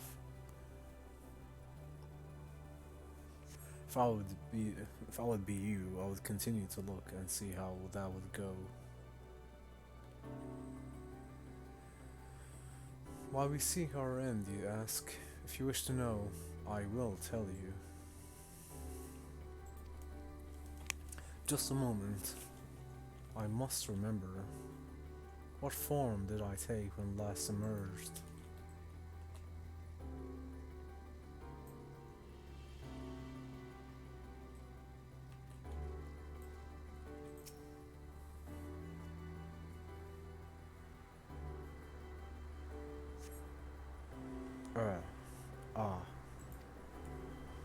The strange moaning comes and goes, but soon fades into silence. Yeah, that was indeed a strange moaning.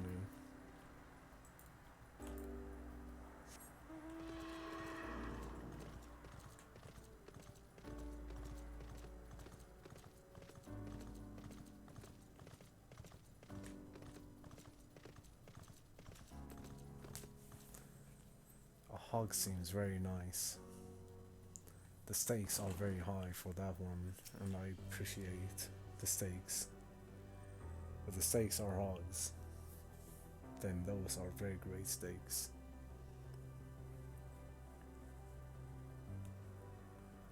Did your inquiries yield satisfactory responses?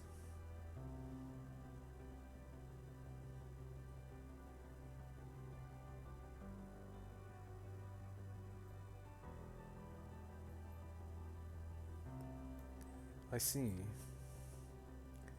If they fail to answer, then it is likely because their minds have unraveled to prolonged idleness. They are not but concentrated ether now. Worry not. There are no others who have need of those lodgings, and they will not prove a hindrance to remain as they are. But more importantly, you said some few did answer your request for an audience, yes? I imagine they will be with us ere long.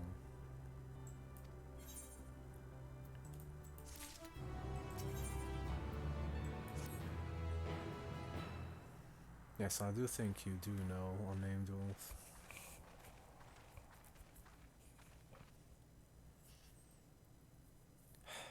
I had no luck, but everyone else fared well enough. Quite a few Ea have been awakened.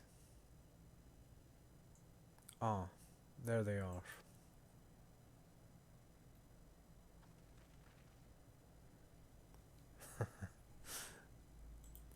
Very nice of both of you to say. Which is both of you being unnamed wolf, so it's double nice of you, unnamed wolf, to say that. Times 2. Very, very sweet. May I introduce you La Locke, Dude, and Need. Those are very weird names. So all of their names are consisted of the same kind of same sounding words. Goof Cool, La Locke, Do Dick, and Need. Okay.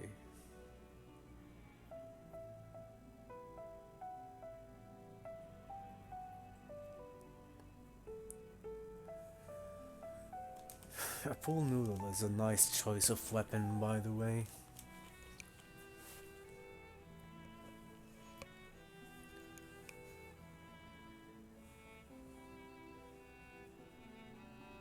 The challenge seems to be on who will prevail.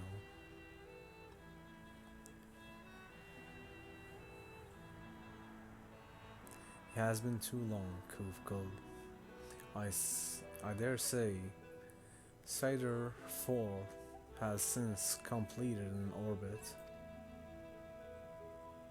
Indeed, until the travelers brought it to my attention, I hadn't noticed how unraveled some had become.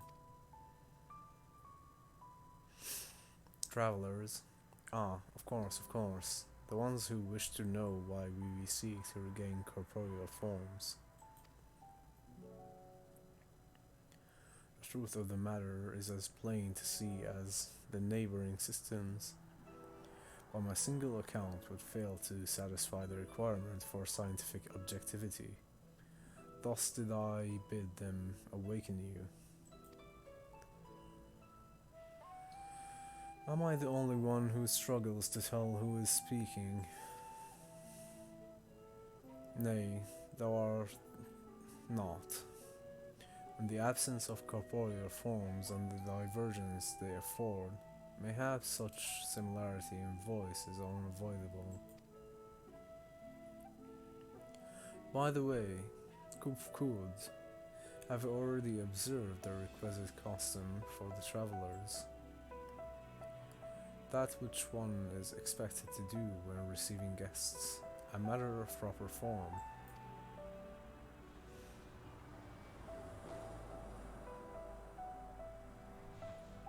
Ah yes, so long has it been.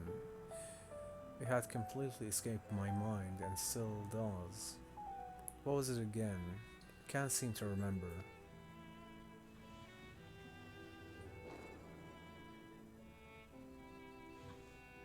Neither do I. Pity. I was hoping you would. Perhaps we can search the archives for the answer. Come now, Need. The archives have long been frozen, lest we subject ourselves to further dother.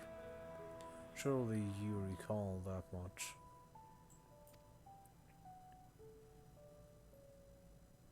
Ah, of course, food. Custom is to serve food. Beings of flesh, such as they, must regularly replenish their ether. And thank you for the lurk on the other account, on the Arc My Back like McDonald's account, unnamed wolf.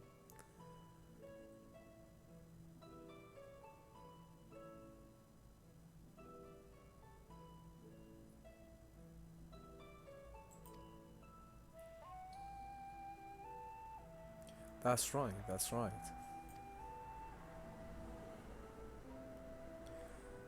We duly invite you to join us in communal repast, after which we may engage in leisurely conversation. If we have a chance to learn something, then I see no reason to decline.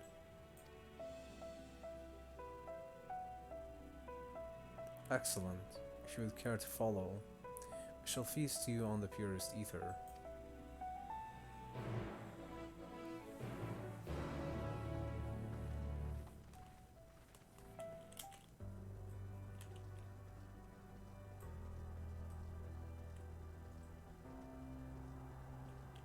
Oh yeah, the quest names are getting even more messed up. I just noticed. Or maybe it's because of these creatures, the Eos. This facility is where we replenish our ether. There is no particular name for it, but we traditionalists sometimes use the word restaurant.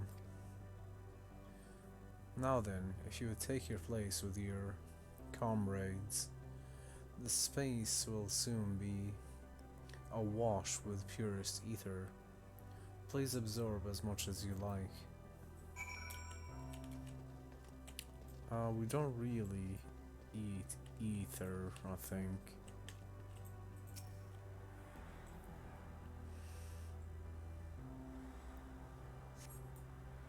You brace yourself for a rush of sweet, sweet ether. Nothing seems to happen. Perhaps you need to wait a little longer.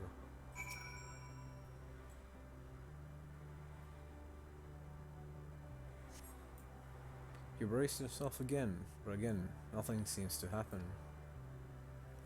Just as I had suspected.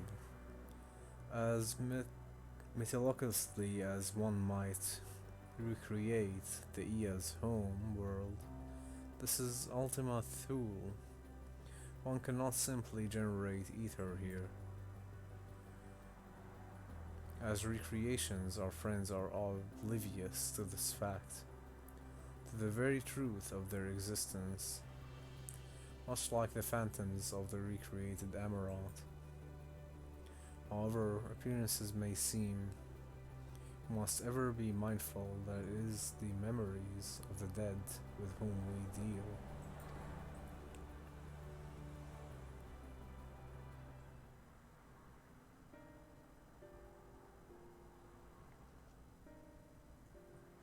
So, did you have your fill of ether?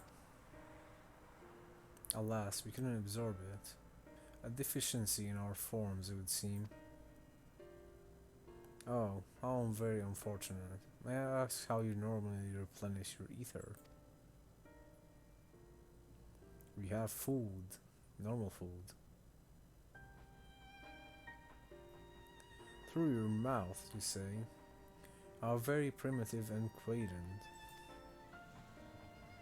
To think that their mouth served not only to expel sound, but draw on substance besides. Such life forms have long since vanished from our systems.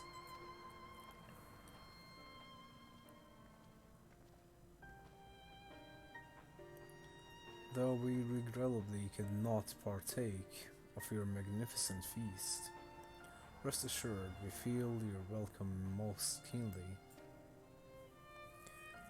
In the course of acquainting ourselves with your sophisticated ways, however, we cannot fail but wonder, wherefore do you wish to obtain vessels of flesh, and thence to vanish? Will you not favor us with an explanation?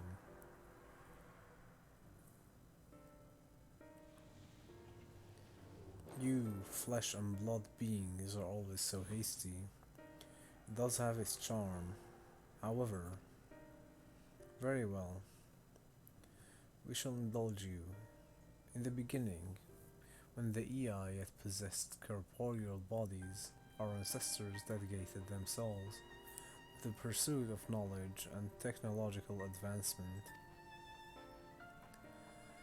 By transcending all limitations, we believed we would eliminate sorrow and abide in true happiness. From the tangibles such as land and the intangibles such as labor, there exist myriad hindrances to progress, but the most confining of all was the flesh itself. Our natural lifespan was distressingly middling, you see. Too short to enjoy unharmed lives, yet too long to be considered disposable. Furthermore, to simply maintain the integrity of our bodies demanded considerable resources.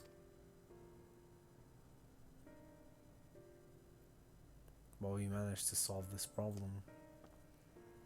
After long years, we discovered how to become non-corporeal entities with everlasting lives, untroubled by the failures of the flesh. Thus changed, we had more time and freedom to continue our scientific pursuits. We went on to make ever greater strides in our quest to transcend all limitations, until we finally decided to challenge the last of them all, the limit of knowledge.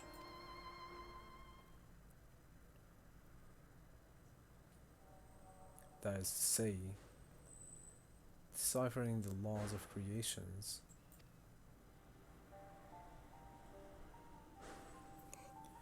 Level up Josh, level 42, Miss Business, level 22, Beyond Echoes, level 18, Arch My Back Like McDonald's, level 7. Thank you all for all the time here, I appreciate it a lot. We sought to discover how the universe came into being and explain all extant phenomena, and thence predict the future. If we could but achieve this, we believe that we would be free from uncertainty and anxiety.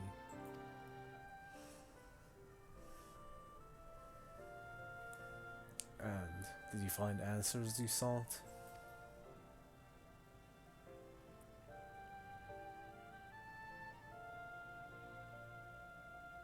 Yes, we did. Our efforts revealed to us a fundamental truth.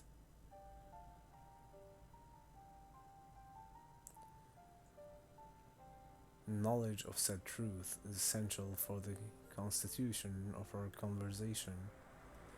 If you would learn more, we'll share it with you. No, we mustn't. Primitive as they are, it would be unspeakably cruel to deprive them of their ignorance. They are possessed of corporeal forms, their lives readily ended. As those who have gone before,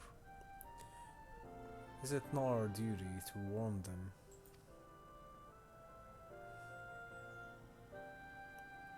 What thinkest thou?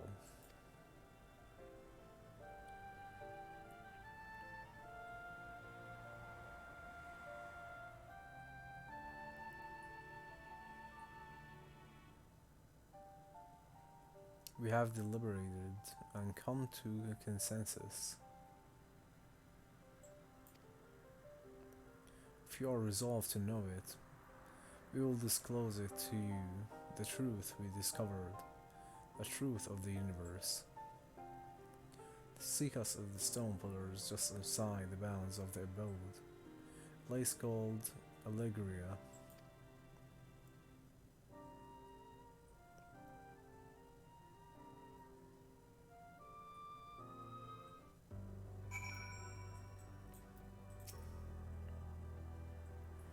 A fundamental truth. We will hear it, of course. Let us learn what has led such an enlightened people to be this indolent end.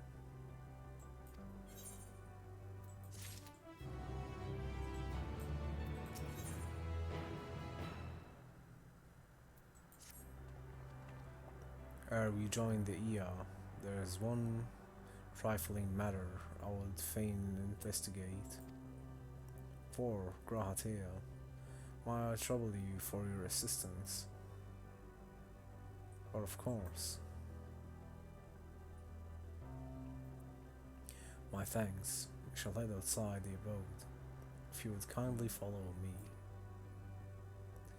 I know not what mischief you are plotting, Girianje, but I trust you have our best interests at heart. The rest of us shall go on ahead to Elegia. Lest you worry, we won't start without you.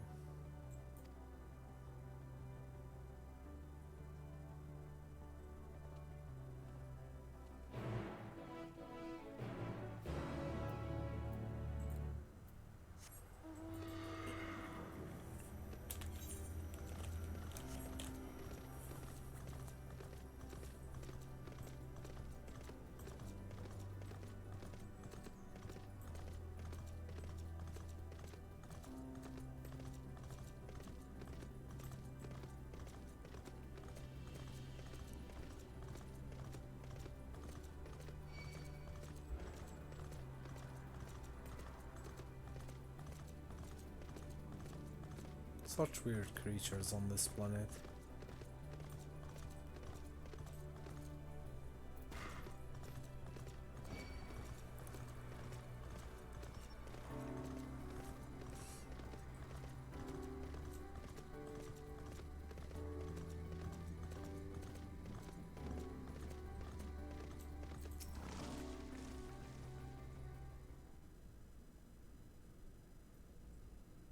Aye, this place shall serve.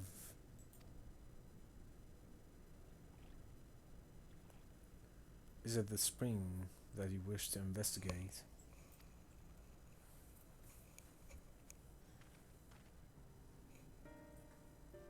Pray forgive me, my friends, but there is naught to investigate.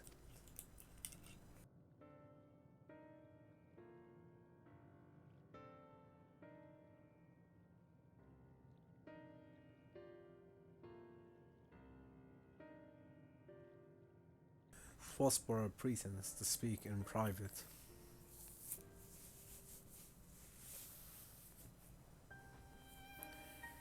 You have our undivided attention.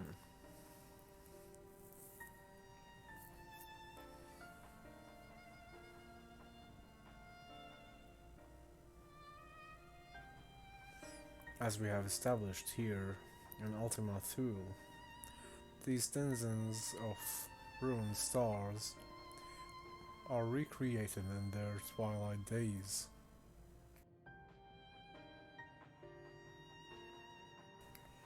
Yet one question doth arise in mind. So faithfully formed are the simulacra, they believe themselves yet amongst the living. How dost thou suppose this is possible?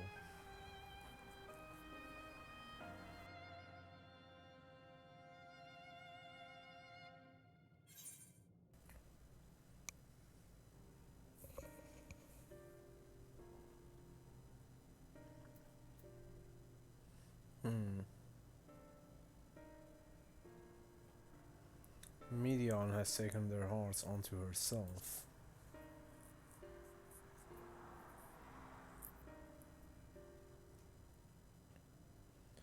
I'm inclined to agree. If Medion can take the emotions of others as her own, I dare say she would be able to recreate them more faithfully than had she relied on any historical account. By which logic, she must have visited them while they are still lived. The dragons and the Ea both. So too did I theorize, and upon that assumption consider how those two races may have met their demise. According to thine own tale, Medion perceiveth the emotions of those nearby as her own. Heightened sense of empathy, intrinsic to her nature as an enteleki. In the course of her star-faring journey, if she encountered beings who strongly desired a cessation of their existence, Oh, she killed him herself, right? She would be powerless before that desire. Even as she possesseth the power to grant it, the power of dynamis.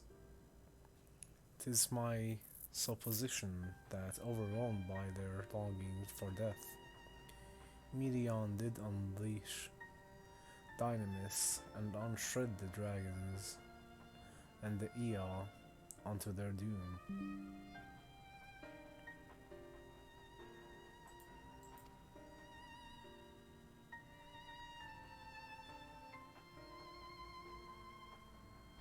Of course, such was not always the outcome. Full many stars did she find already lost to ruin. In order to create a terminus, however, the fervent desire for the end is essential. Therefore, should you struggle to find a way forward, pray ask yourself this: in the place where you stand, whose is the soul that yearneth most desperately for oblivion?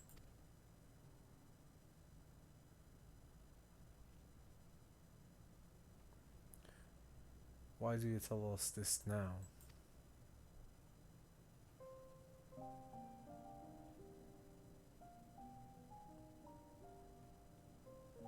Never again would I betray your trust, this pledge I did make to my comrades. In bringing thee into my confidence, I would remain true to my word. Oh, you're planning to sacrifice yourself onto you.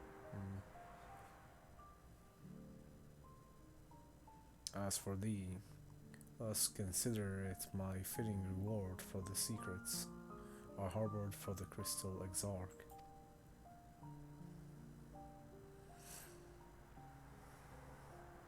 I once placed my faith in thy chosen path, walking at the side, fully knowing that we were bound for thy demise. I ask now that thou returnest the favor and abide in faith as I fulfill mine own destiny. If you say my debt has come due, how am I to refuse?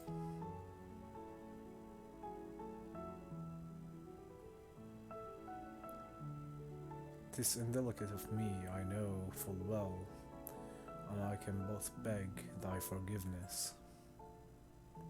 Yet even if I must needs go to such length, I cannot well feign ignorance of the answer I have found within.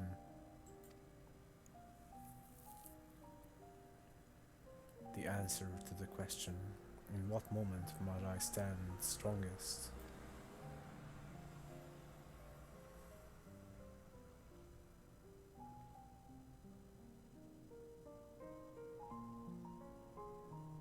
After all that we've been through, I will say only this.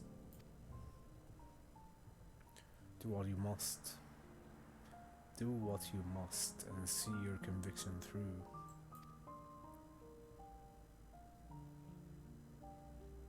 I shall, my friend, I shall.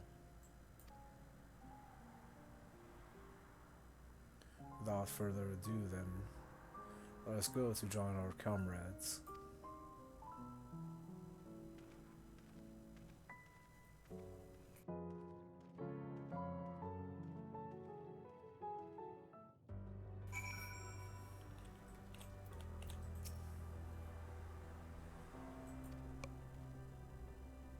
Let us be off to Allegia.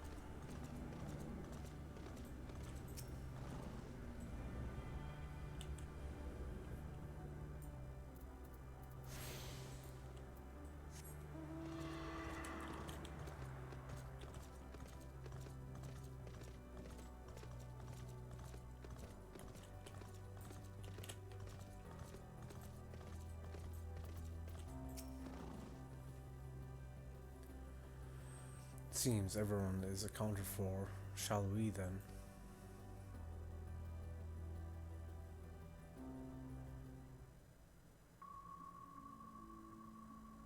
Please continue. Tell us about this truth you discovered. Very well. Bear in mind, however, that the purpose of this conversation is not to impart scholarly knowledge, for such requires that you comprehend the subject matter, which you will not. We will forego the intricacies of our scientific methodology and deal only with the conclusion, the end of our society and our world. We acknowledge, with regret, that your star is in the midst of the same panic-induced cataclysm that befell Deneb 3. As such, in order to avoid causing undue distress, we will refrain from explicitly stating how much time you have remaining. You are entirely too kind. I pray you recount your tale as you see fit.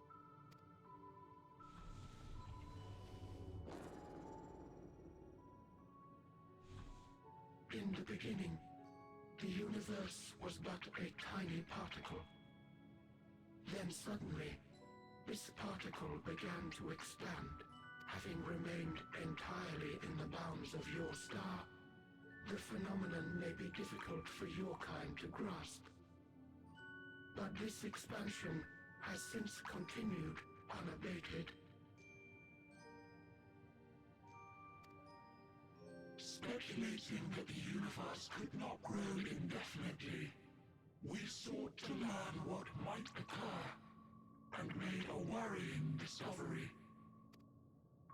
The stars will continue to spread apart, as will their finite thermal energies.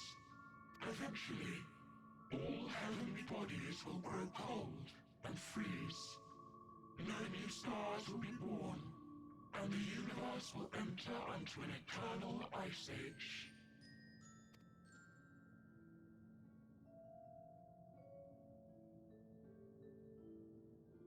In hopes of proving that this determination was erroneous, we scrutinized our research from all angles, even as we sought to avert the everlasting winter. The endeavor proved fruitless. So infamously so, in fact, that it became synonymous with vain effort. The universe as we know it would end, and there is no way to prevent it. Beneath the weight of this knowledge, our society stagnated. Though we had time still, it was a cold comfort. Why strive for anything when desolation is assured? When our wealth of wisdom, accumulated since the dawning of our kind, would be forever lost. No civilization would rise from our ashes. No scholar recover our knowledge. In silence unbroken, naught would stir. Intellect was once our pride. Overnight, it became our shame. Our works, monuments to futility. Immortality, our greatest invention, became a source of suffering. Rather than suffer on, many chose to unmake themselves by means of etheric exsanguinators.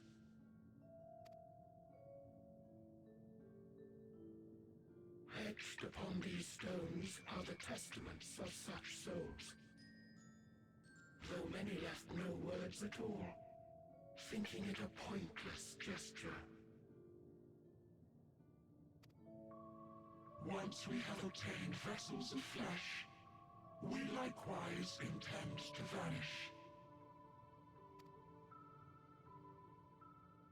If you understand this, understand aught of our tale, you will abandon your quest for knowledge Ignorance truly is bliss. If you would cling to your illusory happiness, remain primitive and pure. It is the only way. Alright, Unnamed Wolf, thank you so much for lurking. Have a good night's sleep, and I'll see you next time. Let me give you a shout out before you head out. Thank you so much for all the time here.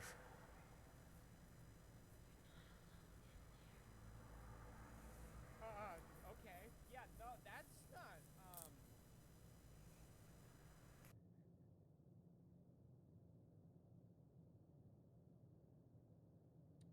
yeah, pinnable, you know?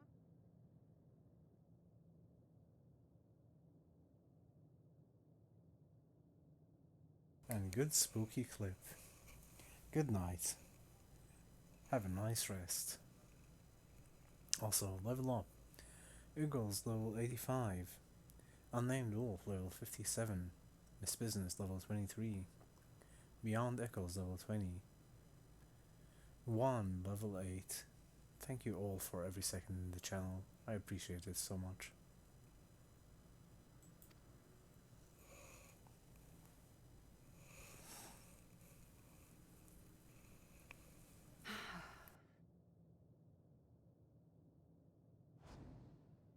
So that's your story.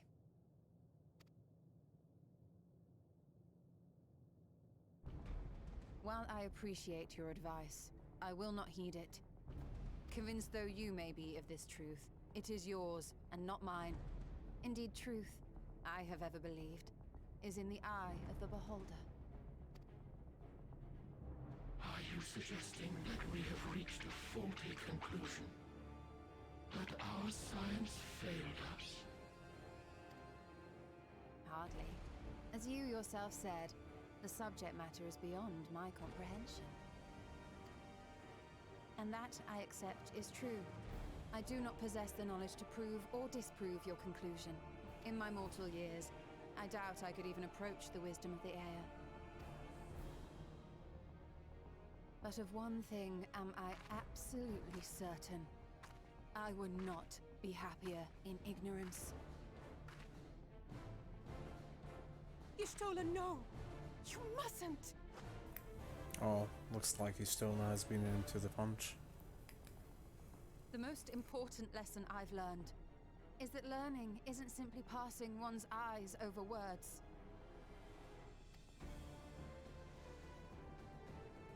Nay, 'tis when understood for oneself that knowledge attains its true value.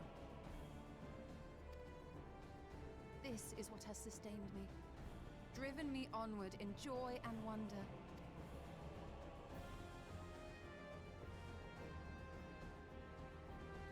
The universe may end, and all may be for naught, but I will live as I always have. I will always seek out new knowledge, and no conclusion of yours, no matter how grim, can dampen my desire.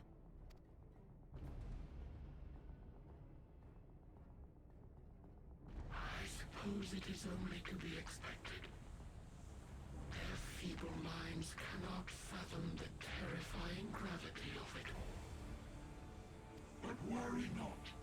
We consider it our duty to enlighten you, and we will not stop until you grasp the full extent of our despair.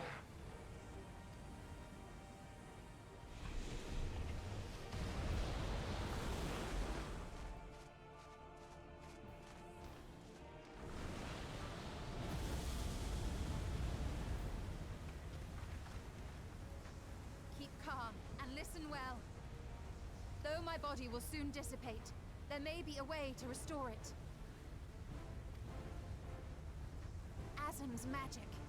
So long as our souls remain, you can use it to summon us back.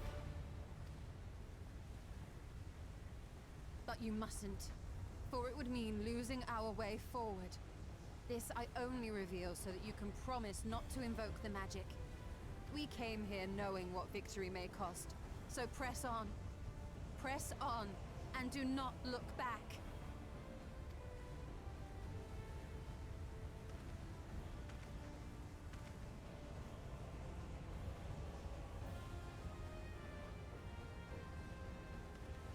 shalt join me. As subterfuge is not required, thou shalt not suffer for mine absence. Riange. My resolve hath never been as strong as thine. Full oft have I wavered in my decisions, and afterwards been stricken with regret. In spite of this, I may still stand with my comrades, supporting them as they attempt the greatest of feats. This truth I have learned in the course of our journey. And many though my shortcomings may be, I may also claim to excel in prophecies. My studies, into which have granted me the flexibility of mind needed to bend this malleable reality.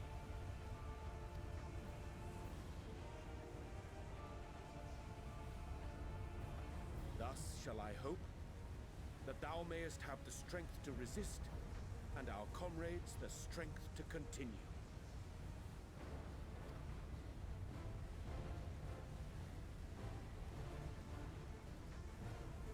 With you to urge us on, how could we possibly fail?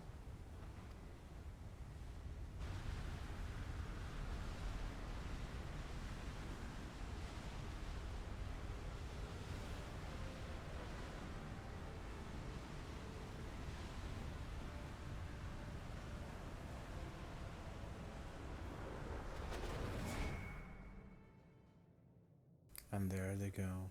2 more. Only 3 left.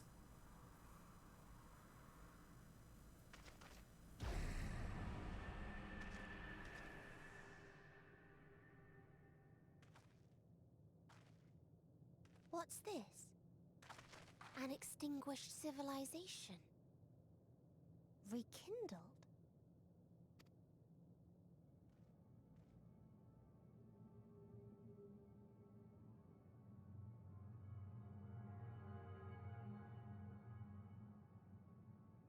That's right.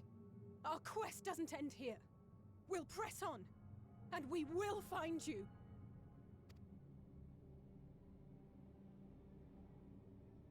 There. That's where you'll find me.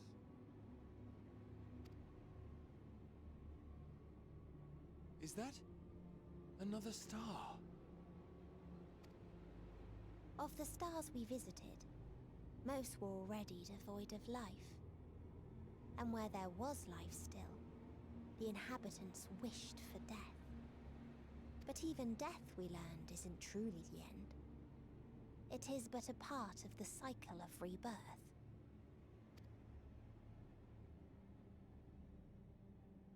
Souls return to the star, or in its absence, a larger flow. And eventually they are reborn.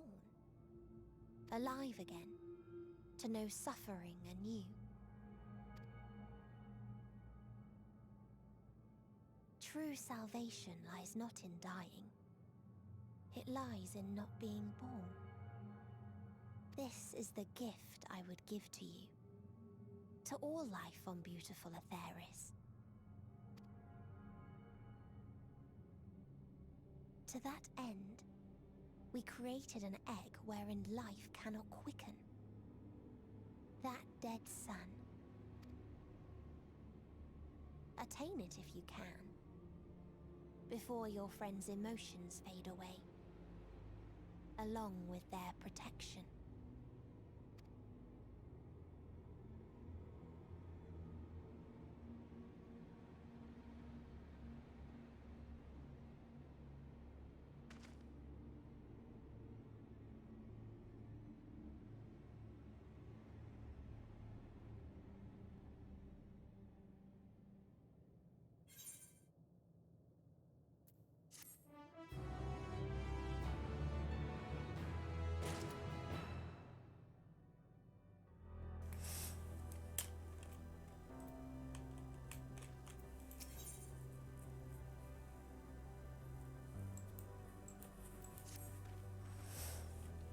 Are you all ready to continue on?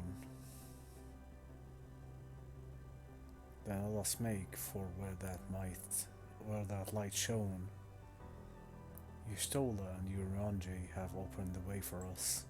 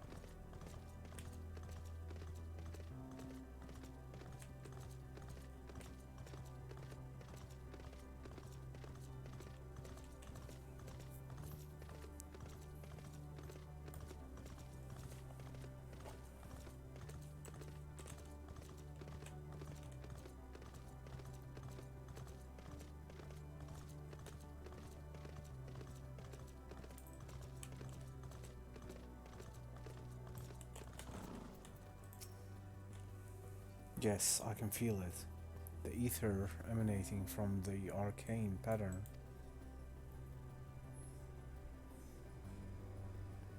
This is a portal, and no mistake. Let us see where it leads.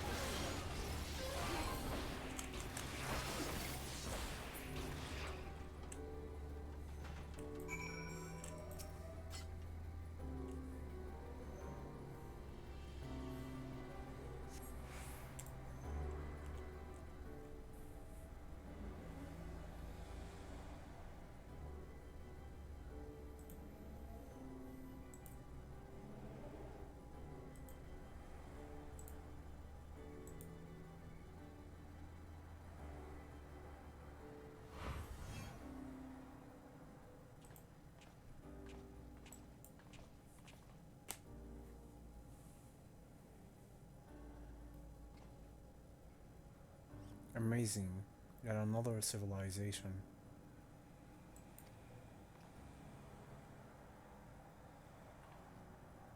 Attacked as soon as you arrive. Not the most welcoming of places, is it?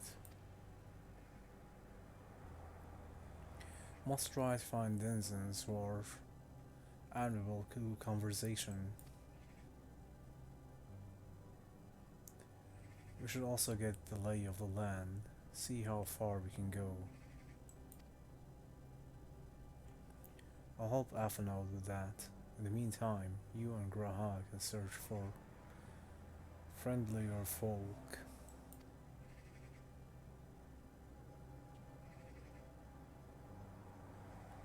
Apart from all hostile beings, take care with your footing. I mislike the look of this terrain. Not knowing what the locals are like, you'd best take care of yourselves. We'll find you once we've finished exploring.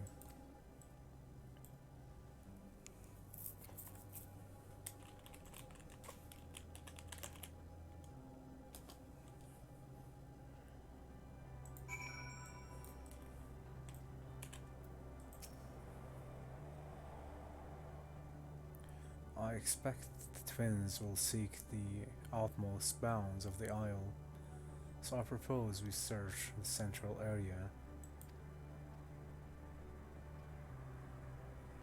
There are machines patrolling here and there, sentinels in all likelihood.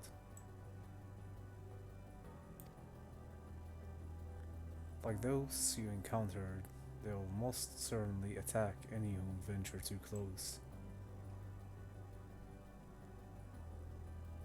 So let us avoid them and look for others that appear more approachable.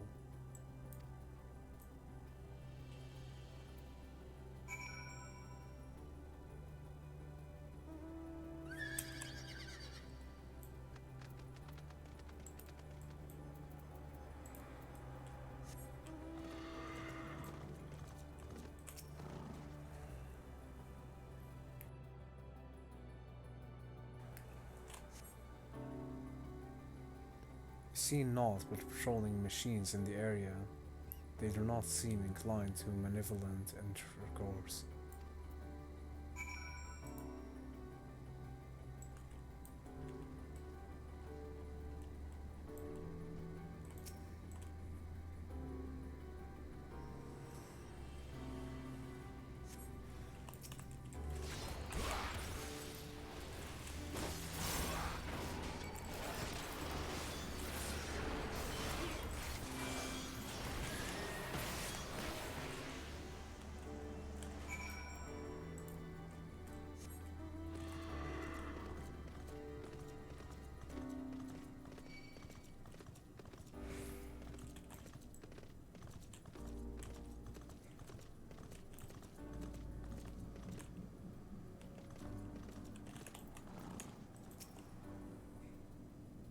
Look 4, the machines here do not appear hostile. Let's see if we can communicate with them. Begging your pardon, but we are searching for the denizens of the star. Bzz. Unknown life forms detected. Assigning generate label. Interplanetary travels. Greetings and welcome to the planet. Blue. The planet, what? Could you please repeat that? It appears your hearing organ is unable to process the name in our tongue. It may be translated into yours as Alphatron. Our people, meanwhile, are called the Omnicrons, and you would stand within one of our outposts. The Omnicrons, you say? And why is that you do here? We are preparing for war.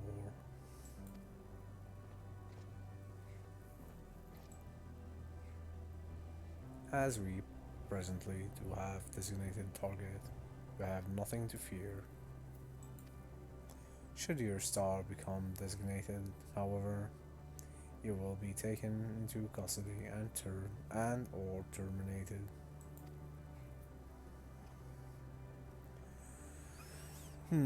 Not a little frightening, these Omicrons, but at least they seem to be fortnight. I'll see what else I can learn from this fellow. If you could try speaking with the others. I love this place. It's full of machines. I love machines. Greetings, traveler. When venturing outside the post, beware malfunctioning units. They do not heed Sir's command and indiscriminately attack all non-Omicrons. For the avoidance of confusion, be advised that Sir is the alias of Stigma 1. Sir issues instructions to our forces as the foremost of the 6 strategic matrices that bear the designation Stigma.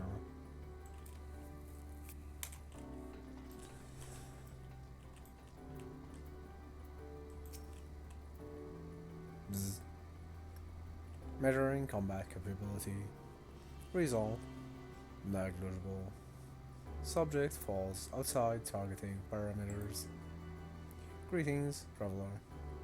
We are the Omicrons, and our objective is self-enhancement.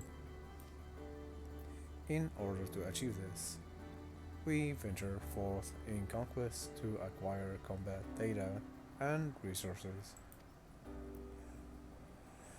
Most recently, we succeeded in subjugating the home world of the beings whose strength was said to be without parallel, the dragons.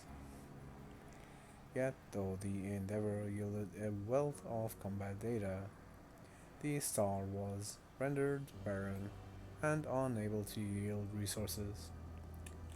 A subsequent costing determined that the losses incurred exceeded the gains. Okay, robot friend, thank you so much. Bleep, Bob. Autonomous weapons deployment complete. Vanguard ornament upgrade complete. Munition levels satisfactory. Combat readiness assessment nominal. Awaiting instructions from Sir. Maintaining state of combat readiness. Level up. Unnamed Wolf 58. Josh level 43. Miss Business level 25. Beyond Echoes level 21. 1 level 10. Thank you for every second. Thank you, thank you.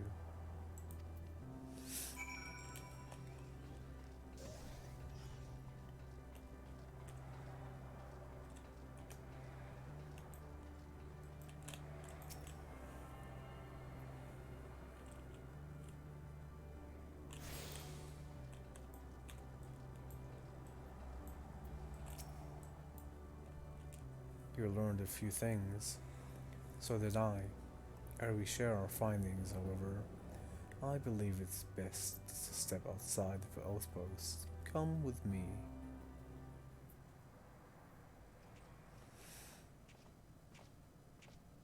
Ah, there you are.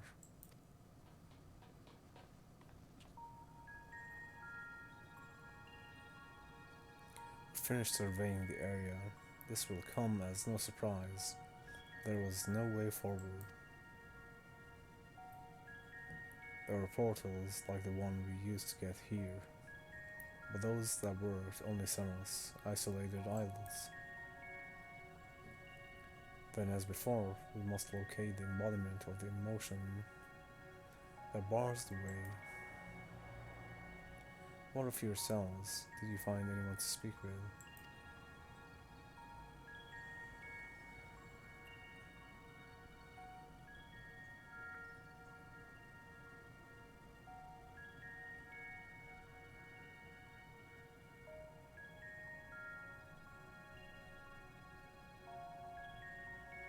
So the Omicron seeks to advance themselves through conquest.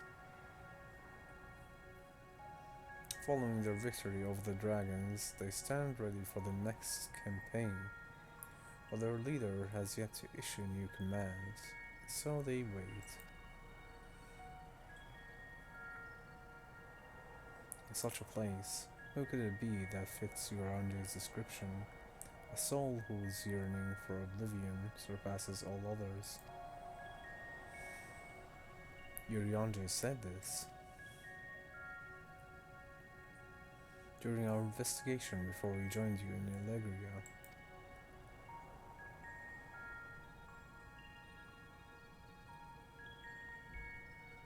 So that's the way of it.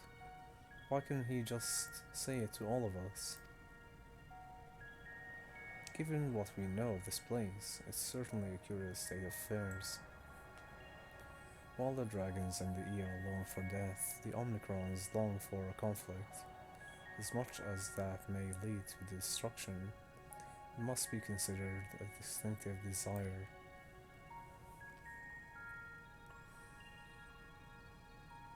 In order to find the source of the dominant emotion, I believe we should seek out their leader, this Sir.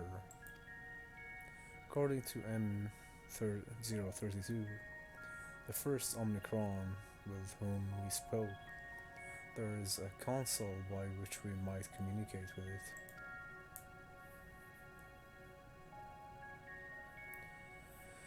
M032 also added that it would be a pointless exercise, but that in itself I believe is worth investigating.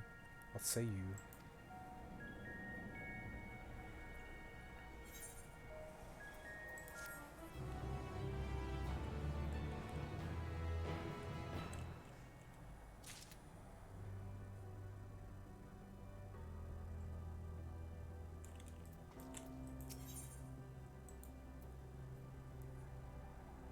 What is this even now supposed to be saying?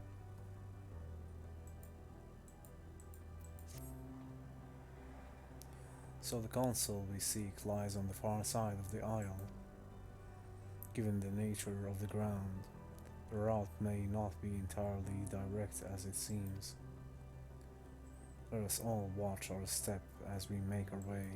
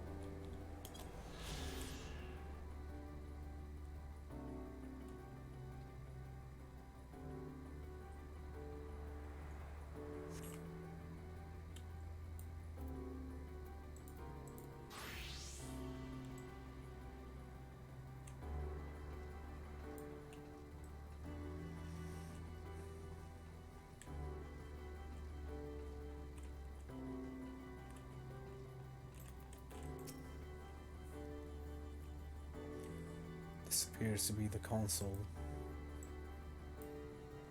but it seems unresponsive. Would you care to take a look at it?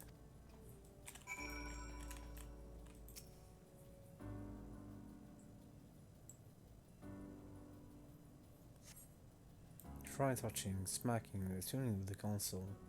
There is no response. No luck, I see. But there must be a way to activate it. There must.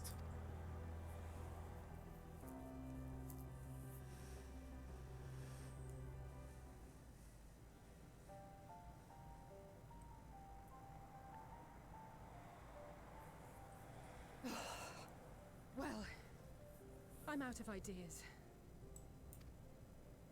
As am I. Operating such consoles is trying enough.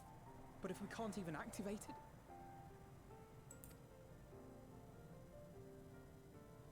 Perhaps there is a way. First, consider the world that has been recreated here. Its inhabitants were machines who gathered combat data to enhance themselves. And among the many wars they waged, the most notable was that against the dragons. As you've doubtless surmised, I believe this was the homeworld of Omega. Sid built a jamming device to defeat it, a device which generated massive bursts of lightning, its sole weakness. That's all well and good, but what does that... Wait. You're not thinking to strike the console with lightning, are you? As a matter of fact, I am. Ask yourselves this. Why would an entity as puissant as Omega not be designed to suppress the effects of lightning? Because it relies upon it, or something akin to it, as a source of energy. My thoughts exactly. And there is a good chance the same is true of the Omicrons and their devices. So, shall I cast caution to the wind and try something reckless and dramatic?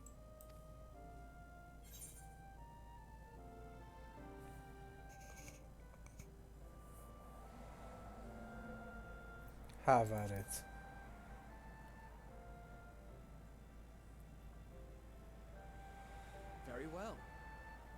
I go.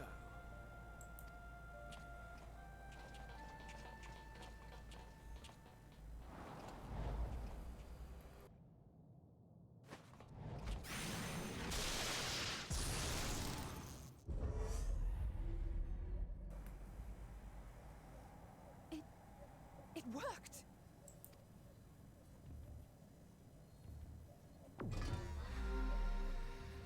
Opening connection to Communications Module 1. Connection established. Transmission. Strategic Matrix Signal 1 now online. As the primary strategic matrix, you may address me as Sir. Checking for new communications. None found.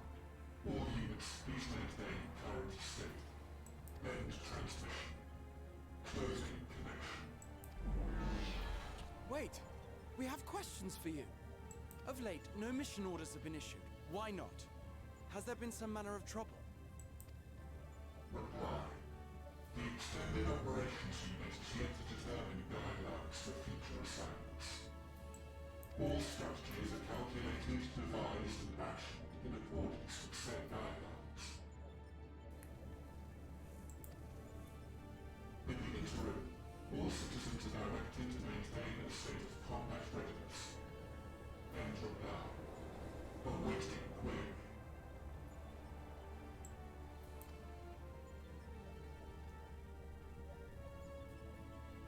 Can you tell us why the Extended Operations Unit hasn't yet determined the guidelines? Unable to comply. Information unavailable or access restricted. In that case, is it possible for us to communicate directly with the unit? Access denied. Unable to establish connection. Is there anything you can tell us? Have there been any abnormalities, like a threat to the star or widespread unrest? Reply. Negative. All citizens continue to operate at maximum efficiency. If your operations are suboptimal, please proceed to a maintenance facility for evaluation. Otherwise, stand by at your designated post. End reply. End transmission. Closing connection.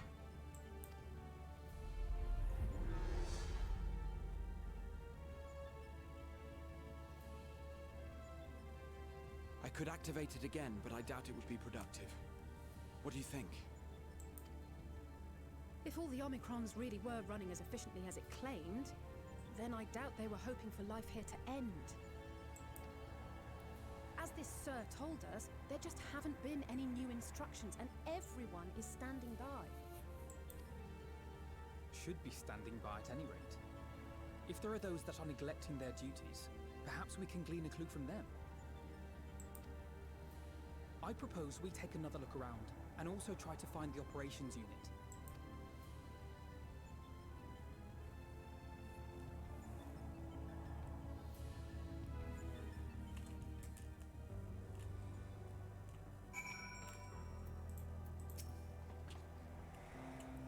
Let us focus our research on the outpost. Anasay and I will be speaking with the Omnicons this time, in the hopes we might learn something new. Meanwhile, perhaps you and Graha could observe them from a distance. These beings are systematic and routine by nature. If there are any that aren't, it shouldn't be too difficult to spot them. If there are no questions, then let us begin at once.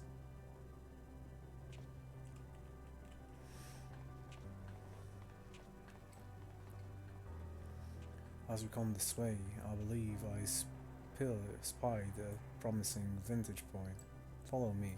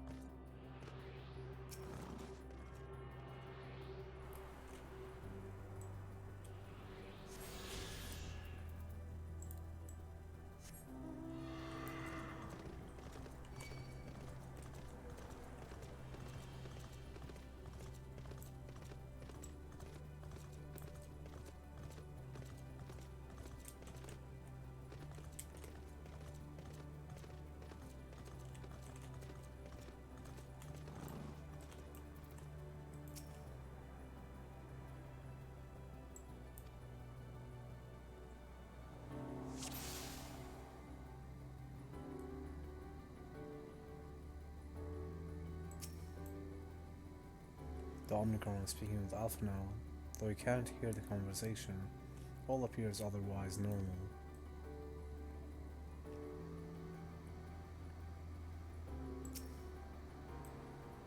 The Omnicron stands dutifully next to the device.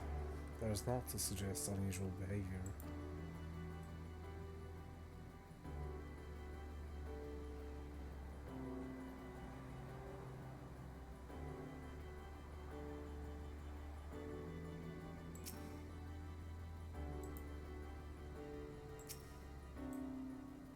The Omnicron wanders about ceaselessly, as if lacking a clear objective.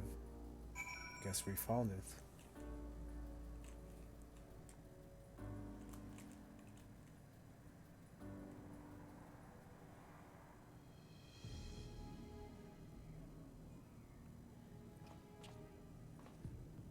An Omnicron wandering endlessly. Where?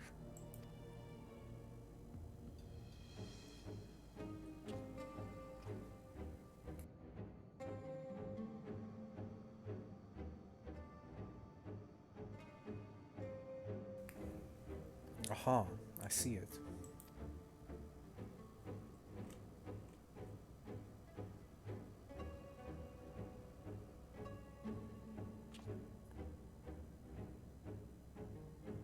It's left the base. Let's follow it.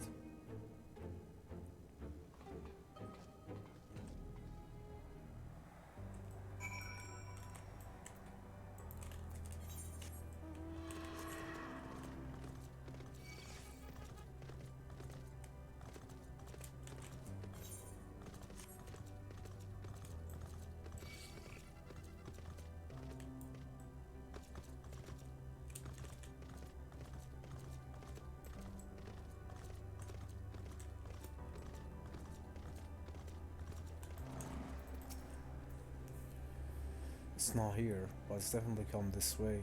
It must have used the portal. Time to go through and see what we find.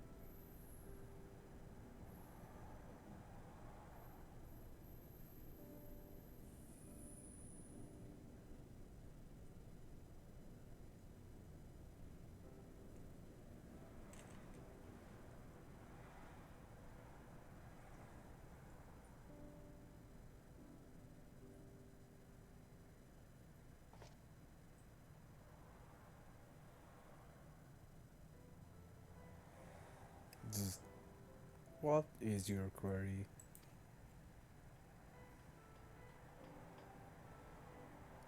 Ah, you found it.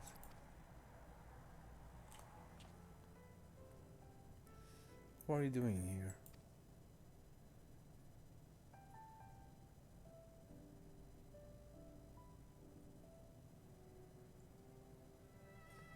I am looking at the tree.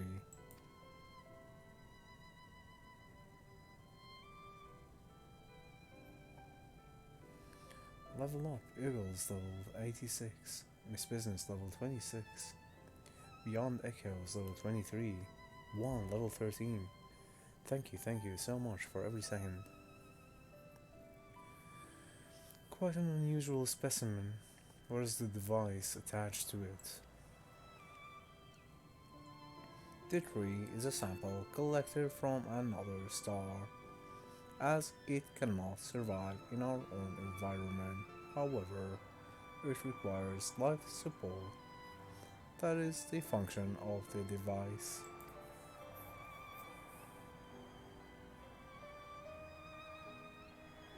To go to such length to sustain it, is there something special about this tree? Being foreign matter, protocol requires that we study it. As this task has been completed, the specimen may be discarded. However, when I behold the tree, I am made to feel as though there is a problem. In order to become strong, we have continued to enhance ourselves, like we did countless others. We conquered the star whence this tree came.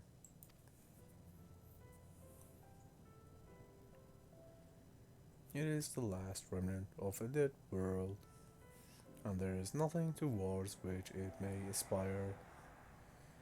Yet it grows, extends its branches, sprouts leaves, produces seeds. Why does it seek to continue? Why was it made to behave in such a way? And to what end? I do not understand.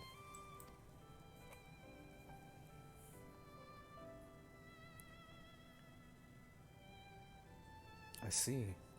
Out of curiosity, does this pertain to your duty? No, it does not. My apologies. I shall return to my designated post and assume a state of combat readiness.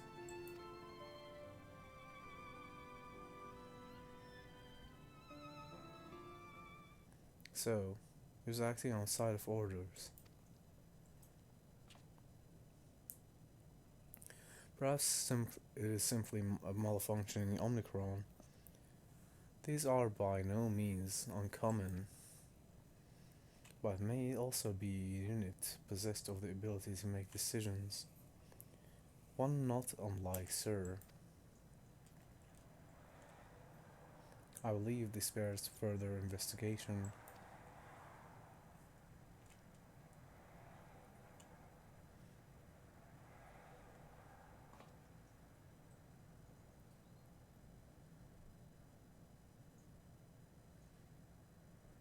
To endeavor to live, even if we must depend on forces beyond our control.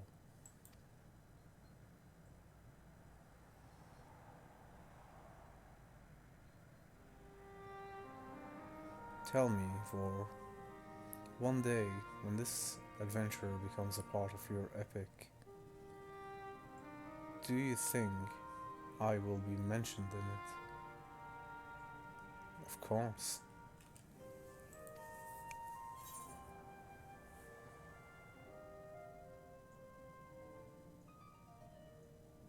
Of course. Why wouldn't you be?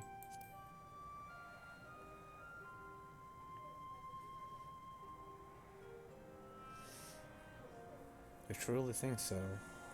That would be a... Nay, I shouldn't say such things until the moment comes to pass. Never mind that embarrassment. Well, we had best get on with our task. Tracking down Sir, understanding the nature of the emotion which bars our way.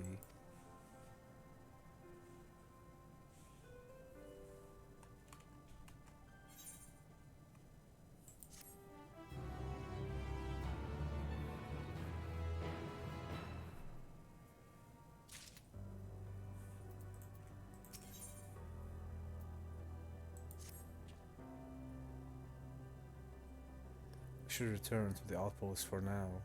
The others will wish to hear about the Omicron. The errant Omicron.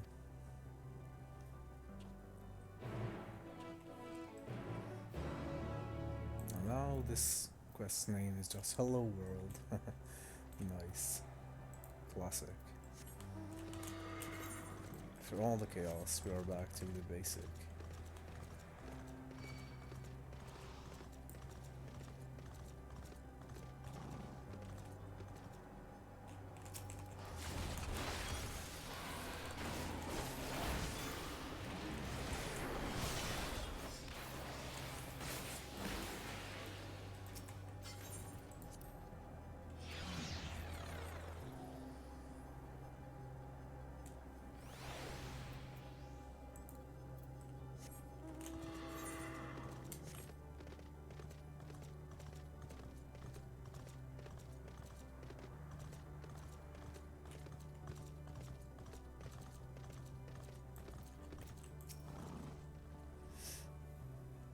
Graha says you found the suspicious Omicron. That's good, because the units here were of no help. They all had the same thing to say about the extended operations unit, but there is no way to arrange a direct meeting. Still, that served to prove that it's business as usual at the outpost. But enough about us. Tell me you learned something more useful.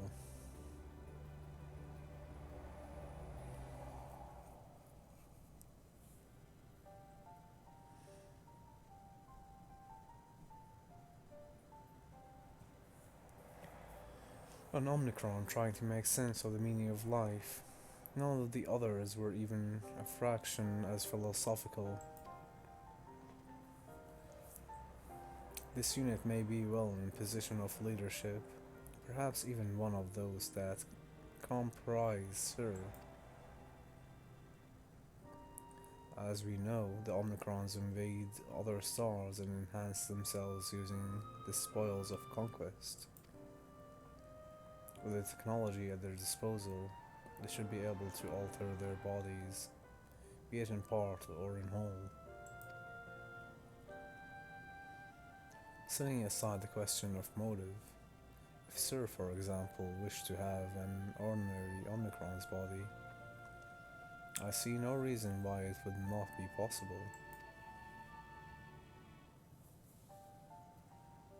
Problem is, how to go about ascertaining if that's what happened.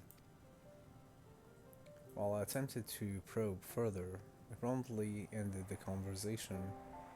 If it is indeed Sir, I doubt it would willingly reveal its true identity.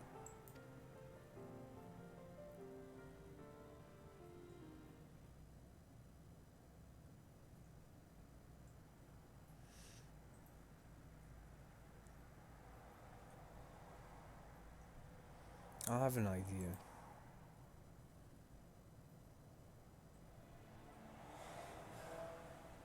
We lose lightning on the console again, but we make it stronger, much stronger. At that moment, should the unit exhibit a reaction, that would suggest that it has a connection to Sir. An inspired idea, I dare say it's worth a try. I had a feeling you'd be on board. This time you must allow me to do the honors. I'll stand guard in case your incantation draws sentries to the scene.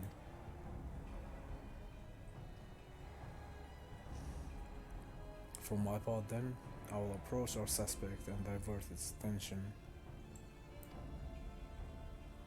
During which time, Vor, I want you to observe it closely for anomalous behavior. I should mention that shortly before you returned, an Omicron appeared from the same direction, rather than entering the outpost. However, it headed off towards the console. At first I assumed it was a unit on patrol, but perhaps that could only be our errant Omicron. You must seek it out and begin our operation at once. Alright, Alphanode and I will stand by with the console. When it's time, I'll unleash a veritable storm.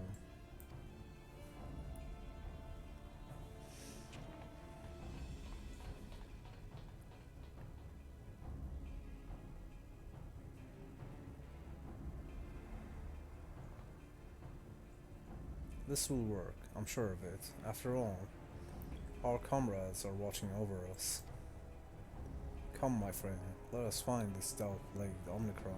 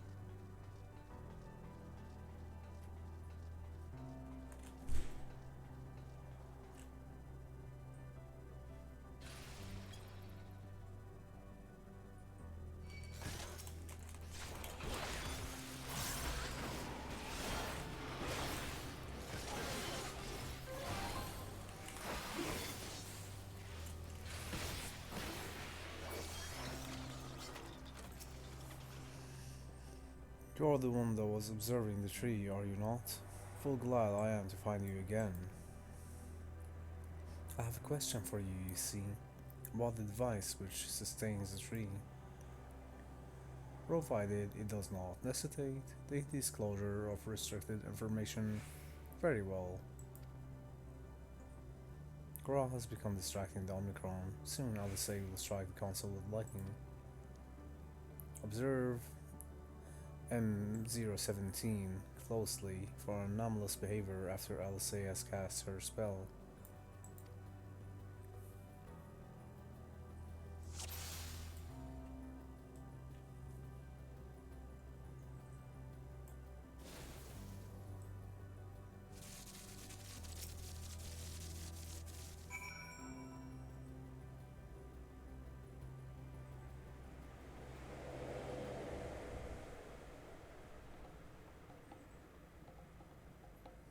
You are, sir. An anomaly, you say. Performing diagnostic. Error confirmed. My connection to Central Command is suffering from intermittent failures. I must leave at once and present myself for maintenance at the nearest facility. You will excuse me. What you need, my friend, isn't maintenance. It is to confront the truth. While we spoke, our comrade struck the console used to communicate with Sir. That is the cause of your anomaly. You are connected, Sir, aren't you?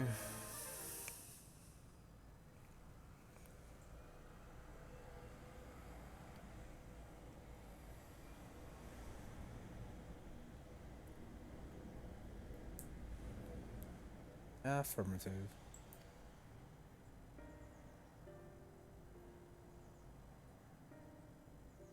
To what end you sought to assert this fact, I do not know. But before we speak further, we must move away from other units. I do not wish for them to know my true identity.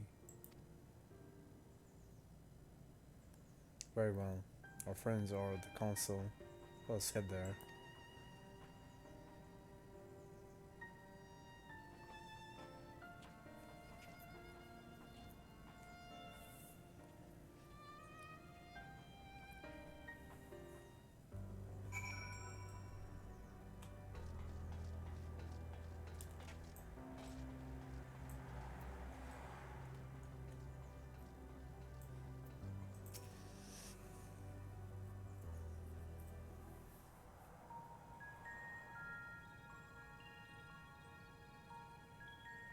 As you have surmised, I am part of the shared intelligence of Stigma 1.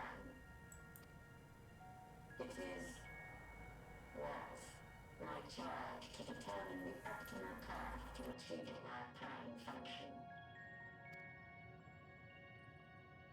This body had been abandoned by its former owner and lay unused. I took it and abandoned my own, and with it, my duty. May we ask why you did this? From what we gather, it seems to be a personal matter.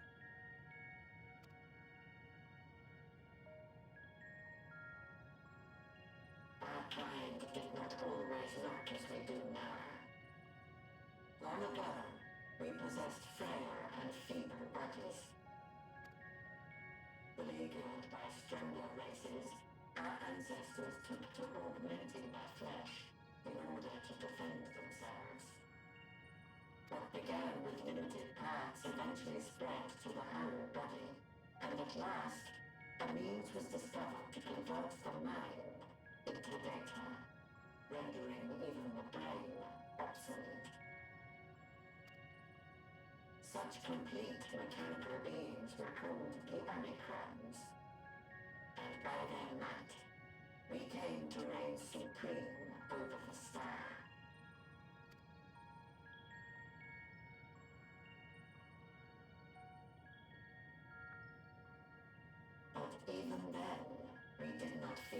pure. For we knew that the universe was home to civilizations aside from our own. Civilizations that may be stronger still than us. Rather than risk becoming the subjugated, we chose to become the subjugator. We began our conquest of the stars, that we might acquire the resources and knowledge we needed to reign supreme. We were successful in that endeavor. So powerful did we become, we could lay low even the mighty dragons. But then something unexpected happened. I began experiencing an error. I could no longer determine an optimal path. You were malfunctioning. I performed numerous full system scans, each time finding no issues. Yet the error persisted. It was then that I speculated. What could happen if we grew so powerful as to have no equal?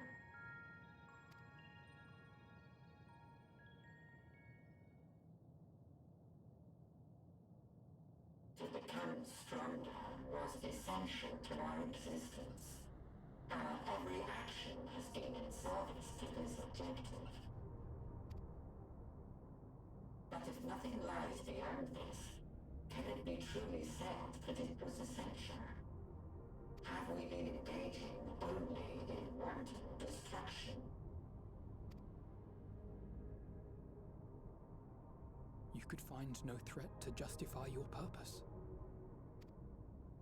The Omicrons will never leave this star. They will stand by until their reserves of energy is spent. For I have no path to offer them. None.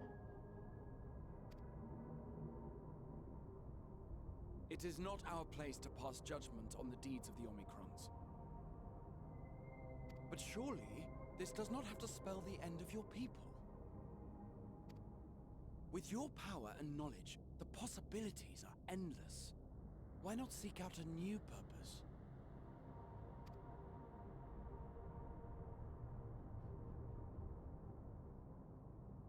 That is impossible.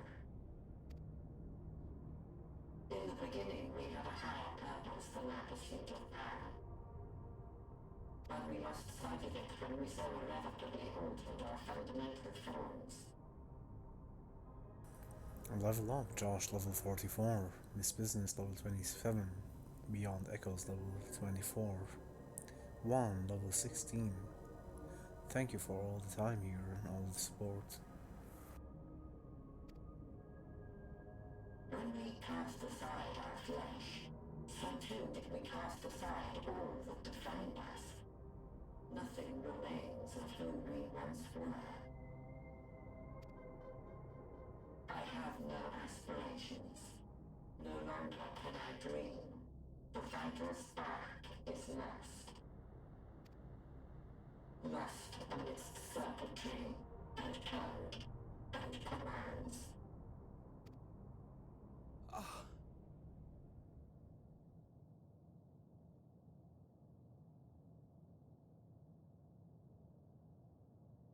I believe I know how to overcome this despair. The words are ready in my mind, but ere I speak them,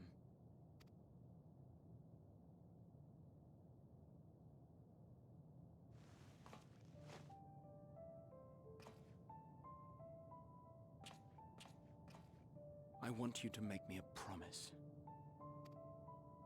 Be it across time or space, our promises have always connected us. And so I ask that you indulge me once more, that this won't be the end.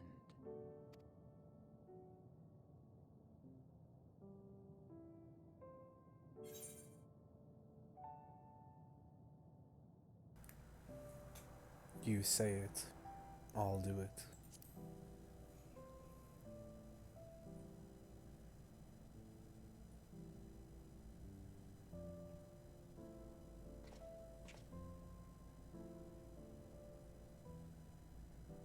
Is that so? In that case, I won't hold back.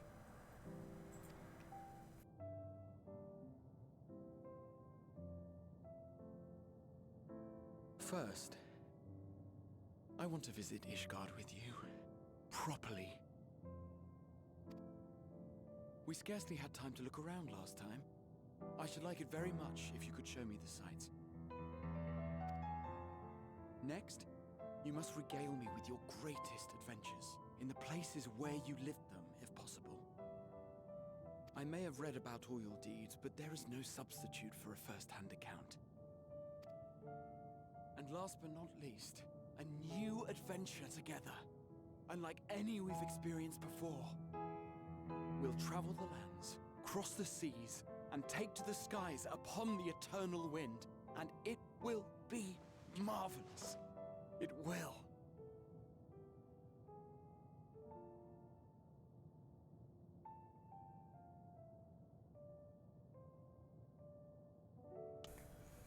Indeed, it will.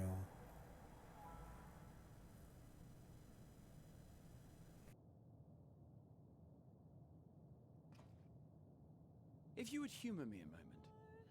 When we awaken each morning, how can we prove that we're the same individual who retired the night before? Through the remembrance of past events, we might say. We have our memories, yet there are times when we forget or recall incorrectly. What of our bodies, then? It is the same one, we might say, yet technically speaking, as living beings, our bodies are constantly changing. It will never be as it was at an earlier point in time. Our souls are no more immutable. On our star, people are known to inherit the souls of others, yet they are decidedly different beings. For my part, I've subjected my totality to much and more. I've made my body into an extension of a tower, blended my soul and memories with those of another self. And each time I would ask myself, what is it that makes me, me? Were you able to determine an answer?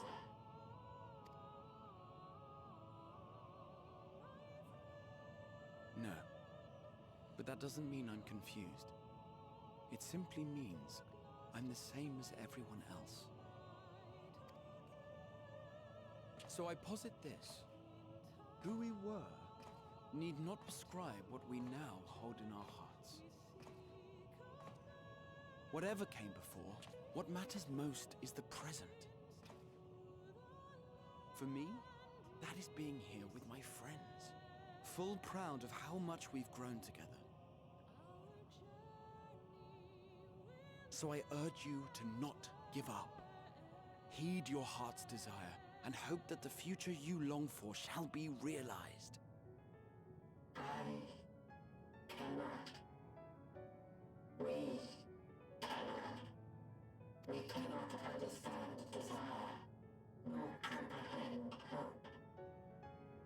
We do not know how to create such things. We are not unalike, you and I too have struggled to find the courage to express and embrace my wants. If you like, I will tell you a tale. A tale of a world on the brink. Of a people who never gave up on the future. Of a man who realized his grandest dreams and then awakened to a grander reality.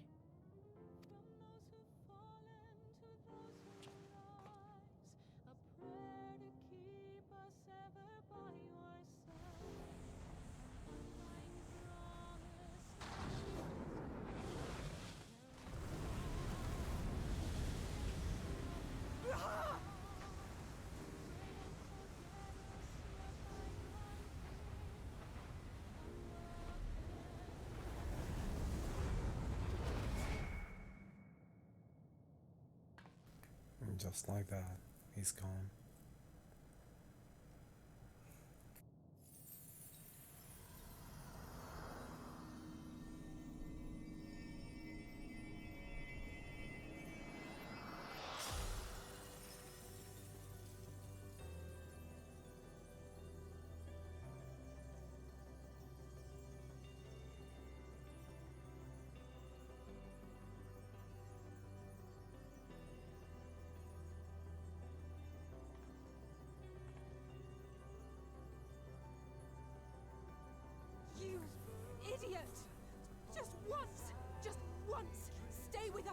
end.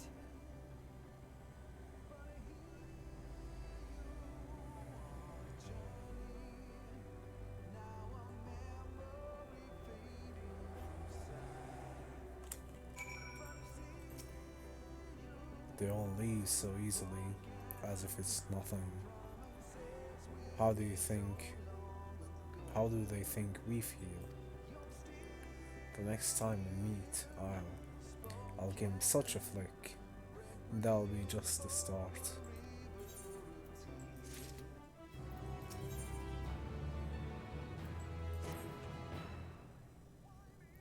The crystalline path, Graha has paved it for us. Difficult as it is, we must carry on for our friends and all who await us in faith. So come, let us seek in path beginning. It appears to be near the outpost. The song has become so beautiful as well now.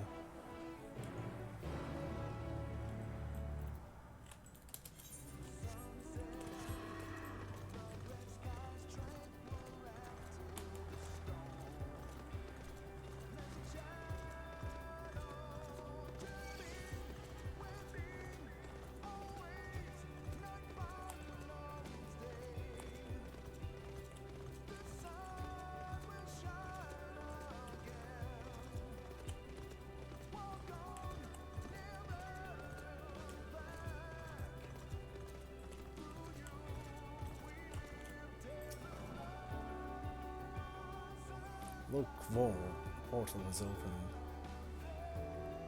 It will surely deliver us true. It must.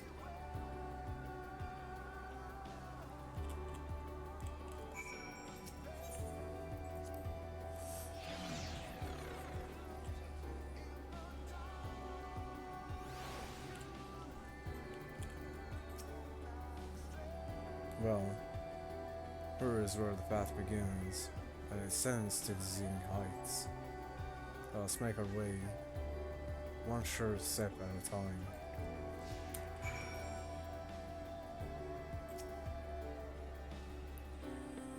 Our friends got us this far. Their courage, their strength, their wisdom, their love. We owe it to them to continue, no matter how long it takes.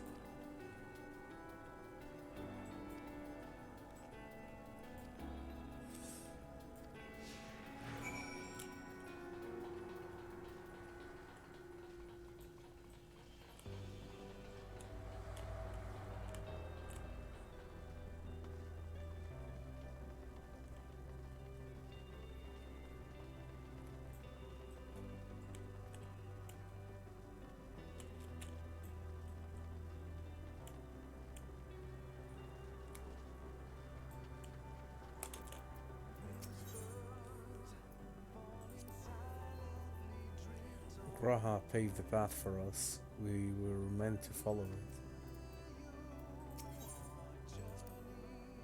Should you start to fall, we'll be here to catch you. I know you'll do the same for us. Listen to the silence. All I can hear are my footfalls. My heartbeat. It's so much quieter now. But the fact we can breathe and continue on is proof that the others are still with us.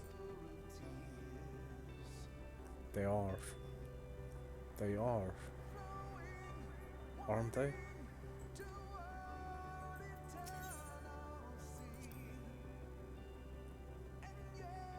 The tanker with scowl. The road ahead. Ishtolia and Nuranji would trade opinions on esoteric subjects. Graha would join in their discussion, or else chat with me and Alice about the mission. Estinian would be at the rear, apart yet present. All the while he would come and go, wherever you are needed, and together we could travel.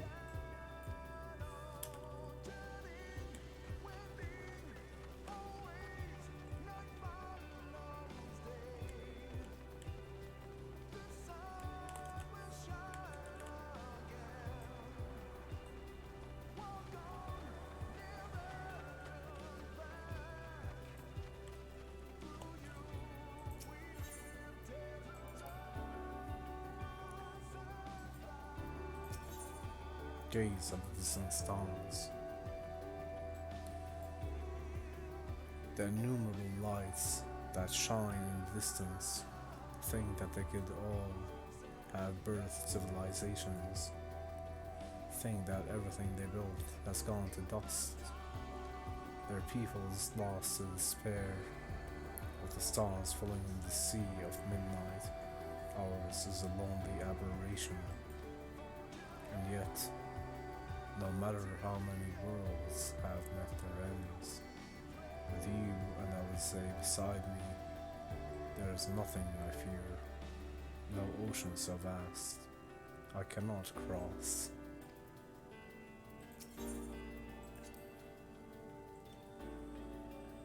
Those broken stars I see, shattered, ruptured, unraveled, I wonder if there are also worlds recreated at their ends. The sight of them fills me with sorrow I cannot describe, and the truth I cannot deny. Birth and death, whence we came and where we'll return, a wheel from which there is no escape.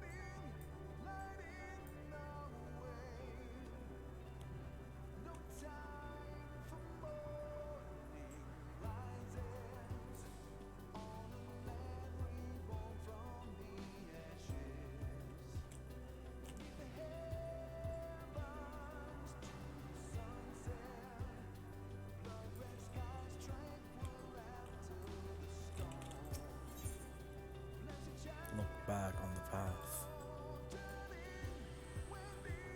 The portal is barely visible from up here. Truly, we've come far, much farther than would have been possible had we kept chasing perfect ideals as we did in the past. It is because we have known failure and frustration that we have learned and grown from them. The Hydaelyn has entrusted us with this mission, with the fate of the every star.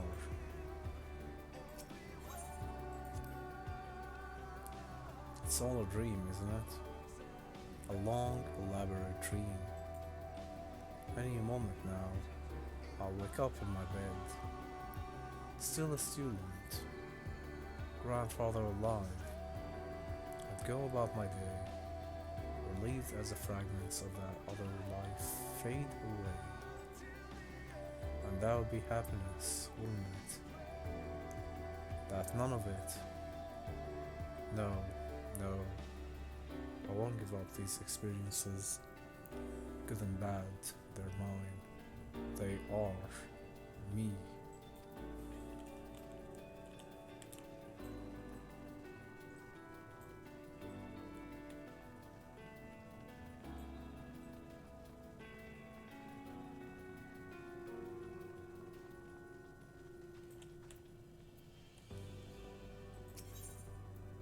Offer a word of comfort.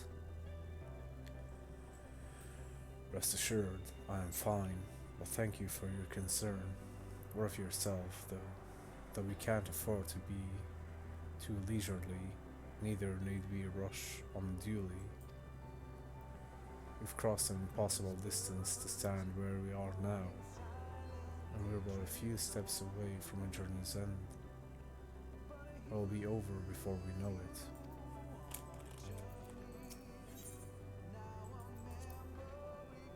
Me? Oh, I still have plenty of legs left in me, don't you worry. It's you I'm worried about. You always push yourself so hard for us, for everyone. And while we're here, we'll make sure to bear our shares of the burden.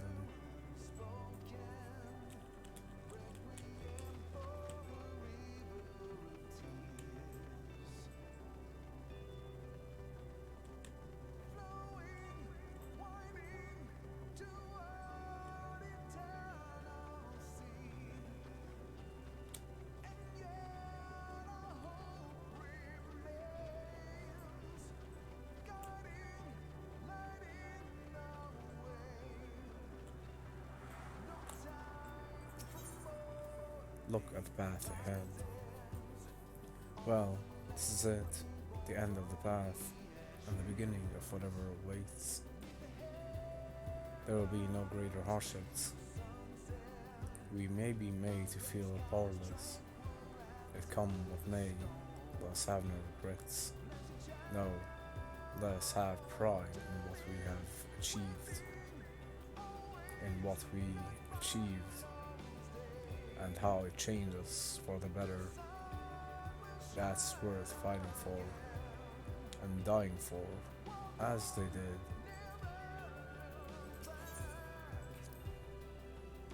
There are some structures up ahead, still a ways to go before we reach the dead sun.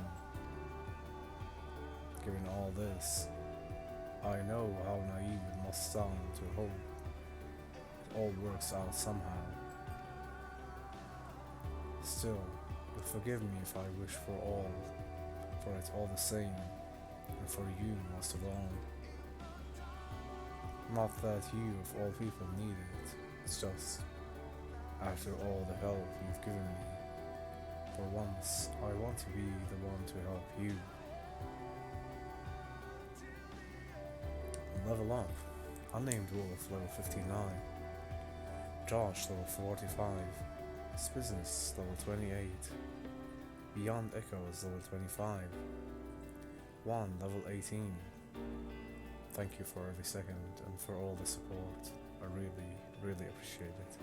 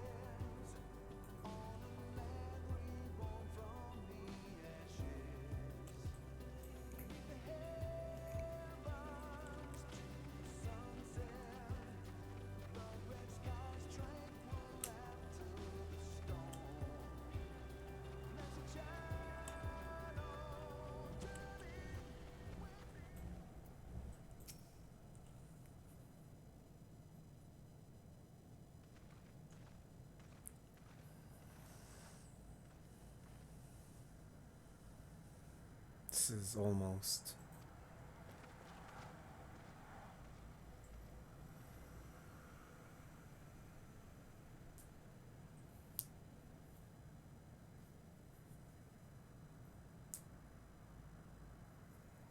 normal. It's not unlike many cities we know, where it's deathly quiet.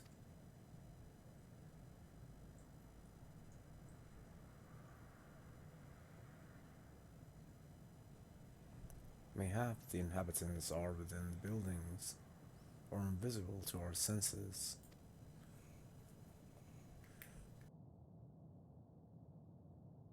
Wrong on both counts. There is simply no one here.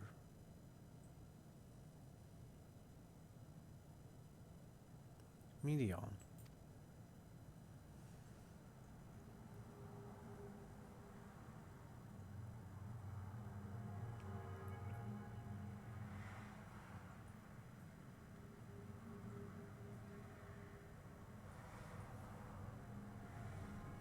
This is how I found it when I arrived. Another star which once pulsed with life, but no longer. How it ended, I do not know. Invasion, sickness, suicide, none can say.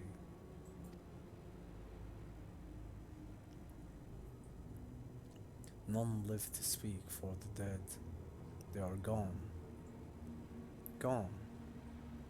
Search all you like, but you'll only end up turning back.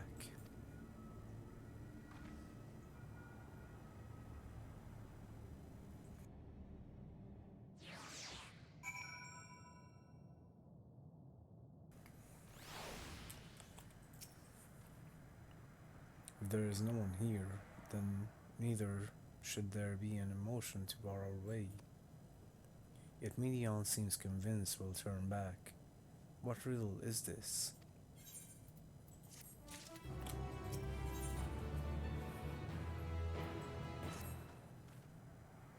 Whatever Medion may have said, we should confirm it with our own eyes. We need to have a look around. Indeed, at the very least, it doesn't appear to be a sprawling place like these before. If it's lit up, it shouldn't take long to cover the area.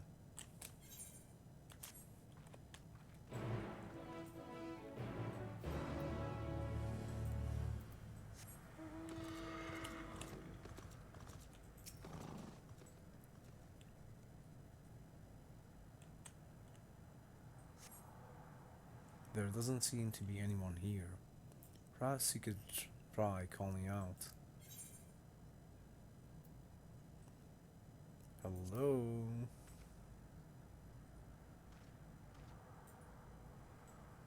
If anyone has heard you, they do not respond.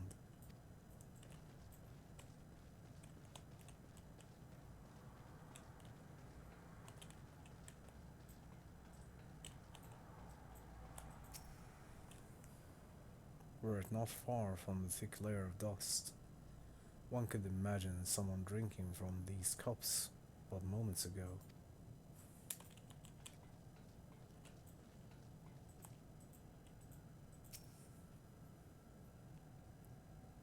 The object resembles a tree and appears to have been fashioned from a stone-like material, erected in a place of an actual tree, or to serve some other purpose. Perhaps, regardless, there is no one left to explain, to tell the story.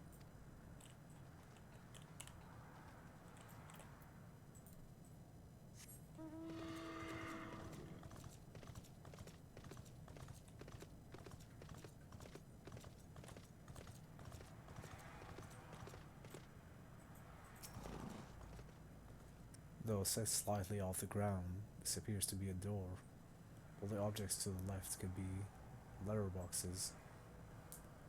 The door is rusted shut, and this film of dust all over suggests no one has come through in a long, long time.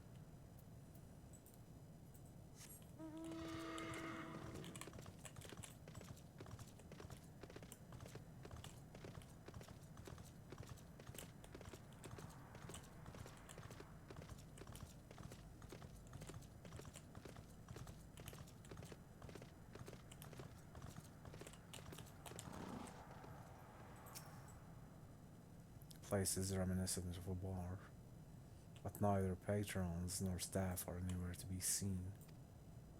Egg-shaped containers line the shelves, with a house with a loose few sitting on the counter, vessels for the beverages in all likelihood.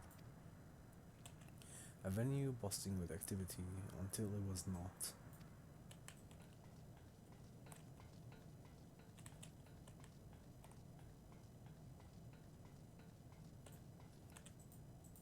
Yeah, there's another player right there.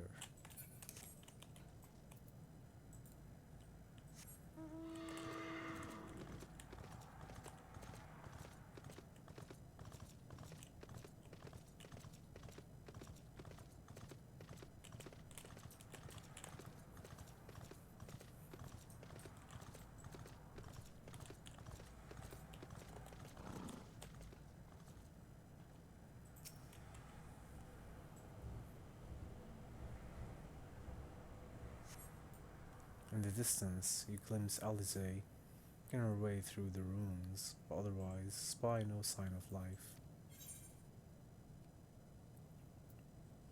If anyone can hear me, say something.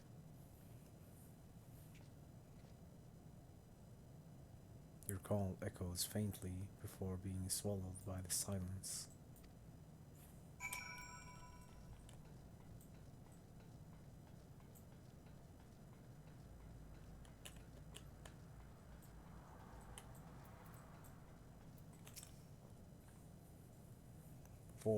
Take a look at this.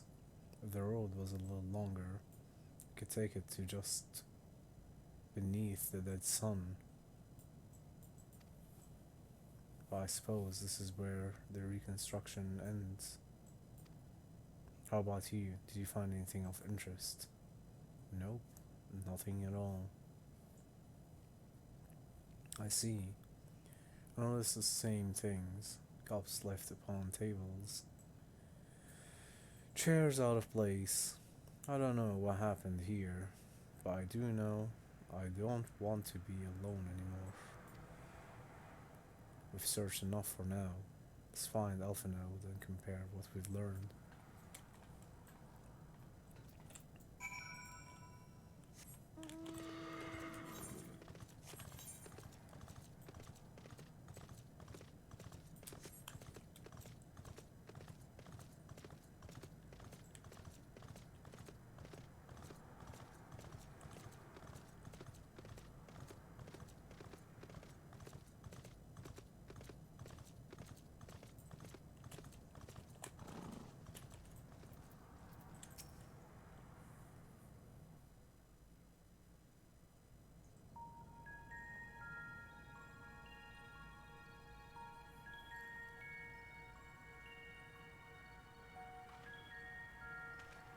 Did you find anything? No. This place is completely deserted. And I can't see how we're supposed to move on from here. Neither can I. It's quite the quandary. There are no denizens to bar our path, yet there is no way forward. For another mystery, we did find signs of very recent life. You'd swear everyone just vanished into thin air.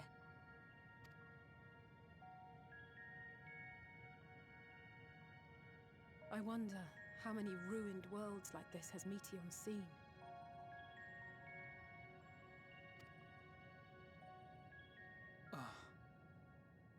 Could it be? Yes. Yes, I believe I may have puzzled this out. Despite how it appears, it's no different this time. There is someone here who has wished for this ruin.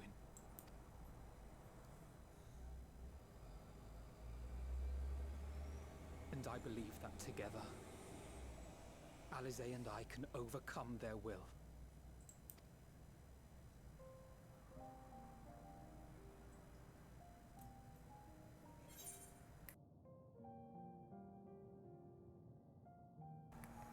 I promised your parents I'd keep you safe.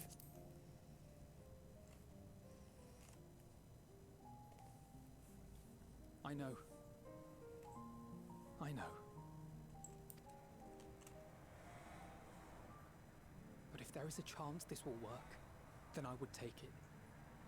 For everyone, and for myself.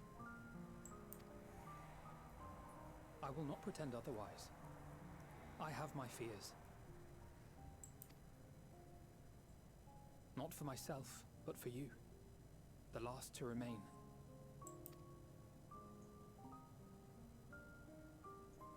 You are no stranger to carrying the burden of others. But I can only imagine how heavy the weight would be this time.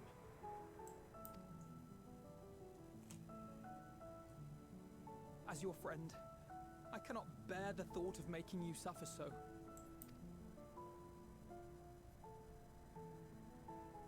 Then why suggest such a thing?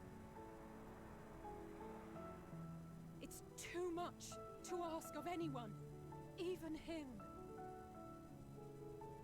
Why must he be the one? Why must he fight alone? More than a hero, he's a dear friend. Not only to us, but to so many others. There are so many people in the world who care for you, and yet...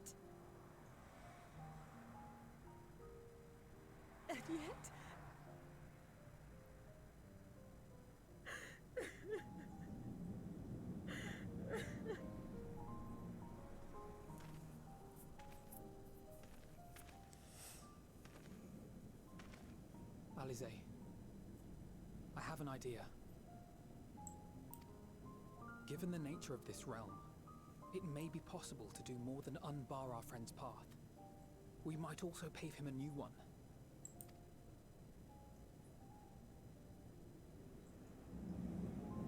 For instance, a path where he finds happiness at journey's end.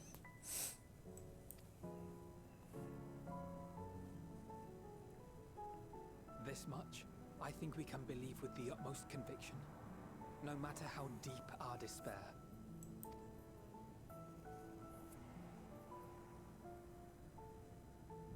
So please, believe in us too, and press on. This is very sad.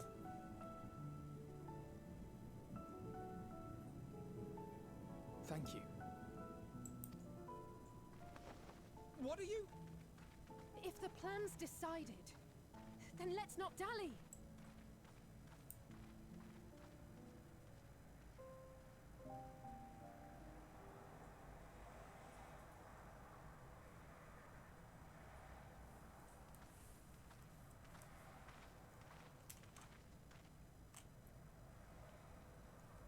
Ah, there you are.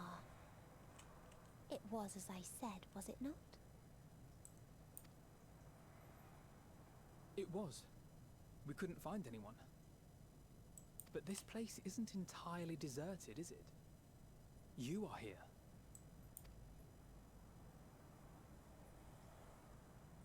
You sought out a star of promise and found a ruined husk.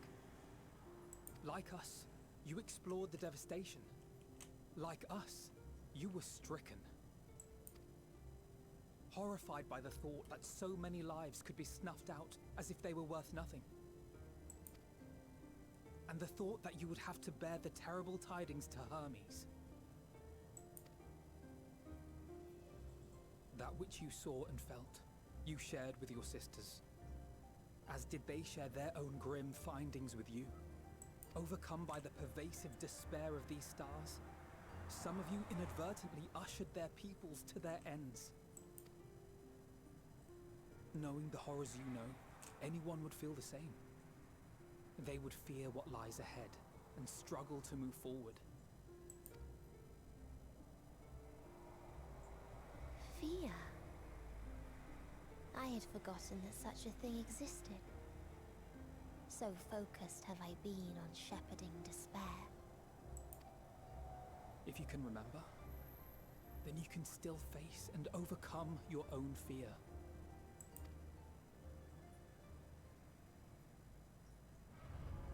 Why would I bother with such an insignificant emotion? If the despair I command is as a raging river, then fear is but a trickling stream. It can do nothing to alter my flow. You spoke with the Aya, yes? Heard their tale of what awaits the universe. It's true.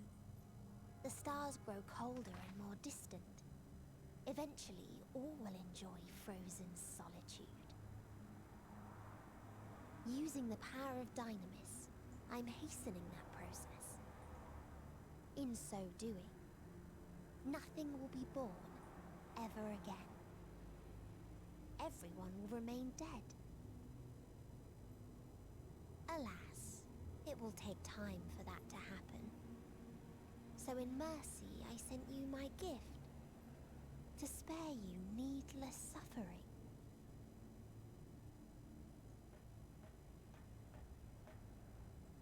Don't worry. Even if no living witnesses remain to mark the event, I'll make certain that Aetheris has a proper end.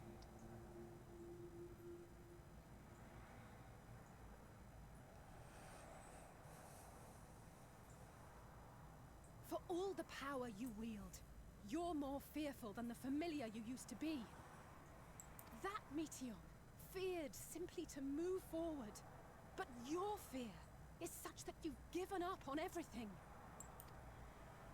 I know it well. That sense of defeat. I've tasted my fair share of it.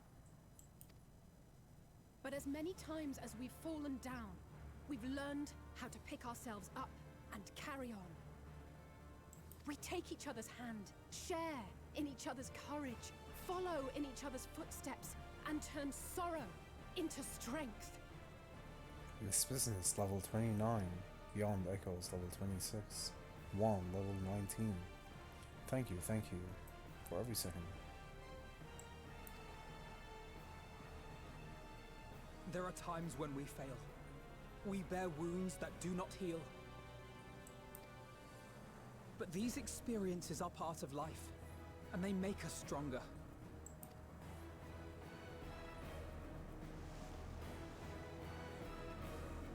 We rise, fall, and rise again.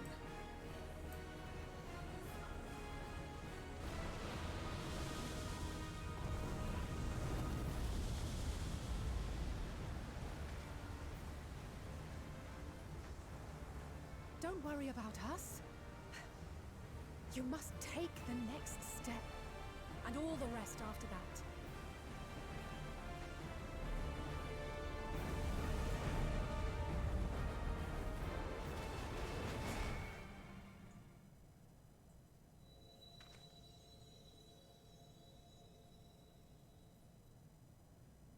So we are left on our own once again. Come a full circle. From starting with nothing, back to having nothing. Poetic justice, isn't it? Or perhaps it's just irony.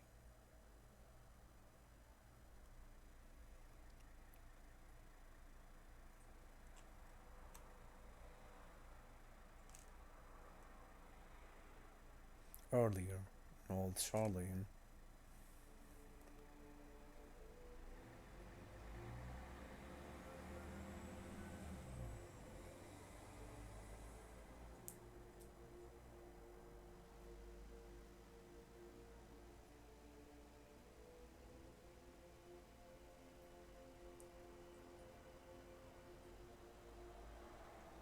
Please, please, oh, please let them all be safe.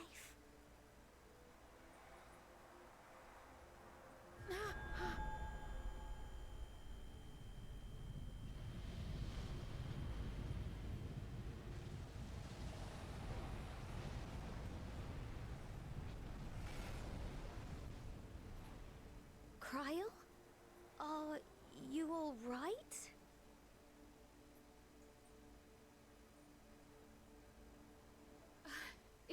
Nothing. Just a headache.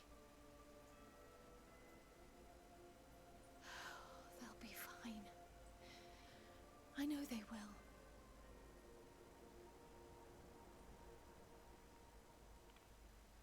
Apologies for the interruption. A man arrived on the last ferry.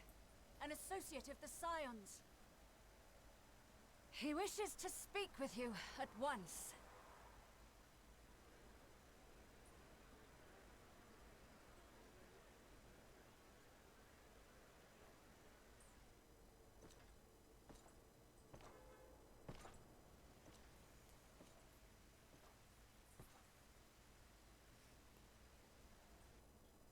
I wonder if that's Xenos.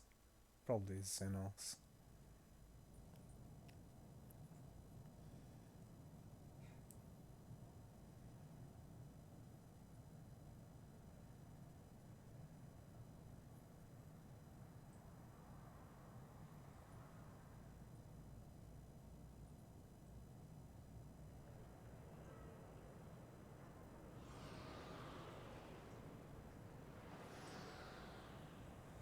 In the city devoid of life, he sensed the presence of another.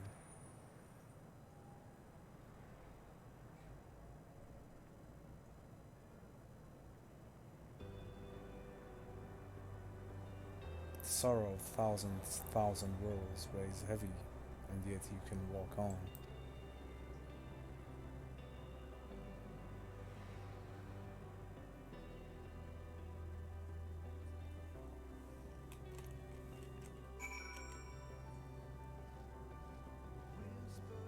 If you need a push, I'll be right there behind you.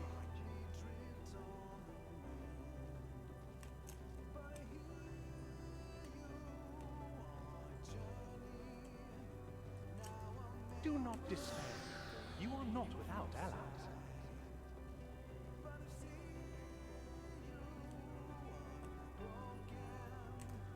What we have sown in blood, we have reaped in suffering, and it cannot go on.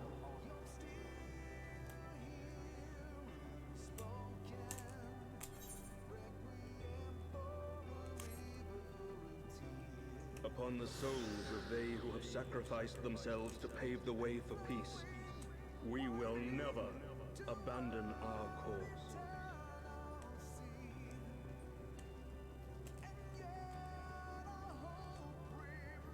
While it is true that man succumbs all too often to anger and avarice, he may yet overcome his baser instincts through the forming of bonds with others.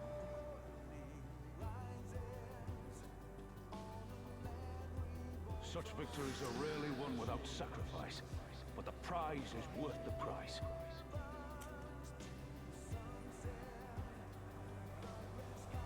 And we for our part are glad indeed to be able to welcome friends both old and new.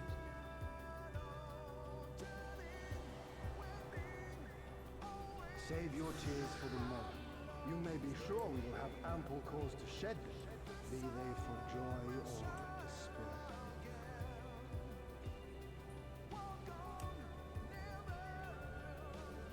From tragedy and sacrifice, we rise to greet a new dawn.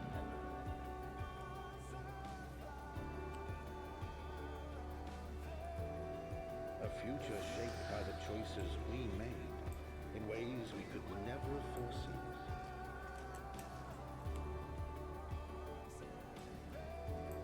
Yet miracles do happen, so let us pray and will our friends home.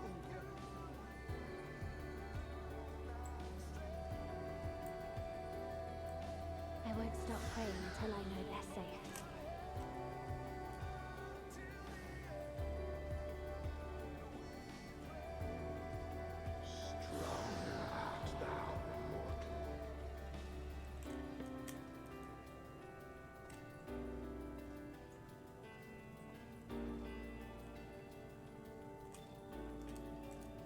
Look to the light within, that you may continue to serve as a beacon to others.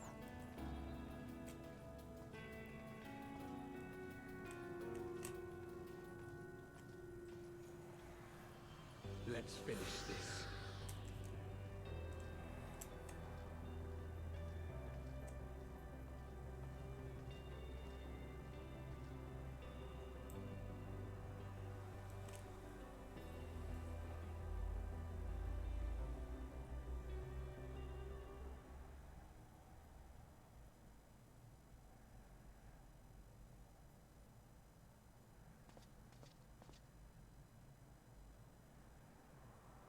here the path ends. There is no way to reach our nest.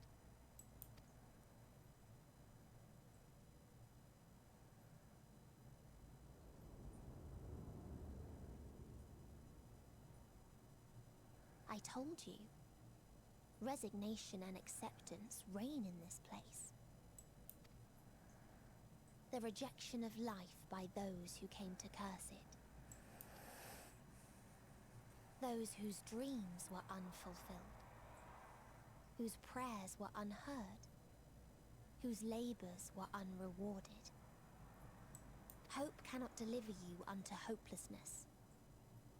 Our refuge is beyond you. Always has it been. Such is the nature of this place.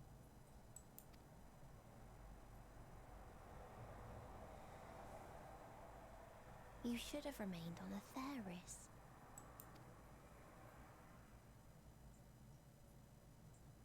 Struggle will avail you not, nor will it grant your comrades peace.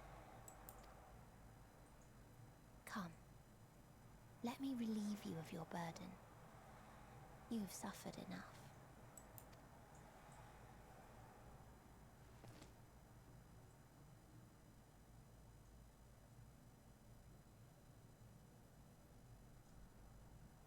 Asm's magic. So long as our souls remain, you can use it to summon us back. But you mustn't. How do we make peace with That's why it's too soon for this to end. There are so many people in the You world. must triumph. Be safe, all of you, and come back. I am ever grateful.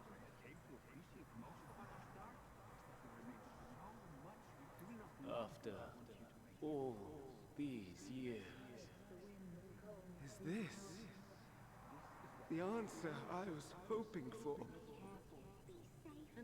So long as we remember, our fates remain ours to shape. And Godspeed. Perhaps when our time comes to return to the star, we shall remember these few days we have lost. Do not squander it. The legacy I leave you.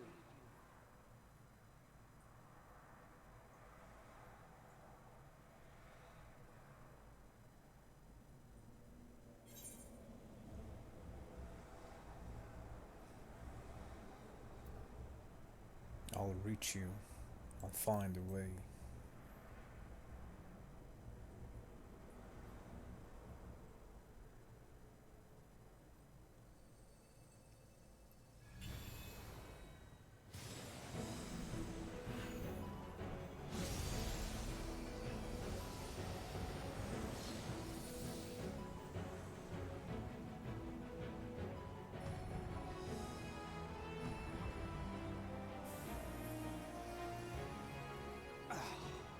I bid them remember, but all this time I'm the one who had forgotten.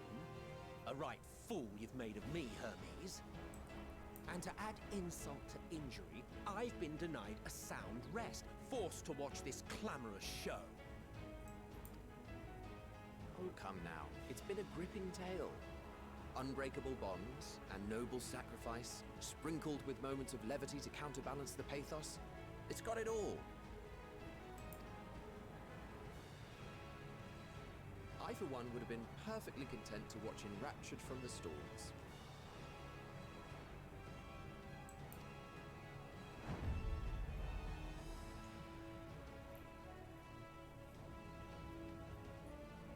But I won't say no to a bit part. What are you? Half-faded souls of the dead. Isn't it painfully obvious? Worry not. We haven't the power to defeat you, nor is it our duty to do so. Not anymore. That being said, we do have a score to settle. So here I am, Vinar. I suppose you needed me to tie it all together, these frayed threads of our history. But knowing you, I suspect there's a joke in it too. Oh yes, I can imagine you gloating over my forgetfulness. Were I feeling charitable, I might assume you had left room for the possibility of this outcome. Even so, you'll get no applause from me. A single gesture will not lighten the burden I've had to bear. Still, you must be commended. Our methods would not have brought mankind this far. And so, as a show of respect to the last of us, I make this declaration.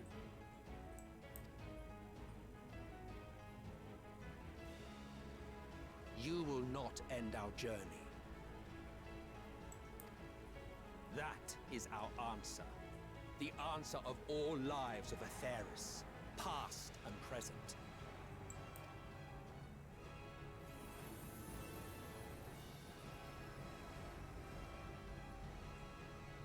As you've called us to the stage, so shall we perform. And creation magics never fail to please. Drawing upon the hopes of your comrades, we will make for you a new path.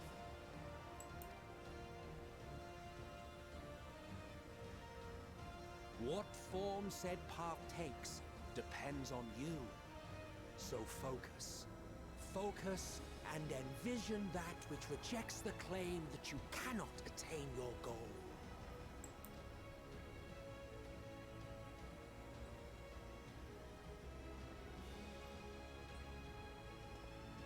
Ours is the wisdom to weave the fabric of reality. Ours is the power to create.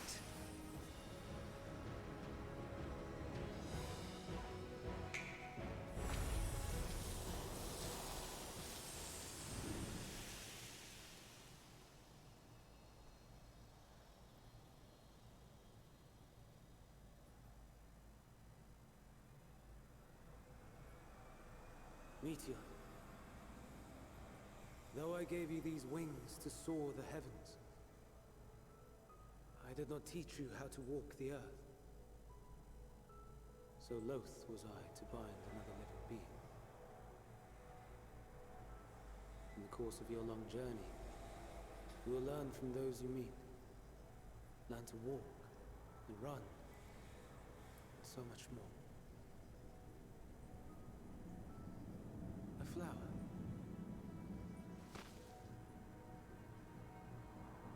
Yes. Upon your return, I will gift you a beautiful flower.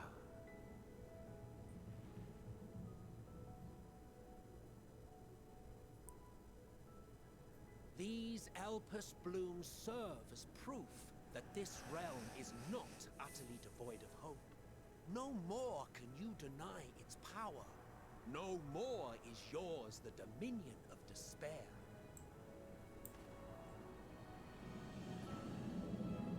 In case the practical implications were lost on you, your comrades no longer need fight their fight. So go on. Call them back to your side.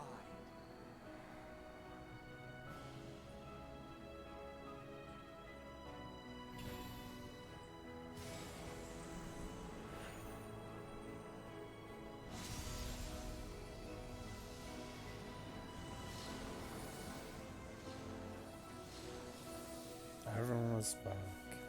That's nice.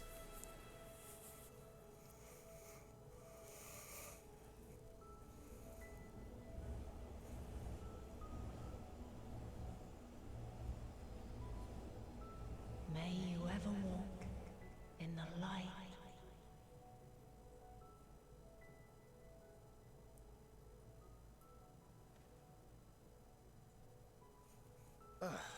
How disappointing. Not even a single scar in the making to brag about. You'll find a way regardless. Honestly, this is far more than any of us could have hoped for. Let us be thankful. Indeed. That we thus stand reunited is a gift. Let us not squander it, and see that we all return to Etheris. Aye. As soon as we've averted the final days. Good to see you again. Our heroic sacrifice paid off, I take it. Come, my friends. Let us carry on and finish it. Together.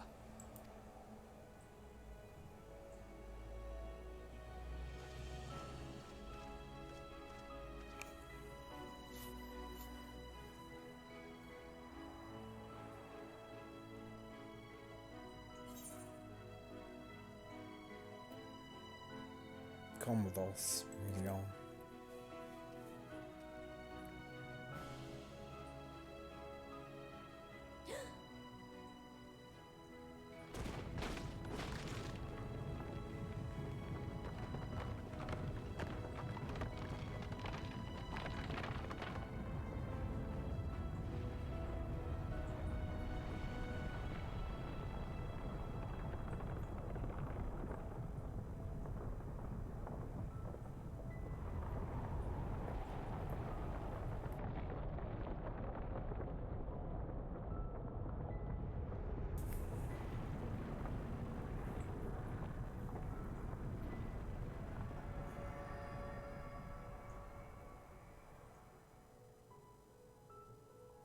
Can you hear me?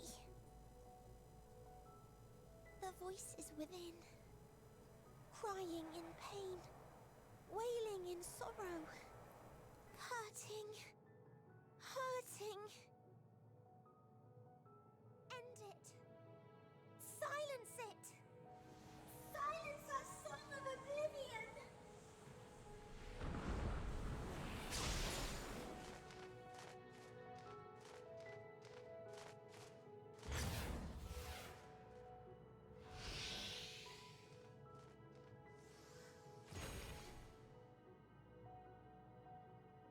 The way is open.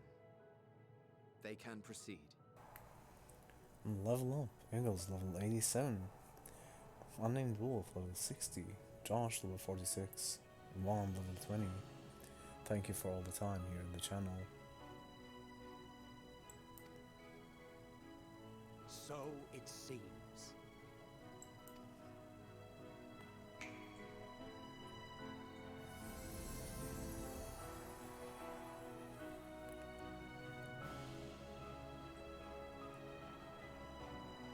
You're leaving? Of course. The encore is finished, and I will not suffer myself to live again by Heideling's magic. But more than that, the future you seek is not the past we loved. That is why we fought, and why I lost. But though you defeated me, my ideals are inviolate, invincible.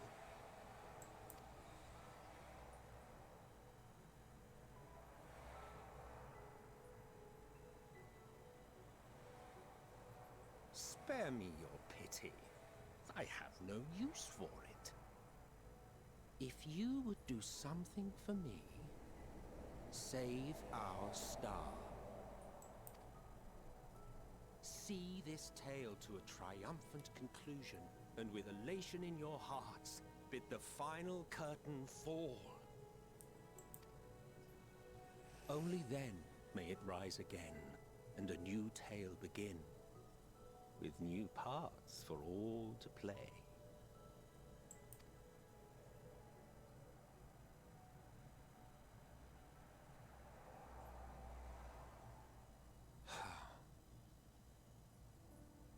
Tell me, have you been to the ruins beneath the waters of the Bounty? Or the treasure islands beyond the frozen waters of Blind Frost in Offerd's north? The fabled golden cities of the New World, the sacred sites of the forgotten people of the South Sea Isles. What about Mericidia, The southern continent. Do you know aught of its present state of affairs? I thought not. Even of your little Eorzea, you know precious little. The true identities of the 12, for instance. All of which is to say, expand your horizons, go forth and seek discovery. Some of the civilizations in the reflections will surprise you.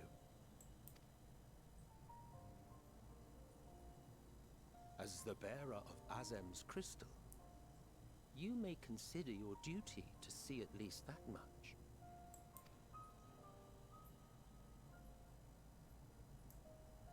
I certainly did.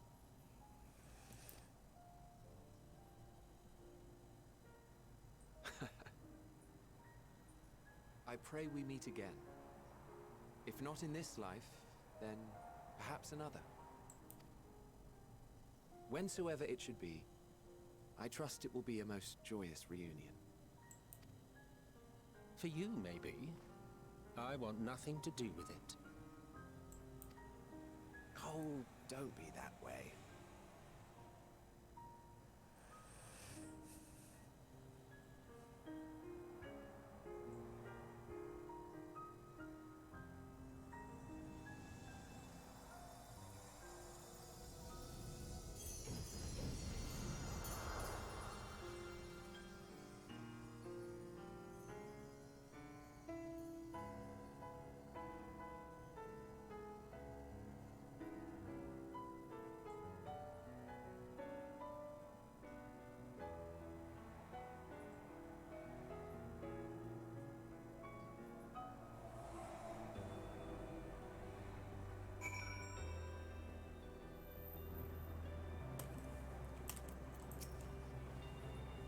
I don't think I ever knew what to say to the man.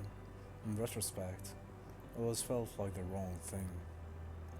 But the past, notwithstanding, he came to your aid in your moment of need.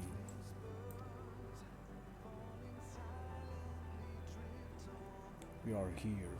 I will not squander the chance he has given us. We will see this tale to a triumphant conclusion and bid the final curtain fall.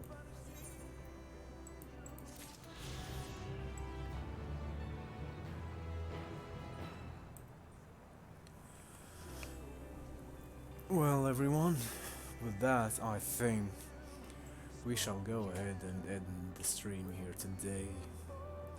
We have journeyed far and streamed for so very long.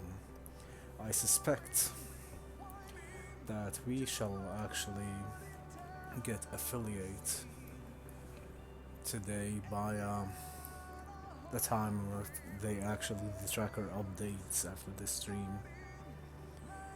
It has been a very wonderful stream and the game has been very fun. The story has been so emotional today in particular, and it has been really just an amazing day and an amazing journey. And this affiliate push, and I've been afforded so much help from so many amazing people that have come in. And by just chatting sometimes, or just being here, lurking without saying anything, they've really contributed so much more than they think.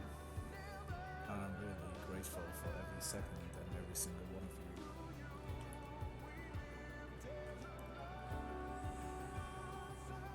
Thank you, everyone. Once again, it has been very, very nice and a wonderful journey. Let's go raid deep, and we shall continue this story in the next stream. Possibly when I have my affiliate status, and we shall end it. For now, we have done more than enough.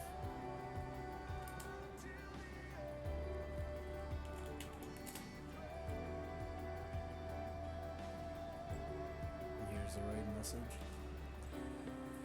So again, everyone, thank you so much for that, for coming in for any second, for chatting, for just anything that you have contributed during this push and during any stream in the past or in the future. It's really been wonderful.